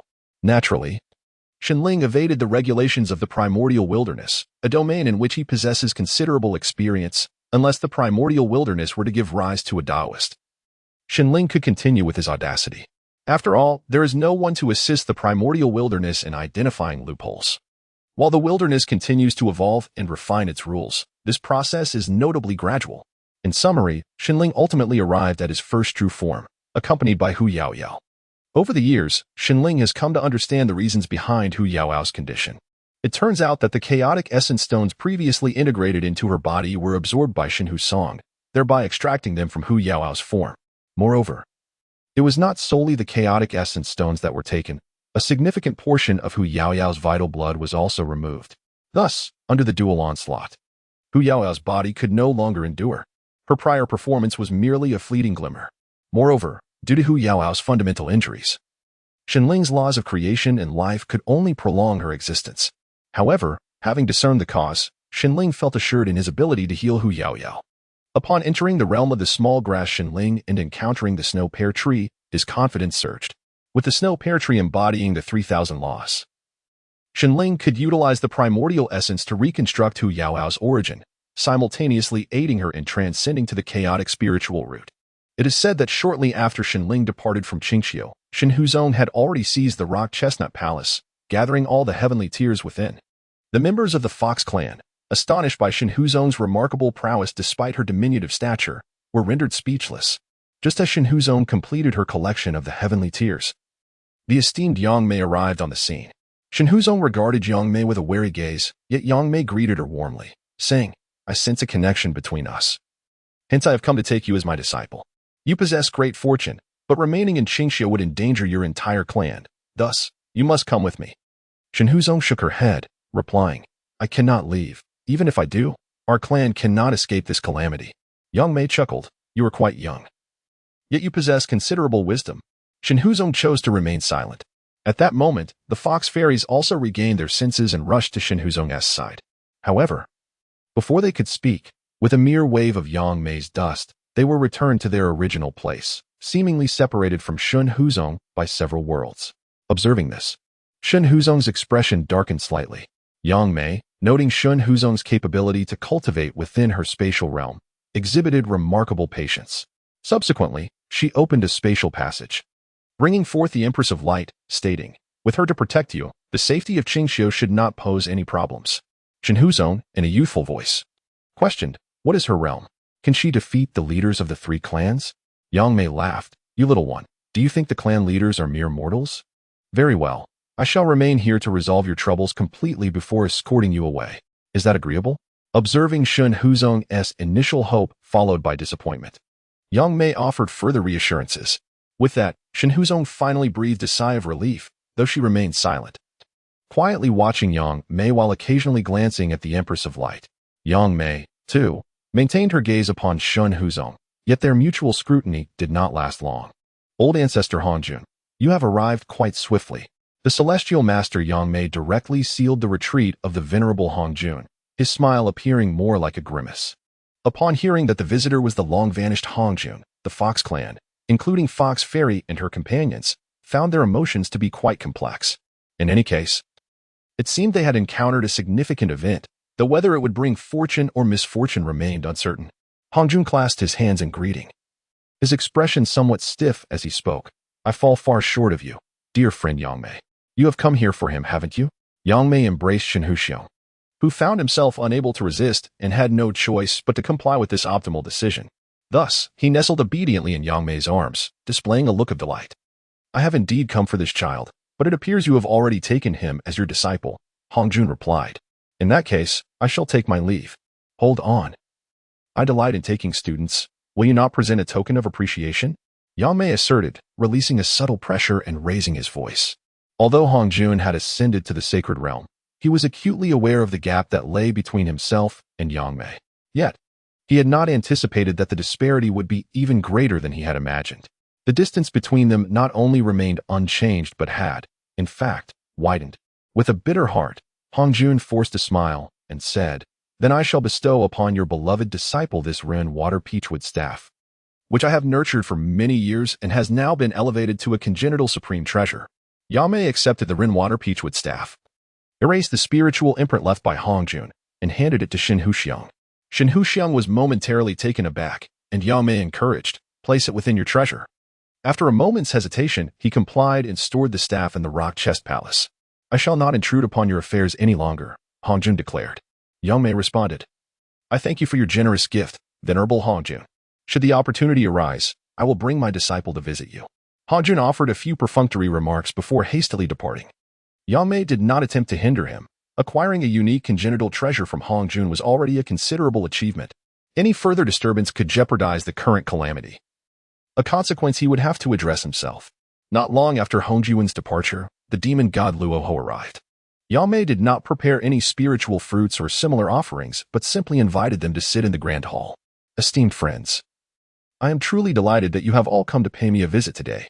I would like to take this opportunity to discuss matters concerning the Beast Sovereign," Yangmei announced. "May I inquire, dear Yangmei, have you recently emerged from seclusion? What events have unfolded in the primordial wilderness during these past few Yuan meetings?" asked the ancestor of Yin and Yang. "Indeed, I have only just emerged from seclusion and have not taken on any disciples. Thus I am not well informed about the recent happenings in the primordial wilderness," Yangmei replied. "Allow me to share with you, dear Yangmei, matters related to the Beast Clan and the Beast Sovereign," Hongjun offered. "Please proceed, Dear Hongjun, Yangmei encouraged. The master of time then chuckled. It seems, dear Yangmei, that you are not as uninformed as one might have thought. The esteemed figure known as Hongjun Laozu is indeed renowned. His title resonates throughout the vast expanse of the primordial world, as I have certainly heard whispers of his prowess, remarked the celestial being Yangmei with a smile. Indeed. It is noteworthy that initially, my dear companion Yangmei failed to recognize Hongjun Laozu, interjected the demon god Luoho. The assembly recalled the scenario where Yangmei first engaged in dialogue with Hongjun Laozu, though they merely jested in their minds, not taking it to heart. Hongjun Laozu, undeterred by this triviality, proceeded to elucidate the lineage of the Fierce Beast clan and their sovereign. These formidable creatures emerged from the corporeal form of ancient demon gods, and most possess strength exceeding that of ordinary primordial beings. However, Hongjun Laozu emphasized, the majority of these fierce beasts lack true souls, resembling mere animated corpses, making it exceedingly difficult for even their sovereign to exert control. Consequently, they lack genuine, organized offensive capabilities, which necessitates the aid of other fierce beasts in commanding their ranks. He continued, the sovereign of the fierce beasts derives his extraordinary power from the fortuitous energies bestowed by these creatures. Therefore, once we resolve the issue of these fierce beasts, vanquishing their sovereign shall prove significantly less arduous. Then, if we directly confront the sovereign of the fierce beasts, would it not render the rest of the beasts leaderless and thus more manageable? Pondered Yangmei. Ah, dear Yangmei, you underestimate the might of the fierce beast sovereign. I fear that even united, we may falter, cautioned the Lord of Time. Indeed, we once combined our strengths in an offensive, yet we ultimately faced defeat. Hongjun Laozu concurred. You hardly seem to bear the marks of defeat, at least not the demeanor one would expect after a significant loss, Yangmei observed. That is indeed the case.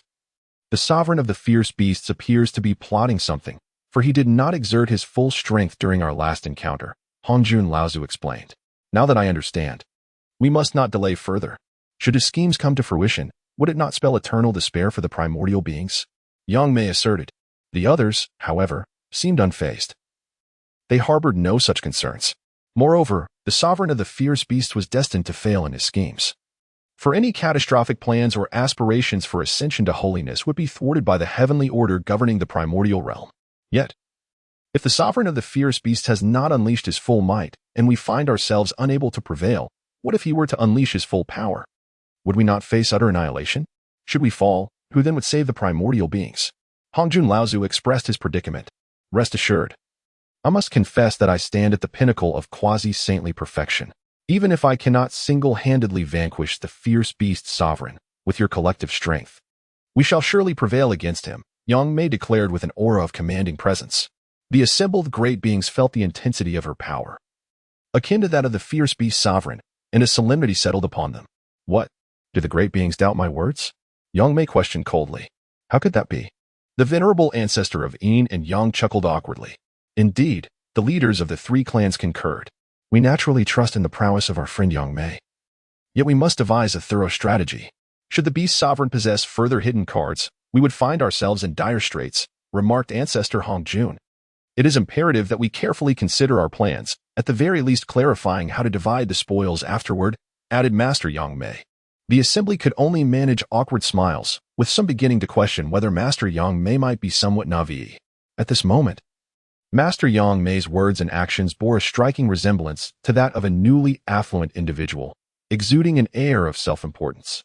The subsequent discourse further fueled their skepticism regarding how Master Yangmei attained the pinnacle of quasi-saintly cultivation. Each of them had meticulously concealed their own hidden strengths, wary of exposure, while Master Yangmei openly flaunted his, as if eager for all to witness his might. Despite Master Yangmei's apparent superiority over the likes of Ancestor Zhulong, the likes of the first Qilin held him in disdain, viewing him as somewhat foolish. They struggled to find any justifiable excuse for his behavior, as he had laid bare his secrets in excessive detail, nearly divulging his vulnerabilities, while everything else was hastily recounted. In short, no creature of even moderate intelligence would speak in such a manner. They harbored no belief that Master Yangmei had any cunning strategy at play, after all. What kind of scheme necessitates the revelation of one's hidden strengths? What purpose does exposing one's cards serve, other than to boast and reveal one's own folly? Even Ancestor Hongjun and his peers were left bewildered by Master Yangmei's antics. Despite their experience, they remained uncertain of his intentions, even if a motive existed. The cost of revealing one's weaknesses was far too great. Moreover, the repercussions were significant and hardly worth the risk. Regardless, after this discussion, they gained a deeper understanding of Master Yangmei. Though no consensus was reached regarding the expedition against the Beast Sovereign, they needed to take their time, returning to contemplate the true nature of Master Yangmei. The revelations he presented had astonished them to no end, and the sheer volume of explosive information he exuded required thorough digestion. Why have you returned? After more than 10 days, Shenling encountered the little fox once more. The fox produced a handful of fruits and said, "I have brought you delicious treats. Please do not be upset." Shenling, slightly taken aback, replied, "Did you spend these past days gathering fruits for me?" The little fox responded, "No, I initially intended to return for the fruits my father had stored for me, but I accidentally fell into a pit." The little fox explained. Shenling observed carefully and noticed that the little fox's feet were indeed injured, and the damage to its bones had not completely healed. "How old are you? Why are you so careless?" Shenling admonished. The little fox felt a bit aggrieved upon hearing this. "I'm only 3.5. Dad says I'm quite capable, all right? It was only because you were angry that I hurried to fetch fruit for you and accidentally fell into the pit. Normally, I wouldn't be so clumsy." Shenling, upon hearing this, felt somewhat embarrassed. "I didn't realize you were so young. Your father actually left you here all alone." Shenling awkwardly attempted to change the subject. However, this only caused the little fox to burst into tears, crying heart-wrenchingly, "It's my fault. I'm sorry." "Please don't cry." Shenling found herself strangely apologizing. The little fox wiped away its tears and, through sobs, said, "It's not your fault. I just miss my mom and dad too much. It's all right. You still have me, right? I'll stay with you from now on. So you won't be alone," Shenling reassured. "Really? You're not mad at me anymore?" the little fox asked. "Of course not," Shenling replied. "Then can you tell me why you were angry before?" The little fox still didn't understand why Shenling had been upset. All it knew was that it needed Shenling as a friend, feeling terribly lonely. "Let bygones be bygones. Come here, and I'll let you take a small bite," Shenling suggested. "Why do you want me to take a bite? Doesn't it hurt?" the little fox inquired, puzzled. "Of course it hurts, but it's not unbearable," Shenling responded. "If it hurts, then let us not do it. We're friends now, right? Good friends don't hurt each other," the little fox stated earnestly. "Yes, we are friends, and I'm not asking you to hurt me. I just want to heal your leg," Shenling clarified. The little fox felt happy hearing Shenling acknowledge their friendship, but replied, "But my leg is already better." "No. Your leg has completely healed. You should take a small bite," Shenling insisted. "No, I can't bite you if I hurt you." "Then you want to be friends with me anymore," the little fox protested. "But I'm the one asking you to bite. So if you do, we'll still be friends," Shenling patiently explained. The little fox obediently took a small bite, and Shenling continued. "Now take this drop of sap and apply it to your foot." The little fox followed Shenling's instructions. When the milky tree sap dripped onto its foot, the little fox immediately felt a tingling sensation, followed by a slight itch. Curiously, the little fox exclaimed, "How amazing! My foot is completely healed." "So you actually knew your foot was healed," Shenling remarked. "I was just afraid you'd think I was foolish." "You don't think I'm foolish, do you?" the little fox timidly inquired. "I won't be disdainful. I merely wish to understand how your foot injury relates to your foolishness." Shenling curiously responded. "Of course it is relevant. If my foot injury persists, it signifies that I fell into a deep pit rather than a shallow one." "Falling into a deep pit. Wouldn't that be far more foolish than falling into a shallow one?" The little fox, encouraged by Shenling's lack of disdain, raised her voice, earnestly explaining her point. Your words seem to carry some weight, yet I still find something amiss." Shenling pondered for a moment before speaking. "What seems amiss? I find it quite reasonable. Am I not clever?"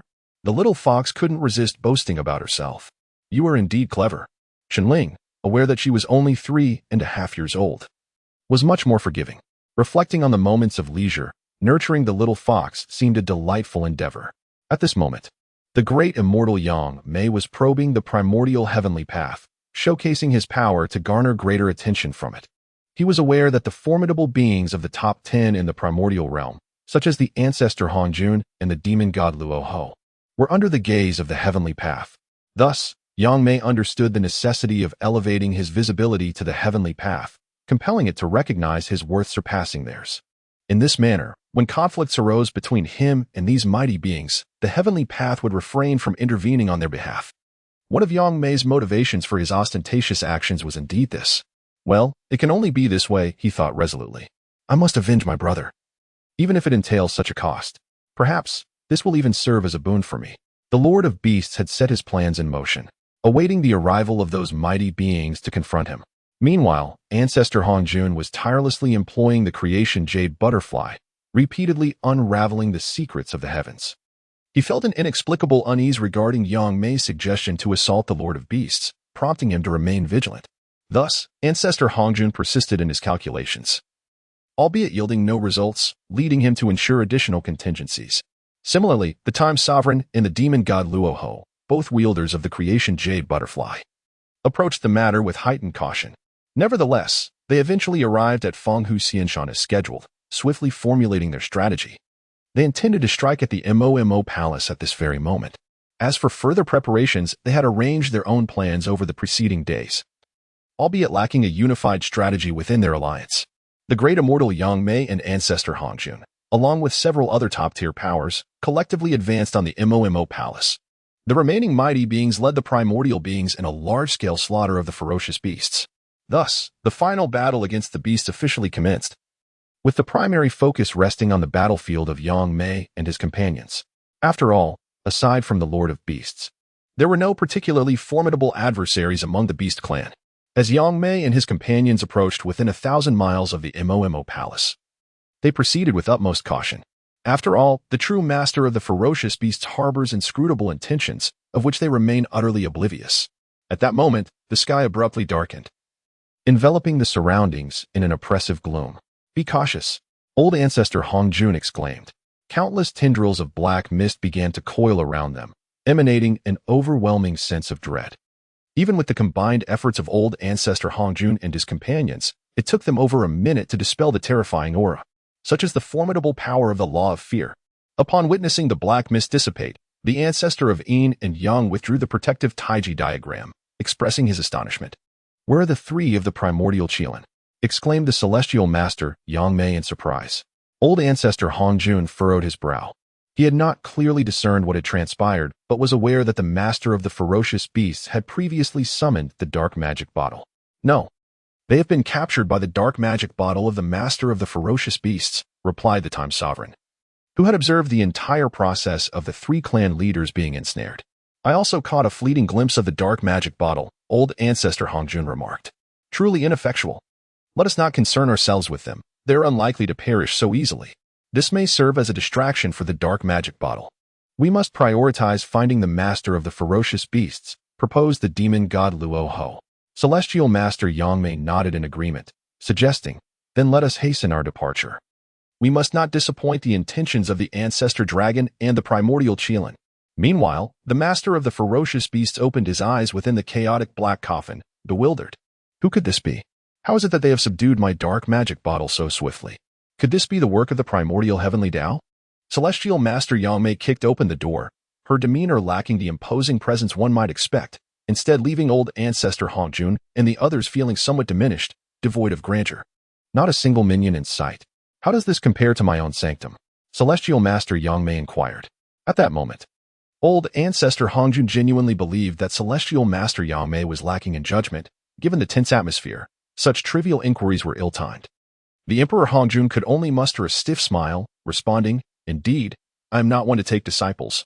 I have merely a few friends and like-minded companions. The expressions of the Time Sovereign and his peers were also less than favorable, but they nodded in agreement, acknowledging the truth of his words. Indeed, we are all focused on our cultivation. Who has the time to take on disciples? As for servants, they are mostly unnecessary. While Celestial Master Yangmei spoke of inconsequential matters, one hand was occupied with suppressing the Ancestor Dragon and Ancestor Phoenix within the dark magic bottle. After all, during that brief interval, she could only manage to erase the primordial spirit left by the master of the ferocious beast in the dark magic bottle and confine it within the realm she had established. There is no surplus time to concern oneself with the ancestral dragon and phoenix, who were ensnared by the dark magic bottle. In fact, they had previously been entangled in the ominous miasma formed by the laws of fear and darkness. Consequently, their commotion went unnoticed, and thus, the great immortal Yangmei did not attend to them immediately. However, it seems they have now broken free from their shackles and are causing quite a ruckus. compelling Yangmei to employ the laws of space to suppress them. At this moment, the initial Qilin and the ancestral dragon and phoenix find themselves utterly bewildered. Before even encountering the lord of the ferocious beasts, they have been ensnared in this peculiar realm. Moreover, the miasma is no trivial matter. Initially, they struggled to break free. Even after managing to escape, finding an exit proved to be a formidable challenge. Fortunately, the three ultimately reunited and resolved to shatter the confines of this world. However, just as they commenced their efforts, an unexpected blade lunged toward them. The ancestral dragon instinctively defended himself, only to lose his hand in the process. The initial Qilin, similarly unconcerned by the blade, nonchalantly attempted to deflect it with his sharp horn, which promptly shattered. The phoenix, more cautious, utilized her innate treasure, the phoenix seal, to block the strike, leaving a mark upon the seal. Before they could fully comprehend the situation, they were compelled to counter yet another oncoming blade. The ancestral dragon, regaining his composure, retrieved his innate treasure, the ancestral dragon pearl, along with his companion treasure, the sea-suppressing stone. The initial Qilin also secured his broken horn and summoned his innate treasure, the Qilin order, alongside his companion treasure, the mountain-splitting horn. The phoenix, too, produced her companion treasure, the Nirvana lamp. The sea-suppressing stone serves primarily for defense, the mountain-splitting horn for offense, and the Nirvana lamp for healing. Together with the three innate treasures, which had ascended through the fortune of their clan, they found themselves evenly matched against the onslaught of the White Blades. It is worth noting that these White Blades were no longer the innate divine abilities previously wielded by Yangmei, but rather the manifestation of his 3,000 strands of dust. Yangmei was acutely aware that discreetly resolving the trio would prove challenging. Furthermore, he had recently received a warning from the Primordial Heavenly Tao. Yet, this warning brought him a measure of joy, for it indicated that should he truly eliminate them, he would not face immediate obliteration by the Heavenly Tao, but rather endure a significant punishment. As for why the Primordial Heavenly Tao sought to protect these three titans, it is because they are among the protagonists of the impending catastrophe. As a transcendent being of the highest order, Yangmei possesses the ability to foresee the general trajectory of the impending calamity. Moreover, through various methods of inquiry, he has discerned that Hongjun Laozu, Luo Ho Emotion, and the Master of Time are all under the vigilant protection of the Primordial Heavenly Tao. Previously, they were absolutely untouchable, and the chances of their demise were exceedingly slim. However, a glimmer of possibility has emerged. Of course, the ancestral figures of Yin and Yang have yet to arrive, while the likes of the ferocious beast-slaying ancestral river, the malevolent ghost elder, the radiant empress, and the recently slain Qianquan Lao Zu remain closely observed by the Heavenly Tao. Generally, their lives are safeguarded, but should they draw the ire of figures like Yangmei or Hongjun Laozu, they must rely solely on their own fortune. After engaging in idle conversation for a considerable duration, Yangmei has awaited the arrival of the Beast Sovereign. Mo. Behind him looms a chaotic black coffin, emanating a sinister aura, while he brandishes the god-slaying spear, exuding an air of a dark overlord. Have you prepared the coffin in advance? It seems you possess some self-awareness. Yangmei exclaimed with a hearty laugh. Hongjun Laozu and the others exchanged glances, their smiles fading. They are acutely aware of the terrifying nature of that black coffin, renowned not only for its formidable defense but also for its formidable corrosive power. Who are you? The Beast Sovereign inquired with a wary tone. Sensing the extraordinary nature of Yangmei, I am here to claim your life. Yangmei feigned a response but swiftly transformed his dust whisk into a blade, leaping through the spatial fabric to launch a sudden strike. His ambush was both swift and ruthless. Even a direct assault on the Beast Sovereign would pose a challenge to evade, let alone the element of surprise. With a thunderous roar, the Beast Sovereign drew upon the remnants of his fortune to stabilize the destructive threads of the dust whisk within him, and then thrust the god-slaying spear directly at Yangmei. Yangmei attempted to counter and escape. Yet he could not break free from the Beast Sovereign's grasp, bolstered by the power of fortune that controlled the threads of dust. However, Yangmei swiftly shattered the space beneath his feet, causing the god-slaying spear to decelerate. Seizing this opportunity, he released the threads of dust, wielding the now unbound whisk to block the oncoming spear, all the while calling out for assistance. After a moment's contemplation, Hongjun Laozu produced a rune water peach with staff and struck the Beast Sovereign. Though for one so empowered by fortune, it was but a trivial annoyance. At that moment, the demonic sword of Luo Ho Emotion also arrived, but was intercepted by the Beast Sovereign's black coffin. However, the Time Master's temporal dart pierced through the chaotic black coffin's defenses, directly impaling the beast sovereign's corporeal form. As they launched their assaults, Yangmei distanced himself from the confrontation with the beast sovereign, urgently calling out for the ancestral figure of Yin and Yang to intervene. Upon being called out, the ancestor of Yin and Yang prepared to make a fleeting appearance, unaware that the Lord of Beasts would unleash the silk of the wand, striking with a sudden thrust. The ancestor hastily summoned the Taiji diagram for defense, only to be devoured whole by the chaotic black coffin. The celestial master Yang raised an eyebrow in astonishment, subsequently questioning in a tone laced with skepticism whether the ancestor was merely putting on a show. After all, he was a mid-stage quasi-saint.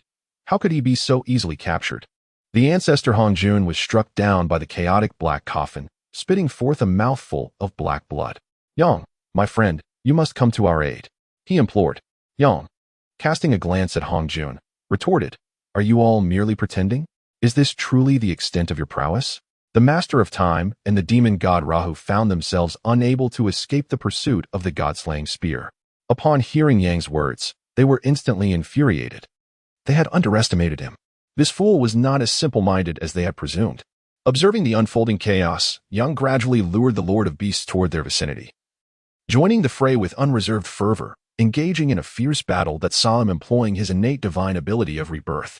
The clash was nothing short of brutal, with the intensity of the conflict starkly contrasting the lackluster efforts of Hongjun and his companions. The demon god Rahu and his allies, having quelled their irritation, reconsidered their previous remarks about Yang's simplicity. He was indeed rather clever. The chaotic black coffin of the Lord of Beasts bore numerous scars from their assault. Yet Yang himself was riddled with wounds, suffering more than the beastly adversary. "I shall find a way to subdue this coffin. You must hold off the Lord of Beasts for now," Yang declared. Hongjun and the others exchanged knowing glances, reaching an unspoken understanding. As quasi-saints at the late stage, their true strength surpassed that of most peak quasi-saints, making the prospect of jointly vanquishing the Lord of Beasts a tangible possibility. Moreover, under these circumstances, they could employ some cunning tactics. Although the Lord of Beasts had lost the chaotic black coffin, he was still bolstered by the fortune of the beasts. Even when injured, his recovery was swift, rendering him a formidable opponent against the trio's onslaught. Yang observed as they began to exert their strength, contemplating who to target first. The Master of Time wielded the time diagram, a preeminent defensive treasure, alongside the Judgment Bow, a primary offensive artifact. He deftly brandished these treasures, effortlessly countering the Lord of Beasts' attacks. Rahu, not to be outdone, revealed another supreme defensive artifact, the Order Tower. Meanwhile, Hongjun unveiled his primary offensive supreme artifact, the Panga Banner. However, devoid of the innate treasures that offer primary defense, he bore numerous terrifying wounds. The demon god of Luoho and the Master of Time were momentarily uncertain whether the venerable Hongjun truly lacked such innate treasures of primary defense. After all, despite Hongjun being the creator of the laws, the damage inflicted by the god-slaying spear was not insignificant, particularly the harm it caused to the primordial spirit, which could not be disregarded. At this juncture, concealing one's true capabilities would evidently be rather unwise. In truth, the primordial spirit of Hongjun was safeguarded by the super-innate treasure, the Chaos Bell, thus rendering these physical injuries trivial for one who embodies the primary laws of creation. Naturally, Hongjun could utilize the Chaos Bell to shield his corporeal form. However, he sought to feign weakness, aiming to lower the guard of all present, at least to instill within them the belief that he was not excessively perilous. The great immortal Yangmei, while ostensibly focused on suppressing the chaotic black coffin, secretly allocated part of his attention to observing their battle. The ancestor of Yin and Yang remained silent within the chaotic black coffin, secure under the protection of the Taiji diagram. Consequently, he saw no urgency to exit, possessing the self-awareness to recognize the vast disparity between his strength and theirs. Venturing out would yield minimal advantage, rendering it wiser to remain hidden until the conclusion of the conflict. At that time, he would not only acquire a substantial share of merit and fortune but might also encounter other opportunities. Little did he know that his chaotic black coffin had already fallen under the control of Yangmei, and when he eventually emerged, he would likely be met with the identity of a servant to Yangmei. The clash between the Master of Time and the Sovereign of Beasts thoroughly incited the ferocious laws within the latter, resulting in an exceedingly ruthless assault that disregarded its own safety, exhibiting a frenzied demeanor, albeit with a notable enhancement in power. Typically, the Sovereign of Beasts would not fully provoke the violent laws. On ordinary occasions, it merely stirred the residual ferocity within its body, thus mitigating the overall effect and danger. The venerable Hong Jun and his companions had engaged in battle with the Sovereign of Beasts on several occasions and were privy to this secret, planning to exploit the enraged sovereign to ensnare Yangmei. Observing the situation, Yangmei merely smirked coldly, inviting them to act if they possessed the capability. Yet outwardly, he feigned a strenuous effort to suppress the chaotic black coffin, presenting an image of a simpleton awaiting manipulation. The Master of Time incessantly provoked and guided the Sovereign of Beasts, compelling it to unleash a devastating strike, one that amalgamated the Sovereign's innate divine ability of assassination, wielding power comparable to that of an ordinary saint. Although taken aback by this attack, the Master of Time remained composed, seizing the opportunity to redirect the saintly-level strike towards Yangmei. Upon witnessing the Master of Time approach him with extraordinary speed, Yangmei erupted into laughter, exclaiming, "Friend of Time, I shall assist you." The Master of Time had yet to comprehend the situation when he suddenly felt layers of space encircling him, rendering him incapable of utilizing the laws of time. Upon hearing the voice of the celestial being Yangmei and sensing the impending onslaught of the god-slaying spear, he remained unaware of the trap laid for him. What perplexed him was that Yangmei, after engaging in a prolonged battle with the Beast Sovereign, should have exhausted all his trump cards, leaving him substantially weaker than at his peak. Furthermore, with the chaotic black coffin restraining him, how could he have crafted such a formidable spatial prison so suddenly? However, there was no time for the Master of Time to ponder these questions.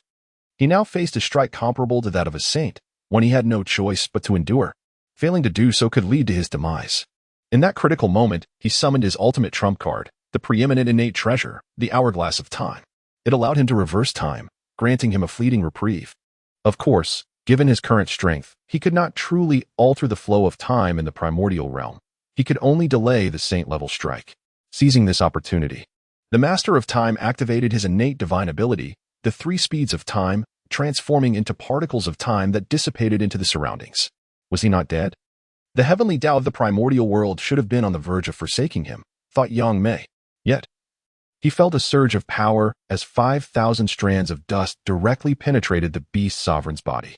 At this moment, the Beast Sovereign was far from exhausted. He fought back with all his might.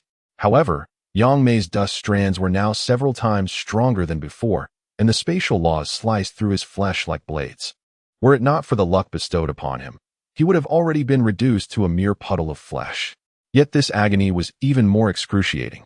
The Beast Sovereign felt as if he were being repeatedly thrust into a meat grinder, experiencing pain beyond his wildest imagination. Ultimately, he exploded. With the last vestiges of his luck, he detonated his own body.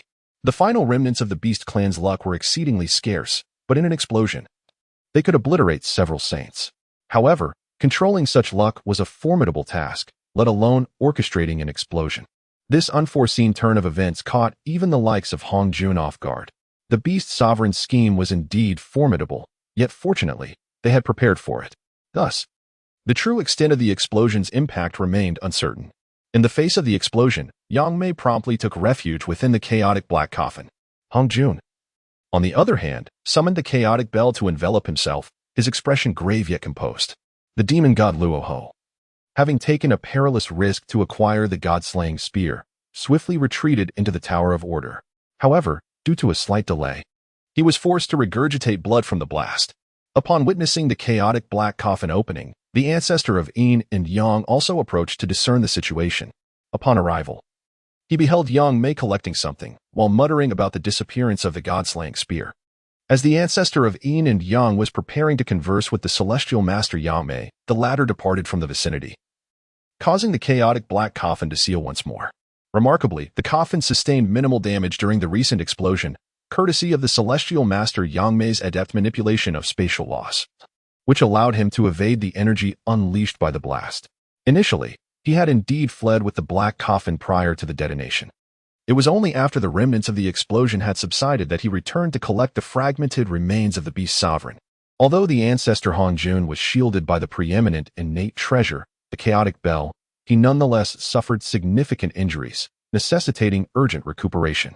The demon god Luohu fared even worse, as he dared not venture from the Tower of Order.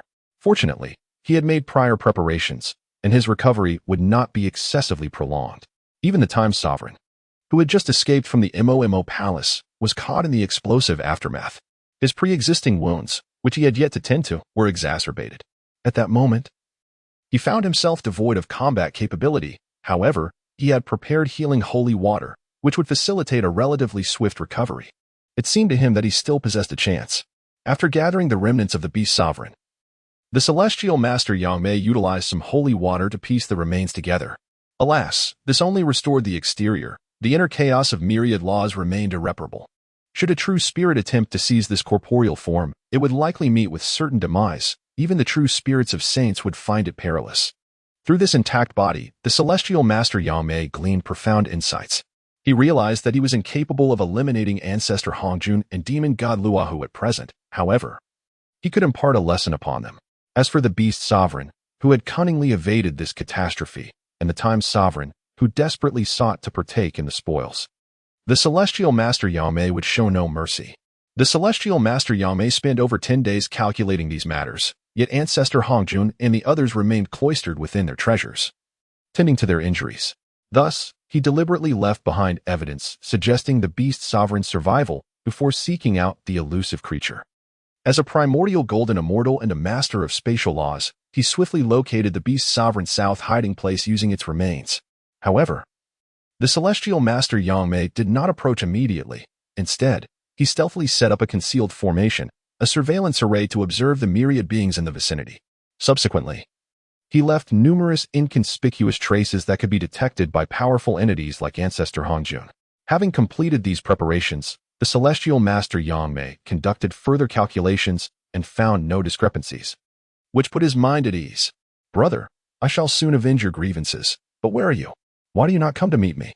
As night descended, the illustrious Yangmei Daxian gazed up at the luminous full moon, a tide of melancholy swelling within him. After a moment of reflection, he retrieved the Qian Kuan Ding, intent on vanquishing the remaining ferocious beasts. After all, exterminating these beasts presented a significant opportunity that Yangmei Daxian would not allow to slip through his fingers. "Today, it is your turn to regale me with a tale," remarked the little fox. "Alas, I have no stories to share," replied Shenling. Upon arriving in the primordial world, he had devoted himself to cultivation, leaving little room to gather entertaining tales. "I care not. I have serenaded you for several days and danced for you as well," the little fox retorted with dissatisfaction. "Then allow me to unveil to you a world anew," Shenling suggested. Ever since he had succumbed to his inner turmoil, memories of his life on Earth had resurfaced vividly. It was as if he had previously chosen to forget his past, and in doing so, had developed an inexplicable fear of the ever-changing self. Thus, a seed of inner demons had been unknowingly sown within him. Now, however, Shenling had gradually overcome this inner demon, eradicating any lingering threats, and naturally, he recalled his experiences on Earth. As he narrated tales of the planet to the little fox, he spoke slowly, fearing that if he divulged everything at once, he would be left without stories to tell. Unable to witness the little fox's delightful dances or hear her melodious songs, one must understand the allure of a russet-hued little fox who sang and danced with such grace, captivating the increasingly bored Shenling. In essence, with the little fox as his companion, life had lost some of its monotony. "Oh dear, when will this tedium come to an end? It is unbearable," cried the Choming bird, abandoning all semblance of dignity. Accompanying her was Fifi, both of them lamenting their confinement, yearning to venture outside. Yet, they were acutely aware of the perils that still lurked in the primordial realm. Even with the grand formations considerably opened, they dared not step beyond their confines. Their lamentations were merely a means of expressing their discontent, a deliberate display of eccentricity. Ming Ling, observing their plight, contemplated ways to inject some excitement into their lives without hindering their cultivation. Though their training progressed smoothly and at a rapid pace, they were still lagging behind the more fortunate beings of the primordial world. Moreover, it was not just the Choming bird and Fifi who felt this ennui. Even she, along with other ferocious beasts and the golden turtle immortal, experienced the same sense of boredom. They merely bore it with patience, secretly desiring to explore the outside world. They felt akin to pigs confined in a pen, well-fed but lacking mental nourishment. This state of affairs could not persist without consequence, and as the eldest disciple, Ming Ling believed it was her responsibility to shoulder the burden and assist her master in managing these matters. Meanwhile, Yangmei Daxian traversed the primordial expanse, swiftly reaping the ferocious beasts, though many still remained. To achieve complete eradication may indeed take several years. The celestial master Yangmei once again imprisoned a vast multitude of ferocious beasts within a cauldron, lamenting the heartlessness of the primordial heavenly Tao, which grants no opportunity to this wretched clan of beasts. It appears that the ferocious beasts have no hope of resurgence. After leaving this thought, the celestial master Yangmei traversed through space to another realm. Here, not a single ferocious beast remained, only countless traces attesting to the existence of a once thriving horde of beasts. Unbeknownst to them, several years elapsed, and the ferocious beasts of the primordial world dwindled to a mere remnant. Through the countless corpses of these beasts, the celestial master successfully forged the map of the ferocious beast realm, which, upon its emergence, conjured an array of extraordinary phenomena and invoked celestial tribulations. Numerous formidable beings of the primordial realm were stirred. This was the first successfully crafted supreme innate treasure within the open domain of the primordial world. Just as the celestial master completed his artifact, he sensed the arrival of ancestor Hongjun and others at the concealed location of the beast sovereign. Cautious, indeed, however, the current beast sovereign no longer possessed significant allure for them, as they feared potential retribution which hardly warranted the risk. The celestial master contemplated thus. Hence, they would likely seize this opportunity to eliminate me, he mused. How did you find this place? The beast sovereign inquired, somewhat astonished. It was through deliberate guidance. Ancestor Hongjun replied. So, the celestial master Yangmei intends for us to fight amongst ourselves, ultimately reaping the benefits, remarked the demon god Liu. Are you suggesting that we unite against the celestial master Yangmei? Mo, now encased in a new form, was no longer as ferocious as before. Indeed, the celestial master has slaughtered countless ferocious beasts and forged a treasure map. Once he acquires merits and fortune, he will become truly invincible in the primordial realm. As for us potential foes, we shall find ourselves in grave peril, warned the ruler of time. But what concern is this to me? Mo retorted. You are also a potential threat. Moreover, the celestial master has no intention of sparing you, Ancestor Hongjun asserted. But can we truly triumph over the celestial master Yangmei? The beast sovereign posed an inquiry. Certainly. While he may still harbor hidden trump cards, we are aware of most of his vulnerabilities. Furthermore, he has undoubtedly not attained sanctification. We still possess a significant chance of victory, Ancestor Hongjun affirmed. Observing the beast sovereign's continued contemplation, the ruler of time interjected, if he truly wielded such power, why engage in all these machinations? He could simply come to eliminate us directly. Consider it well. Although we harbor trepidation towards the celestial master Yangmei, the conflict of interest has yet to reach a critical point. As for you, this is a considerable opportunity, and the celestial master will undoubtedly not allow you to escape. The demon god Rahu sensed that the Lord of Beasts still possessed the realm of a late-stage quasi-saint and was intent on forming an alliance. As for the few truths they spoke, their true intentions remained inscrutable. Ultimately, the Lord of Beasts acquiesced, knowing well that he could not decline the proposal. The great immortal Yangmei was unaware of their clandestine discussions and plans. After all, the formations he had arranged could not escape the notice of Ancestor Hongjun and others. However, everything still lay within Yangmei's grasp, for he held the formidable trump card of the Hunyuan de Luo Golden Immortal Realm. Ancestor Hongjun and his companions would never suspect that the great immortal Yangmei was a Hunyuan de Luo Golden Immortal, even if they entertained the thought. They would swiftly dismiss it. As the dust was about to settle, Yangmei pondered silently about the consequences of his decision. Meanwhile, Shenling remained entirely oblivious to Yangmei's actions. Were he to be aware, he might have exclaimed in admiration, "Oh, great tree! The world you speak of sounds wondrous." The little fox exclaimed, "Wondrous? Why so?" Shenling inquired, pondering. "Because it is carefree and filled with delightful sights," the little fox replied. "Carefree? From where do you sense such ease?" "Life there is fraught with troubles," Shenling remarked. "True, yet I still find it quite pleasant," the little fox asserted. Shenling was taken aback, having expected the little fox to counter his assertion. He had already prepared arguments regarding the troubles, but now he found himself at a loss. Feeling somewhat disheartened, "Do you know why I find it so delightful?" the little fox asked. "Why?" Shenling replied absent-mindedly. "Because there is no fear of being slain at any moment. That alone makes it infinitely better," the little fox explained. I can't shake the feeling that you sound like an ancient fox of several millennia," Shenling mused after a moment of contemplation. "I am not an old fox. My perspective stems from inherited memories. Do you not possess such memories?" The little fox retorted. "Ah, I see. No wonder you are so knowledgeable," Shenling conceded.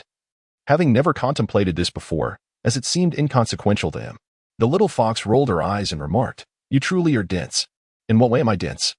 "My inherited memories consist solely of laws and cultivation techniques, devoid of any recollection," Shenling defended. "Do not feign ignorance. If you lacked memories, how could you know so much?" The little fox challenged. "That is because I am not truly this tree. Due to various circumstances, I have merged with it." "Which explains my knowledge," Shenling clarified. "Is that so? Then what were you originally?" The little fox asked, her tone tinged with skepticism. "I want to tell you," Shenling replied. "Humph. You are indeed foolish. Do you think you can deceive me?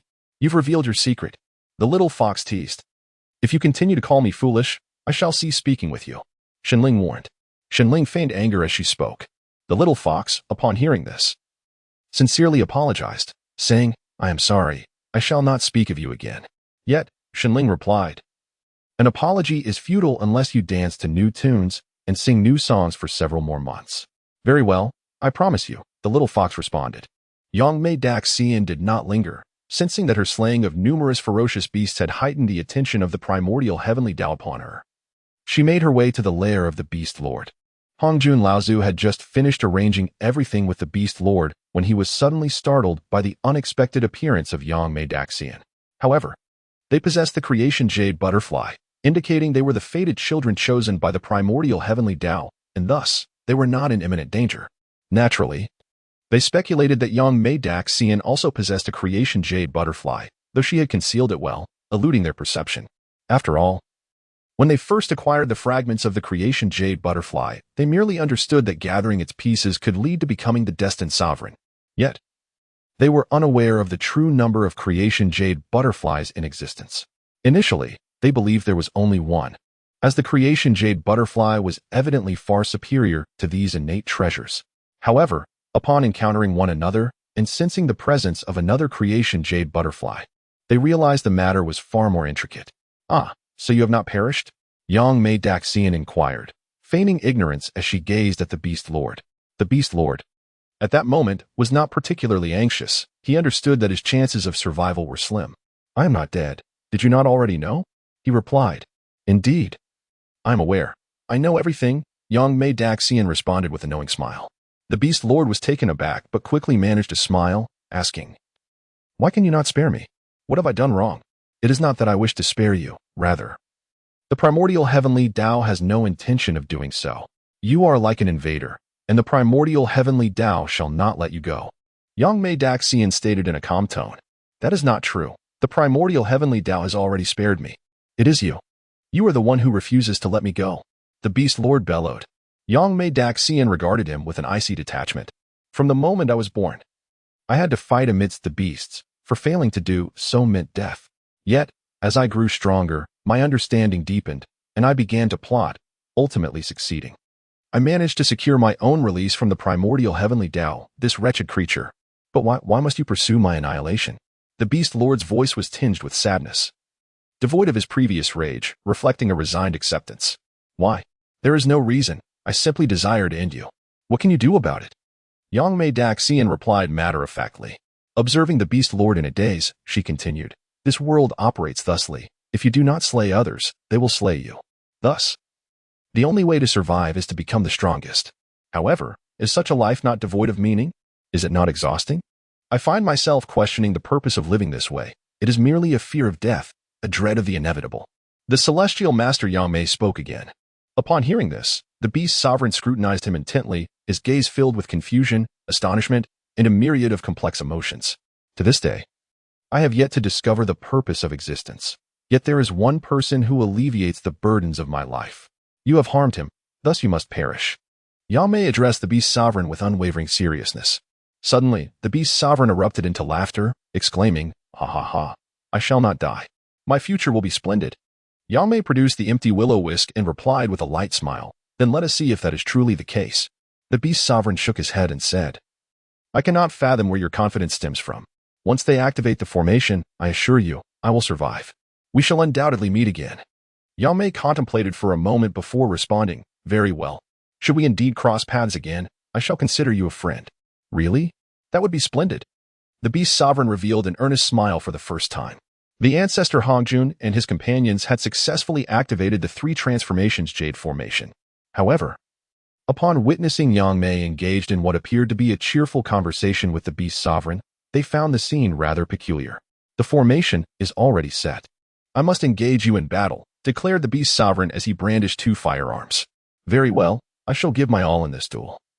Yangmei replied as he unveiled the Beast World map, unleashing countless beasts to dismantle the formation while wielding two swords. You can wield a sword? The Beast Sovereign asked, astonished. Of course. Initially, I fought with a sword, as my whisk was ineffective for lethal strikes. However, wielding a sword now does not guarantee death, Yangmei explained. I will show you no mercy. The Beast Sovereign charged forward.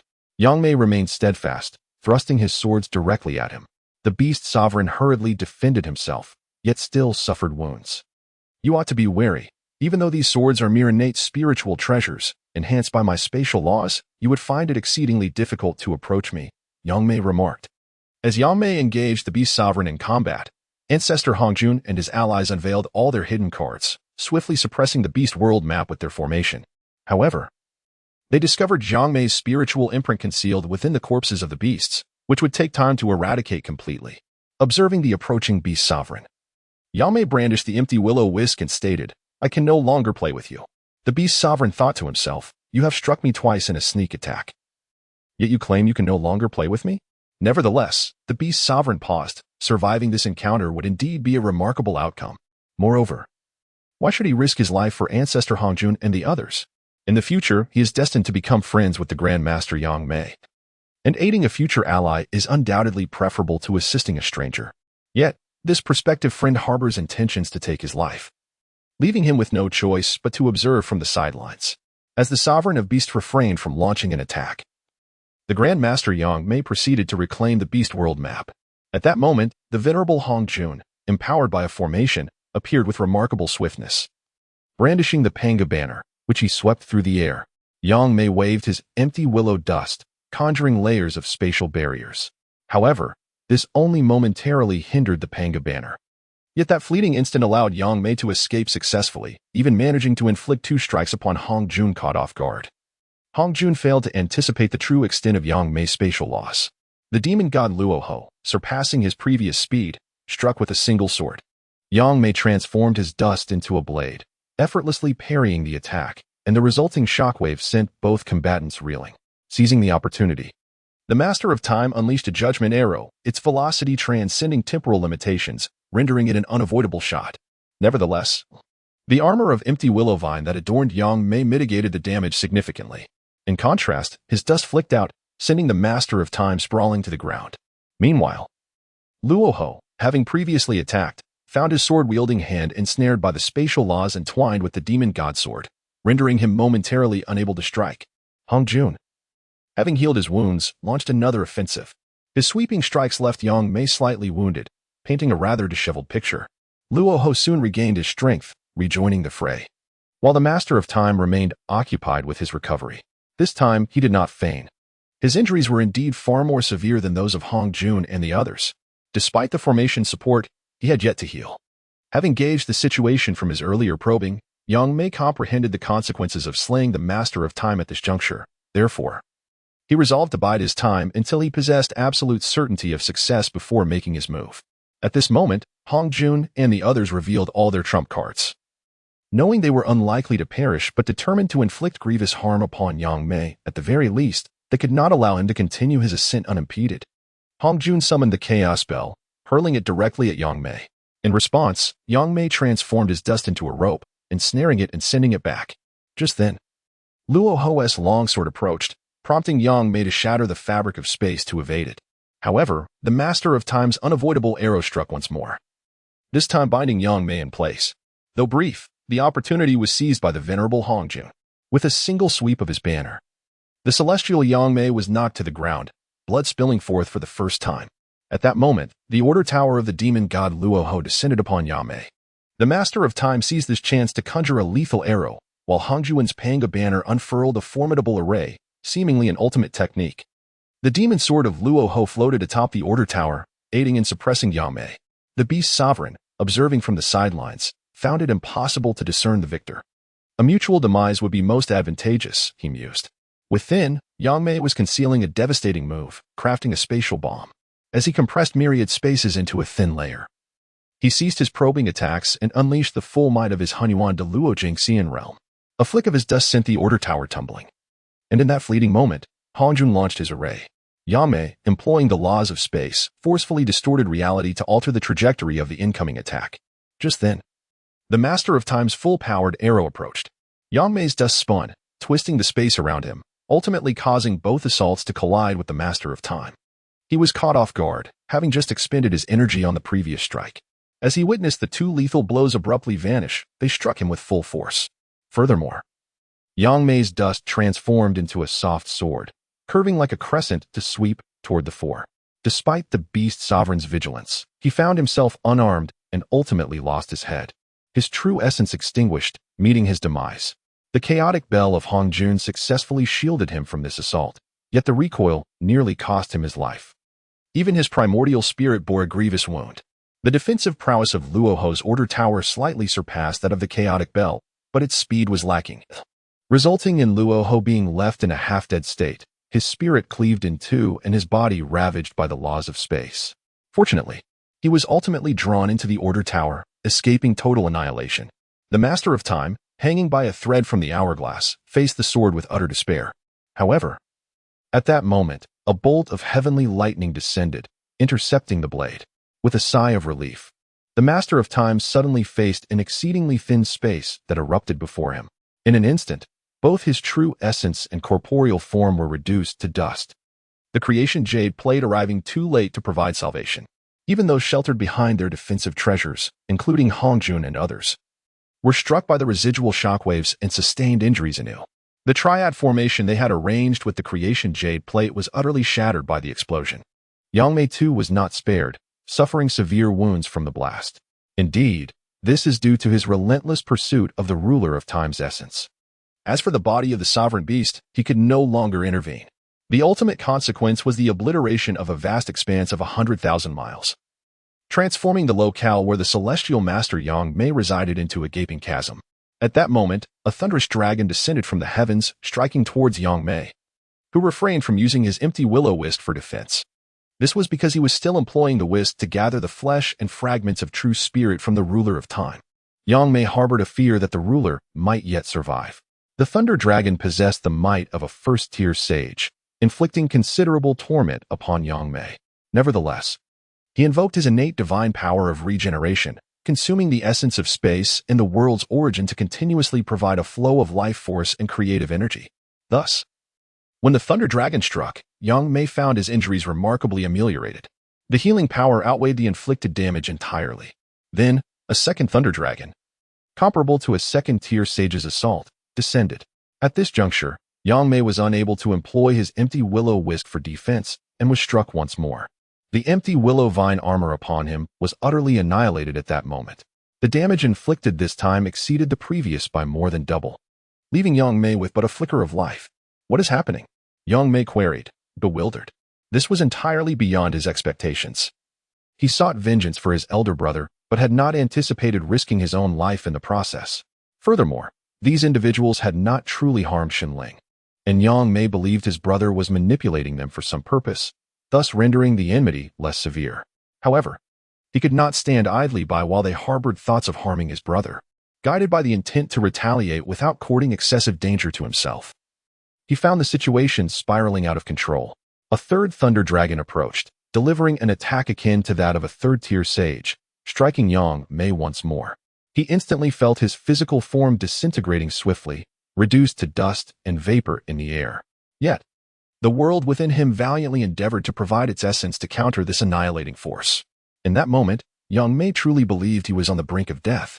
As his consciousness faded, he was ensnared by the constraints of the laws, with his body and spirit undergoing a reconstitution, even his true spirit marked by an imprint.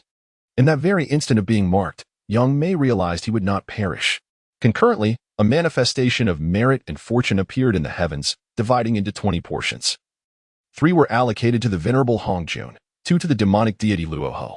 10 portions of this merit and fortune descended upon Yangmei's freshly reformed body, aiding him in organizing the laws governing his body and spirit, while also replenishing the consumed world essence and a portion of the spatial essence.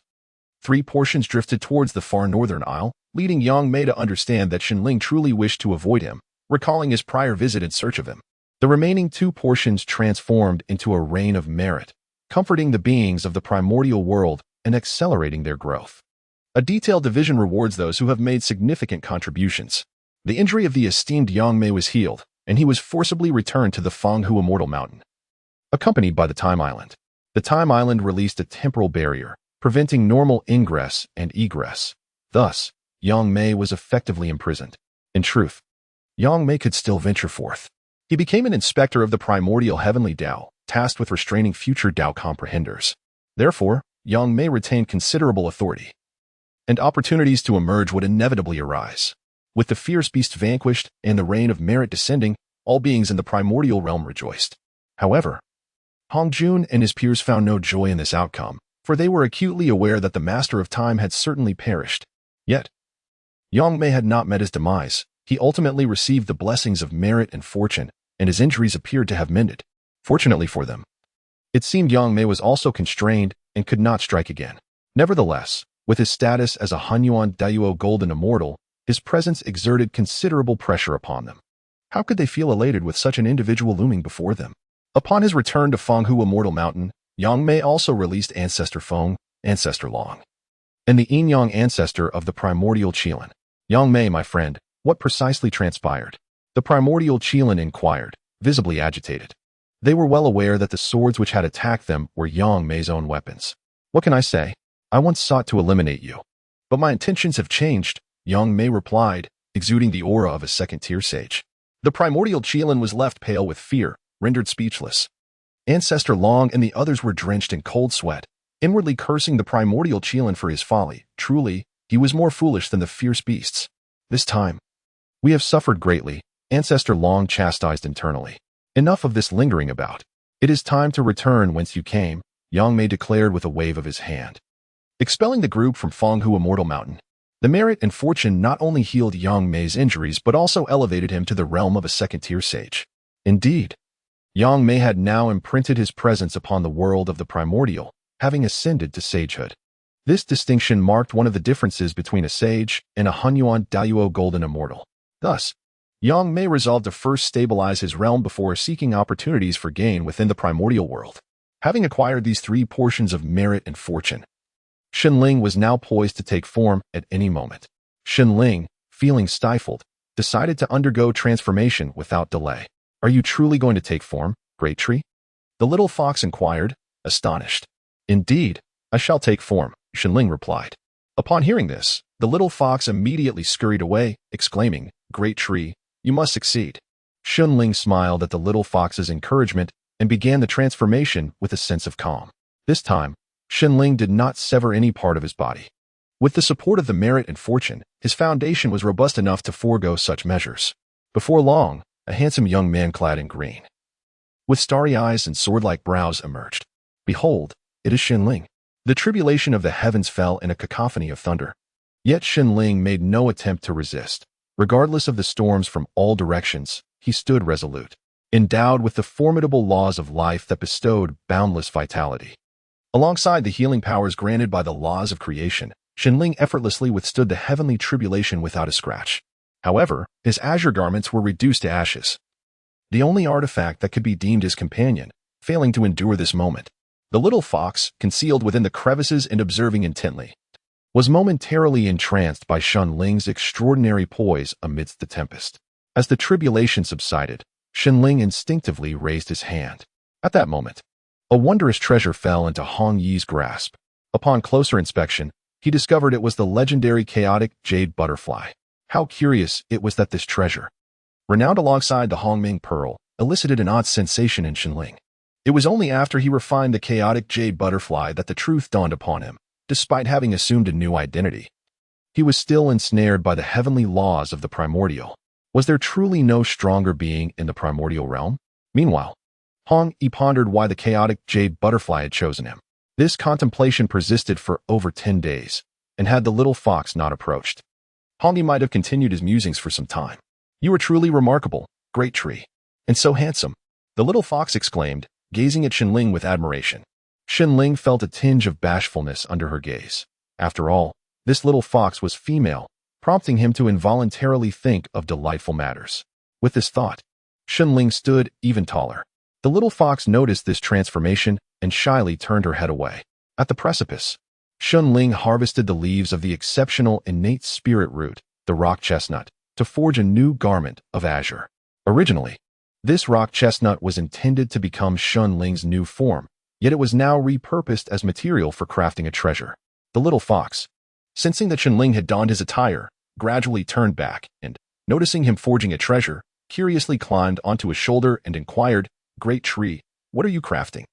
Feeling somewhat awkward, Xinling cleared his throat and replied, "I am forging a functional innate treasure." "Oh, great tree, are you leaving this place?" The little fox asked after a moment of contemplation. "Indeed. Would you care to accompany me?" Xinling casually inquired. "I would," the little fox replied without hesitation. Hong Yi, taken aback, asked, "Won't you wait for your parents?" "No need to delay. Shall we seek them out directly?" The little fox responded. Yet, Xinling hesitated. "Great tree, do you intend to abandon your little fox?" "I promise to be very obedient. Moreover, in my inherited memories, our fox clan is exceptionally warm and open. I assure you, once you join us, you will be enchanted and reluctant to leave. Please, accompany me." The little fox chirped playfully while snuggling. A rare display of affection that left Xinling somewhat defenseless, prompting him to nod in agreement. After all, he had developed a modicum of fondness for the little creature, and it would be impossible for him to simply ignore her. Furthermore, in Xinling's recollection, the fox tribe appeared to be a significant clan, and he could leverage their fortune to share in the blessings of the three tribes. "Very well, I shall comply with your wishes. Once I have completed forging the artifact, I will take you to find your family." Xinling gently tousled the little fox's head as he spoke. The little fox obediently clung to Xinling's neck. Watching intently as he forged the weapon, Xinling was engaged in the creation of a transcendent innate treasure, a task that naturally required considerable time. Moreover, due to the materials used for this particular forging not being part of his own essence, the duration would be significantly longer than his previous endeavors with the Tianyuan bottle and the Piyuan spear. However, once Xinling immersed himself in the process, the passage of time became almost imperceptible. Even after a millennium, he felt as though only a brief moment had elapsed. Yet, the little fox could not afford to wait that long. Within a month, she was nearly consumed by boredom. Thus, she diligently began her own cultivation. And so, 3,000 years slipped by in the blink of an eye. The little fox sensed a shift in the celestial phenomena and ceased her training. Soon after, the heavenly tribulation descended upon them. Noticing the little fox lost in thought, Xinling swiftly scooped her up and cradled her in his arms. He playfully touched her nose and remarked, "Have you become dazed from your training?" Just as the little fox prepared to retort, a thunderous crash startled her, causing her to shrink back, almost disappearing into Xinling's lower half. Nevertheless, Xinling remained unfazed by the heavenly tribulation, resolutely allowing the rock chest palace he had forged to withstand the onslaught of the calamity. One must understand that Xinling was now a favored piece in the grand scheme of the primal heavenly Tao, and the creation of a transcendent innate treasure posed no risk whatsoever. The little fox, however, was thoroughly alarmed. She soon nestled entirely within Xinling's embrace. Too frightened to even glance at the tribulation, Xinling felt a warm, soft presence against his abdomen, which he found exceedingly comforting. As the heavenly tribulation subsided, Xinling did not retract the rock chest palace, now transformed into an aerial palace, but instead produced the creation jade butterfly. At this moment, the little fox cautiously peered out, surveying her surroundings. Xinling pressed the butterfly back into place and said, "I still need to forge for a while longer. You can take a little nap in my arms." Moments later, the little fox timidly poked her head out and said, "I can't fall asleep." Sensing a pang of guilt in his heart, Xinling replied, "Then why not come out and practice?" The little fox leapt out, exclaiming as she dashed away, "Great tree, I have sensed my opportunity. I shall return shortly. You must wait for me." Xinling nodded, no longer distracted by the little fox. He aimed to merge the primal chaos jade butterfly into the rock chest palace, a task that demanded his undivided attention. A moment's inattention could lead to total failure. Thus, nearly a decade passed unnoticed. At last, Xinling successfully fused the primal chaos jade butterfly with the rock chest palace, giving rise to the first chaotic spiritual treasure ever forged in the primordial realm. The ensuing phenomenon was nothing short of terrifying. Had Shenling not been chosen by the primal chaos jade butterfly, the heavenly punishment descending upon him would have undoubtedly reduced him to ashes, even at his current stage of a late great Luo golden immortal. However, because he was the chosen one, Shenling ultimately overcame the heavenly retribution, a result he had anticipated. The primordial heavenly Tao sought to exploit Shenling, but he intended to leverage the situation to his advantage. Observing the ancient miniature palace in his hands, a smile graced Shenling's face. After admiring it for a while, he finally stored the rock chest palace within his inner world. Where is the little fox? Shenling, noticing her absence, began to ponder. After several calculations, he still found nothing conclusive, yet he sensed an opportunity that seemed connected to the little fox. Intrigued, he followed the sensation in his heart. Guided by this feeling, Shenling arrived at a cave adorned with stones radiating a myriad of colors, casting an unusual and enchanting atmosphere. As he ventured deeper, he discovered a breathtakingly beautiful woman resting upon a stone bed. She was the most stunning woman Shenling had ever encountered, a beauty beyond what he could have imagined even in dreams. Her allure was indescribable, not in a pure and untouchable sense, but rather in a beguiling and delicate manner, reminiscent of an enchanting fairy. Any man who laid eyes on her would be consumed by primal urges. Shenling was no exception, yet he had cultivated considerable self-restraint. Approaching the stone bed, he gazed intently at her exquisite visage. "Little fox," he murmured, unable to resist the urge to gently caress her, his lips barely able to contain his emotions. At that moment, the little fox suddenly opened her eyes. Shenling halted, their gazes locked. "Big tree, you have come," she said weakly, her voice transformed, now imbued with a unique femininity. "What has happened to you?" Shenling inquired, lifting the little fox and examining her condition. "I am dying," she replied softly. "How can this be?" "You will not die," he asserted, immediately invoking the laws of creation and life. Gradually, the little fox's complexion improved, becoming rosy, which caused Shenling immense discomfort.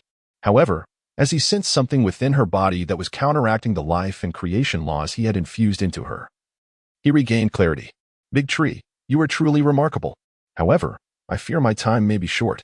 Thus, I wish to confide in you two secrets," the little fox said with a cunning smile. "Rest assured, you shall not perish," Shenling assured, as he earnestly examined the peculiar object within the little fox. "Even if I do not meet my end today, I must share this with you. Yet you must promise me one request in return," the little fox insisted. Shenling paid her no heed, focusing intently on the enigmatic object within her, contemplating a solution. Noticing his distraction, the little fox tugged at his sleeve, playfully coaxing, "Please?" Earlier, Shenling found it hard to resist her playful charm, and now he found himself conceding, "Speak, and I shall grant you one request."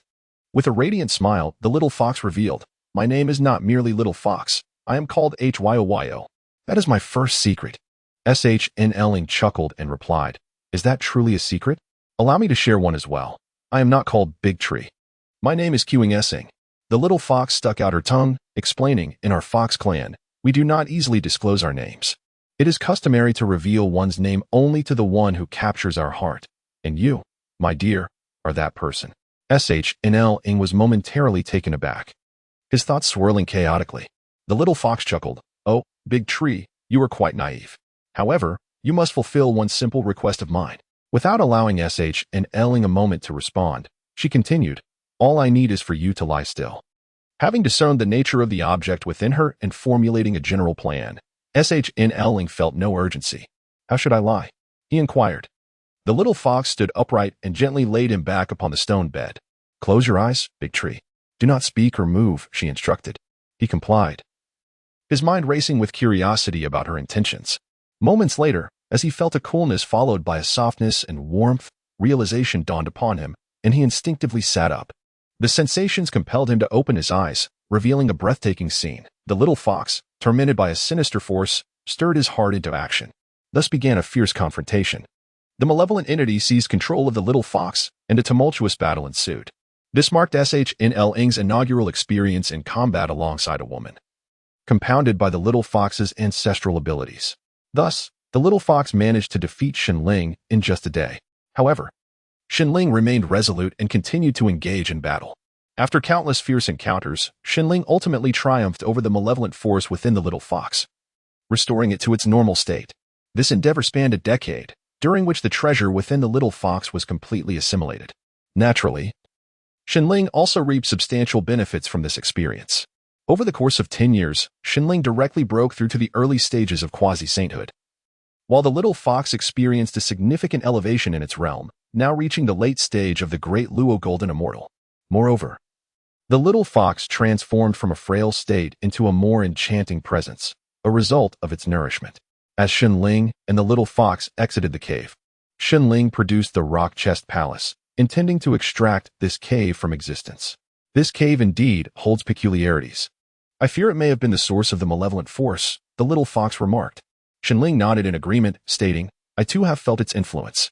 Fortunately, the chaos essence stone within you caused a collapse, and instead of suffering injuries, we advanced further. Truly a case of finding fortune in misfortune. With the assistance of the rock chest palace, Shenling successfully retrieved the cave into his inner world. The little fox then suggested, let us depart. Shenling nodded, preparing to leave the extreme north and head towards the primordial continent. It did not take long for the great immortal Yangmei to discern the key to his liberation from constraints. Utilizing the corpses of the Time Sovereign and the Beast Sovereign, along with the shattered empty willow vine armor, Yangmei forged an extraordinary innate treasure, the Book of Time and Space. Subsequently, he endeavored to merge the Beast diagram with the Book of Time and Space, a task that required no further explanation. After spending several millennia and countless treasures, Yangmei ultimately succeeded in their fusion, giving birth to the second successfully refined chaotic spiritual treasure in the primordial realm. Remarkably, the Book of Time and Space did not attract heavenly punishment, nor even a typical tribulation, a benefit of Yangmei's current status. However, caution was still required. At present, the primordial realm boasted more than one chaotic spiritual treasure, though some treasures had yet to be fully refined and thus remained concealed. Not to mention, Yangmei himself possessed another chaotic spiritual treasure, the empty willow dust. After all, the empty willow dust was a manifestation of a part of Yangmei's own being. As Yangmei ascended to the saintly realm, the empty willow dust's breakthrough into a chaotic spiritual treasure was not particularly arduous. Therefore, with Yangmei's intent to ascend, as he achieved the breakthrough to the primordial Great Luo Golden Immortal, the empty willow dust also advanced. After Yangmei crafted the chaotic spiritual treasure, the Book of Time and Space, he journeyed to the island of time and space to begin his resource gathering. As for Yangmei's schemes, they had already borne fruit. Once the three clans rose, he would attain a measure of freedom. O great tree, have you become possessed by malevolent forces? You have caused me no small amount of distress these past few days.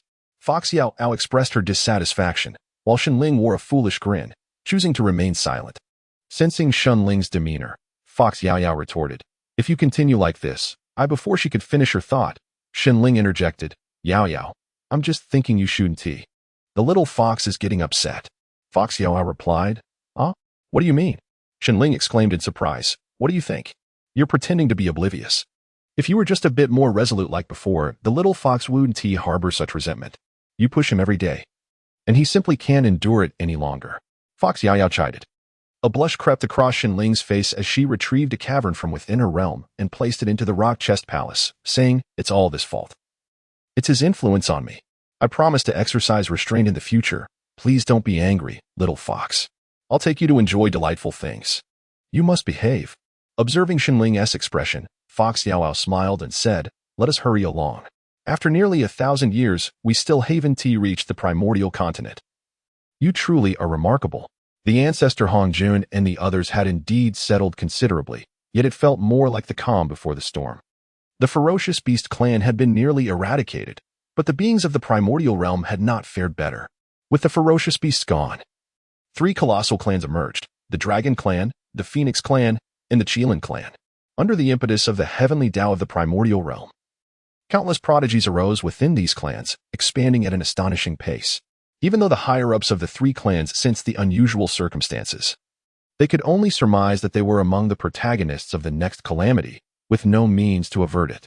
Initially, they sought to devise strategies to halt the exponential growth of their clans, implementing numerous bizarre and stringent measures. However, the results were far from satisfactory, and in fact, worsened. Unable to vent their frustrations internally, the members discreetly sought outlets outside their clans. Coupled with the peculiar period they were experiencing, The primordial realm suddenly witnessed a proliferation of subspecies bearing the bloodlines of the three clans. Thus, this issue became insurmountable. As for the other dilemma, it proved even more challenging to resolve. The clan's prodigies were emerging in droves, and the upper echelons of the three clans could hardly stifle this burgeoning talent. Yet, the ambition and demands for resources among these prodigies grew ever greater. Consequently, the three clans found themselves compelled to expand, albeit with tears in their eyes. They had witnessed the tragic fate of the ferocious beast clan, fully aware that they would fare no better during the impending calamity. At this moment, they felt as though a guillotine hovered above them, poised to descend and render judgment at any moment. However, as time passed, the initial sense of crisis began to dissipate. If avoidance was impossible, they resolved to fervently bolster their strength, striving to become the victors of this impending catastrophe. The three great clans have also shifted their perspectives and embarked on a fervent expansion. Indeed, it resonates with the saying, when there is no retreat, one must strive with all their might. Or perhaps, in the face of impending doom, one must first be driven to madness. Yet, the vast wilderness remains extensive, and the three clans deliberately avoid provoking the formidable beings of the primal chaos, thus maintaining an uneasy peace. Upon hearing of the clan's relentless expansion, the great immortal Yangmei could not help but lament the overwhelming power of the heavenly laws and the insignificance of their current state. We are still far from the pinnacle, he sighed. At this moment, Xinling and Hu Yaoyao had arrived at the peak of chaos. The ancestral home of her clan is recalled from Hu Yaoyao's inherited memories. However, this place bore no trace of the Fox clan. Upon witnessing the desolate mountains, Hu Yaoyao momentarily lost herself in thought. Xinling, sensing her distress, offered words of comfort. Your clan has likely migrated elsewhere, considering the rampant beasts that once roamed. Turning back, Hu Yaoyao inquired, Big Tree, where do you think our clan might have relocated? How would I know? Xinling replied, scratching his head. Please, just take a guess. This is very important to me, she pleaded, shaking his hand with a childlike charm. Unable to withstand her charm, Xinling casually suggested, perhaps it is Qingxiu. Upon hearing this, Hu Yaoyao joyfully embraced Xinling, tears of happiness streaming down her face. Xinling, bewildered, could not comprehend her sudden elation. It was only later that Hu Yaoyao explained, Big Tree, do you know why my parents abandoned me in the far north? Why? Xinling finally realized that, given the Fox clan's previous treatment of Hu Yaoyao and their circumstances, leaving her alone in such a desolate place was perplexing. Because my grandmother, at the cost of her own essence, foresaw a portion of our clan's future, and thus I was left there to await my destined one. Hu Yaoyao revealed the reason for her abandonment in the icy north. Xinling, upon hearing this, felt a wave of emotion wash over him. Understanding now why Hu Yaoyao had been so anxious, she had feared that Xinling was not the one her grandmother had foreseen. If that were the case, it would mean a likely separation from him. However, Xinling's subsequent response reassured her that he was indeed the destined person. After all, it was not unusual for her grandmother's predictions to be slightly off due to the nature of her essence or the passage of time. Then let us journey to Qingqiu, she declared. Xinling gently patted Hu Yaoyao's head and spoke. Hu Yaoyao responded with a soft sound and accompanied Xinling to Qingqiu. This celestial mountain, Qingqiu, is not particularly renowned at present, lacking the ethereal essence found in places like Pulai and Kunlun. Furthermore, its location is rather remote, making it an ideal refuge for a prominent clan seeking seclusion. However, even deep within the mountains, one can encounter distant relatives. Despite the vastness of the primordial realm, when faced with the formidable might of the three clans, one soon realizes there is nowhere to escape. Wherever one might flee, if the three great clans desire to find you, they surely will. Currently, one of the five Qilin, the Wind Qilin, has arrived at Qingqiu. His purpose for this visit is not to annihilate the Qingqiu clan, but rather to persuade them to become their vassals. As the Qilin clan intends to dominate all beasts within the primordial realm. Yet, should the Qingqiu Fox clan refuse, the future remains uncertain. Although the Qingqiu Fox clan resides in the mountains, they remain vigilant about the significant events of the primordial realm and are well aware of the Wind Qilin's intentions. Thus, the ancestral figures, Fox Immortal and Fox Gu, personally came to welcome the Wind Qilin to Qingqiu Mountain, having just faced a setback with the White Tiger clan. The Wind Qilin is naturally elated to receive such honors. It is noteworthy that Fox Immortal and Fox Gu are powerful beings from the same era as the initial Qilin. While they may not currently match the prowess of the initial Qilin, they certainly surpass the Wind Qilin in various aspects. We are indeed very willing to form an alliance with your noble clan, as we have maintained a long-standing friendship, and within our clan, There are still children possessing the Qilin bloodline. It is our honor to forge a bond with the nobility," remarked the fox spirit with a smile as gentle as the spring breeze. The fox clan is inherently beautiful, and the fox spirit is an exceptionally rare beauty. The Wind Qilin was so mesmerized by her words that he momentarily lost all sense of direction, becoming utterly ensnared in her charm and unwittingly led out of Qingqiu.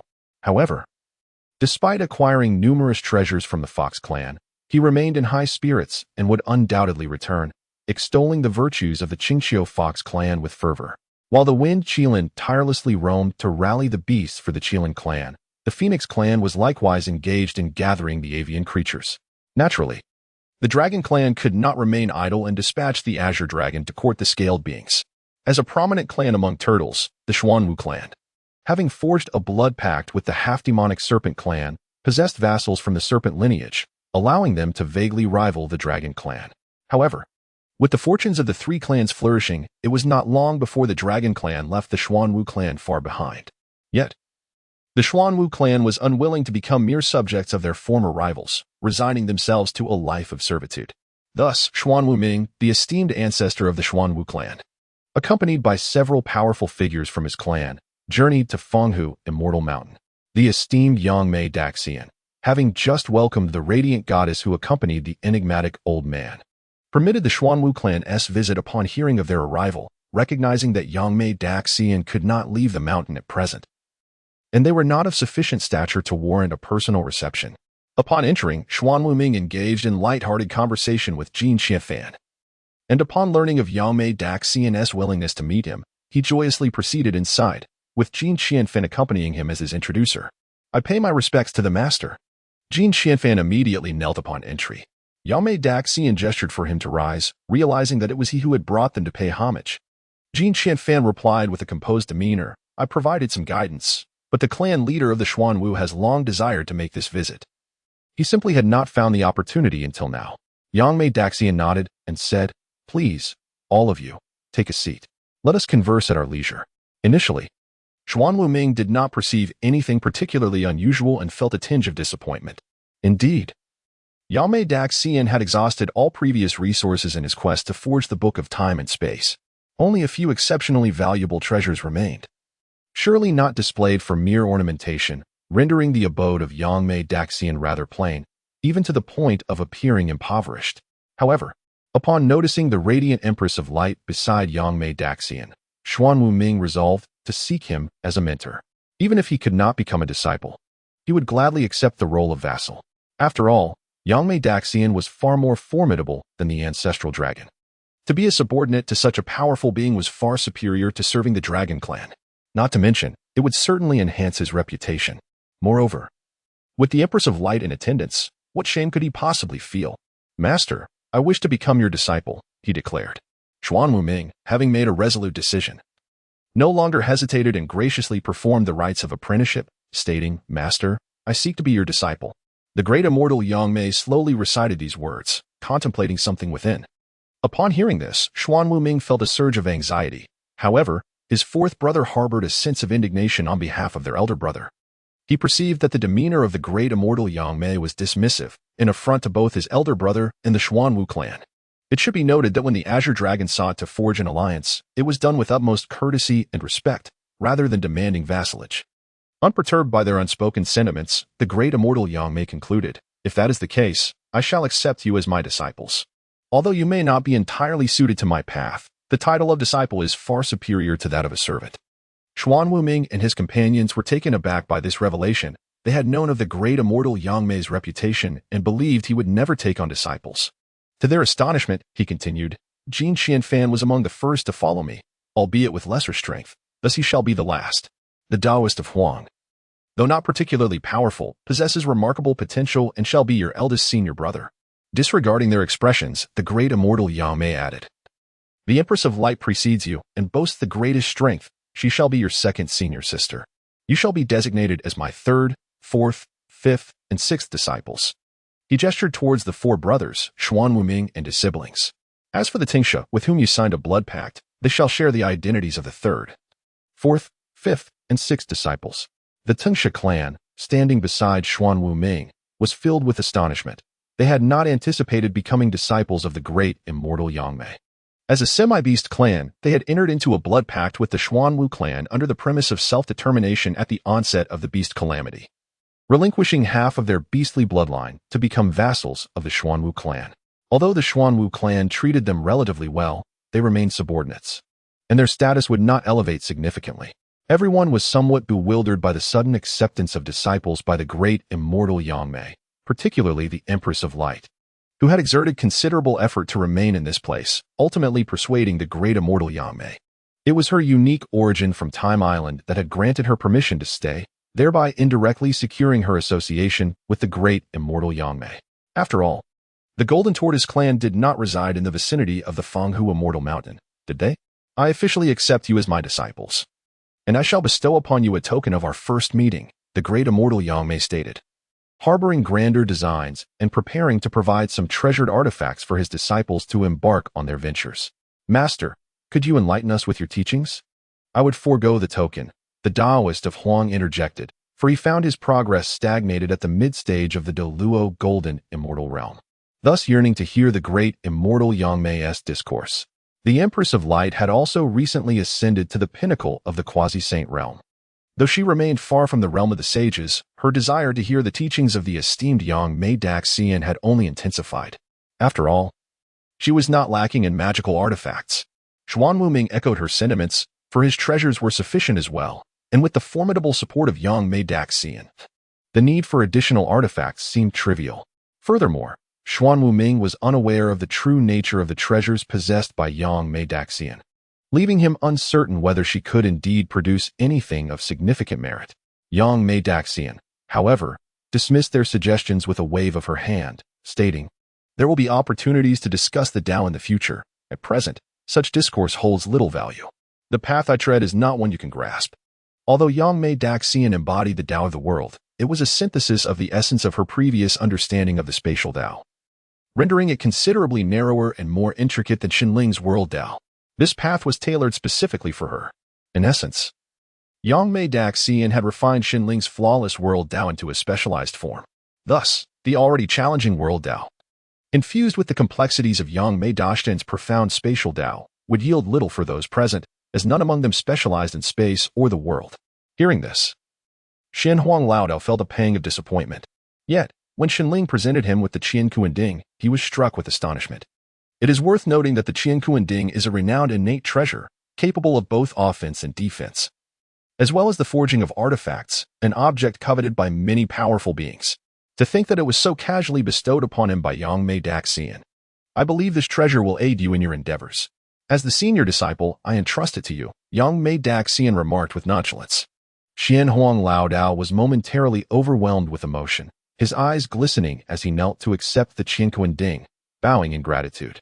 In response to this grand gesture, Yangmei Daxian produced the bow of judgment and presented it to the Radiant Empress, saying, "You should recognize this bow, the Master of Time wields it, and it is hardly inferior to the Qian Kuanding. However, it requires diligent nurturing, otherwise, its true potential remains untapped." The Radiant Empress was taken aback, unable to fathom that Yangmei Daxian would bestow such a treasure upon a new disciple she had only just met. Observing her reaction, Yangmei Daxian clarified, "I am unable to venture out at present, and these treasures serve little purpose in my possession. Thus, it is better to entrust them to you." Upon hearing this, the others grasped the underlying implication of Yangmei Daxian's gift. She intended for them to act on her behalf. Recognizing that her disciples comprehended her intentions, Yangmei Daxian proceeded to bestow further treasures. "I shall also grant you the Dark Demon Bottle and the Chaotic Black Coffin. These two are the companion treasures of the Lord of Beasts. You must refine them with care. Moreover, it is advisable to refrain from using them under ordinary circumstances." The great deity Yangmei instructed, and both Xuan Wuming and Tung Hua were filled with astonishment. Even though they had already acquired two extraordinary treasures, they remained utterly shocked, as they had never anticipated that Yangmei possessed such invaluable artifacts. Even Xuanwu Town, which had previously harbored discontent towards Yangmei, was now enveloped in reverence and admiration. After graciously accepting their expressions of gratitude, Yangmei produced the hourglass map, stating, "Jin Xianfan, your Golden Tortoise clan possesses a keen sense for observing fortunes. Thus, I bestow this precious artifact upon you, with the hope that you will one day master its use." Jin Xianfan was momentarily taken aback before hastily expressing his thanks. Following this, Yangmei addressed the other 6 disciples, saying, "I shall grant you these spiritual treasures as well. I possess no further remarkable items." Although the 6 disciples experienced a sense of disappointment, they nonetheless offered their thanks, for the treasures bestowed by Yangmei were indeed top-tier innate spiritual artifacts. At this moment, Yangmei had truly exhausted himself, left with only the empty willow dust whisk, the book of time and space, the hourglass, and the empty willow vine shoes. After distributing the treasures, Yangmei further instructed, "Xuan Wuming, you are to relocate your clan to the East Sea. Empress Guangming, assist them. But it is best to avoid conflict with the Dragon Clan for now." "Yes." The 2 responded in unison. "Xuan Wuming, entrust the treasures of your clan to the old Taoist, Xianhuang, for refinement. And you, old Taoist Xianhuang, refine them at ease. When you comprehend your own path, I shall make further arrangements for you," Yangmei continued. "Yes, yes," the 2 replied. "As for you, Jin Xianfan, accompany Xuan Wuming in your training. Xuan Wuming, you shall also elevate the Golden Tortoise clan." Yangmei glanced at Jin Xianfan and reiterated, "Yes." They both affirmed. "For now, let this be the course of action. You may proceed with your tasks." Yangmei waved his sleeve and declared. Meanwhile, Shenling and Hu Yaoyao arrived at Qingqiu, only to be halted at the foot of the mountain. As Hu Yaoyao conversed with the gatekeeper fox, Shenling was also assessing the surroundings. Upon learning that Hu Yaoyao was the princess of Qingqiu, the 2 guards hastily sent word to report. When the Fox Emperor heard of his daughter's return, he was filled with joy and rushed over, forgetting to inform his wife. His spouse, the Fox Empress, was similarly preoccupied. Thus, they both arrived at the entrance together. "Mother, father," Hu Yaoyao exclaimed as she rushed to embrace them. One elder's eyes glistened with moisture while the other wept openly, as they exchanged trivialities in a flurry of emotion. After expressing a portion of their longings, the couple turned their attention to Shenling. With respect to appearance, demeanor, and strength, he was more than adequate to be their son-in-law. However, what they sought was not merely a son-in-law, but a sovereign of Qingqiu. Given Shenling's initial stage of the quasi-saint realm, it seemed unlikely he could fulfill such a role. Noticing her parents' scrutiny, Hu Yaoyao hastily suggested, "Let us discuss this further inside. Yaoyao, have you forgotten that any man who enters the sacred mountain of the Fox clan is acknowledged as a prince consort?" inquired the Fox Empress. "Mother, this Qingqiu hardly qualifies as a sacred mountain," Fox Yaoyao pouted. "Why not? Qingqiu is indeed our clan's sacred mountain now. Therefore, if you do not wish to be integrated into our Qingqiu clan, you must fight your way through," declared the Fox Emperor with an air of authority towards Shenling. As for why they regarded Shenling as their son-in-law, it was naturally due to the essence of Shenling that lingered on Fox Yaoyao. Most significantly because she carried a seed within her. "That would be offensive," Shenling replied with a slight bow. Upon witnessing Shenling's demeanor, the Fox Emperor regarded him with a newfound respect. For it is only such a domineering and self-assured individual who could fulfill the role of a king and adeptly lead their Fox clan. Of course, the most crucial factor remained strength. Without commensurate power, all words would be mere empty rhetoric. "Let us commence." Fox Yenner and Fox Gu arrived just in time to hear this exchange. Upon hearing this, Shenling vanished from his spot, arriving at the Fox clan's Wanmen Pass. He then surged through 100 mountain gates, arriving at a significant checkpoint. Yet this barrier did not impede Shenling's advance. He invoked the laws of space, rendering those barriers utterly laughable. Within a mere 3 minutes, he ascended to the mountain's peak and struck the primordial bell. The guardians stationed at the checkpoint, upon hearing the resounding chime echo throughout Qingqiu, were utterly bewildered. Fox Yenner and the Fox Empress shared equally perplexed expressions, their minds likely echoing a singular thought of astonishment. After ringing the primordial bell and observing the Fox clan's complete lack of reaction, Shenling muttered, "Did Zhao not say that striking the bell signifies victory? Must I return to fight again?" Thus, Shenling proceeded to the first major checkpoint. The elder of the Fox clan, upon seeing Shenling's sudden appearance, was visibly startled. Shenling clasped his fists in greeting. "Elder, please pay attention." At this moment, the elder tightened his grip on the massive hammer in his hands, stating, "Come forth." No sooner had the elder spoken than Shenling appeared before him, delivering a punch that sent him crashing to the ground. The force of Shenling's strike created a sizable crater at the point of impact. The elder, having succumbed to unconsciousness, lay still, once more clasping his fists. Shenling departed from the scene. Fox Yaoyao, witnessing this, felt a twinge of urgency to intervene, but was restrained by the Fox Emperor. Yao Yao, do not fret. Your husband understands the balance of strength. Utilizing force is the best way to conquer our Fox clan. After this display of power, there shall be no further need for conflict over trivial matters. But Fox Yao Yao, observing the elite of the Fox clan rendered lifeless by Shenling's might, felt a pang of worry. Fox Sienna reassured her, this is a positive development. You need not obstruct him. Furthermore, your grandmother and I possess ample Sanguang divine water. Healing them will pose no issue. Upon hearing the news, Hu Yao Yao could only observe the figure of Shenling as he navigated the challenges projected before her.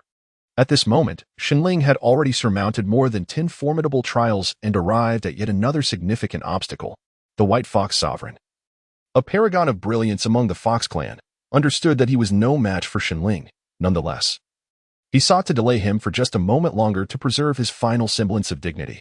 Thus, at the outset, the White Fox Sovereign employed his innate ability, the divine transmission, conjuring multiple layers of barriers. However, overwhelmed by the shock of Shenling's prowess, he completely forgot how Shenling had previously ascended the mountain peak unnoticed. Consequently, his initial strategy was flawed. After saluting with clasped fists, Shenling adeptly entered the intricate barriers of the White Fox Sovereign through the laws of space, delivering a single punch that sent the Sovereign crashing to the ground. Although the White Fox Sovereign was stronger than the previous challengers, a single blow was insufficient to incapacitate him. Thus, he endured a second and a third strike, ultimately managing to prolong the encounter by a second, albeit not in the manner he had envisioned. Before losing consciousness, the White Fox Sovereign marveled at Shenling's seemingly transgressive manipulation of spatial laws. After once more offering a respectful salute, Shenling proceeded to the next major challenge. This time, the Guardian was the Yellow Sage, one of the 4 manifestations of the Fox clan. Despite being a manifestation, the Yellow Sage had yet to break through to the quasi-saint level, but his foundational strength far surpassed that of the White Fox Sovereign. As a master of the earth laws, his resilience was formidable. However, he soon found himself on the receiving end of a brutal onslaught. Shenling displayed no mercy. And with the advantage of beneficial laws at his disposal, the Yellow Sage's accompanying treasure, the Origin Earth armor, proved utterly ineffective. Yet, even under relentless blows, the Yellow Sage did not succumb quickly. He managed to endure for nearly 2 minutes, significantly outpacing those who had come before him. Truly, he was one of the 4 manifestations of the Fox clan. However, his time was at an end. Each of Shenling's punches was deliberate, and after several hundred strikes, he had constructed an internal formation within the Yellow Sage's body, creating chaos in his spiritual energy and rendering him motionless, akin to a vegetative state. Moreover, this formation continued to disrupt the laws within the Yellow Sage, causing him immense discomfort.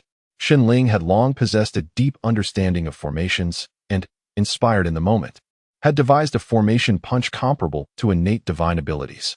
Although it remained unrefined and could not yet be deemed a divine ability, once perfected, it would undoubtedly become a formidable innate skill. Without lingering, Shenling concluded the encounter with a respectful salute and departed for the next major challenge. This upcoming trial was once again overseen by one of the 4 manifestations, and this particular Grey Sage had already reached the early quasi-saint realm. Although he wielded the laws of annihilation and was less resilient, Shenling remained cautious, aware that sustaining any injury would not bode well. As before, Shenling saluted with clasped fists. However, at this moment, the illustrious Grey Master launched an assault. In a flash, he utilized his innate treasure, the Primordial vase, to absorb Shenling within, executing this remarkably fluid maneuver as though it had been meticulously planned beforehand. In truth, having witnessed Shenling's soaring performance, Grey Master resorted to this desperate measure, aiming to curtail Shenling's exuberance and impart the lesson that life is fraught with challenges, necessitating caution in one's endeavors. Thus, he resorted to this ignoble tactic against Shenling.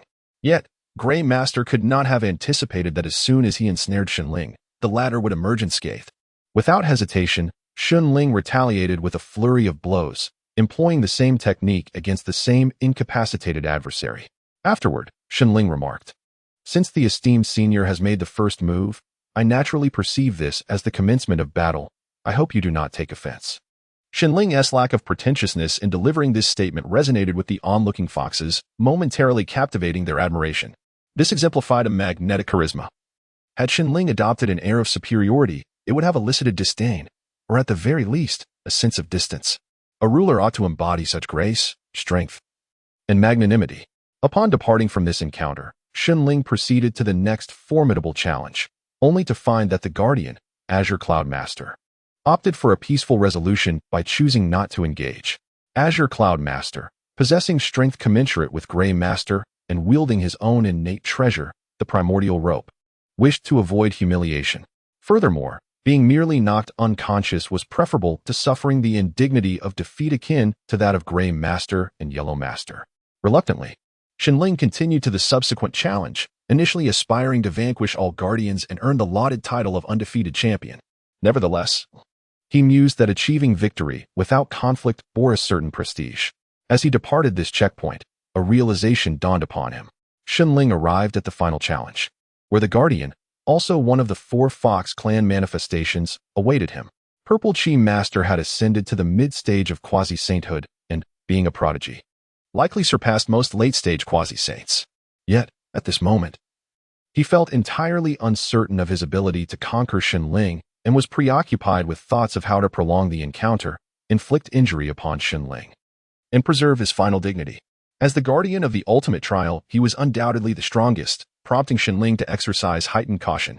As combat commenced, Purple Chi Master exerted his full might, wielding his innate treasure, the Purple Spirit Jar, and immediately unleashed his innate divine ability. Purple Chi emerges from the east. The purple energy was not only sharp and deceptive but also possessed remarkable speed. Even though Xinling had comprehended such profound spatial laws, he had to tread cautiously. Consequently, it took him considerably longer than before to approach the celestial master of Purple Chi. At that moment, a swift Purple Chi spirit sword pierced into his forehead. The celestial master of Purple Chi felt a surge of joy upon witnessing the successful strike of his spirit sword. Yet a sense of unease gripped him when he noticed that Xinling seemed unresponsive, completely failing to obstruct the sword's entry into his body. It was too late. The Purple Chi spirit sword erupted within Xinling, unleashing an endless torrent of purple energy that riddled him with holes. At that moment, the celestial master of Purple Chi was utterly bewildered. He had never anticipated Xinling's defeat, thus he had exerted his full strength, treating Xinling as a mortal enemy. He could hardly fathom the ramifications if he were to inadvertently slay the future emperor. This thought filled him with profound regret. It dawned on him that Xinling was merely a junior, not his superior, and he should never have acted in such a manner. In summary, his mind was in turmoil. Huxio, witnessing the scene, instinctively clenched her fists. Even the usually composed Fox Emperor furrowed his brow. At that moment, the entire Fox clan, observing the 1,000-pass challenge, grew tense, as if time itself had come to a standstill in Qingqiu. Until, at last, Xinling's calm voice broke the silence, remarking on the enigmatic nature of the purple energy. A collective sigh of relief swept through the crowd, followed by a wave of cheers. Even the Fox Immortals exhaled deeply. Had Xinling perished or sustained irreparable injuries at that moment, it would have been an unbearable loss for their clan. Little did they know. With the laws of creation and life at his disposal, Xinling had no need to resist what appeared to be a fatal blow. He was merely captivated by the mysterious purple energy, which had delayed his response. The celestial master of Purple Chi let out a deep sigh, wiping the cold sweat from his forehead, and said, "You truly frightened me." "What is it?" Xinling inquired, sensing something amiss. The celestial master replied, "It is nothing, but I have lost. You have successfully passed the trial. You are our king now." "King?" Xinling's face was filled with confusion, recalling Huxio's words about this being merely an exception for marrying a princess of the Fox clan. Was this not simply a process to escape becoming a son-in-law and to become a consort? The celestial master smiled without answering. Xinling chose not to dwell on it. After all, becoming the king of the Fox clan would indeed benefit his future plans. Upon reaching the summit, Xinling approached the Yuan bell and gently struck it 3 times. For the first strike, he employed the law of creation. For the second, the law of life. And for the final strike, he combined both laws. After these 3 strikes, he was utterly exhausted. Yet, all the guardians of the great challenges were restored to health, including the Huang de Xian and the Hui de Xian, who returned to their original states. Even the guardians of the lesser challenges found their ailments and injuries healed. The scene was nothing short of miraculous. Xinling once again astounded the members of the Fox clan, elevating his status to an extraordinary height in the hearts of countless foxes. Naturally, the ethereal essence on Qingqiu Mountain had diminished slightly due to the recent healing. For the laws do not provide energy. Nonetheless, the loss of such a small amount of celestial energy for the sake of restoring a life was indeed a worthwhile endeavor. After stabilizing his breath, Shunling descended the mountain. It was only then that Fox Fairy and the others emerged from their astonishment, momentarily at a loss for words. As the impact of Shunling was too profound for them to process immediately. Shunling, however, naturally seized the moment, calling out, "Father, Mother, and Grandmother and Grandfather. Let us return to the palace." The Fox Emperor and Empress felt somewhat awkward, not to mention the youthful Fox Fairy and her companions, who appeared scarcely older than 20. Shunling's address made them feel as if their ages were suddenly magnified. Yet, they said nothing, and rather bewilderedly followed Shunling back to the palace. His demeanor as a master inadvertently put them at ease. Though they had only recently engaged with him, they had already come to regard Shunling as their son-in-law. Fox Yao Yao was taken aback by Shunling's audacity, as he acted as if he had returned to his own home, displaying a naturalness that surpassed even her own. The six of them exchanged pleasantries in the hall before proceeding to the Qingqiu Palace, a place designated for the Fox clan to announce significant matters. Eagerly, Fox Fairy and the others urged Shunling to become their king and lead their clan. The ceremony, though rushed, was nonetheless conducted with great solemnity. During the exchanges, Shunling learned of the reasons behind their desire for him to ascend as king. Initially, it was due to Fox Fairy activating her innate divine power, which yielded a prophecy. However, this was merely a foundational condition. The crux lay in Shunling's subsequent performance. Indeed, he had conquered the hearts of the Fox clan on his own merit, rather than relying solely on Fox Fairy's prophecy to attain his position. For such an ascent would have been untenable. Even if he had managed to rise to power, the Foxes would likely not have acknowledged him. Yet, at this moment, nearly 1,000 ministers were genuinely submitting to him. Shunling, undaunted, conducted the coronation ceremony with poise. The imperial aura he exuded seemed perfectly natural to the Fox clan. In truth, he was quite nervous, excited, and exhilarated. Although the coronation ceremony was significantly simplified, it still lasted for half a day. As the Fox clan is a race that values etiquette and possesses striking beauty. Seated upon the throne, Shunling surveyed the assembly. And when he caught sight of the blue-clad man beside Fox Yao Yao, he could not help but steal a few glances. This man's appearance was far more handsome than that of the Fox Emperor, rivaling the extraordinary beauty of Fox Yao Yao herself. Were it not for Shunling's steadfast orientation, he might have been swayed. So why was Shunling so fixated on this individual? Because this man was likely Shunling's younger brother-in-law. Fox E also sensed the fervent gaze directed at him by Shunling. However, he refrained from looking, lest a gaze be exchanged, creating further awkwardness. After observing for a while, and finding no signs of discontent from Hui, Shunling withdrew his gaze and spoke. "I have unexpectedly ascended to the throne as the king of your Fox tribe, and I shall shoulder the responsibilities that come with this title. Moreover, as your princess's consort, you may rest assured of my loyalty." Of course, loyalty and responsibility should not merely be spoken. They ought to be demonstrated through action. Therefore, I shall refrain from further discourse today. Let us adjourn this assembly. With a grand gesture, Shunling descended from the throne. The ministers, momentarily taken aback, awkwardly offered their farewells. "We bid farewell to your majesty. May the king reign for eternity." Shunling's disregard for formalities did not incite discontent among the majority of the Fox tribe. Rather, it was met with an inexplicable acceptance. Shunling, along with the 4 ministers of the Fox tribe and Hu Yao Yao, returned to the rear hall. Once everyone had gathered, Shunling addressed them. "Mother, please do not blame me for my earlier actions. In truth, I wish to eliminate some of the cumbersome rituals of our tribe." The 4 ministers exchanged glances, uncertain of how to respond. Hu Xian'er spoke up. "It is indeed beneficial to eliminate them. Previously, we established these customs to awaken our innate divine abilities, which were necessary due to the remnants of chaos from the Primordial era. However, the world has changed, and these rituals should also be discarded. Yet, the tribe has grown accustomed to them, and even if we desire to change, it would be challenging. I previously thought it unnecessary." Upon hearing this, Shunling quickly responded, "I do not intend to abolish everything. Retaining what is useful while discarding the unnecessary is sufficient." The Fox Emperor interjected, "Then allow me to handle this matter." "I appreciate your assistance, father," Shunling replied courteously. The Fox Emperor waved his hand dismissively, stating, "We are all family, and this is for the benefit of the Fox tribe. There is no need for gratitude." With a smile in response, Shunling chose not to pursue the matter further, instead inquiring, Has the Qilin tribe sent anyone? Hu Xian'er replied. They have already come, and we managed to send them back. For the time being, let us keep them distracted and avoid any conflict. During this period, I have decided to impart some teachings to you. Please prepare yourselves, Shenling continued. Hu Xian'er and the others were momentarily bewildered. Even though Shenling had already performed countless miracles, leaving them in awe on numerous occasions, this announcement felt surreal. They understood that Shenling, being a person capable of creating wonders, meant that his teachings would undoubtedly be beneficial to them. Shenling, witnessing their reaction, was not surprised. Had he been in their position, the notion of a junior offering teachings would likely have caused a similar internal tumult. Nevertheless, at this moment, his trustworthiness in their eyes was nearly absolute. Even though they were quite skeptical about the matter, they found themselves believing most of what Shenling conveyed.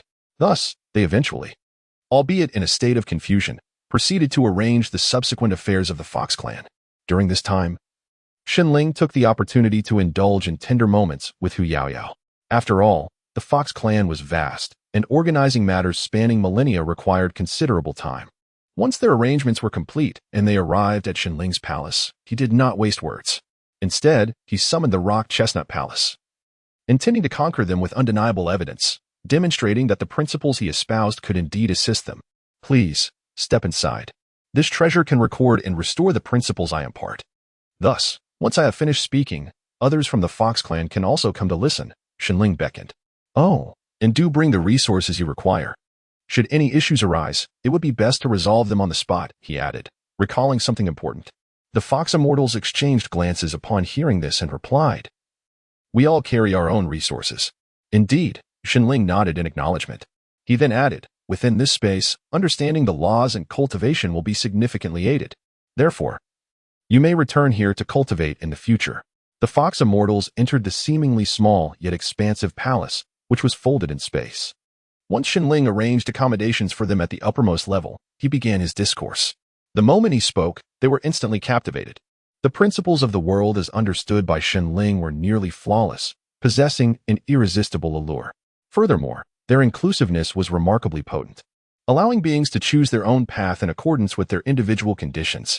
For millennia, Qingxiu had been relatively peaceful, largely due to Feng Qilin's favorable words about the Fox clan, and a millennium was not considered long in the vastness of the primordial world. After Shenling concluded his teachings, the Fox Immortals continued their cultivation for various reasons. Therefore, Shenling left behind a recording stone and departed from Qingxiu. His objective was to scour the primordial realm for resources. The Fox clan's desire for strength could not solely rely on Shenling's teachings and the Rock Chestnut Palace. The resources required were immense. However, the primordial world now held few remaining resources on the surface, as much had been claimed by its inhabitants. The majority had been thoroughly integrated into the primordial realm, serving as a means for its growth. Nevertheless, Shenling, known among the primordial beings as the gluttonous thief, felt compelled to live up to this title. In fact, he had always intended to steal, albeit with a selective approach this time, rather than taking indiscriminately wherever resources could be found. Initially, Shenling ventured to the Phoenix clan, proceeding with caution. However, when he had pilfered several treasure vaults and extracted numerous veins of spiritual essence without eliciting any response from the Phoenix clan, he felt emboldened to continue his thievery. Yet, the truly valuable resources were always carried by the Phoenix tribe, and what Shenling had stolen were merely basic resources. Subsequently, Shenling made his way to the Taoist temple of the venerable Hong Jun, only to find that it had been stripped of resources. It seemed that Hong Jun had relocated. Shenling speculated that perhaps the venerable One S Zishu Palace had successfully ascended. Did this mean that Hong Jun himself had also ascended? Shenling did not dwell on the thought and proceeded to visit the Dragon and Qilin tribes, accumulating treasures that nearly filled the circular world he had created. If Shenling were to refine all these resources, he might directly break through to the Saint Realm. However, these resources were of inferior quality, containing many impurities. Without expending considerable time on refinement, they would compromise his foundation. Thus, Shenling could only refine them gradually, processing as much as he could, knowing that the yield would be limited. His final destination was the lair of the Rakshasa demon god. This time, Shenling dared not venture deep within, merely taking some resources from the periphery before departing. It seemed that Rakshasa and Hong Jun were also nearing their preparations. The calamity of the dragon and Han was imminent, Shenling pondered. At that moment, he sensed a stirring in his heart. His opportunity had appeared. The direction of Buzhou Mountain? Shenling murmured. He had previously taken an interest in Buzhou Mountain, but as the pillar of the primordial world, it was nearly impossible to approach. Whether there were treasures atop it remained uncertain to Shenling. After all, even with the Hongming Pearl in hand, he had been unable to probe its depths, especially when he was preoccupied with his escape plans. Nevertheless, the primordial realm had undergone considerable evolution over time, and the former pillar now bore less burden.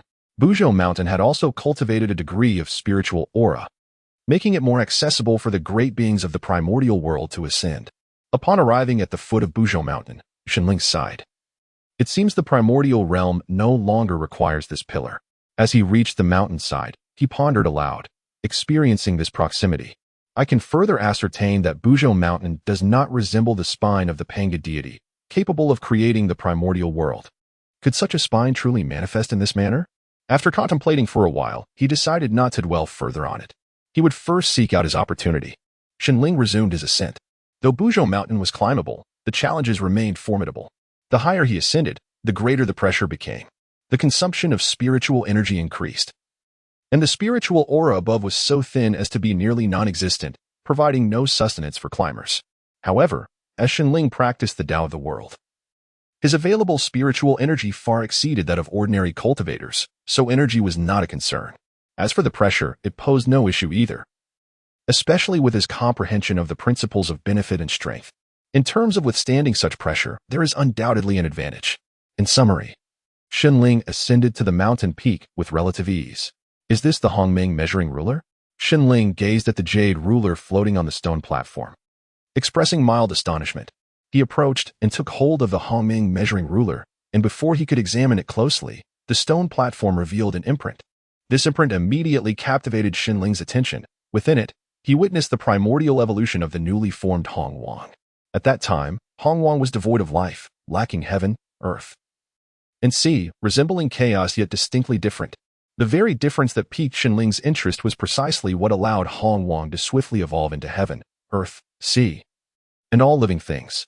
As the imprint displayed these phenomena, it also began to disintegrate. Once the imprint had completely dissolved, Shenling regained his composure and sat cross-legged to refine his own path to the world. The Tao is boundless and devoid of absolute perfection. Although Shenling's Tao was already remarkably refined, there remained room for enhancement. Moreover, this represented a crucial evolutionary process of the Hongwang world, which would greatly benefit Shenling's path. This was Shenling's true fortuitous opportunity. His insight consumed nearly 20,000 years. During these 2 decades, Hongwang underwent significant transformations, and the Longhan catastrophe had also descended. The conflicts among the 3 great clans had intensified, resulting in countless wars, both great and small. However, the higher echelons had yet to intervene, and the situation had not reached a perilous threshold. Logically, the 3 clans should not have exhibited such restraint, especially with the Luoho demon god secretly instigating discord. Yet, there were no signs of a major conflict. The reasons were not merely the latent threats posed by the 3 formidable figures, Yangmei, the Luoho demon god, and Hongjun, the ancestor. There was also the current strength of the Dragon clan, which could not contend with 2 adversaries simultaneously. After all, the Xuanwu clan had once been a power on par with the Dragon clan. Without their involvement, although the Dragon clan remained formidable, they could not achieve a 1-against-2 scenario. Thus, a certain equilibrium was established among the 3 great powers. Shenling recognized that he had tarried too long and hurried down the mountain to alleviate any concerns of Hu Yao Yao and the others. However, just as he reached halfway down, Shenling sensed another opportunity and was reluctant to let it slip away, so he proceeded to investigate the matter. If it were merely a minor opportunity that required a considerable amount of time, he would simply pass by, as it would not consume much of his time. It did not take long for Shenling to arrive at the natural formation surrounding the opportunity. He then directly employed the laws of space to enter this natural formation. Upon seeing the 2 glowing orbs containing embryos with human bodies and serpent tails, he immediately recognized who these beings were. What does the Hongwang heavenly Tao signify? Unexpectedly guiding me to seize Hongjuan's disciple, or perhaps the heavenly Tao of the primordial era has yet to determine who the harmonious one truly is. Shenling pondered for a moment before approaching the 2 luminous orbs. Fuxi and Nuwa had already gained awareness, though they had not yet fully taken form. Upon seeing Shenling enter, they instinctively huddled together in fear. Who are you? Fushi stepped forward, shielding Nuwa. Shenling remained silent, extending both hands, one grasping Fushi and the other clasping Nuwa. Although Fushi and Nuwa lacked the strength to resist, they struggled with all their might. However, as Shenling infused the orb of Nuwa with his understanding of the creative principles, she became utterly still, absorbed in the comprehension of the laws of creation. Fushi, too, was captivated by the spatial principles imparted by Shenling. While they were within the orbs, grasping the laws was considerably easier, allowing them to immerse themselves in this process of enlightenment. Once Shenling completed the transmission, it would be quite some time before they could extricate themselves from this state of understanding. Thus, Shenling left behind a recording, essentially instructing them to seek him at the Qingxiu Yinchan Palace once they took form. Having accomplished this, Shenling did not linger and departed directly. It was impossible for him to wait for their transformation, and their safety here was assured. Taking them away would be counterproductive. Fox Yao Yao, with her prominent belly, leaned against the palace door, murmuring, Daju, where have you gone? Why have you not returned? Little fox, just wait a bit longer. Your father will surely return. She gently replied, caressing her belly. At that moment, Fox Fei Fei approached from behind, expressing her discontent. You still haven't let my dear grandson out. You might suffocate him. In due time, Qing Song will blame you. He is not one to concern himself with such trivialities. Fox Yao Yao lowered her head in silence, for she was not overly concerned about such matters. Yet, she harbored a foreboding that giving birth to her little fox might pose a grave danger. Thus, she resolutely chose to await Shenling's return. In the event of any mishap, at least she would have the chance to bid farewell. Just then, Shenling returned, and Fox Yao Yao finally saw him again. Upon noticing her swollen belly, Shenling's expression shifted dramatically. Yao Yao you, he stammered. Fox Yao Yao collapsed into his embrace, unable to hold on any longer. At this moment, Shenling sensed that the little fox within her was indeed present. The fleeting notion he had previously entertained was completely shattered. However, his anxiety grew even more intense. While it was not unusual for creatures of the Primordial era to carry for a millennium, a gestation period exceeding 10,000 years would undoubtedly be extraordinary.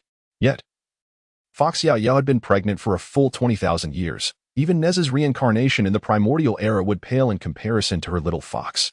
Shenling paced anxiously outside the door, his heart heavy with tension and unease. However, in matters of childbirth, it was a custom among the fox tribe that men must not enter. This was a tradition that had been simplified, and Shenling found it difficult to contravene. Moreover, Fox Yao Yao did not seem to be in great pain, as her cries were not particularly loud. Moreover, within the chamber, not only were there a multitude of midwives, but also the fox spirit and the fox queen, thus it seemed unlikely that any issues would arise. The fox emperor, observing Shenling pacing back and forth, offered words of solace. My esteemed son-in-law, come and sit for a moment. This incessant wandering is not a remedy. Yet, with a countenance heavy with worry, Shenling replied, but I feel an overwhelming sense of unease. Fear not, rest assured. Our fox clan has never encountered any complications during childbirth. When the queen gave birth to Yao Yao, I too was beset by anxiety, particularly when her cries of pain tugged at my heartstrings. The fox emperor began to recount the tale of the queen's delivery of Yao Yao. Suddenly, before he could finish, a clear, melodic cry resonated through the air, resembling both a human child's wail and a soft fox whimper. Upon hearing this, Shenling vanished from the fox emperor's sight and appeared within the inner chamber. There, he beheld the sight of Yao Yao cradling a small fox, soothing and rocking it gently, which brought him considerable relief. However, the expressions of the midwives and the fox spirit were not as reassuring. Approaching with curiosity, Shenling inquired, what troubles you, mother? Upon seeing the little fox with its human fox visage, we feared you might overthink the implications, one of them responded. Upon noticing Shenling's arrival, Yao Yao instinctively smiled. As he drew closer, he observed the tiny creature, plump and fair, with 2 pairs of reddish-brown fox ears, sharp little teeth, and claws resembling those of a fox. Aside from these fox-like features, he also noticed the small creature's chubby bottom, adorned with a reddish-brown tail edged in earthy hues and a hint of green. The remainder of its form was distinctly human, the only exception being its tail, which bore the essence of its lineage. Thus, the fox spirit and the others could not help but ponder the implications. After all, Shenling's true form was that of a tree, a 5-needle pine. How could such an entity give rise to a being of this peculiar appearance? Moreover, even in transformation, it had assumed a fully human shape. Throughout their extensive existence in the primordial realm, they had never witnessed a creature that appeared to be a mere half-formed being. It was well known that the resources of the primordial realm remained abundant, even if they could not rival their original state. Every creature therein, at the very least, possessed the caliber of a terrestrial immortal, with the lowest tier being that of an immortal being. How could one transform incompletely? Furthermore, the innate potential of the little fox assured that it would not be an incomplete transformation. In summary, the fox spirit and her companions were taken aback by the peculiar appearance of the little fox. At this moment, the small creature seemed rather dazed. Previously, while Xinling was present, the little fox had been able to communicate from within Yao Yao's womb, occasionally requesting delectable treats. Yet now, it was wailing incessantly, leading them to suspect a mix-up had occurred. Had they not witnessed the little fox emerge from Yao Yao's belly, they would scarcely believe this was the future heir of the Fox clan.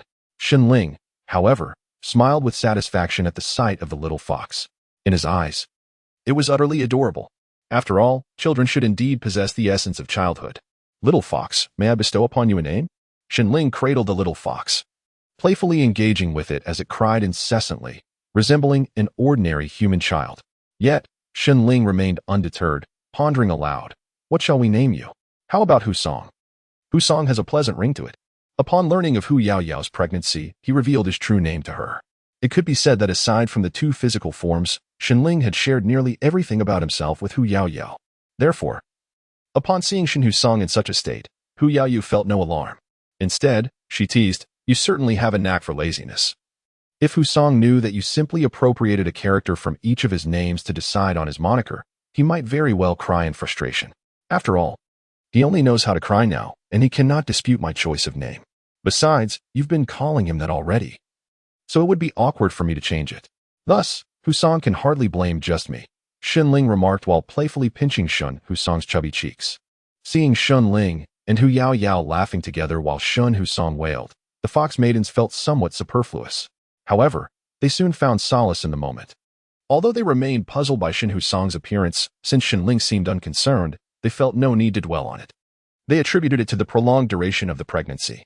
Consequently, the fox maidens discreetly withdrew from the grand hall, allowing the family of three to enjoy their privacy while they prepared for the ceremonial conferral.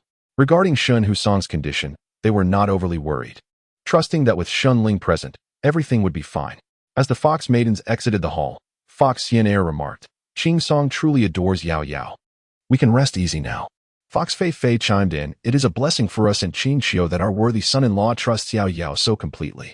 Just as Fox Xianair was about to say more, dark clouds suddenly gathered over Qingqiu Mountain, accompanied by thunder that echoed like cries. Then, raindrops fell, each the size of small hills, yet imbued with fragments of diverse loss, a rare and precious water. Although the fox maidens were puzzled by the phenomenon, they promptly organized to collect the rainwater. This extraordinary occurrence of weeping drew the attention of several powerful beings from the wilderness, prompting them to arrive.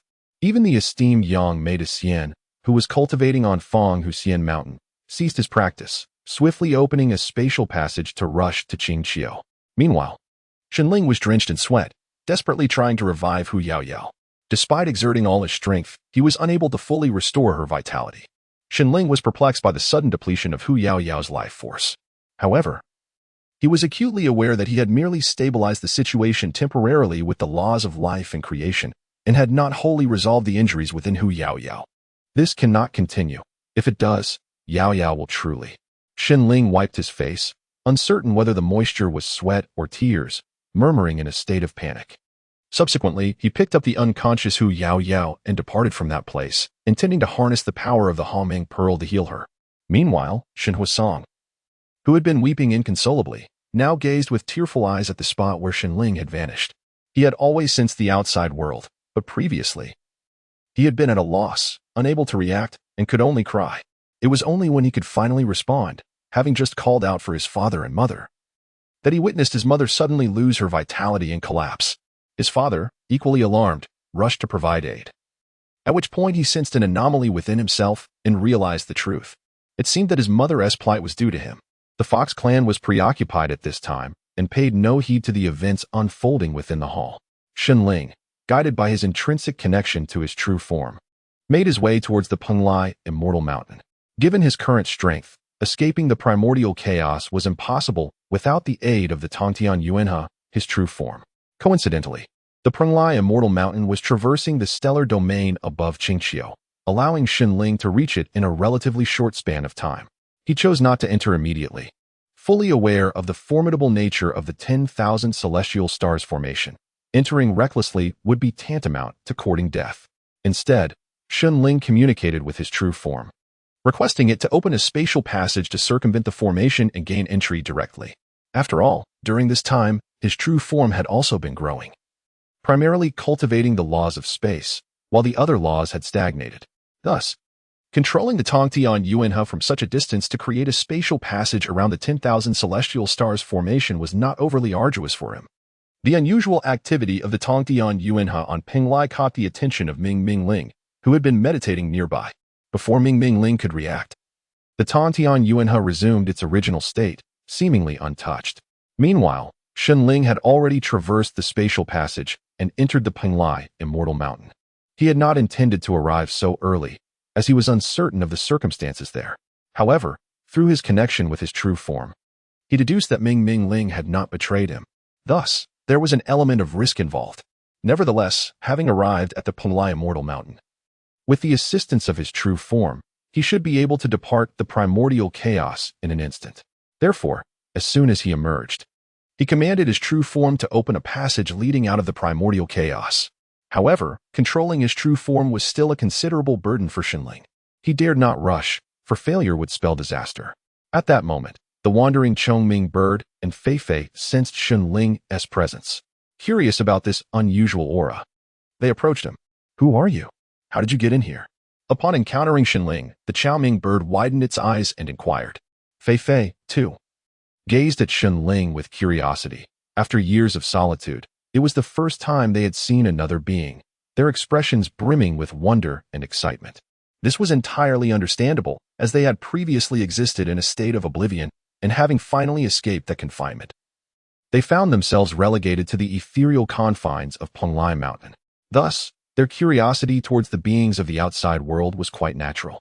Xinling, however, remained uncertain of the intentions of these two ferocious creatures. Whether they were foes or allies was still ambiguous to him.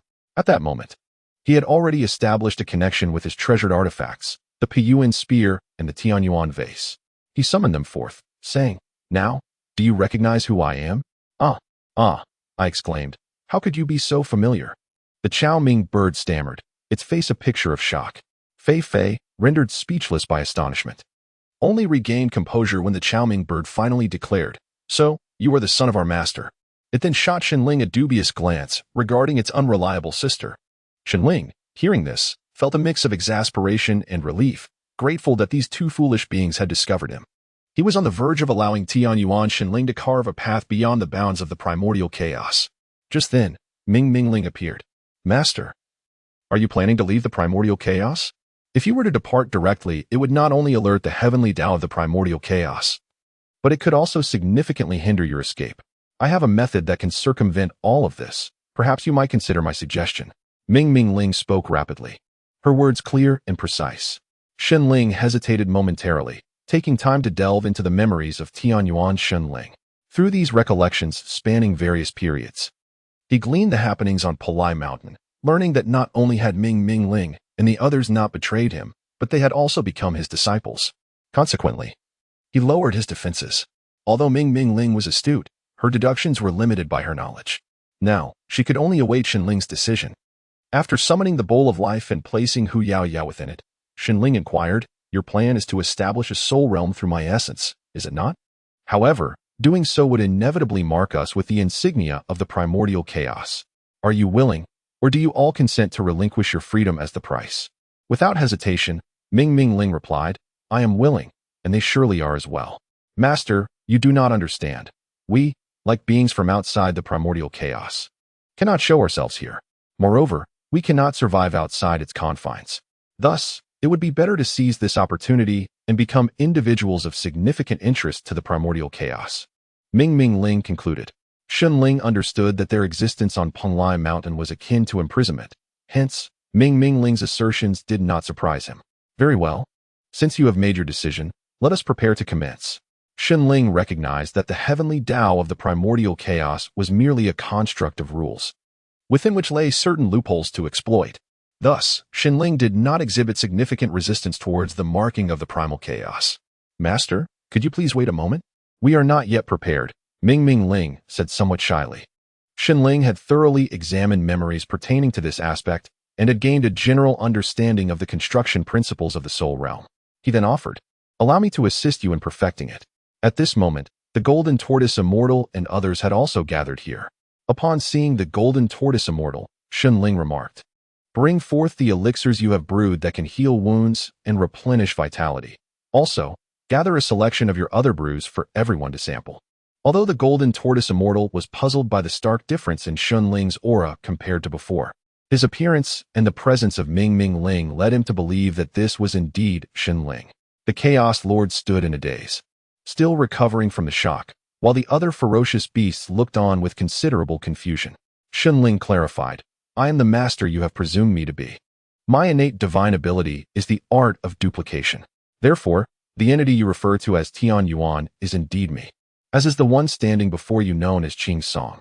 At this point, Ming Ling finally grasped why Xinling bore an identical visage to that of Tian Yuan Xinling and could also manipulate him. Nevertheless, she still harbored many questions. For instance, why did Xinling's duplicates possess an aura so entirely distinct from his true self? Why was his true form unable to take action? After explaining, Xinling demonstrated his mastery over the laws of space and creation. This left everyone utterly convinced that Xinling was indeed Tian Yuan Xinling. Naturally, numerous questions lingered, but it seemed quite normal for their master to possess unique attributes. After administering some of the healing elixir to Hu Yao Yao, Xinling placed the remaining potions meant for healing and vitality replenishment into the bowl of life. Subsequently, Xinling and the others indulged in several large casks of wine, which, even for them, proved to be intoxicating, were it not for the fact that they all practiced the way of the world. Consuming such quantities could have easily led to their demise from intoxication. Yet in this moment, they found themselves merely tipsy, a state Xinling desired.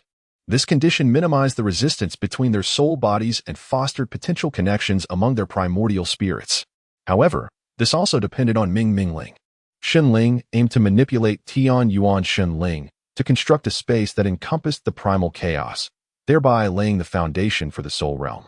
The two fundamental conditions and key prerequisites for the soul realm had been established. The remainder relied on the insights of the Red Bird and Chaos, who would collaborate with Xinling and the others to shape the soul realm. Just as the construction began, Ming Ling suddenly extracted a soul body from Chaos. "Mo," Xinling exclaimed in astonishment. Chaos and the others were familiar with the Lord of Beasts, and the appearance of Mo took them all by surprise. "Master." Mo unabashedly echoed Xinling's words. "Who is your master?" Xinling was truly perplexed. "You are my master. If Chaos and the others have heard your teachings, they're your disciples. Since I have listened as well, I must also be your disciple," he remarked. Yet, the chasm between them did not narrow. Instead, it widened. In the heart of Hongjun Laozu, there was a bittersweet sensation, but he feigned a smile and said, "Then allow me to present to your beloved disciple this Ren water peach with staff, an innate treasure that I have cultivated over many years." The great immortal Yangmei accepted the Ren water peach with staff, dispelled the primordial imprint left by Hongjun Laozu, and handed it to Shen Huxiang. Shen Huxiang was momentarily taken aback, and Yangmei urged, "Place it in your treasure chamber." After a moment's hesitation, Shen Huxiang complied and placed the Ren water peach with staff within the Yinshan Palace. "I shall not disturb you two any further," Hongjun Laozu declared at that moment. Yangmei responded, "Thank you for your generous gift, Hongjun Laozu. I shall bring my beloved disciple to visit you when the opportunity arises." Hongjun Laozu offered a few perfunctory remarks and hastily departed. This time, Yangmei did not attempt to stop him. Acquiring a unique innate treasure from Hongjun Laozu was already a considerable achievement. Any further disruptions could jeopardize the ongoing calamity, and he would have to rectify it himself. Not long after Hongjun Laozu's departure, the demon god Luo Ho arrived. Upon seeing the great immortal Yangmei, his expression shifted dramatically. He had previously sensed only Hongjun Laozu's departure and had failed to notice the concealed presence of Yangmei. This was a consequence of his haste. "The opportunities here are already mine, and I have also safeguarded the Fox clan. Do not come seeking vengeance afterwards, or be wary of your demon palace," Yangmei subtly threatened. Luoho's face darkened, but he restrained his anger and replied, "Why would I seek revenge? You are being overly cautious." Yangmei continued, "Because I intend for you to leave behind the demon's sword, which will undoubtedly provoke your ire." With a flick of his empty willow whisk, he instantly imprisoned the demon god Luoho, yet maintained an air of calmness. Luoho clenched his fists, regarding Yangmei with the intensity reserved for a mortal enemy. Yangmei added, "Luoho, in your current state, how can you contend with Hongjun Laozu? It would be wise to contemplate an escape route." Startled by these words, Luoho regained his composure, relinquished the demon sword, and broke free from Yangmei's spatial confinement. Yangmei reclaimed the demon sword, erasing its markings, before passing it once more to Shen Huxiang. This time, Shen Huxiang understood that his esteemed master was formidable. Being his disciple would surely not lead to misfortune. Thus, Shen Huxiang resolved to cultivate a deeper bond with the great immortal Yangmei and inquired, "Master, do you know the purpose of the Yanshan Palace?" "I have a general understanding." Yangmei nodded in response. "Then do you believe I can attain sainthood?" Shen Huxiang asked. "That is uncertain, but as long as you avoid untimely demise, it should not pose a problem," Yangmei replied. The esteemed Master Yangmei replied truthfully, "Well, my disciple, the reasons for accepting you as my apprentice are twofold. First, we share a profound affinity. Second, I seek to procure something from you." Upon hearing this, Shen Huxiang, emboldened by the prospect of inquiry, pressed further. "Might you disclose to me, Master, what it is that you wish to acquire?" This time, however, Yangmei did not provide a straightforward answer, instead responding, "Freedom. I seek to reclaim my freedom through you." As Shen Huxiang pondered the weight of this statement, the ancestral dragon arrived. With a flick of his whisk, Yangmei conjured yet another spatial prison, eschewing pleasantries and diving straight into the matter at hand. "Leave behind the ancestral dragon pearl, and you may depart." "What?" the ancestral dragon questioned, suspecting a miscommunication. The ancestral dragon pearl, a congenital treasure bestowed with the fortune of the dragon clan, held the power to influence their destiny. Yangmei had little interest in further dialogue and prepared to take action. At that moment, the ancestral phoenix and the primordial Qilin arrived, bewildered by the scene before them. They likely pondered, wasn't Master Yangmei imprisoned on the Fenghu Immortal Mountain? How has he emerged? Casting a glance their way, Yangmei commanded, "Surrender the phoenix seal and the Qilin order, and you may leave." "You!" the primordial Qilin exclaimed, unable to contain his anger. "Me? What of it? It appears that ascending to the sacred realm has inflated your pride. Do you wish to engage me in battle?" Yangmei unleashed an aura of dominance, speaking with unreserved authority. The primordial Qilin, feeling the oppressive force, involuntarily took several steps back, succumbing to trepidation. The ancestral dragon, however, broke free from the spatial prison and interjected, "Friend Yangmei, your demands are rather overbearing." In support, the ancestral phoenix chimed in. "Such a request for our treasures seems rather unorthodox, does it not? So, you intend to refuse?" Yangmei's words were punctuated by a sudden surge of aggression. As the ancestral dragon faced the oncoming assault of the ethereal willow whisk, he realized the audacity of his previous stance. Master Yangmei, a master of spatial laws, wielded attacks that were both uncanny and swift. Before the ancestral dragon could summon his treasured artifacts, he was grievously wounded, his dragon blood staining a significant portion of Qingqiu. Recognizing the peril, the ancestral phoenix retreated hastily, prompting the primordial Qilin to realize the gravity of the situation. Yet, he had no time to curse his fate as the ethereal will-o-wisp struck. With a fierce resolve, the primordial Qilin blew the horn of battle, preparing to fight to the bitter end. However, this cataclysmic strike, which could annihilate mountains and erase the earth, was cunningly contained by the great immortal Yangmei within a spatial prison, ensnaring the primordial Qilin. This spatial confinement, crafted from the ethereal threads of the sky willow, not only thwarted the Qilin's attempt to break free, but also caused the force to rebound upon itself.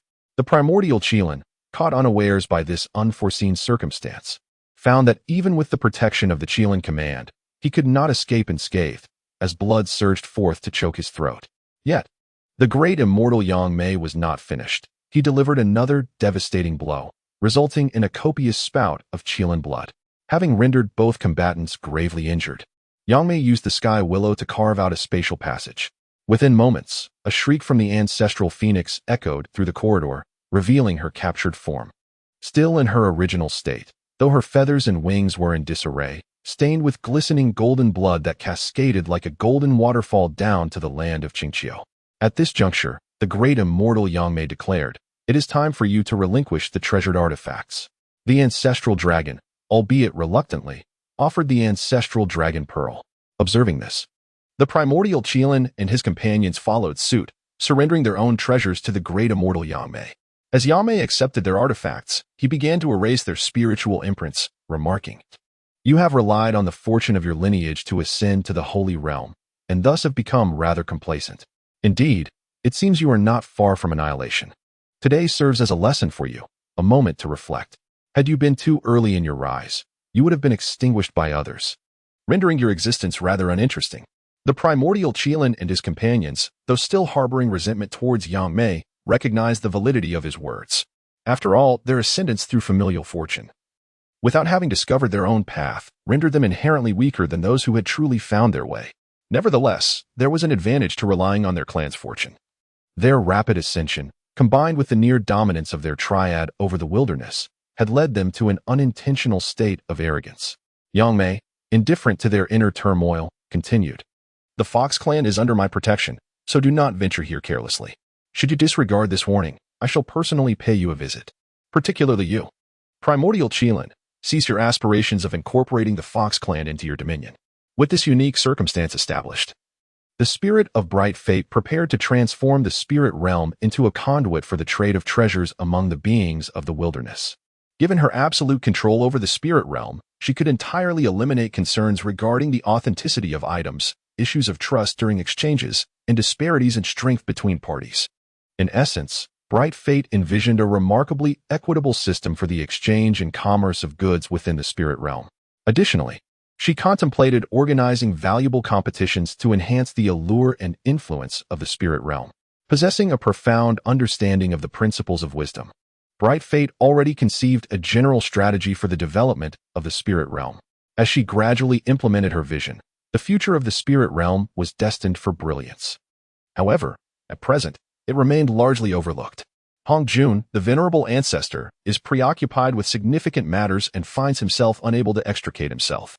Meanwhile, the demon god Luo Ho is also engaged in some schemes, leaving no time to attend to the spirit realm. The three clans are similarly indifferent to the spirit realm, consumed with the task of expelling the demon race. Were they not so occupied, they might have taken the initiative to investigate this spirit realm. Should they choose to explore it personally, their disregard would likely diminish. In truth, they possess little understanding of the spirit realm, mistakenly believing it to be akin to the netherworld established by the ancestor of the River of Oblivion, which is rather rudimentary and unseemly, serving merely as a tool for harvesting souls. Ultimately, only 5 formidable beings from the top 10 of the primordial world have ascended to the spirit realm: Yangmei the Celestial Immortal, the ancestor of the River of Oblivion, the ancestor of Yin and Yang, the vicious Ghost Elder, and the Radiant Empress. Yangmei the Celestial Immortal, upon sensing the familiar application of spatial laws, expressed his astonishment. The Radiant Empress, however, lacking a deep understanding of this aspect, exhibited little reaction. It was not until she and the Fox Fairy were leisurely wandering in the spirit realm that they encountered the Taotai Feast competition. Upon seeing the Taotai, she was rendered speechless in awe. "Welcome to the Taotai Feast. Did you bring food with you?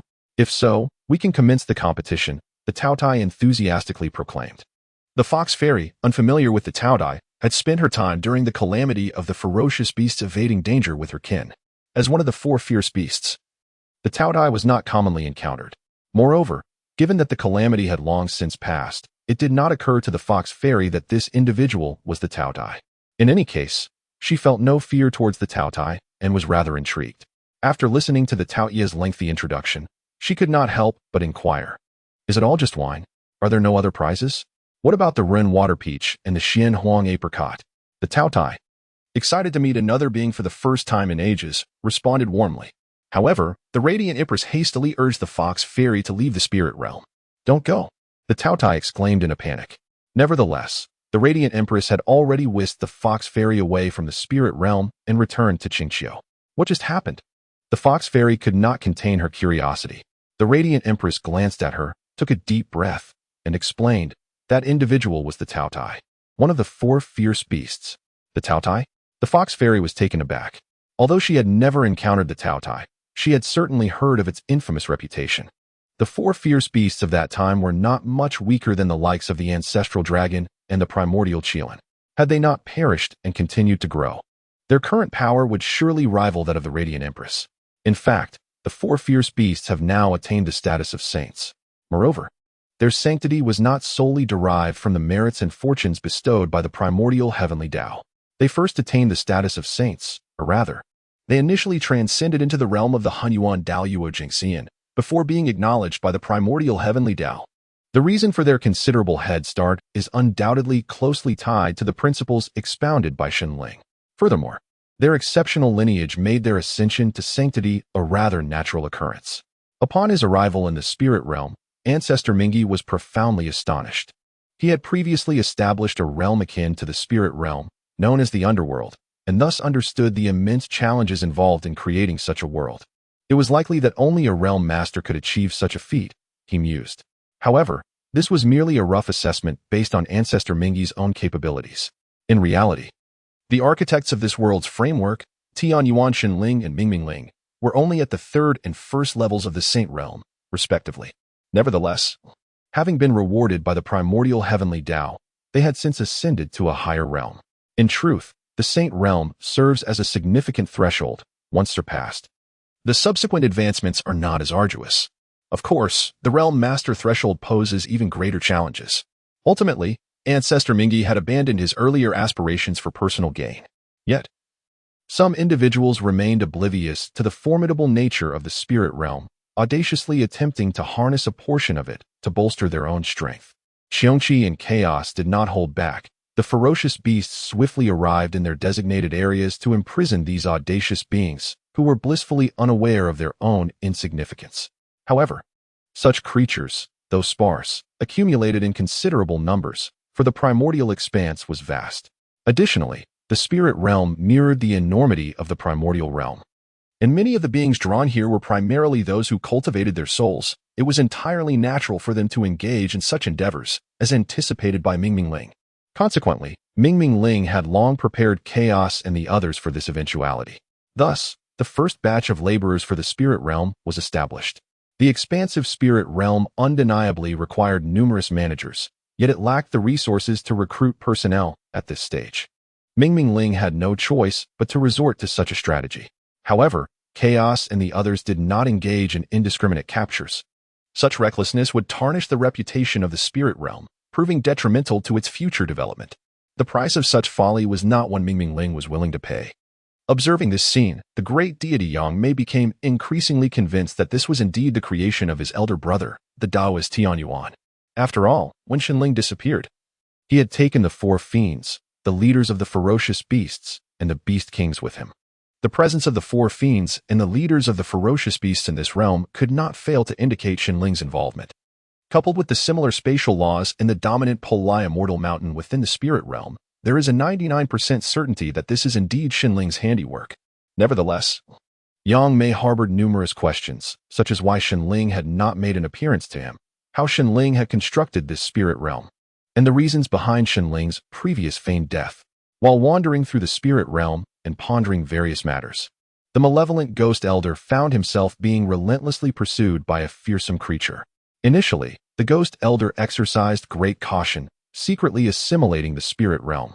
However, as his soul power significantly increased and he detected no immediate threats, he became emboldened. Unbeknownst to him, he had already been marked by the spirit realm. When the creature finally arrived, the ghost elder realized he was trapped and unable to escape. It is undoubtedly the work of Luoho. He seeks vengeance for our eradication of the demonic forces he had covertly infiltrated, fumed Shurchilin. Indeed, the likelihood of Luoho's involvement is substantial. Yet we cannot dismiss the possibility of Yangmei Xian's complicity, pondered Zhu Long. What shall we do now? Questioned Zhu Feng, who also suspected Luoho's hand in this. We must demand an explanation.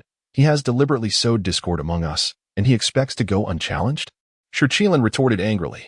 However, Luoho, having long since ascended to sainthood, poses a formidable threat, and with only the three of us, I fear our chances of victory are slim. Even a Pyrrhic victory would come at a great cost, sighed Zhu Long. Moreover, we are currently ensnared in a calamity, fraught with peril. One misstep could lead to our annihilation, added Zhu Feng, her concern palpable. Shurchilin recalled their recent encounter in Qingqiu. and his fury was doused like a flame by cold water. Perhaps we should proceed with caution. What if Luo Ho is not the culprit? Zhu Long suggested. Very well. Shall we forge an alliance once more? Shi Qilin inquired. Let us unite. We must avoid internal strife at least until we expunge the demonic palace, agreed Zhu Feng. Indeed. We need to eliminate the other forces in the wilderness before contending for dominance, proposed Zhu Long. Excellent. Zhu Feng replied. Agreed. Shi Qilin echoed. Thus, the three great clans formed an alliance, compelled by the pressing circumstances orchestrated by Ming Ling and Luo Ho. They were reminded of their own vulnerabilities and that several significant powers could easily destabilize any of their clans. Ming Ling returned to the spirit realm with resources in tow. Meanwhile, the Golden Tortoise Immortal resolved to visit his kin, feeling a natural concern for those who shared his bloodline. Now presented with an opportunity, he was determined to seek them out. Following the resonance of his bloodline, he discerned the direction of his clan's location. Upon reaching the East Sea and nearing Fanghu Immortal Mountain, the Golden Tortoise Immortal was astonished to encounter countless beings of the wilderness, engrossed in capturing individuals and seizing treasures. He had remained oblivious to the unfolding events in the wilderness, hence his astonishment. Could it be that Yangmei is not dead? Has he returned? Speculated the Golden Tortoise Immortal. What of the might of the Golden Tortoise clan? A dragon, having established a rudimentary dojo in this locale, was astonished upon encountering the Golden Tortoise Immortal. It is noteworthy that the Golden Tortoise clan, despite their current esteemed status, remained remarkably unassuming. They continued their quest to seek out beings of destiny from the primordial realms at almost fixed times and locations. The unexpected arrival of a powerful member of the Golden Tortoise clan signified that this place harbored an individual fated to connect with them. The dragon, envisioning the prospect of joining the Golden Tortoise clan, promptly made his way towards the Golden Tortoise Immortal. Yet, he was not the sole being in this maritime expanse. Upon his arrival, he found a throng of over a dozen individuals gathered around the Golden Tortoise Immortal. The Immortal appeared bewildered by their fervent attentions. After all, he was merely at the late stage of quasi-sainthood. While these individuals were either at the pinnacle of the great Luo Golden Immortal realm or at the initial stage of quasi-sainthood, which hardly warranted such adulation. Step aside. Do not obstruct the path of the mighty. The one chosen by destiny has already been determined, proclaimed the Blue Dragon Taoist, leveraging his quasi-saint initial stage powers as he pushed through the crowd. Just then, the elders of the Golden Tortoise clan arrived. Xingfeng, you have truly returned, exclaimed the Golden Tortoise ancestor. Father, your child has returned, responded the Golden Tortoise Immortal, embracing the ancestor. The Blue Dragon Taoist and others looked on, their faces filled with bewilderment at the touching scene of reunion. Father, what transpired in my absence? Inquired the Golden Tortoise Immortal. Alas, after your departure, our clan nearly faced annihilation, lamented the Golden Tortoise ancestor, as he led the Immortal towards the Fenghu Mountain while recounting the past. Though we now have the protection of the great Yangmei Immortal, our clan's foundation remains unstable, and calamity will inevitably ensue, the ancestor added, his expression heavy with concern. He understood that while they had momentary safeguarding from the great Yangmei Immortal, it could not last a lifetime. True strength was essential for survival in the primordial expanse. I believe I have a splendid solution, remarked the Golden Tortoise Immortal after a moment of contemplation. What solution? Asked the ancestor. Just as the Immortal was about to introduce the concept of the spirit realm, Jin Xianfan interjected, Great-grandfather, my master, the great Yangmei Immortal, has an important matter to discuss with you. The Golden Tortoise Immortal was well aware of the inquiries the great Yangmei Immortal would pose. He bid farewell to the Golden Tortoise ancestor and proceeded towards Fenghu Mountain. Upon arriving at the empty willow abode, he was filled with myriad sentiments upon seeing the great Yangmei Immortal. Golden Tortoise Immortal, do you have news of my elder brother? The great Yangmei Immortal inquired directly. Nearby, Shun Husong, upon hearing of his master's elder brother, was filled with curiosity and discreetly communicated with his companion, Jin Xianfan. Do you possess any knowledge regarding the exploits of my master's elder brother? Jin Xianfan, in his vast fortune, naturally answered every inquiry regarding the enigmatic Shen Hongsong. The elder brother of his master, renowned throughout the primordial realm as a gluttonous trickster, Jin Xianfan eloquently recounted the tales of Shenling. The Golden Tortoise Immortal, however, candidly replied, I am not entirely privy to my master's affairs. He seems to have been with us on Penglai Mountain, yet also appears to have been wandering elsewhere. Nevertheless, he now seems to have departed from the primordial realm. though he might still be on Penglai Mountain. The Golden Tortoise Immortal added further insights. Upon hearing this, the great immortal Yangmei pondered thoughtfully, connecting Shenling's peculiar behaviors with his prior understanding, gradually elucidating his earlier confusions. Of course, the great immortal Yangmei was merely engaging in bold speculation. Jin Qianfan and the others found themselves enveloped in a haze of confusion, entirely at a loss as to the meaning behind the Golden Tortoise Immortal's words. Upon learning the answer concerning Shenling, the great immortal Yangmei inquired, "The spirit realm, was it not created by my elder brother?" "Indeed, and I have another request that I hope the great immortal Yangmei will consider," replied the Golden Tortoise Immortal. "What request? Is it regarding the spirit realm?" The great immortal Yangmei asked. "The spirit realm is in urgent need of personnel and resources. Hence I wish to send beings from outside the celestial mountain to serve in the spirit realm," the Golden Tortoise Immortal answered. "That's entirely up to you. I have no authority over them. However, I can arrange for the Xuanwu clan to select individuals and contribute some resources," the great immortal Yangmei stated. "In that case, I express my gratitude on behalf of my master, great immortal Yangmei," the Golden Tortoise Immortal acknowledged, fully aware that the great immortal's generosity stemmed from his master's influence. "It is but a trifling matter. However, I would appreciate it if you could convey a message to my elder brother, the great immortal Yangmei, a congenial figure, especially towards those close to him, requested. "Please speak," the Golden Tortoise Immortal readily acquiesced. "Tell him I miss him. If he still remembers this troublesome younger brother, he should come to see me," the great immortal Yangmei communicated privately. Upon hearing this, the Golden Tortoise Immortal's expression became vividly animated, while the great immortal Yangmei appeared somewhat uneasy. Recognizing the situation, the Golden Tortoise Immortal tactfully excused himself. "Master, what message did you wish for Jin Qianfan's great-grandfather to convey? Why haven't you shared it with us?" Shen Hongsong inquired with curiosity. The great immortal Yangmei did not address this question, but instead, with a stern countenance, stated, "Have you comprehended the principles of their innate treasures?" "No," Shen Hongsong replied, straightening up. "Then why are you still here? Go quickly." The dignified Yangmei Xian spoke with authority. Upon hearing this, Shen Hu quickly departed, naturally followed by Jin Qianfan. Outside Fenghu Xian Mountain, Jin Gui Xianren elaborated on matters concerning the spirit realm to all present beings. Subsequently, without regard for their reactions, he led the Jin Gui clan towards Penglai Xian Mountain. Under the guidance of Yangmei Xian, Xian Wu Ming accompanied some members of the Xian Wu clan to follow Jin Gui Xianren. A few primordial beings also trailed behind them towards Penglai Xian Mountain. Jin Gui Xianren paid them no mind, as the mountain was not particularly large, and accommodating this group would require expansion. Thus, he was not in a hurry, especially since they had already captured numerous individuals from the three clans, and the personnel of the spirit realm would undoubtedly become highly sought after in the future. However, for the spirit realm to be embraced by all primordial beings and to transform into a bustling world would take considerable time. Nevertheless, the forthcoming development of the spirit realm proceeded remarkably smoothly. One might say that the period following the primordial age was exceptionally tranquil. Various factions seemed to be awaiting something, brewing plans in silence. Nearly 10 millennia had allowed the spirit realm to firmly establish itself in the primordial age, leading to an increase in primordial beings trading goods in the spirit realm. Shenling, through the control of the small grass Shenling, opened a passage to Penglai Xian Mountain. Thanks to the concealed aura of the Hongming Pearl, the primordial heavenly Tao remained unaware.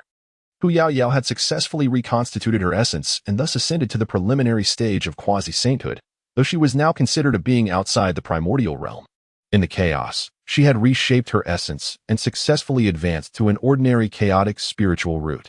The essence bore the mark of the primordial realm, but upon its reconstitution, Hu Yaoyao no longer possessed that mark.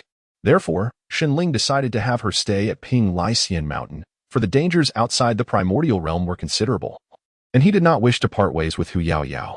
"Master, you have returned," Jin Gui Xianren said, taking the lead. Shenling responded affirmatively, adding, "This is your teacher's wife. She will reside here from now on." Hu Yaoyao also greeted them amicably. However, upon sensing the strength of this group, she felt a twinge of nervousness.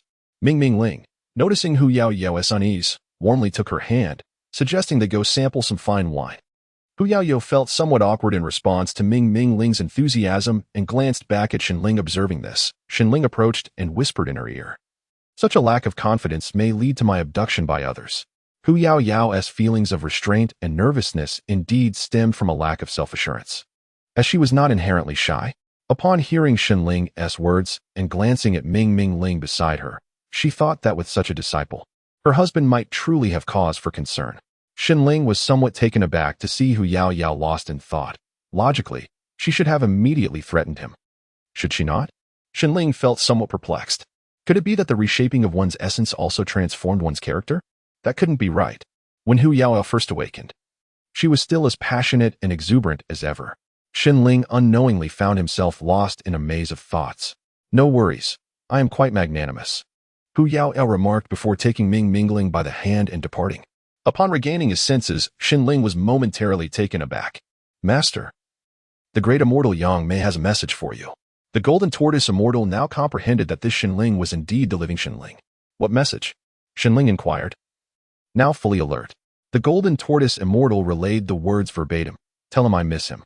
If he still remembers his obnoxious little brother, let him come to see me. Shenling, upon hearing this, was once again astonished. After a brief pause, he cleared his throat and asked, has there been any significant events occurring in the primordial world lately? The influx of people in the spirit realm had increased, and the golden tortoise immortal and his companions had also learned much about the happenings in the primordial world.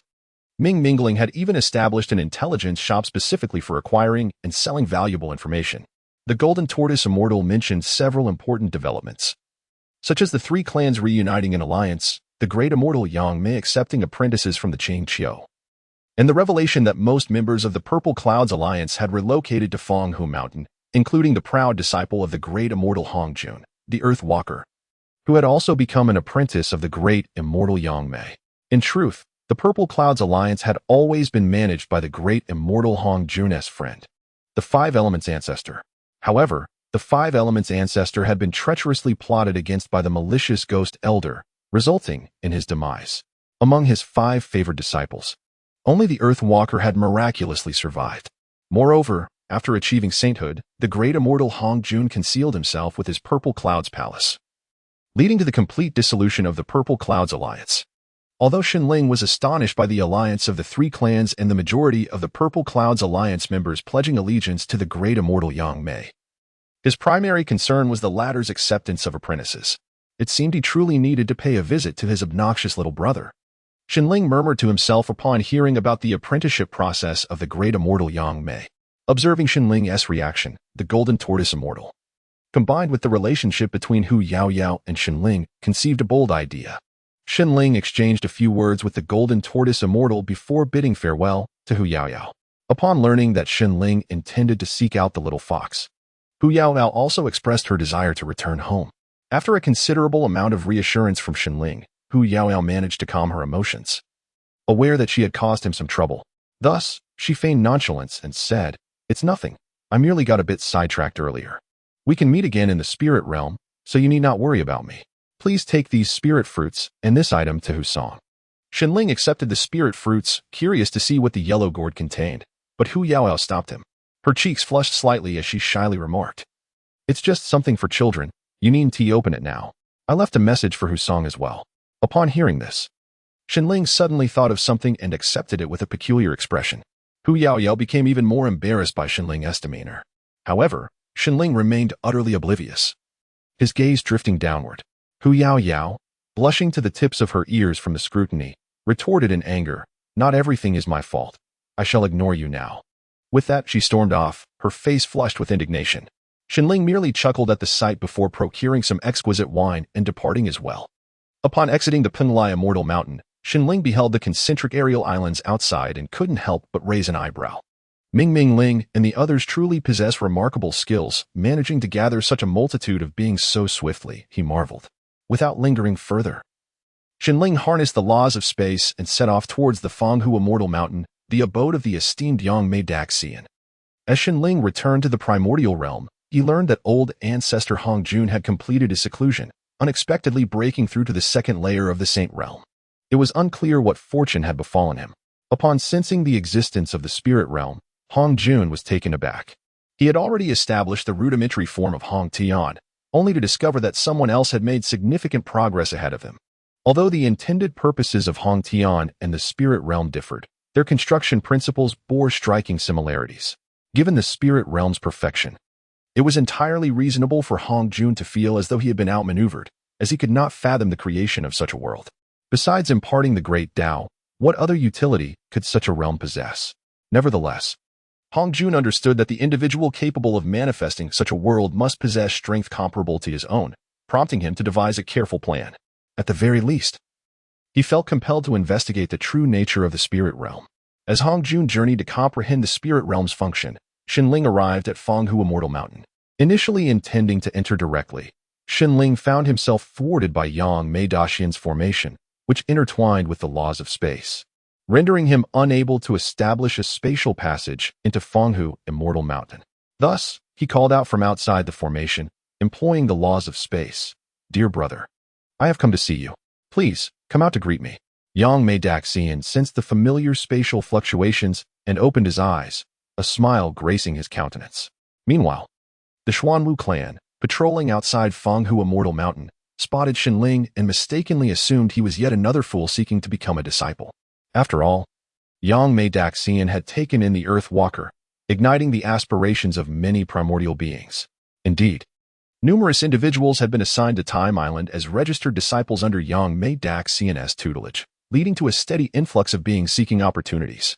However, Time Island was limited in size, prompting Yangmei Immortal to instruct the Xuanwu clan to convey that he would no longer accept disciples. The number of registered disciples he could accommodate had already reached its limit, and presently, there were few formidable lone wanderers left in the primordial realm. Those with a modicum of fame and strength had found their affiliations, leaving only the weaker beings to seek their fortunes. "How did you come here? You should leave at once." A Xuanwu guard admonished Xinling, pointing an accusatory finger. "This place is not for just anyone. You ought to depart quickly. Should you offend that powerful being, all your years of cultivation would be rendered futile." Xuanwu counseled gently. The Xuanwu clan, adept at balancing their approach with one playing the role of the benevolent and the other the stern, has garnered a favorable reputation among the creatures of the primordial world. Coupled with a series of amicable gestures recently, they have nearly absolved themselves of their past misdeeds. This transformation is largely attributable to the council of the Golden Tortoise clan, who have not only learned skills from the Xuanwu, but have also imparted many survival strategies. Previously, the Xuanwu clan had employed unscrupulous means for development. However, now allied with the great immortal Yangmei, they are keen to avoid leaving a negative impression on the primordial beings, resembling a gang seeking redemption. Xinling understood that the two bore no ill intentions and remarked, "I have come to find my brother. He should be here soon to fetch me. And I shall not be a burden to you." Xinling has always been a person of humility. Yet his demeanor at this moment led Xuanwu Jia and the others to mistakenly believe he sought to ally himself with his brother. Such individuals were not unfamiliar to them. "My friend, I still advise you to leave at once. With your strength, you could secure a peaceful domain even in this realm of the jar," Xuanwu urged again. "You are unaware that once one enters Time Island without comprehending the laws of space, there is no escape. Moreover, the great immortal Yangmei seems to have some task for them, so your kin will surely be unable to meet you." Before Xuanwu Jia could reiterate this warning, the great immortal Yangmei arrived. "Brother, you finally deigned to meet me." Though Yangmei spoke with a smile, his tone unmistakably conveyed dissatisfaction. "Alas, your elder brother is beset by difficulties. It was not my intention to neglect you." Xinling sighed as he entered the celestial mountain of the jar with Yangmei, leaving Xuanwu Jia and Xuanwu Yi bewildered, as though they had stumbled upon something extraordinary. "Are we to be silenced?" Xuanwu Yi stammered. "Surely not," Xuanwu Jia replied, swallowing hard. However, Yangmei and Xinling paid little heed to the two. They were individuals of a genial yet principled nature, not the bloodthirsty and arrogant beings one might fear. "Dear brother, do you not concern yourself with the beings outside the celestial mountain of the jar? Providing shelter for them would surely be a virtuous deed," Xinling inquired. Puzzled. "Come with me, brother," Yangmei began to explain but paused momentarily. Yangmei led Xinling to Time Island, where he observed countless insects comprehending the laws. And it dawned on him why Yangmei did not take in those primordial beings. "Brother, as you can see, I have summoned all the arthropods of the primordial realm to establish the insect clan. This has siphoned off a significant portion of fortune, and the heavenly Tao of the primordial realm can no longer allow me to shelter those beings to enhance my strength. These individuals were summoned under the pretext of strengthening the insect clan. The esteemed Yangmei Daxian elucidated, revealing the intricacies of his prior schemes, which now afforded him a degree of freedom previously unattainable. With the pretext of developing a patrol history, he could now pursue endeavors of his choosing. Shenling nodded in agreement, proclaiming, "Brother, your strategies are indeed astute. I need not worry about you any longer." In truth, opportunities beyond the primordial realm were scarce, and he advised, "Dear brother, focus on your cultivation within the primal chaos. We shall depart when the time is right." Yangmei Daxian was already acquainted with the little grass Shenling and had begun to decipher some of Shenling's secrets, thus he held Shenling's words in high regard. "Rest assured, I shall dedicate myself to my training," Yangmei Daxian replied earnestly. After a lengthy discourse with Yangmei Daxian, Shenling revealed the carefully crafted narrative he had devised. The essence of his tale was that he had been wounded by the heavenly Tao of the primordial realm, leaving him with a lingering affliction that hindered his mastery of innate talents. Each instance of division was perilous, akin to a dance with death. When Yangmei Daxian sought him out, he had been ensconced in slumber, hence his lack of response. Subsequently, due to the stark difference in aura following his division and his diminished prowess, he refrained from visiting Yangmei Daxian.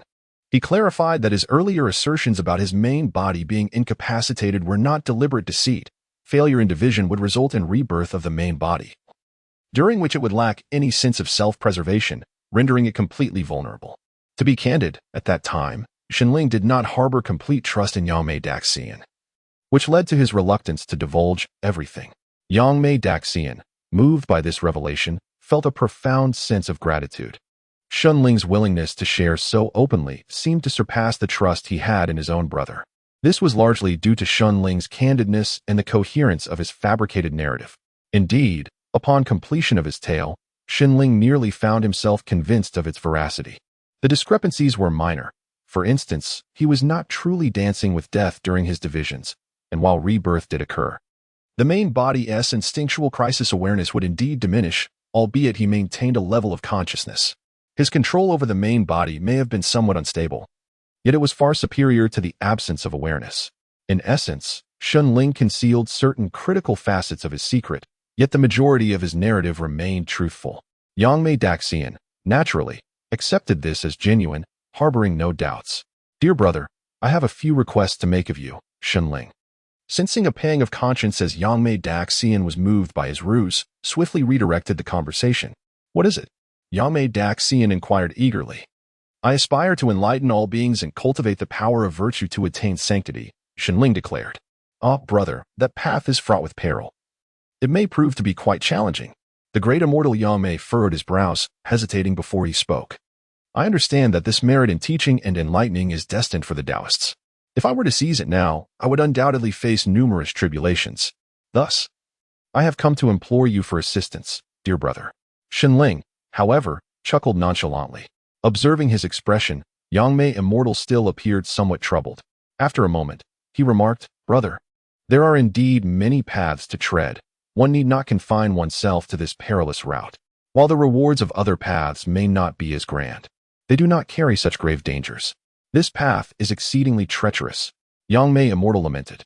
Shenling, upon hearing this, sought to reassure him. "Fear not. For even if this body perishes, I shall be reborn in another. Rest assured. Moreover, this was the path I initially chose. How could I allow my son to bear the burdens?" Shenling then uttered words that astonished Yangmei Immortal. "What? Qing Husong is your son?" exclaimed Yangmei Immortal in disbelief. "Do not be so astonished. In the future, if the opportunity arises, I shall introduce you to your sister-in-law, who is quite enchanting. By the way, are you seeking a Dao partner? I could introduce you to many beautiful women from the Fox clan," Shenling casually remarked, placing a hand on Yangmei Immortal's shoulder. Yangmei Immortal found himself momentarily bewildered, unable to respond to Shenling's erratic conversation. "Dear brother, you are not feeling shy, are you? At your age, one must have certain physiological needs," Shenling teased as Yangmei Immortal remained silent. Yangmei Immortal shot a glare at Shenling, who seemed to revel in the banter.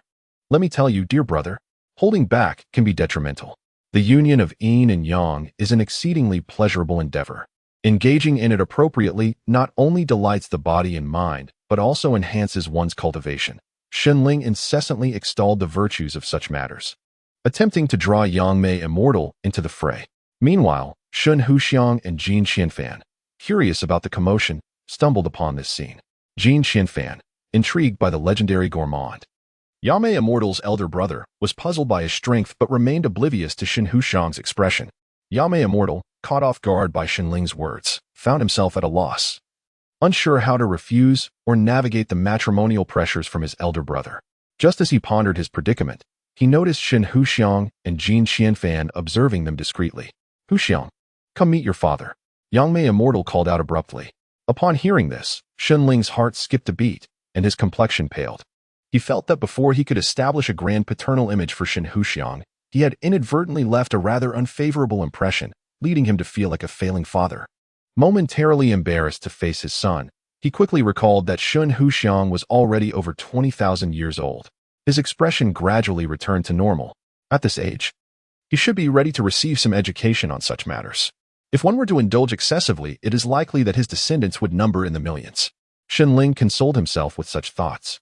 However, upon seeing Shun Huxiang, who appeared no older than 2 or 3, his expression betrayed a hint of unease. Shun Huxiang approached unsteadily, his heart in disarray. Shenling gathered him into his arms, gently pinching his cherubic cheeks, and asked, "What troubles you? After all this time, how have you remained so small?" Unable to contain his emotions, Shun Huxiang burst into tears, burying his face in Shenling's shoulder, sobbing uncontrollably. Shenling, flustered by his son's distress, exclaimed, "Oh dear son, forgive me. I should not have scolded you upon my arrival or pinched your cheeks. It pains me to see you so sorrowful. Please, do not cry to the point of exhaustion. Come, let us share a smile." The celestial being Yangmei could not help but chuckle, as if relieved of some pent-up frustration. Jin Qianfan, on the other hand, was utterly bewildered, overwhelmed by the day's events. After a considerable time had passed, Shun Huxiang finally vented his feelings of grievance and guilt. "Father, it is all my fault," he said, wiping his tears away. "You have done nothing wrong," Shenling reassured him. A young man should smile more and shed fewer tears. He playfully pinched Shun Huxiang's chubby cheeks once more. Suddenly, Shun Huxiang looked up earnestly, causing Shenling to pause, just as the boy asked, "Father, has mother truly departed?" Shenling was taken aback, and upon seeing Shun Huxiang's sorrowful expression, the boy began to weep again, lamenting, "It is all my fault. I caused mother's demise." In response, Shenling swiftly retrieved the yellow gourd that Hu Yao Yao had given him and opened it on the spot. "Huxiang, I am your mother. Are you well? Do not blame me for not visiting. I long to see you, but I cannot come to you at this moment. I truly wish to meet you. Once you grow up, will you come find me? I await you in Penglai. By the way, this milk is carefully prepared for you. Be sure to drink it well." The voice of Hu Yao Yao resonated. Upon hearing this, Shun Huxiang rubbed his eyes, gazing at Shenling in confusion. Shenling, catching a whiff of the milk's fragrance, felt an inexplicable urge to taste it. He picked it up and took a sip, only to discover that Shun Huxiang, Yangmei, and Jin Qianfan were all staring at him in astonishment. Embarrassed, Shenling chuckled and handed the yellow gourd back to Shun Huxiang, declaring with conviction, "Son, this milk is rather delightful. It is quite nutritious as well. Your mother did not intend to play tricks on you, so drink with peace of mind. I have already tasted it myself." Continuing earnestly, he added, "Your mother can be quite mischievous, often teasing me, but this time she has not acted foolishly." Shenling's words managed to restore a semblance of normalcy to the expressions of Yangmei and the others. "My dear brother, we must partake in a drink before our departure." Shenling, intrigued, set aside the fragrant Shenfox milk and placed a hand on the shoulder of the celestial master Yangmei, exclaiming, "I possess exquisite wine." He produced a bottle of 7 absolutes, shaking it enticingly before Yangmei. "Excellent," Yangmei replied, conjuring a spatial portal, and together they departed, seeking a realm of intimacy. Meanwhile, the alluring aroma of the 7 absolutes enchanted both Shenfox milk and Jin Qianfan. Shenfox milk, intoxicated by the scent, indulged in several sips of milk. But as the fragrance dissipated, he found the milk in his hand lacking in appeal. This time, Shenling drank freely, and both he and Yangmei soon became delightfully inebriated.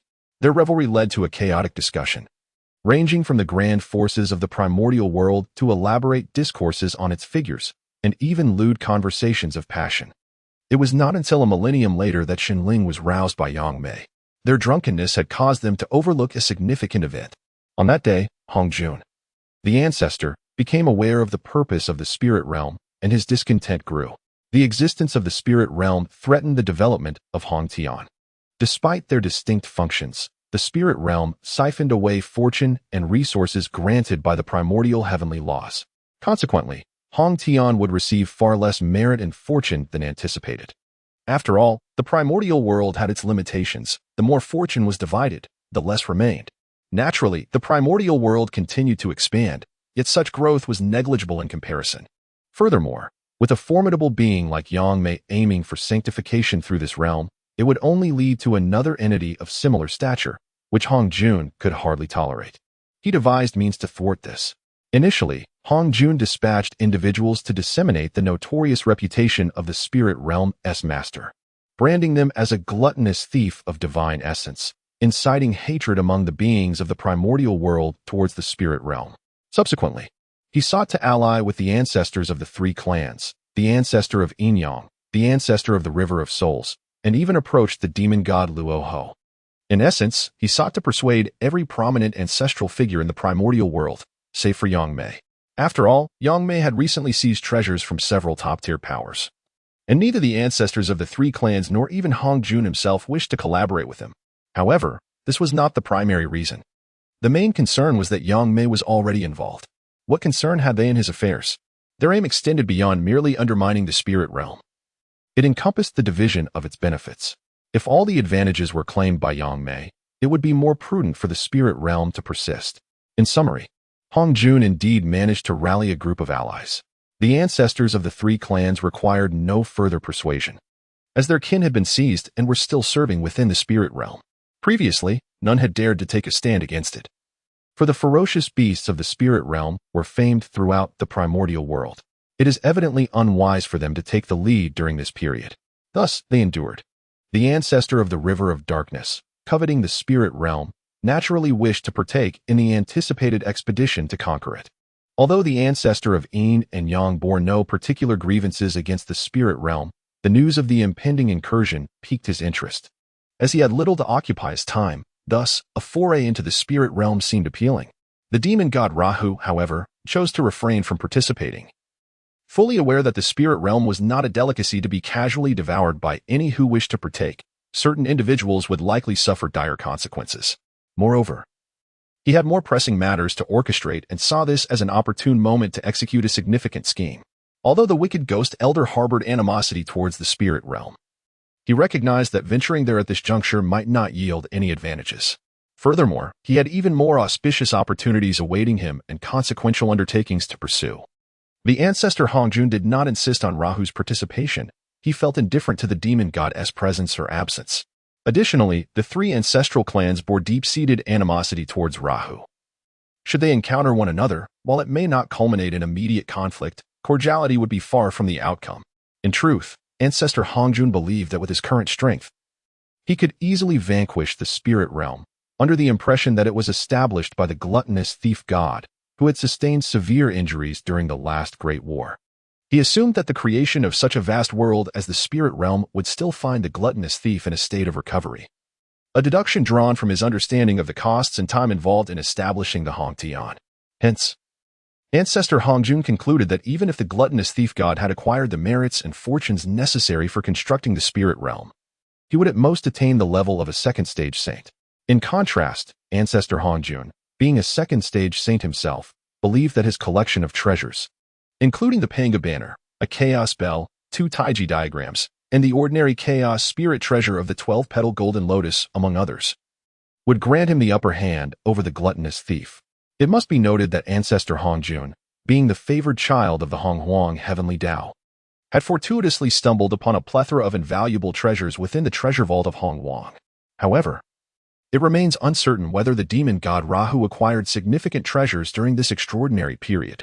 For all intents and purposes, Shenling, who temporarily replaced the time deity, merely obtained a primordial measuring ruler, an opportunity for enlightenment, and the previously bestowed creation jade butterfly. It seemed that the Hong Huang heavenly Tao had shifted its focus away from him and directed its attention towards his son. Now that Shenling has returned, it is unclear how the Hong Huang heavenly Tao will evolve with these unfolding circumstances. Nonetheless, ancestor Hong Jun, exhibiting prudence, gathered such formidable beings. confident that their combined strength could decisively breach the spirit realm.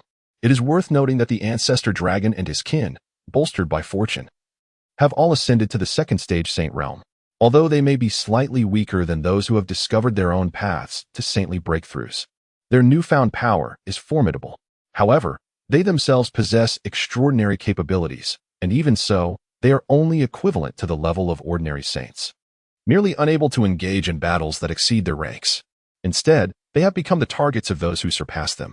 Yet, only those with particularly elevated realms can be surpassed. This also relies on fortune, granting them a distinct advantage in directly breaking through to sainthood. With the addition of the three clans, the venerable Hongjun and his entourage set forth towards the celestial realm of Penglai with great momentum.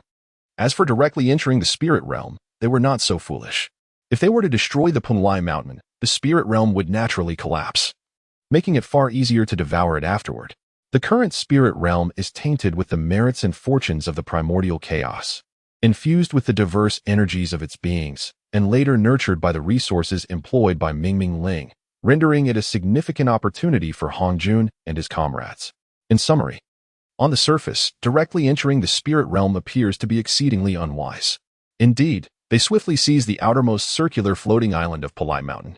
They descended upon it like wolves among sheep, and these sheep were rather plump, igniting an unusual excitement within their alliance. They were entirely immersed in plunder and destruction.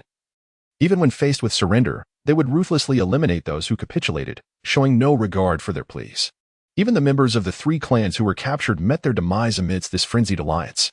Of course, those from the three clans, who were arranged to dwell on the circular island, had earned the trust of Mingming, which is why they were not imprisoned atop Pelai Mountain. Moreover, these individuals were not particularly formidable, merely lowly beings. Thus, if even the members of the three clans chose not to spare them, how could others do so? The beings of primordial chaos place great emphasis on causality. They either remain completely uninvolved or eradicate the roots of the matter to resolve it. Furthermore, those serving in the spirit realm were not mistreated by Mingming. On the contrary, they were quite generously treated, albeit without any time allotted for personal freedom. These two conditions led to the fact that they now carried an abundance of treasures. Thus, in this chaotic battle, they became akin to walking treasure chests, eagerly sought after and slain. Elders, please show mercy. As the ancestor dragon and his companions continued towards the inner floating islands, an aged yellow dragon flew in, calling out. This old dragon possessed the strength of a late-stage Great Luo Golden Immortal, categorizing it as a mid-tier power. The ancestor dragon, while absorbing the core spatial crystal of the floating island, responded to the old dragon's plea with a swift strike. The old dragon had not even registered the situation before being reduced to a mist of blood, utterly lifeless. However, just after the ancestor dragon dispatched this elder, dozens of individuals from the three clans arrived, all urging him to cease his actions. Seeing this, the first Qilin grew enraged and exclaimed, "You traitors who feast upon the very hand that feeds you, perish." The ancestor phoenix seized the opportunity to rescue one of her kin. The small phoenix trembled in her grasp, now acutely aware of her own naivety and folly. "Speak. I hear you claim the spirit realm's master shall provide us with benefits. Correct?" Zufin spoke coldly. The little phoenix that emerged from Zufin's palm transformed into a young woman, trembling as she said, "The Lord of the Spirit Realm harbors no intentions of reconciliation." She initially intended for the members of the three clans to serve in the spirit realm, where the rewards are plentiful. For many of our kin, it presents a splendid opportunity. "Enough," Zufin exclaimed in anger, incinerating the little phoenix into ashes. In the spirit realm, those among the three clans brave and confident enough to advocate for peace had already been annihilated. Thus, it was time to advance. Ancestor Hongjun cast a glance at the scene, uttering indifferently, "In truth, many weak-willed individuals have succumbed to the allure of immense benefits and have rushed forward." Yet, the ancestors of Yin and Yang remained vigilant. Upon hearing Ancestor Hongjun's words, they followed him towards the inner layers of the circular floating islands. However, within the inner layers, only the islands remained, with few individuals present. These individuals were either delayed or had yet to enter the Yangmei Immortal Mountain. They were likely quite surprised that Ancestor Hongjun and the others had arrived so swiftly. Meanwhile, Mingming remained entirely unperturbed in the Yangmei Immortal Mountain. Addressing those who served in the spirit realm, "You are all aware of the dire consequences of venturing outside, are you not? The survival rules of the great wilderness dictate that for the sake of profit, all else may be momentarily set aside. Thus, when your interests become entwined with the spirit realm, you become enemies of that coalition outside, regardless of whether you are from the three clans or close friends of theirs. Let me be frank, betraying the spirit realm will not yield better outcomes than remaining here. She continued, moreover, you are aware of the potential of the spirit realm and its recent rapid developments. Therefore, I urge you not to miss this opportunity. Most of the crowd was left dazed by her words. They had been thrown into confusion by the sudden upheaval and had not anticipated the high risks associated with positions in the spirit realm, which had angered so many powerful factions in the great wilderness. Faced with such formidable forces advancing, what were they to do? However, a few astute individuals recognized they had no alternative but to make swift decisions. Thus, they resolved to curry favor with the Lord of the Spirit Realm. Should the Lord defeat this coalition or withstand the current assault, their futures would remain bright. Among them was the Blue Flood Dragon Taoist, whom Xinling had encountered before, who boldly stepped forward and half-kneeled, declaring, I shall heed the Lord of the Spirit Realm's commands. Following his lead, the White Crane Taoist also stepped forward, affirming, I am willing to share the burdens of the Lord of the Spirit Realm. With the encouragement of these two early-stage quasi-saints, hundreds more emerged, kneeling to express their loyalty. This display prompted some of the remaining individuals, who were of wavering resolve, to reconsider their stance. Thus, the initial resolve wavered, leading to a display of submission. However, the majority remained silent, unwilling to become mere pawns at this juncture. Ming Mingling diligently noted the presence of nearly 1,000 individuals, declaring, let this suffice. Do not emerge further. Subsequently, he addressed the assembled throng, stating, I am indifferent to your thoughts, but those who have knelt before me shall receive my focused cultivation. Of course, this is not a guarantee. Should you fail to perform, I shall not squander resources on you. Though spoken softly, his words reached the keen ears of all present. Consequently, everyone heard Ming Mingling's promise. Some lamented their prior indecision, others scoffed at his attempts to curry favor, while a few reveled in the misfortune of those destined to become vanguards. Yet, they were taken aback when Ming Mingling added, You shall remain here. We shall handle those outside. However, the loyal Taoist Lanjiao stepped forth, his demeanor one of unwavering fidelity, exclaiming, My lord of the spirit realm, this cannot be. What sense is there in allowing our master to venture into battle while we cower in the rear? At the very least, permit us to confront some lesser foes. The Taoist He echoed his sentiments. Their obsequiousness astonished many, who had just been envious of those who needed only utter a few words to gain the favor of the spirit realm sovereign. Now, they could hardly comprehend why these individuals were so eager to seek combat, especially considering their status as early-stage quasi-saints, which held little weight among the alliance. To emerge would mean certain death. Even in the name of loyalty, risking one's life seemed unwarranted. Among the nearly 1,000 individuals, a few dozen displayed a similar eagerness for perilous endeavor. Ming Mingling cast a glance at them and nodded, stating, Very well, you may follow behind us. Your subordinates obey. Chorus Lanjiao and He, while the dozen or so others clumsily echoed their agreement. At that moment, a violent tremor shook the Yangmei Immortal mountain. Someone had begun to forcefully breach the formation. The intensity of the quake rendered the faces of those present grim. Ming Mingling, however, chuckled lightly and spoke to Bai Fong, 13th junior sister, I entrust this to you. Rest assured, senior sister.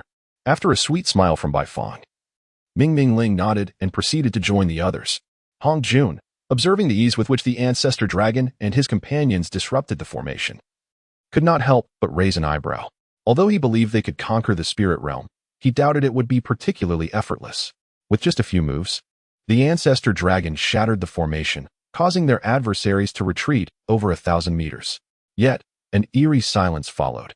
The Lord of the Spirit Realm had yet to emerge. Strange, why hasn't the Lord of the Spirit Realm shown himself? The initial Qilin remarked, unable to contain his curiosity. The ancestor dragon's expression suddenly darkened after a moment of contemplation, prompting him to retrieve the Dragon Patrol mirror to contact the Azure Dragon stationed at the Dragon Palace. Observing this, the other members of the clan also took out their respective communication treasures to reach out to their kin. Brother, is there a problem? Do you need me to bring people over? The Azure Dragon inquired, puzzled. Nothing has happened here, but the Lord of the Spirit Realm is behaving unusually. I fear he may attempt to launch a surprise attack on the Dragon Palace. Have you noticed anything amiss? The Ancestor Dragon explained. Everything is normal here. Could he have gone to another faction? The Azure Dragon responded, alarmed. The Ancestor Dragon breathed a sigh of relief, saying, "Stay vigilant and contact me if anything arises." He stored the treasure mirror and looked towards the others, who all shook their heads in agreement. Seeing this, Hongjun declared, "Regardless of the Lord of the Spirit Realm's intentions, we must first seize Yangmei Immortal Mountain." The group unanimously concurred with Hongjun's sentiment, though none were eager to lead the charge. Naturally, Hongjun stepped forward, dashing into the Yangmei Immortal Mountain, leaving behind an echoing command, "Everyone, follow me." However, as soon as Hongjun entered, he realized he had fallen into a trap. Yet, he refrained from voicing any objections, as this group was of no concern to him. Moreover, if they desired to share in the spoils, they must be prepared to face the consequences together. Mingming and Chaos.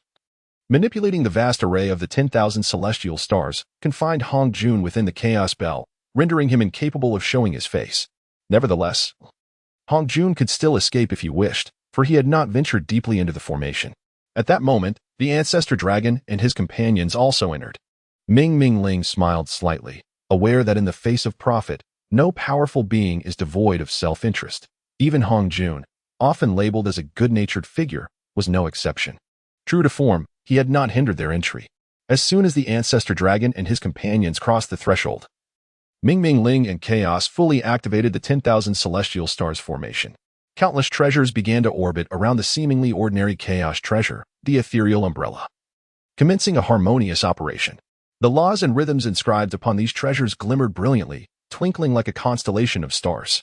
The treasures formed a tight-knit connection, rendering each one unassailable and formidable. Even the Ancestor Dragon's sea-conquering stone could not withstand the barrage of these incoming artifacts. However, with the protective Jinhai stone at his disposal, he emerged unscathed from the encounter, displaying remarkable composure. The Primordial Qilin, faced with the magical artifacts hurtling towards him, disdainfully sounded the mountain-opening horn, which had been nurtured into an ordinary chaotic spiritual treasure, its power evident beyond measure.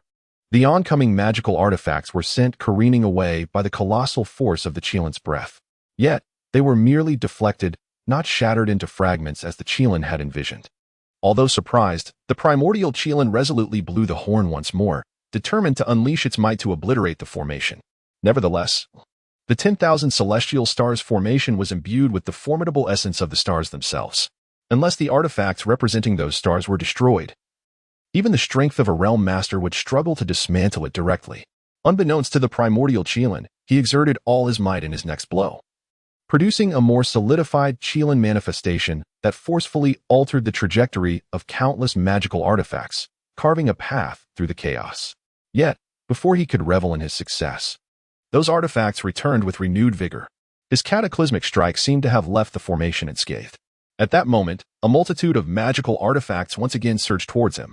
Confronted with this onslaught, the Primordial Qilin, feeling the weight of impending defeat, contemplated retreat.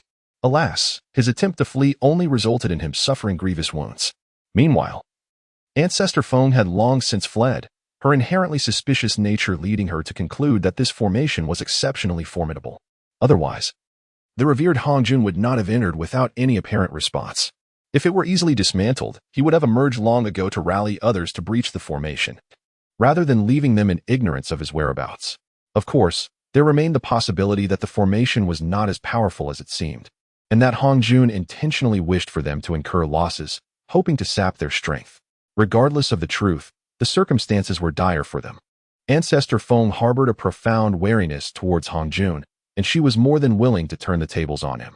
However, just as Ancestor Feng believed she had escaped the formation, she discovered that her kin had suffered devastating losses. It turned out that they had entered the formation long before. And when Ancestor Feng and the other powerful beings ventured into the bright array of the 10,000 celestial stars formation, the hidden dark array, concealed by the ethereal umbrella, had activated. The dark array was the true deadly mechanism, while the bright array primarily served defensive purposes, lacking the offensive power of its counterpart. Yet, if the bright array could inflict injury upon a grand saint like the Primordial Qilin, the potency of the dark array was unimaginable. How could any of them withstand it? Observing the river of blood and the scattered remains surrounding her, Ancestor Feng's shock was palpable. When she finally located her beloved disciple, she was horrified to find that her cherished student had been reduced to a mere shell of her former self. Even the true spirit of her beloved disciple was shattered within. The ancestral phoenix, filled with rage, emitted a piercing cry and transformed into her true form. Her golden-red wings overshadowing the sky as a tempest of fury descended upon this realm. Instantly, the area transformed into a sea of flames, painting half the sky in crimson hues. Yet, these flames bore no impact upon the immortal mountain of Palai. And the grand formation of the 10,000 celestial stars continued its operation as usual. Only the ethereal umbrella could no longer conceal these treasures.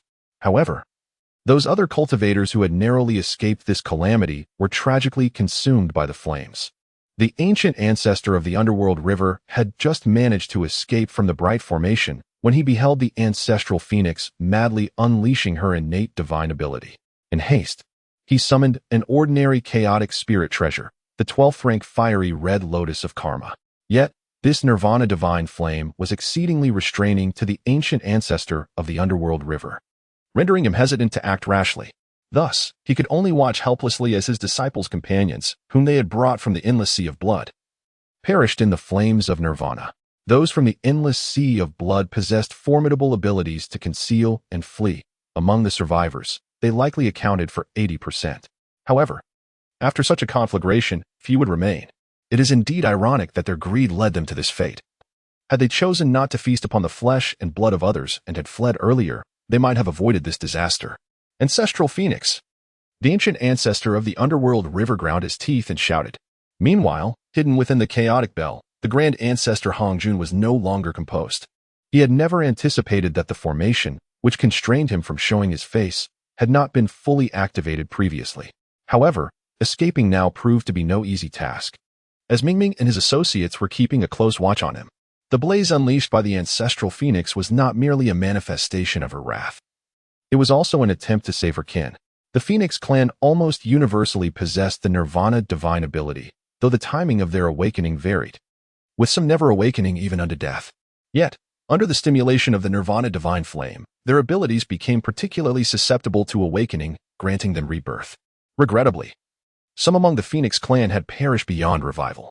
Even with the aid of the Nirvana divine flame, they could not be brought back to life. Furthermore, due to her invocation of this innate divine ability, the ancestral Phoenix became the target of concentrated assaults from the hidden formations of the 10,000 celestial stars. And despite her defensive Phoenix seal, she suffered grievous injuries, appearing quite tragic. In truth, the injuries she sustained were severe, as she had underestimated the might of the 10,000 celestial stars formation. Enduring the pain, the ancestral Phoenix clung to her strength with the Nirvana lamp, and, alongside some of her kin who had transformed into Phoenix eggs due to the Nirvana divine ability, forcefully broke through the formation. Observing this, the ancient ancestor of the underworld river also rescued several critically injured powerful beings from the underworld and hastily pursued her. To leave this grudge unavenged was not in the nature of the ancient ancestor of the underworld river. Moreover, this opportunity was exceedingly favorable for him. Under normal circumstances, he would have to endure in silence. The Yin-Yang ancestor, possessing the Taiji diagram, had remained relatively unscathed. Due to Mingming Ling's focus on Hongjun Laozu and the three ancestral elders, there was a minimal deployment of magical artifacts against him and Mingyi Laozu, merely intended to serve as a symbolic intimidation. The Yin-Yang ancestor, having departed from the confines of the dark formation, lingered outside the Polai Fairy Mountains, keen to seize any opportunity for personal gain, as he had no pressing matters to attend to. Not long after, Zhu Feng departed, and Zhu Long managed to escape from the bright formation. However, the dark formation immediately countered his movements. Observing the blood mist and the torrential rain of crimson droplets, Zhu Long let out a fierce roar, transforming into his true form. He repelled the incoming magical artifacts and fervently sought out his fifth brother, Bai Long, and his third brother, Qi Long. Yet, despite his exhaustive search, he found no trace of any surviving dragon kin. All those he had brought along had perished. Zhu Long was engulfed by a tempest of shock and fury, utterly unprepared for such an outcome. However, before he could unleash his wrath upon the magical artifacts surrounding him, he found himself besieged by the 4 great ferocious beasts, along with 13 beast lords who had captured Bai Long and Honghu. Taken aback by this formidable assembly, Zhu Long was startled. Tao Tai initiated the assault, directly engulfing him in the laws of devouring and charging at him.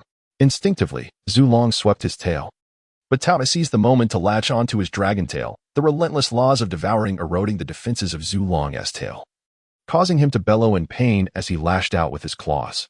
Chaos, refusing to be outdone, met his strike with a chaotic force that warped Zulong's own power, causing minimal damage to Chaos. Yet, Qiongqi had already launched an attack from behind, compelling Zulong to summon the Sea Suppression Stone to block this fierce blow. Nevertheless, he was unable to withstand the ferocious pounce of Taowu, who brought him crashing down onto the floating island, creating a thunderous roar that echoed throughout the realm. The floating island, unable to bear the impact, shattered into countless fragments, sending Zulong tumbling down to the Hongwang continent, where he finally ceased his descent. This singular strike reverberated for millions of miles, leaving a colossal pit nearly 100,000 meters deep, obliterating countless weaker beings that once inhabited the area. The might of a saint was clearly evident. Yet, the battle was far from over. Zulong unleashed a furious roar to the heavens, igniting his essence to fortify his body, and sent Qiongqi flying. His tail then struck Taowu forcefully against the ground, causing tremors felt across a vast expanse of 10,000 miles. Zulong was truly giving his all. The eight-legged fire chi, as leaders of the ferocious beasts, chose not to pursue, instead opting to repair the dark formation while awaiting the emergence of the primordial Qilin, who was currently restrained by the Master of Chaos. Although the Chaos Master could not triumph over the primordial Qilin in direct combat, with the aid of formations and the Qilin's eagerness to escape, they reached a stalemate, effectively restraining the Qilin. Observing this unfavorable turn of events, the venerable Hongjun divided his essence into three and summoned the 12-petal golden lotus of virtue in the Taiji diagram, beginning to dismantle these treasures. Despite their formidable nature bolstered by the formation, their foundation was inherently weak and offered little resistance against the assaults of ordinary chaos spiritual treasures. Furthermore, it was Hongjun, a sage of the second realm, who was launching the attack. Thus, wherever the Panga banner swept through, numerous treasures shattered into fragments. Naturally, Mingming Ling could not allow Hongjun to wreak havoc on the Ming formation unchecked, and so she wielded the ethereal umbrella to counterattack. However, Mingming Ling was not skilled in offense. Despite her proficiency in stealth, she approached Hongjun but failed to inflict any substantial harm. Having not wounded Hongjun, she quickly utilized the formation to conceal herself once more. Yet, Hongjun would not grant her the opportunity to hide and flee. He brandished the Panga banner, unleashing a cataclysmic force that swept through her concealed location, striking her and revealing her presence. Seeing this, Hongjun pressed his advantage, and the incoming treasures were deflected by his three essences. Mingming Ling was taken aback by Hongjun's formidable prowess and the multitude of treasures he had concealed. Had her earlier ambush not been thwarted by the 12-petal golden lotus of virtue, Hongjun would not have reacted so swiftly and launched a counterattack against her. With escape no longer an option, Mingming Ling transformed into her true form, employing her innate divine ability, Soul Abyss. Hongjun was utterly unprepared for such an enigmatic method of assault. However, even with the descent of the Soul Source, the Golden Lotus of Virtue found it challenging to traverse Hongjun's spirit. In an instant, it felt as though Hongjun had plunged into an unfathomable abyss, abandoned by the world. Yet, as Mingming Ling activated Soul Abyss to control Hongjun's body for self-harm, Hongjun's spirit was suddenly lifted by the primal jade butterfly, forcefully ejecting her from within. Cast back into her own body, Mingming Ling could not suppress a mouthful of blood. This was the backlash from utilizing Soul Abyss. Just as she prepared to relinquish her body and flee to the spirit realm, a white and pink lotus quietly blossomed beside Hongjun. Ah! Hongjun gasped, spitting blood in agony. At that moment, green lotus leaves began to emerge. As Hongjun turned to flee, he found himself ensnared within the confines of the lotus leaves, seemingly treading in place. Hongjun summoned his three essences to jointly strike at the lotus leaves, but their attacks fell as silent as stones cast into the ocean, creating no ripples. This was primarily due to Hongjun's mastery of the laws of creation, which rendered his assaults relatively weak. Were it not for the Panga banner, it would have been impossible for the venerable Hongjun to swiftly conquer Mingming Ling. As he anxiously confronted the enigmatic White Lotus, the primordial Qilin managed to escape. The disparity between the Chaos Master and the Beast Sovereign, in comparison to the primordial Qilin, was insurmountable. Even with the support of formations, they could not be retained. The ancestral dragon also forced the four fiends back to Yangmei Immortal Mountain. In truth, the four fiends had emerged merely to teach the ancestral dragon a lesson, illustrating that the will of the spirit realm was not easily confronted. More importantly, it served to intimidate the other beings of the Hongwang. Thus, having gained a slight advantage, they refrained from further entanglement. The ancestral dragon, upon witnessing the retreat of the four fiends, did not immediately pursue them. recognizing that the moment was not right for vengeance. The pressing matter was to clarify the situation. After all, he was unaware of Hongjun and the Primordial Qielin's current whereabouts. Were they still engaged in battle with the beings of the spirit realm? What was the state of the conflict? How had his kin perished? Had they truly been slain by the denizens of the spirit realm? Furthermore, where were his third and fifth brothers? Had they indeed met their end? At that moment, a colossal white lotus apparition materialized above Yangmei Immortal Mountain. Subsequently, a great surge of merit and fortune descended, causing both the Yangmei Immortal Mountain and the white lotus apparition to vanish from sight. Countless beings of Hongwang seemed to hear a fleeting whisper, "I am the celestial origin," establishing the spirit realm to benefit the beings of Hongwang and transform all things. Through merit, I shall seal myself as the lord of the spirit realm, acknowledging the heavenly mandate residing in the Yangmei Immortal realm. When the time arrives, I shall reveal myself again in Hongwang. The Yangmei Immortal realm? Was this acknowledged by the heavenly Tao of Hongwang? The ancestral dragon murmured to himself. Upon hearing these words, Hongjun couldn't help but let out a bitter laugh. Although he considered himself extraordinary, he had already been surpassed by two others and had yet to become one of Hongwang's agents. Nevertheless, Hongjun remained undeterred, confident that his future would be even brighter. "You despicable scoundrel, Yin-Yang ancestor. If I escape, I shall rend your body into 1,000 pieces." Though the Mingyi ancestor possessed the 12th grade Karma Fire Red Lotus, an ordinary chaos spiritual treasure, he had not yet broken through to the Saint Realm and thus could not unleash its true power. Consequently, when faced with the sudden betrayal of the Yin-Yang ancestor, he found himself utterly defenseless, swiftly succumbing to a surprise attack from the latter and sustaining grievous injuries. Upon hearing the Mingyi ancestor's fierce declaration, Zhu Feng's heart was stirred with murderous intent. "You shall not live." Transforming into her true form, her colossal fiery claws, shrouded in flames, reached out towards the shadowy figure of the Mingyi ancestor. Sensing the annihilating essence of the Nirvana divine flame surging towards him, the Mingyi ancestor could only lament, "My life is at an end." Yet, at that moment, a massive black specter appeared, swallowing the Mingyi ancestor whole and causing him to vanish from sight. Is that one of Luahu's minions? Zhu Feng hesitated, pondering whether to pursue or not. However, the Yin-Yang ancestor interjected, "We must not allow him to escape. If he were to divulge our connection, the Feng clan would surely face suspicion from the other two clans." Upon hearing the news, Zhu Feng made an immediate resolution and pursued the Yin-Yang ancestor. Although the malicious ghost elder was adept at fleeing, he was no match for Zhu Feng, who was at the second level of sainthood. Had he not been accompanied by the Nether River ancestor, perhaps he could have successfully concealed himself. However, the malicious ghost elder remained unperturbed, prepared for his daring rescue. With great wings unfurled, Zhu Feng was engulfed in blazing flames, swiftly closing the distance to the malicious ghost elder. Her entire being ignited with crimson fire, resembling the core of a sun, as she charged towards him. In an instant, the surroundings transformed into molten lava, spiritual energy reduced to nothingness, leaving only the undying flames behind. Yet, Zhu Feng's most formidable attack failed to slay or severely injure the malicious ghost elder.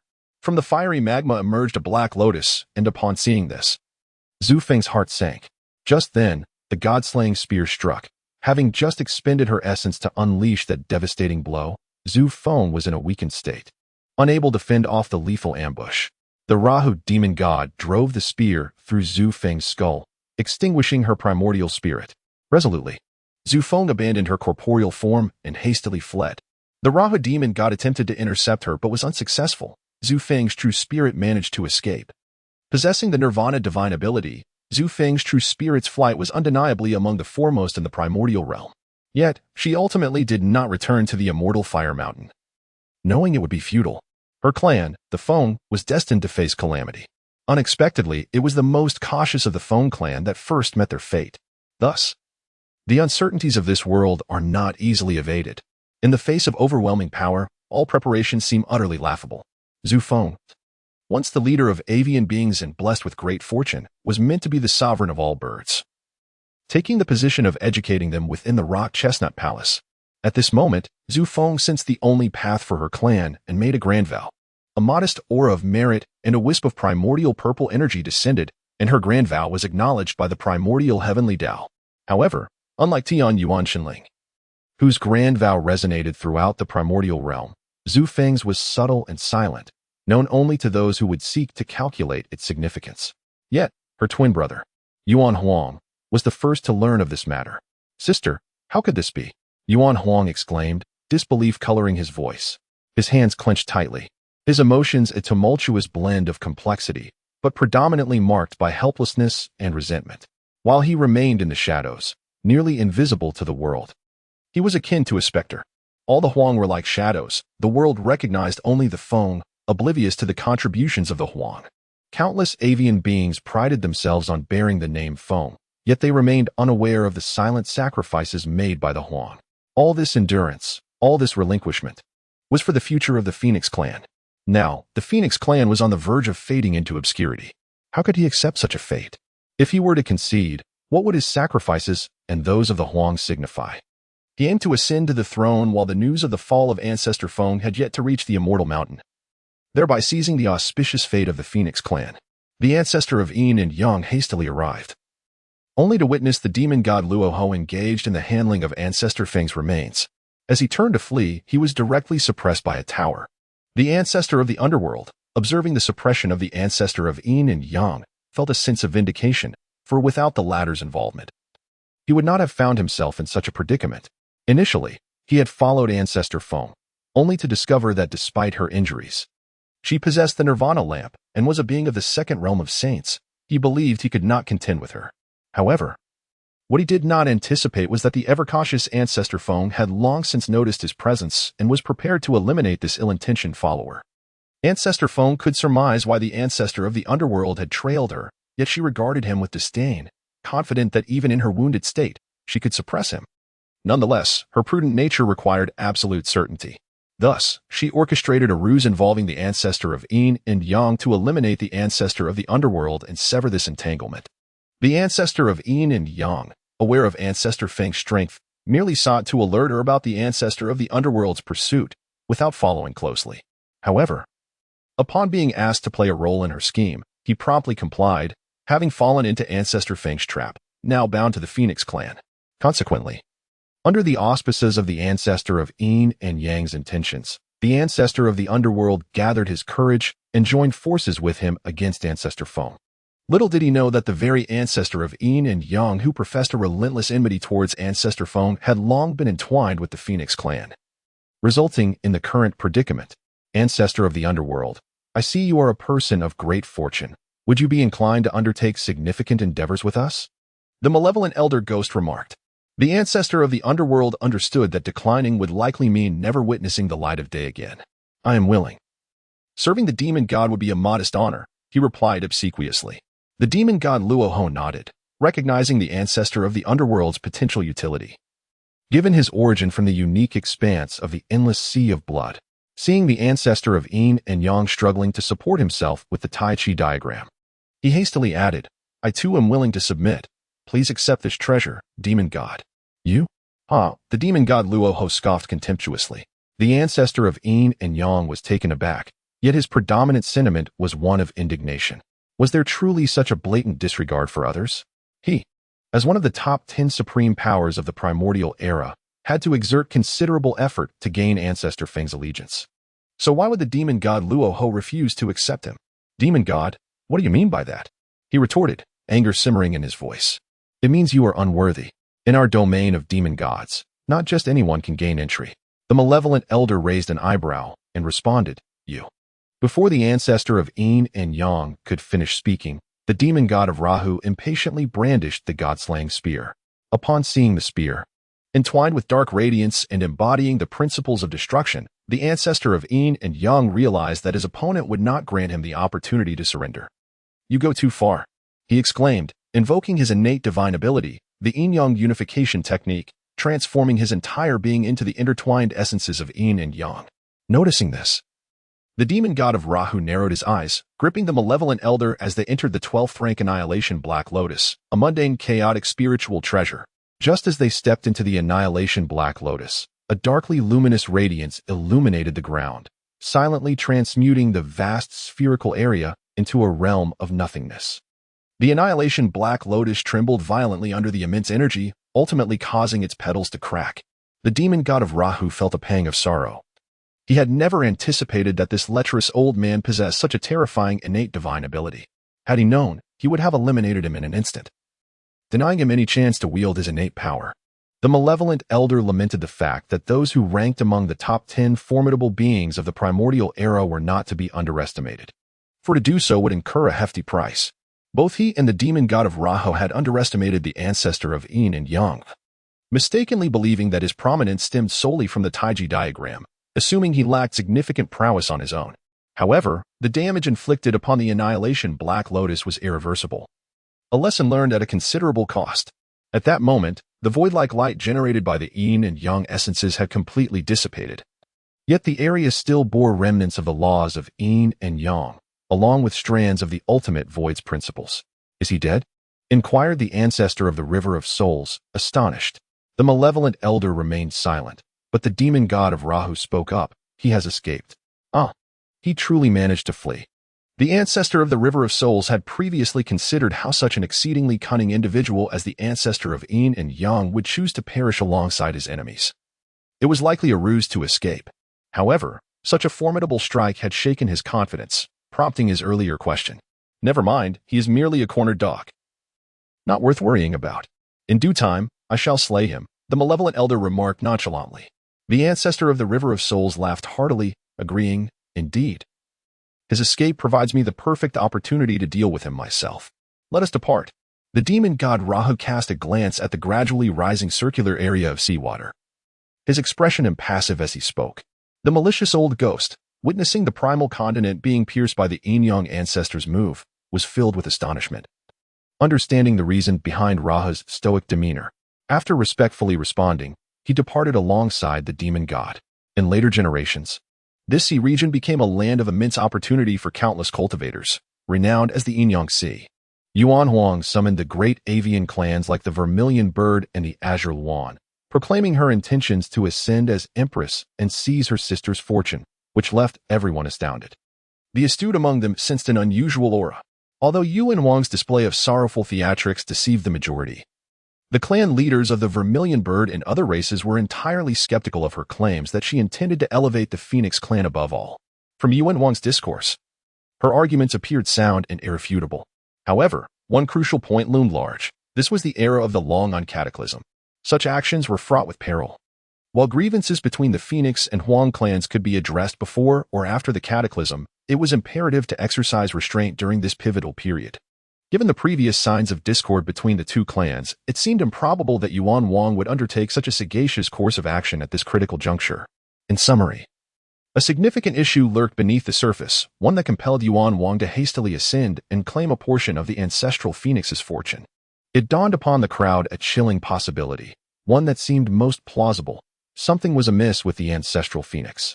After all, the ancestral Phoenix had recently ventured into the spirit realm alongside the leader of the Honghu clan and numerous elite members of the Phoenix clan. Moreover, they had just learned of the spirit realm's ruler acquiring merits from the hidden Palai Wonderland. Thus, deducing that the ancestral Phoenix had encountered grave troubles was rather straightforward. Alas, sighed the ancestor of the Xian bird, while the ancestor of the purple Phoenix appeared unsettled. Previously, she had sensed an impending calamity but never anticipated its magnitude. Their clan, having sacrificed so much to gain the trust of the Phoenix clan and renamed themselves as the Purple Phoenix, now faced the first calamity. They had yet to reap the benefits, and it seemed they would soon suffer alongside the Phoenix clan. Who was it that compelled them to become the Purple Phoenix? Who forged such a deep bond with the Phoenix clan? No matter their actions now, the Xianbird clan could not escape this tribulation. They were bound to face their fate alongside the Phoenix clan. As Yuan Huang endeavored to maintain control and prevent the destruction of the Ascension Hall, the great immortal Yangmei awakened. So much had transpired, and Yangmei furrowed her brow, contemplating, was this the prevailing trend of destiny? The immortal master Yangmei gazed thoughtfully at the wine jar beside him and the slumbering Shenling. The undying volcano has finally completed its process, unimpeded along the way. After all, his strength is commendable, being at the first level of the Saint Realm. Conversely, figures like the ancestor of the Xian bird have failed to break through to the Saint Realm, thus garnering respect. Yet, the fortune of the ancestor Phoenix gathers atop the Kilogong Palace, showing no signs of being shared with Yuan Huang. The mighty beings such as the Qinghuan and Honghu could not help but engage in discussions, and even Yuan Huang could not stifle a bitter smile. Truly, It seems the heavens wish to doom the Phoenix clan. At that moment, a spatial passage appeared in the Kiwagong Hall, from which emerged two exceptionally handsome men exuding an aura of celestial grace. One donned a robe of azure, exuding a natural charm, yet exuding a subtle elegance. The other was clad in white, ethereal and inscrutable. Upon seeing the white-clad man wielding a simple dust brush, Yuan Huang recognized the visitor's identity. The Phoenix clan had already faced tribulations. The Xin Bird clan could settle on Fenghu Immortal Mountain, overseeing the Imperial Aura. The Qingyuan clan could reside on Qingqiu Immortal Mountain, presiding over talent. The Honghu clan could inhabit Pulai Immortal Mountain, managing the essence, and the Zhuke clan could dwell in the far southern lands, controlling the fire. The authoritative voice of Master Yangmei resonated throughout the vast wilderness. Upon hearing his declarations, the ancestor of the Xian bird and the ancestor of the Qingyuan, among others, felt the veils of fate lift, revealing their destined paths. Xian bird returns to its rightful place, proclaimed the ancestor of the Xian bird, presenting his accompanying treasure. The Xianyu brush.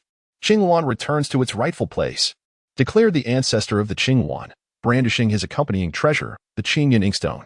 Honghu returns to its rightful place, intoned the ancestor of the Honghu on Penglai Immortal Mountain, showcasing his accompanying treasure, the Honghu paper. Zhuke returns to its rightful place, announced the ancestor of the Zhuke, revealing his accompanying treasure, the Zhuke fan. As these four clans responded to Master Yangmei's summons, their merit and fortune gradually descended, causing their ancestral lands to shift. Such a wondrous phenomenon was hard to ignore. This is indeed the privilege of those who become proxies in the vast wilderness that can subtly alter certain events. Of course, the ultimate outcome remains unchanged, merely the process differs, and the beneficiaries may shift. You must be Yuan Huang. The Ancestor Phoenix advises you to prepare an escape route in advance to preserve a trace of the Phoenix clan's bloodline, Xinling remarked to Yuan Huang. Still lost in thought over prior events, Yuan Huang turned to Xinling, solemnly asking, "May I inquire, dear friend, how should one proceed?"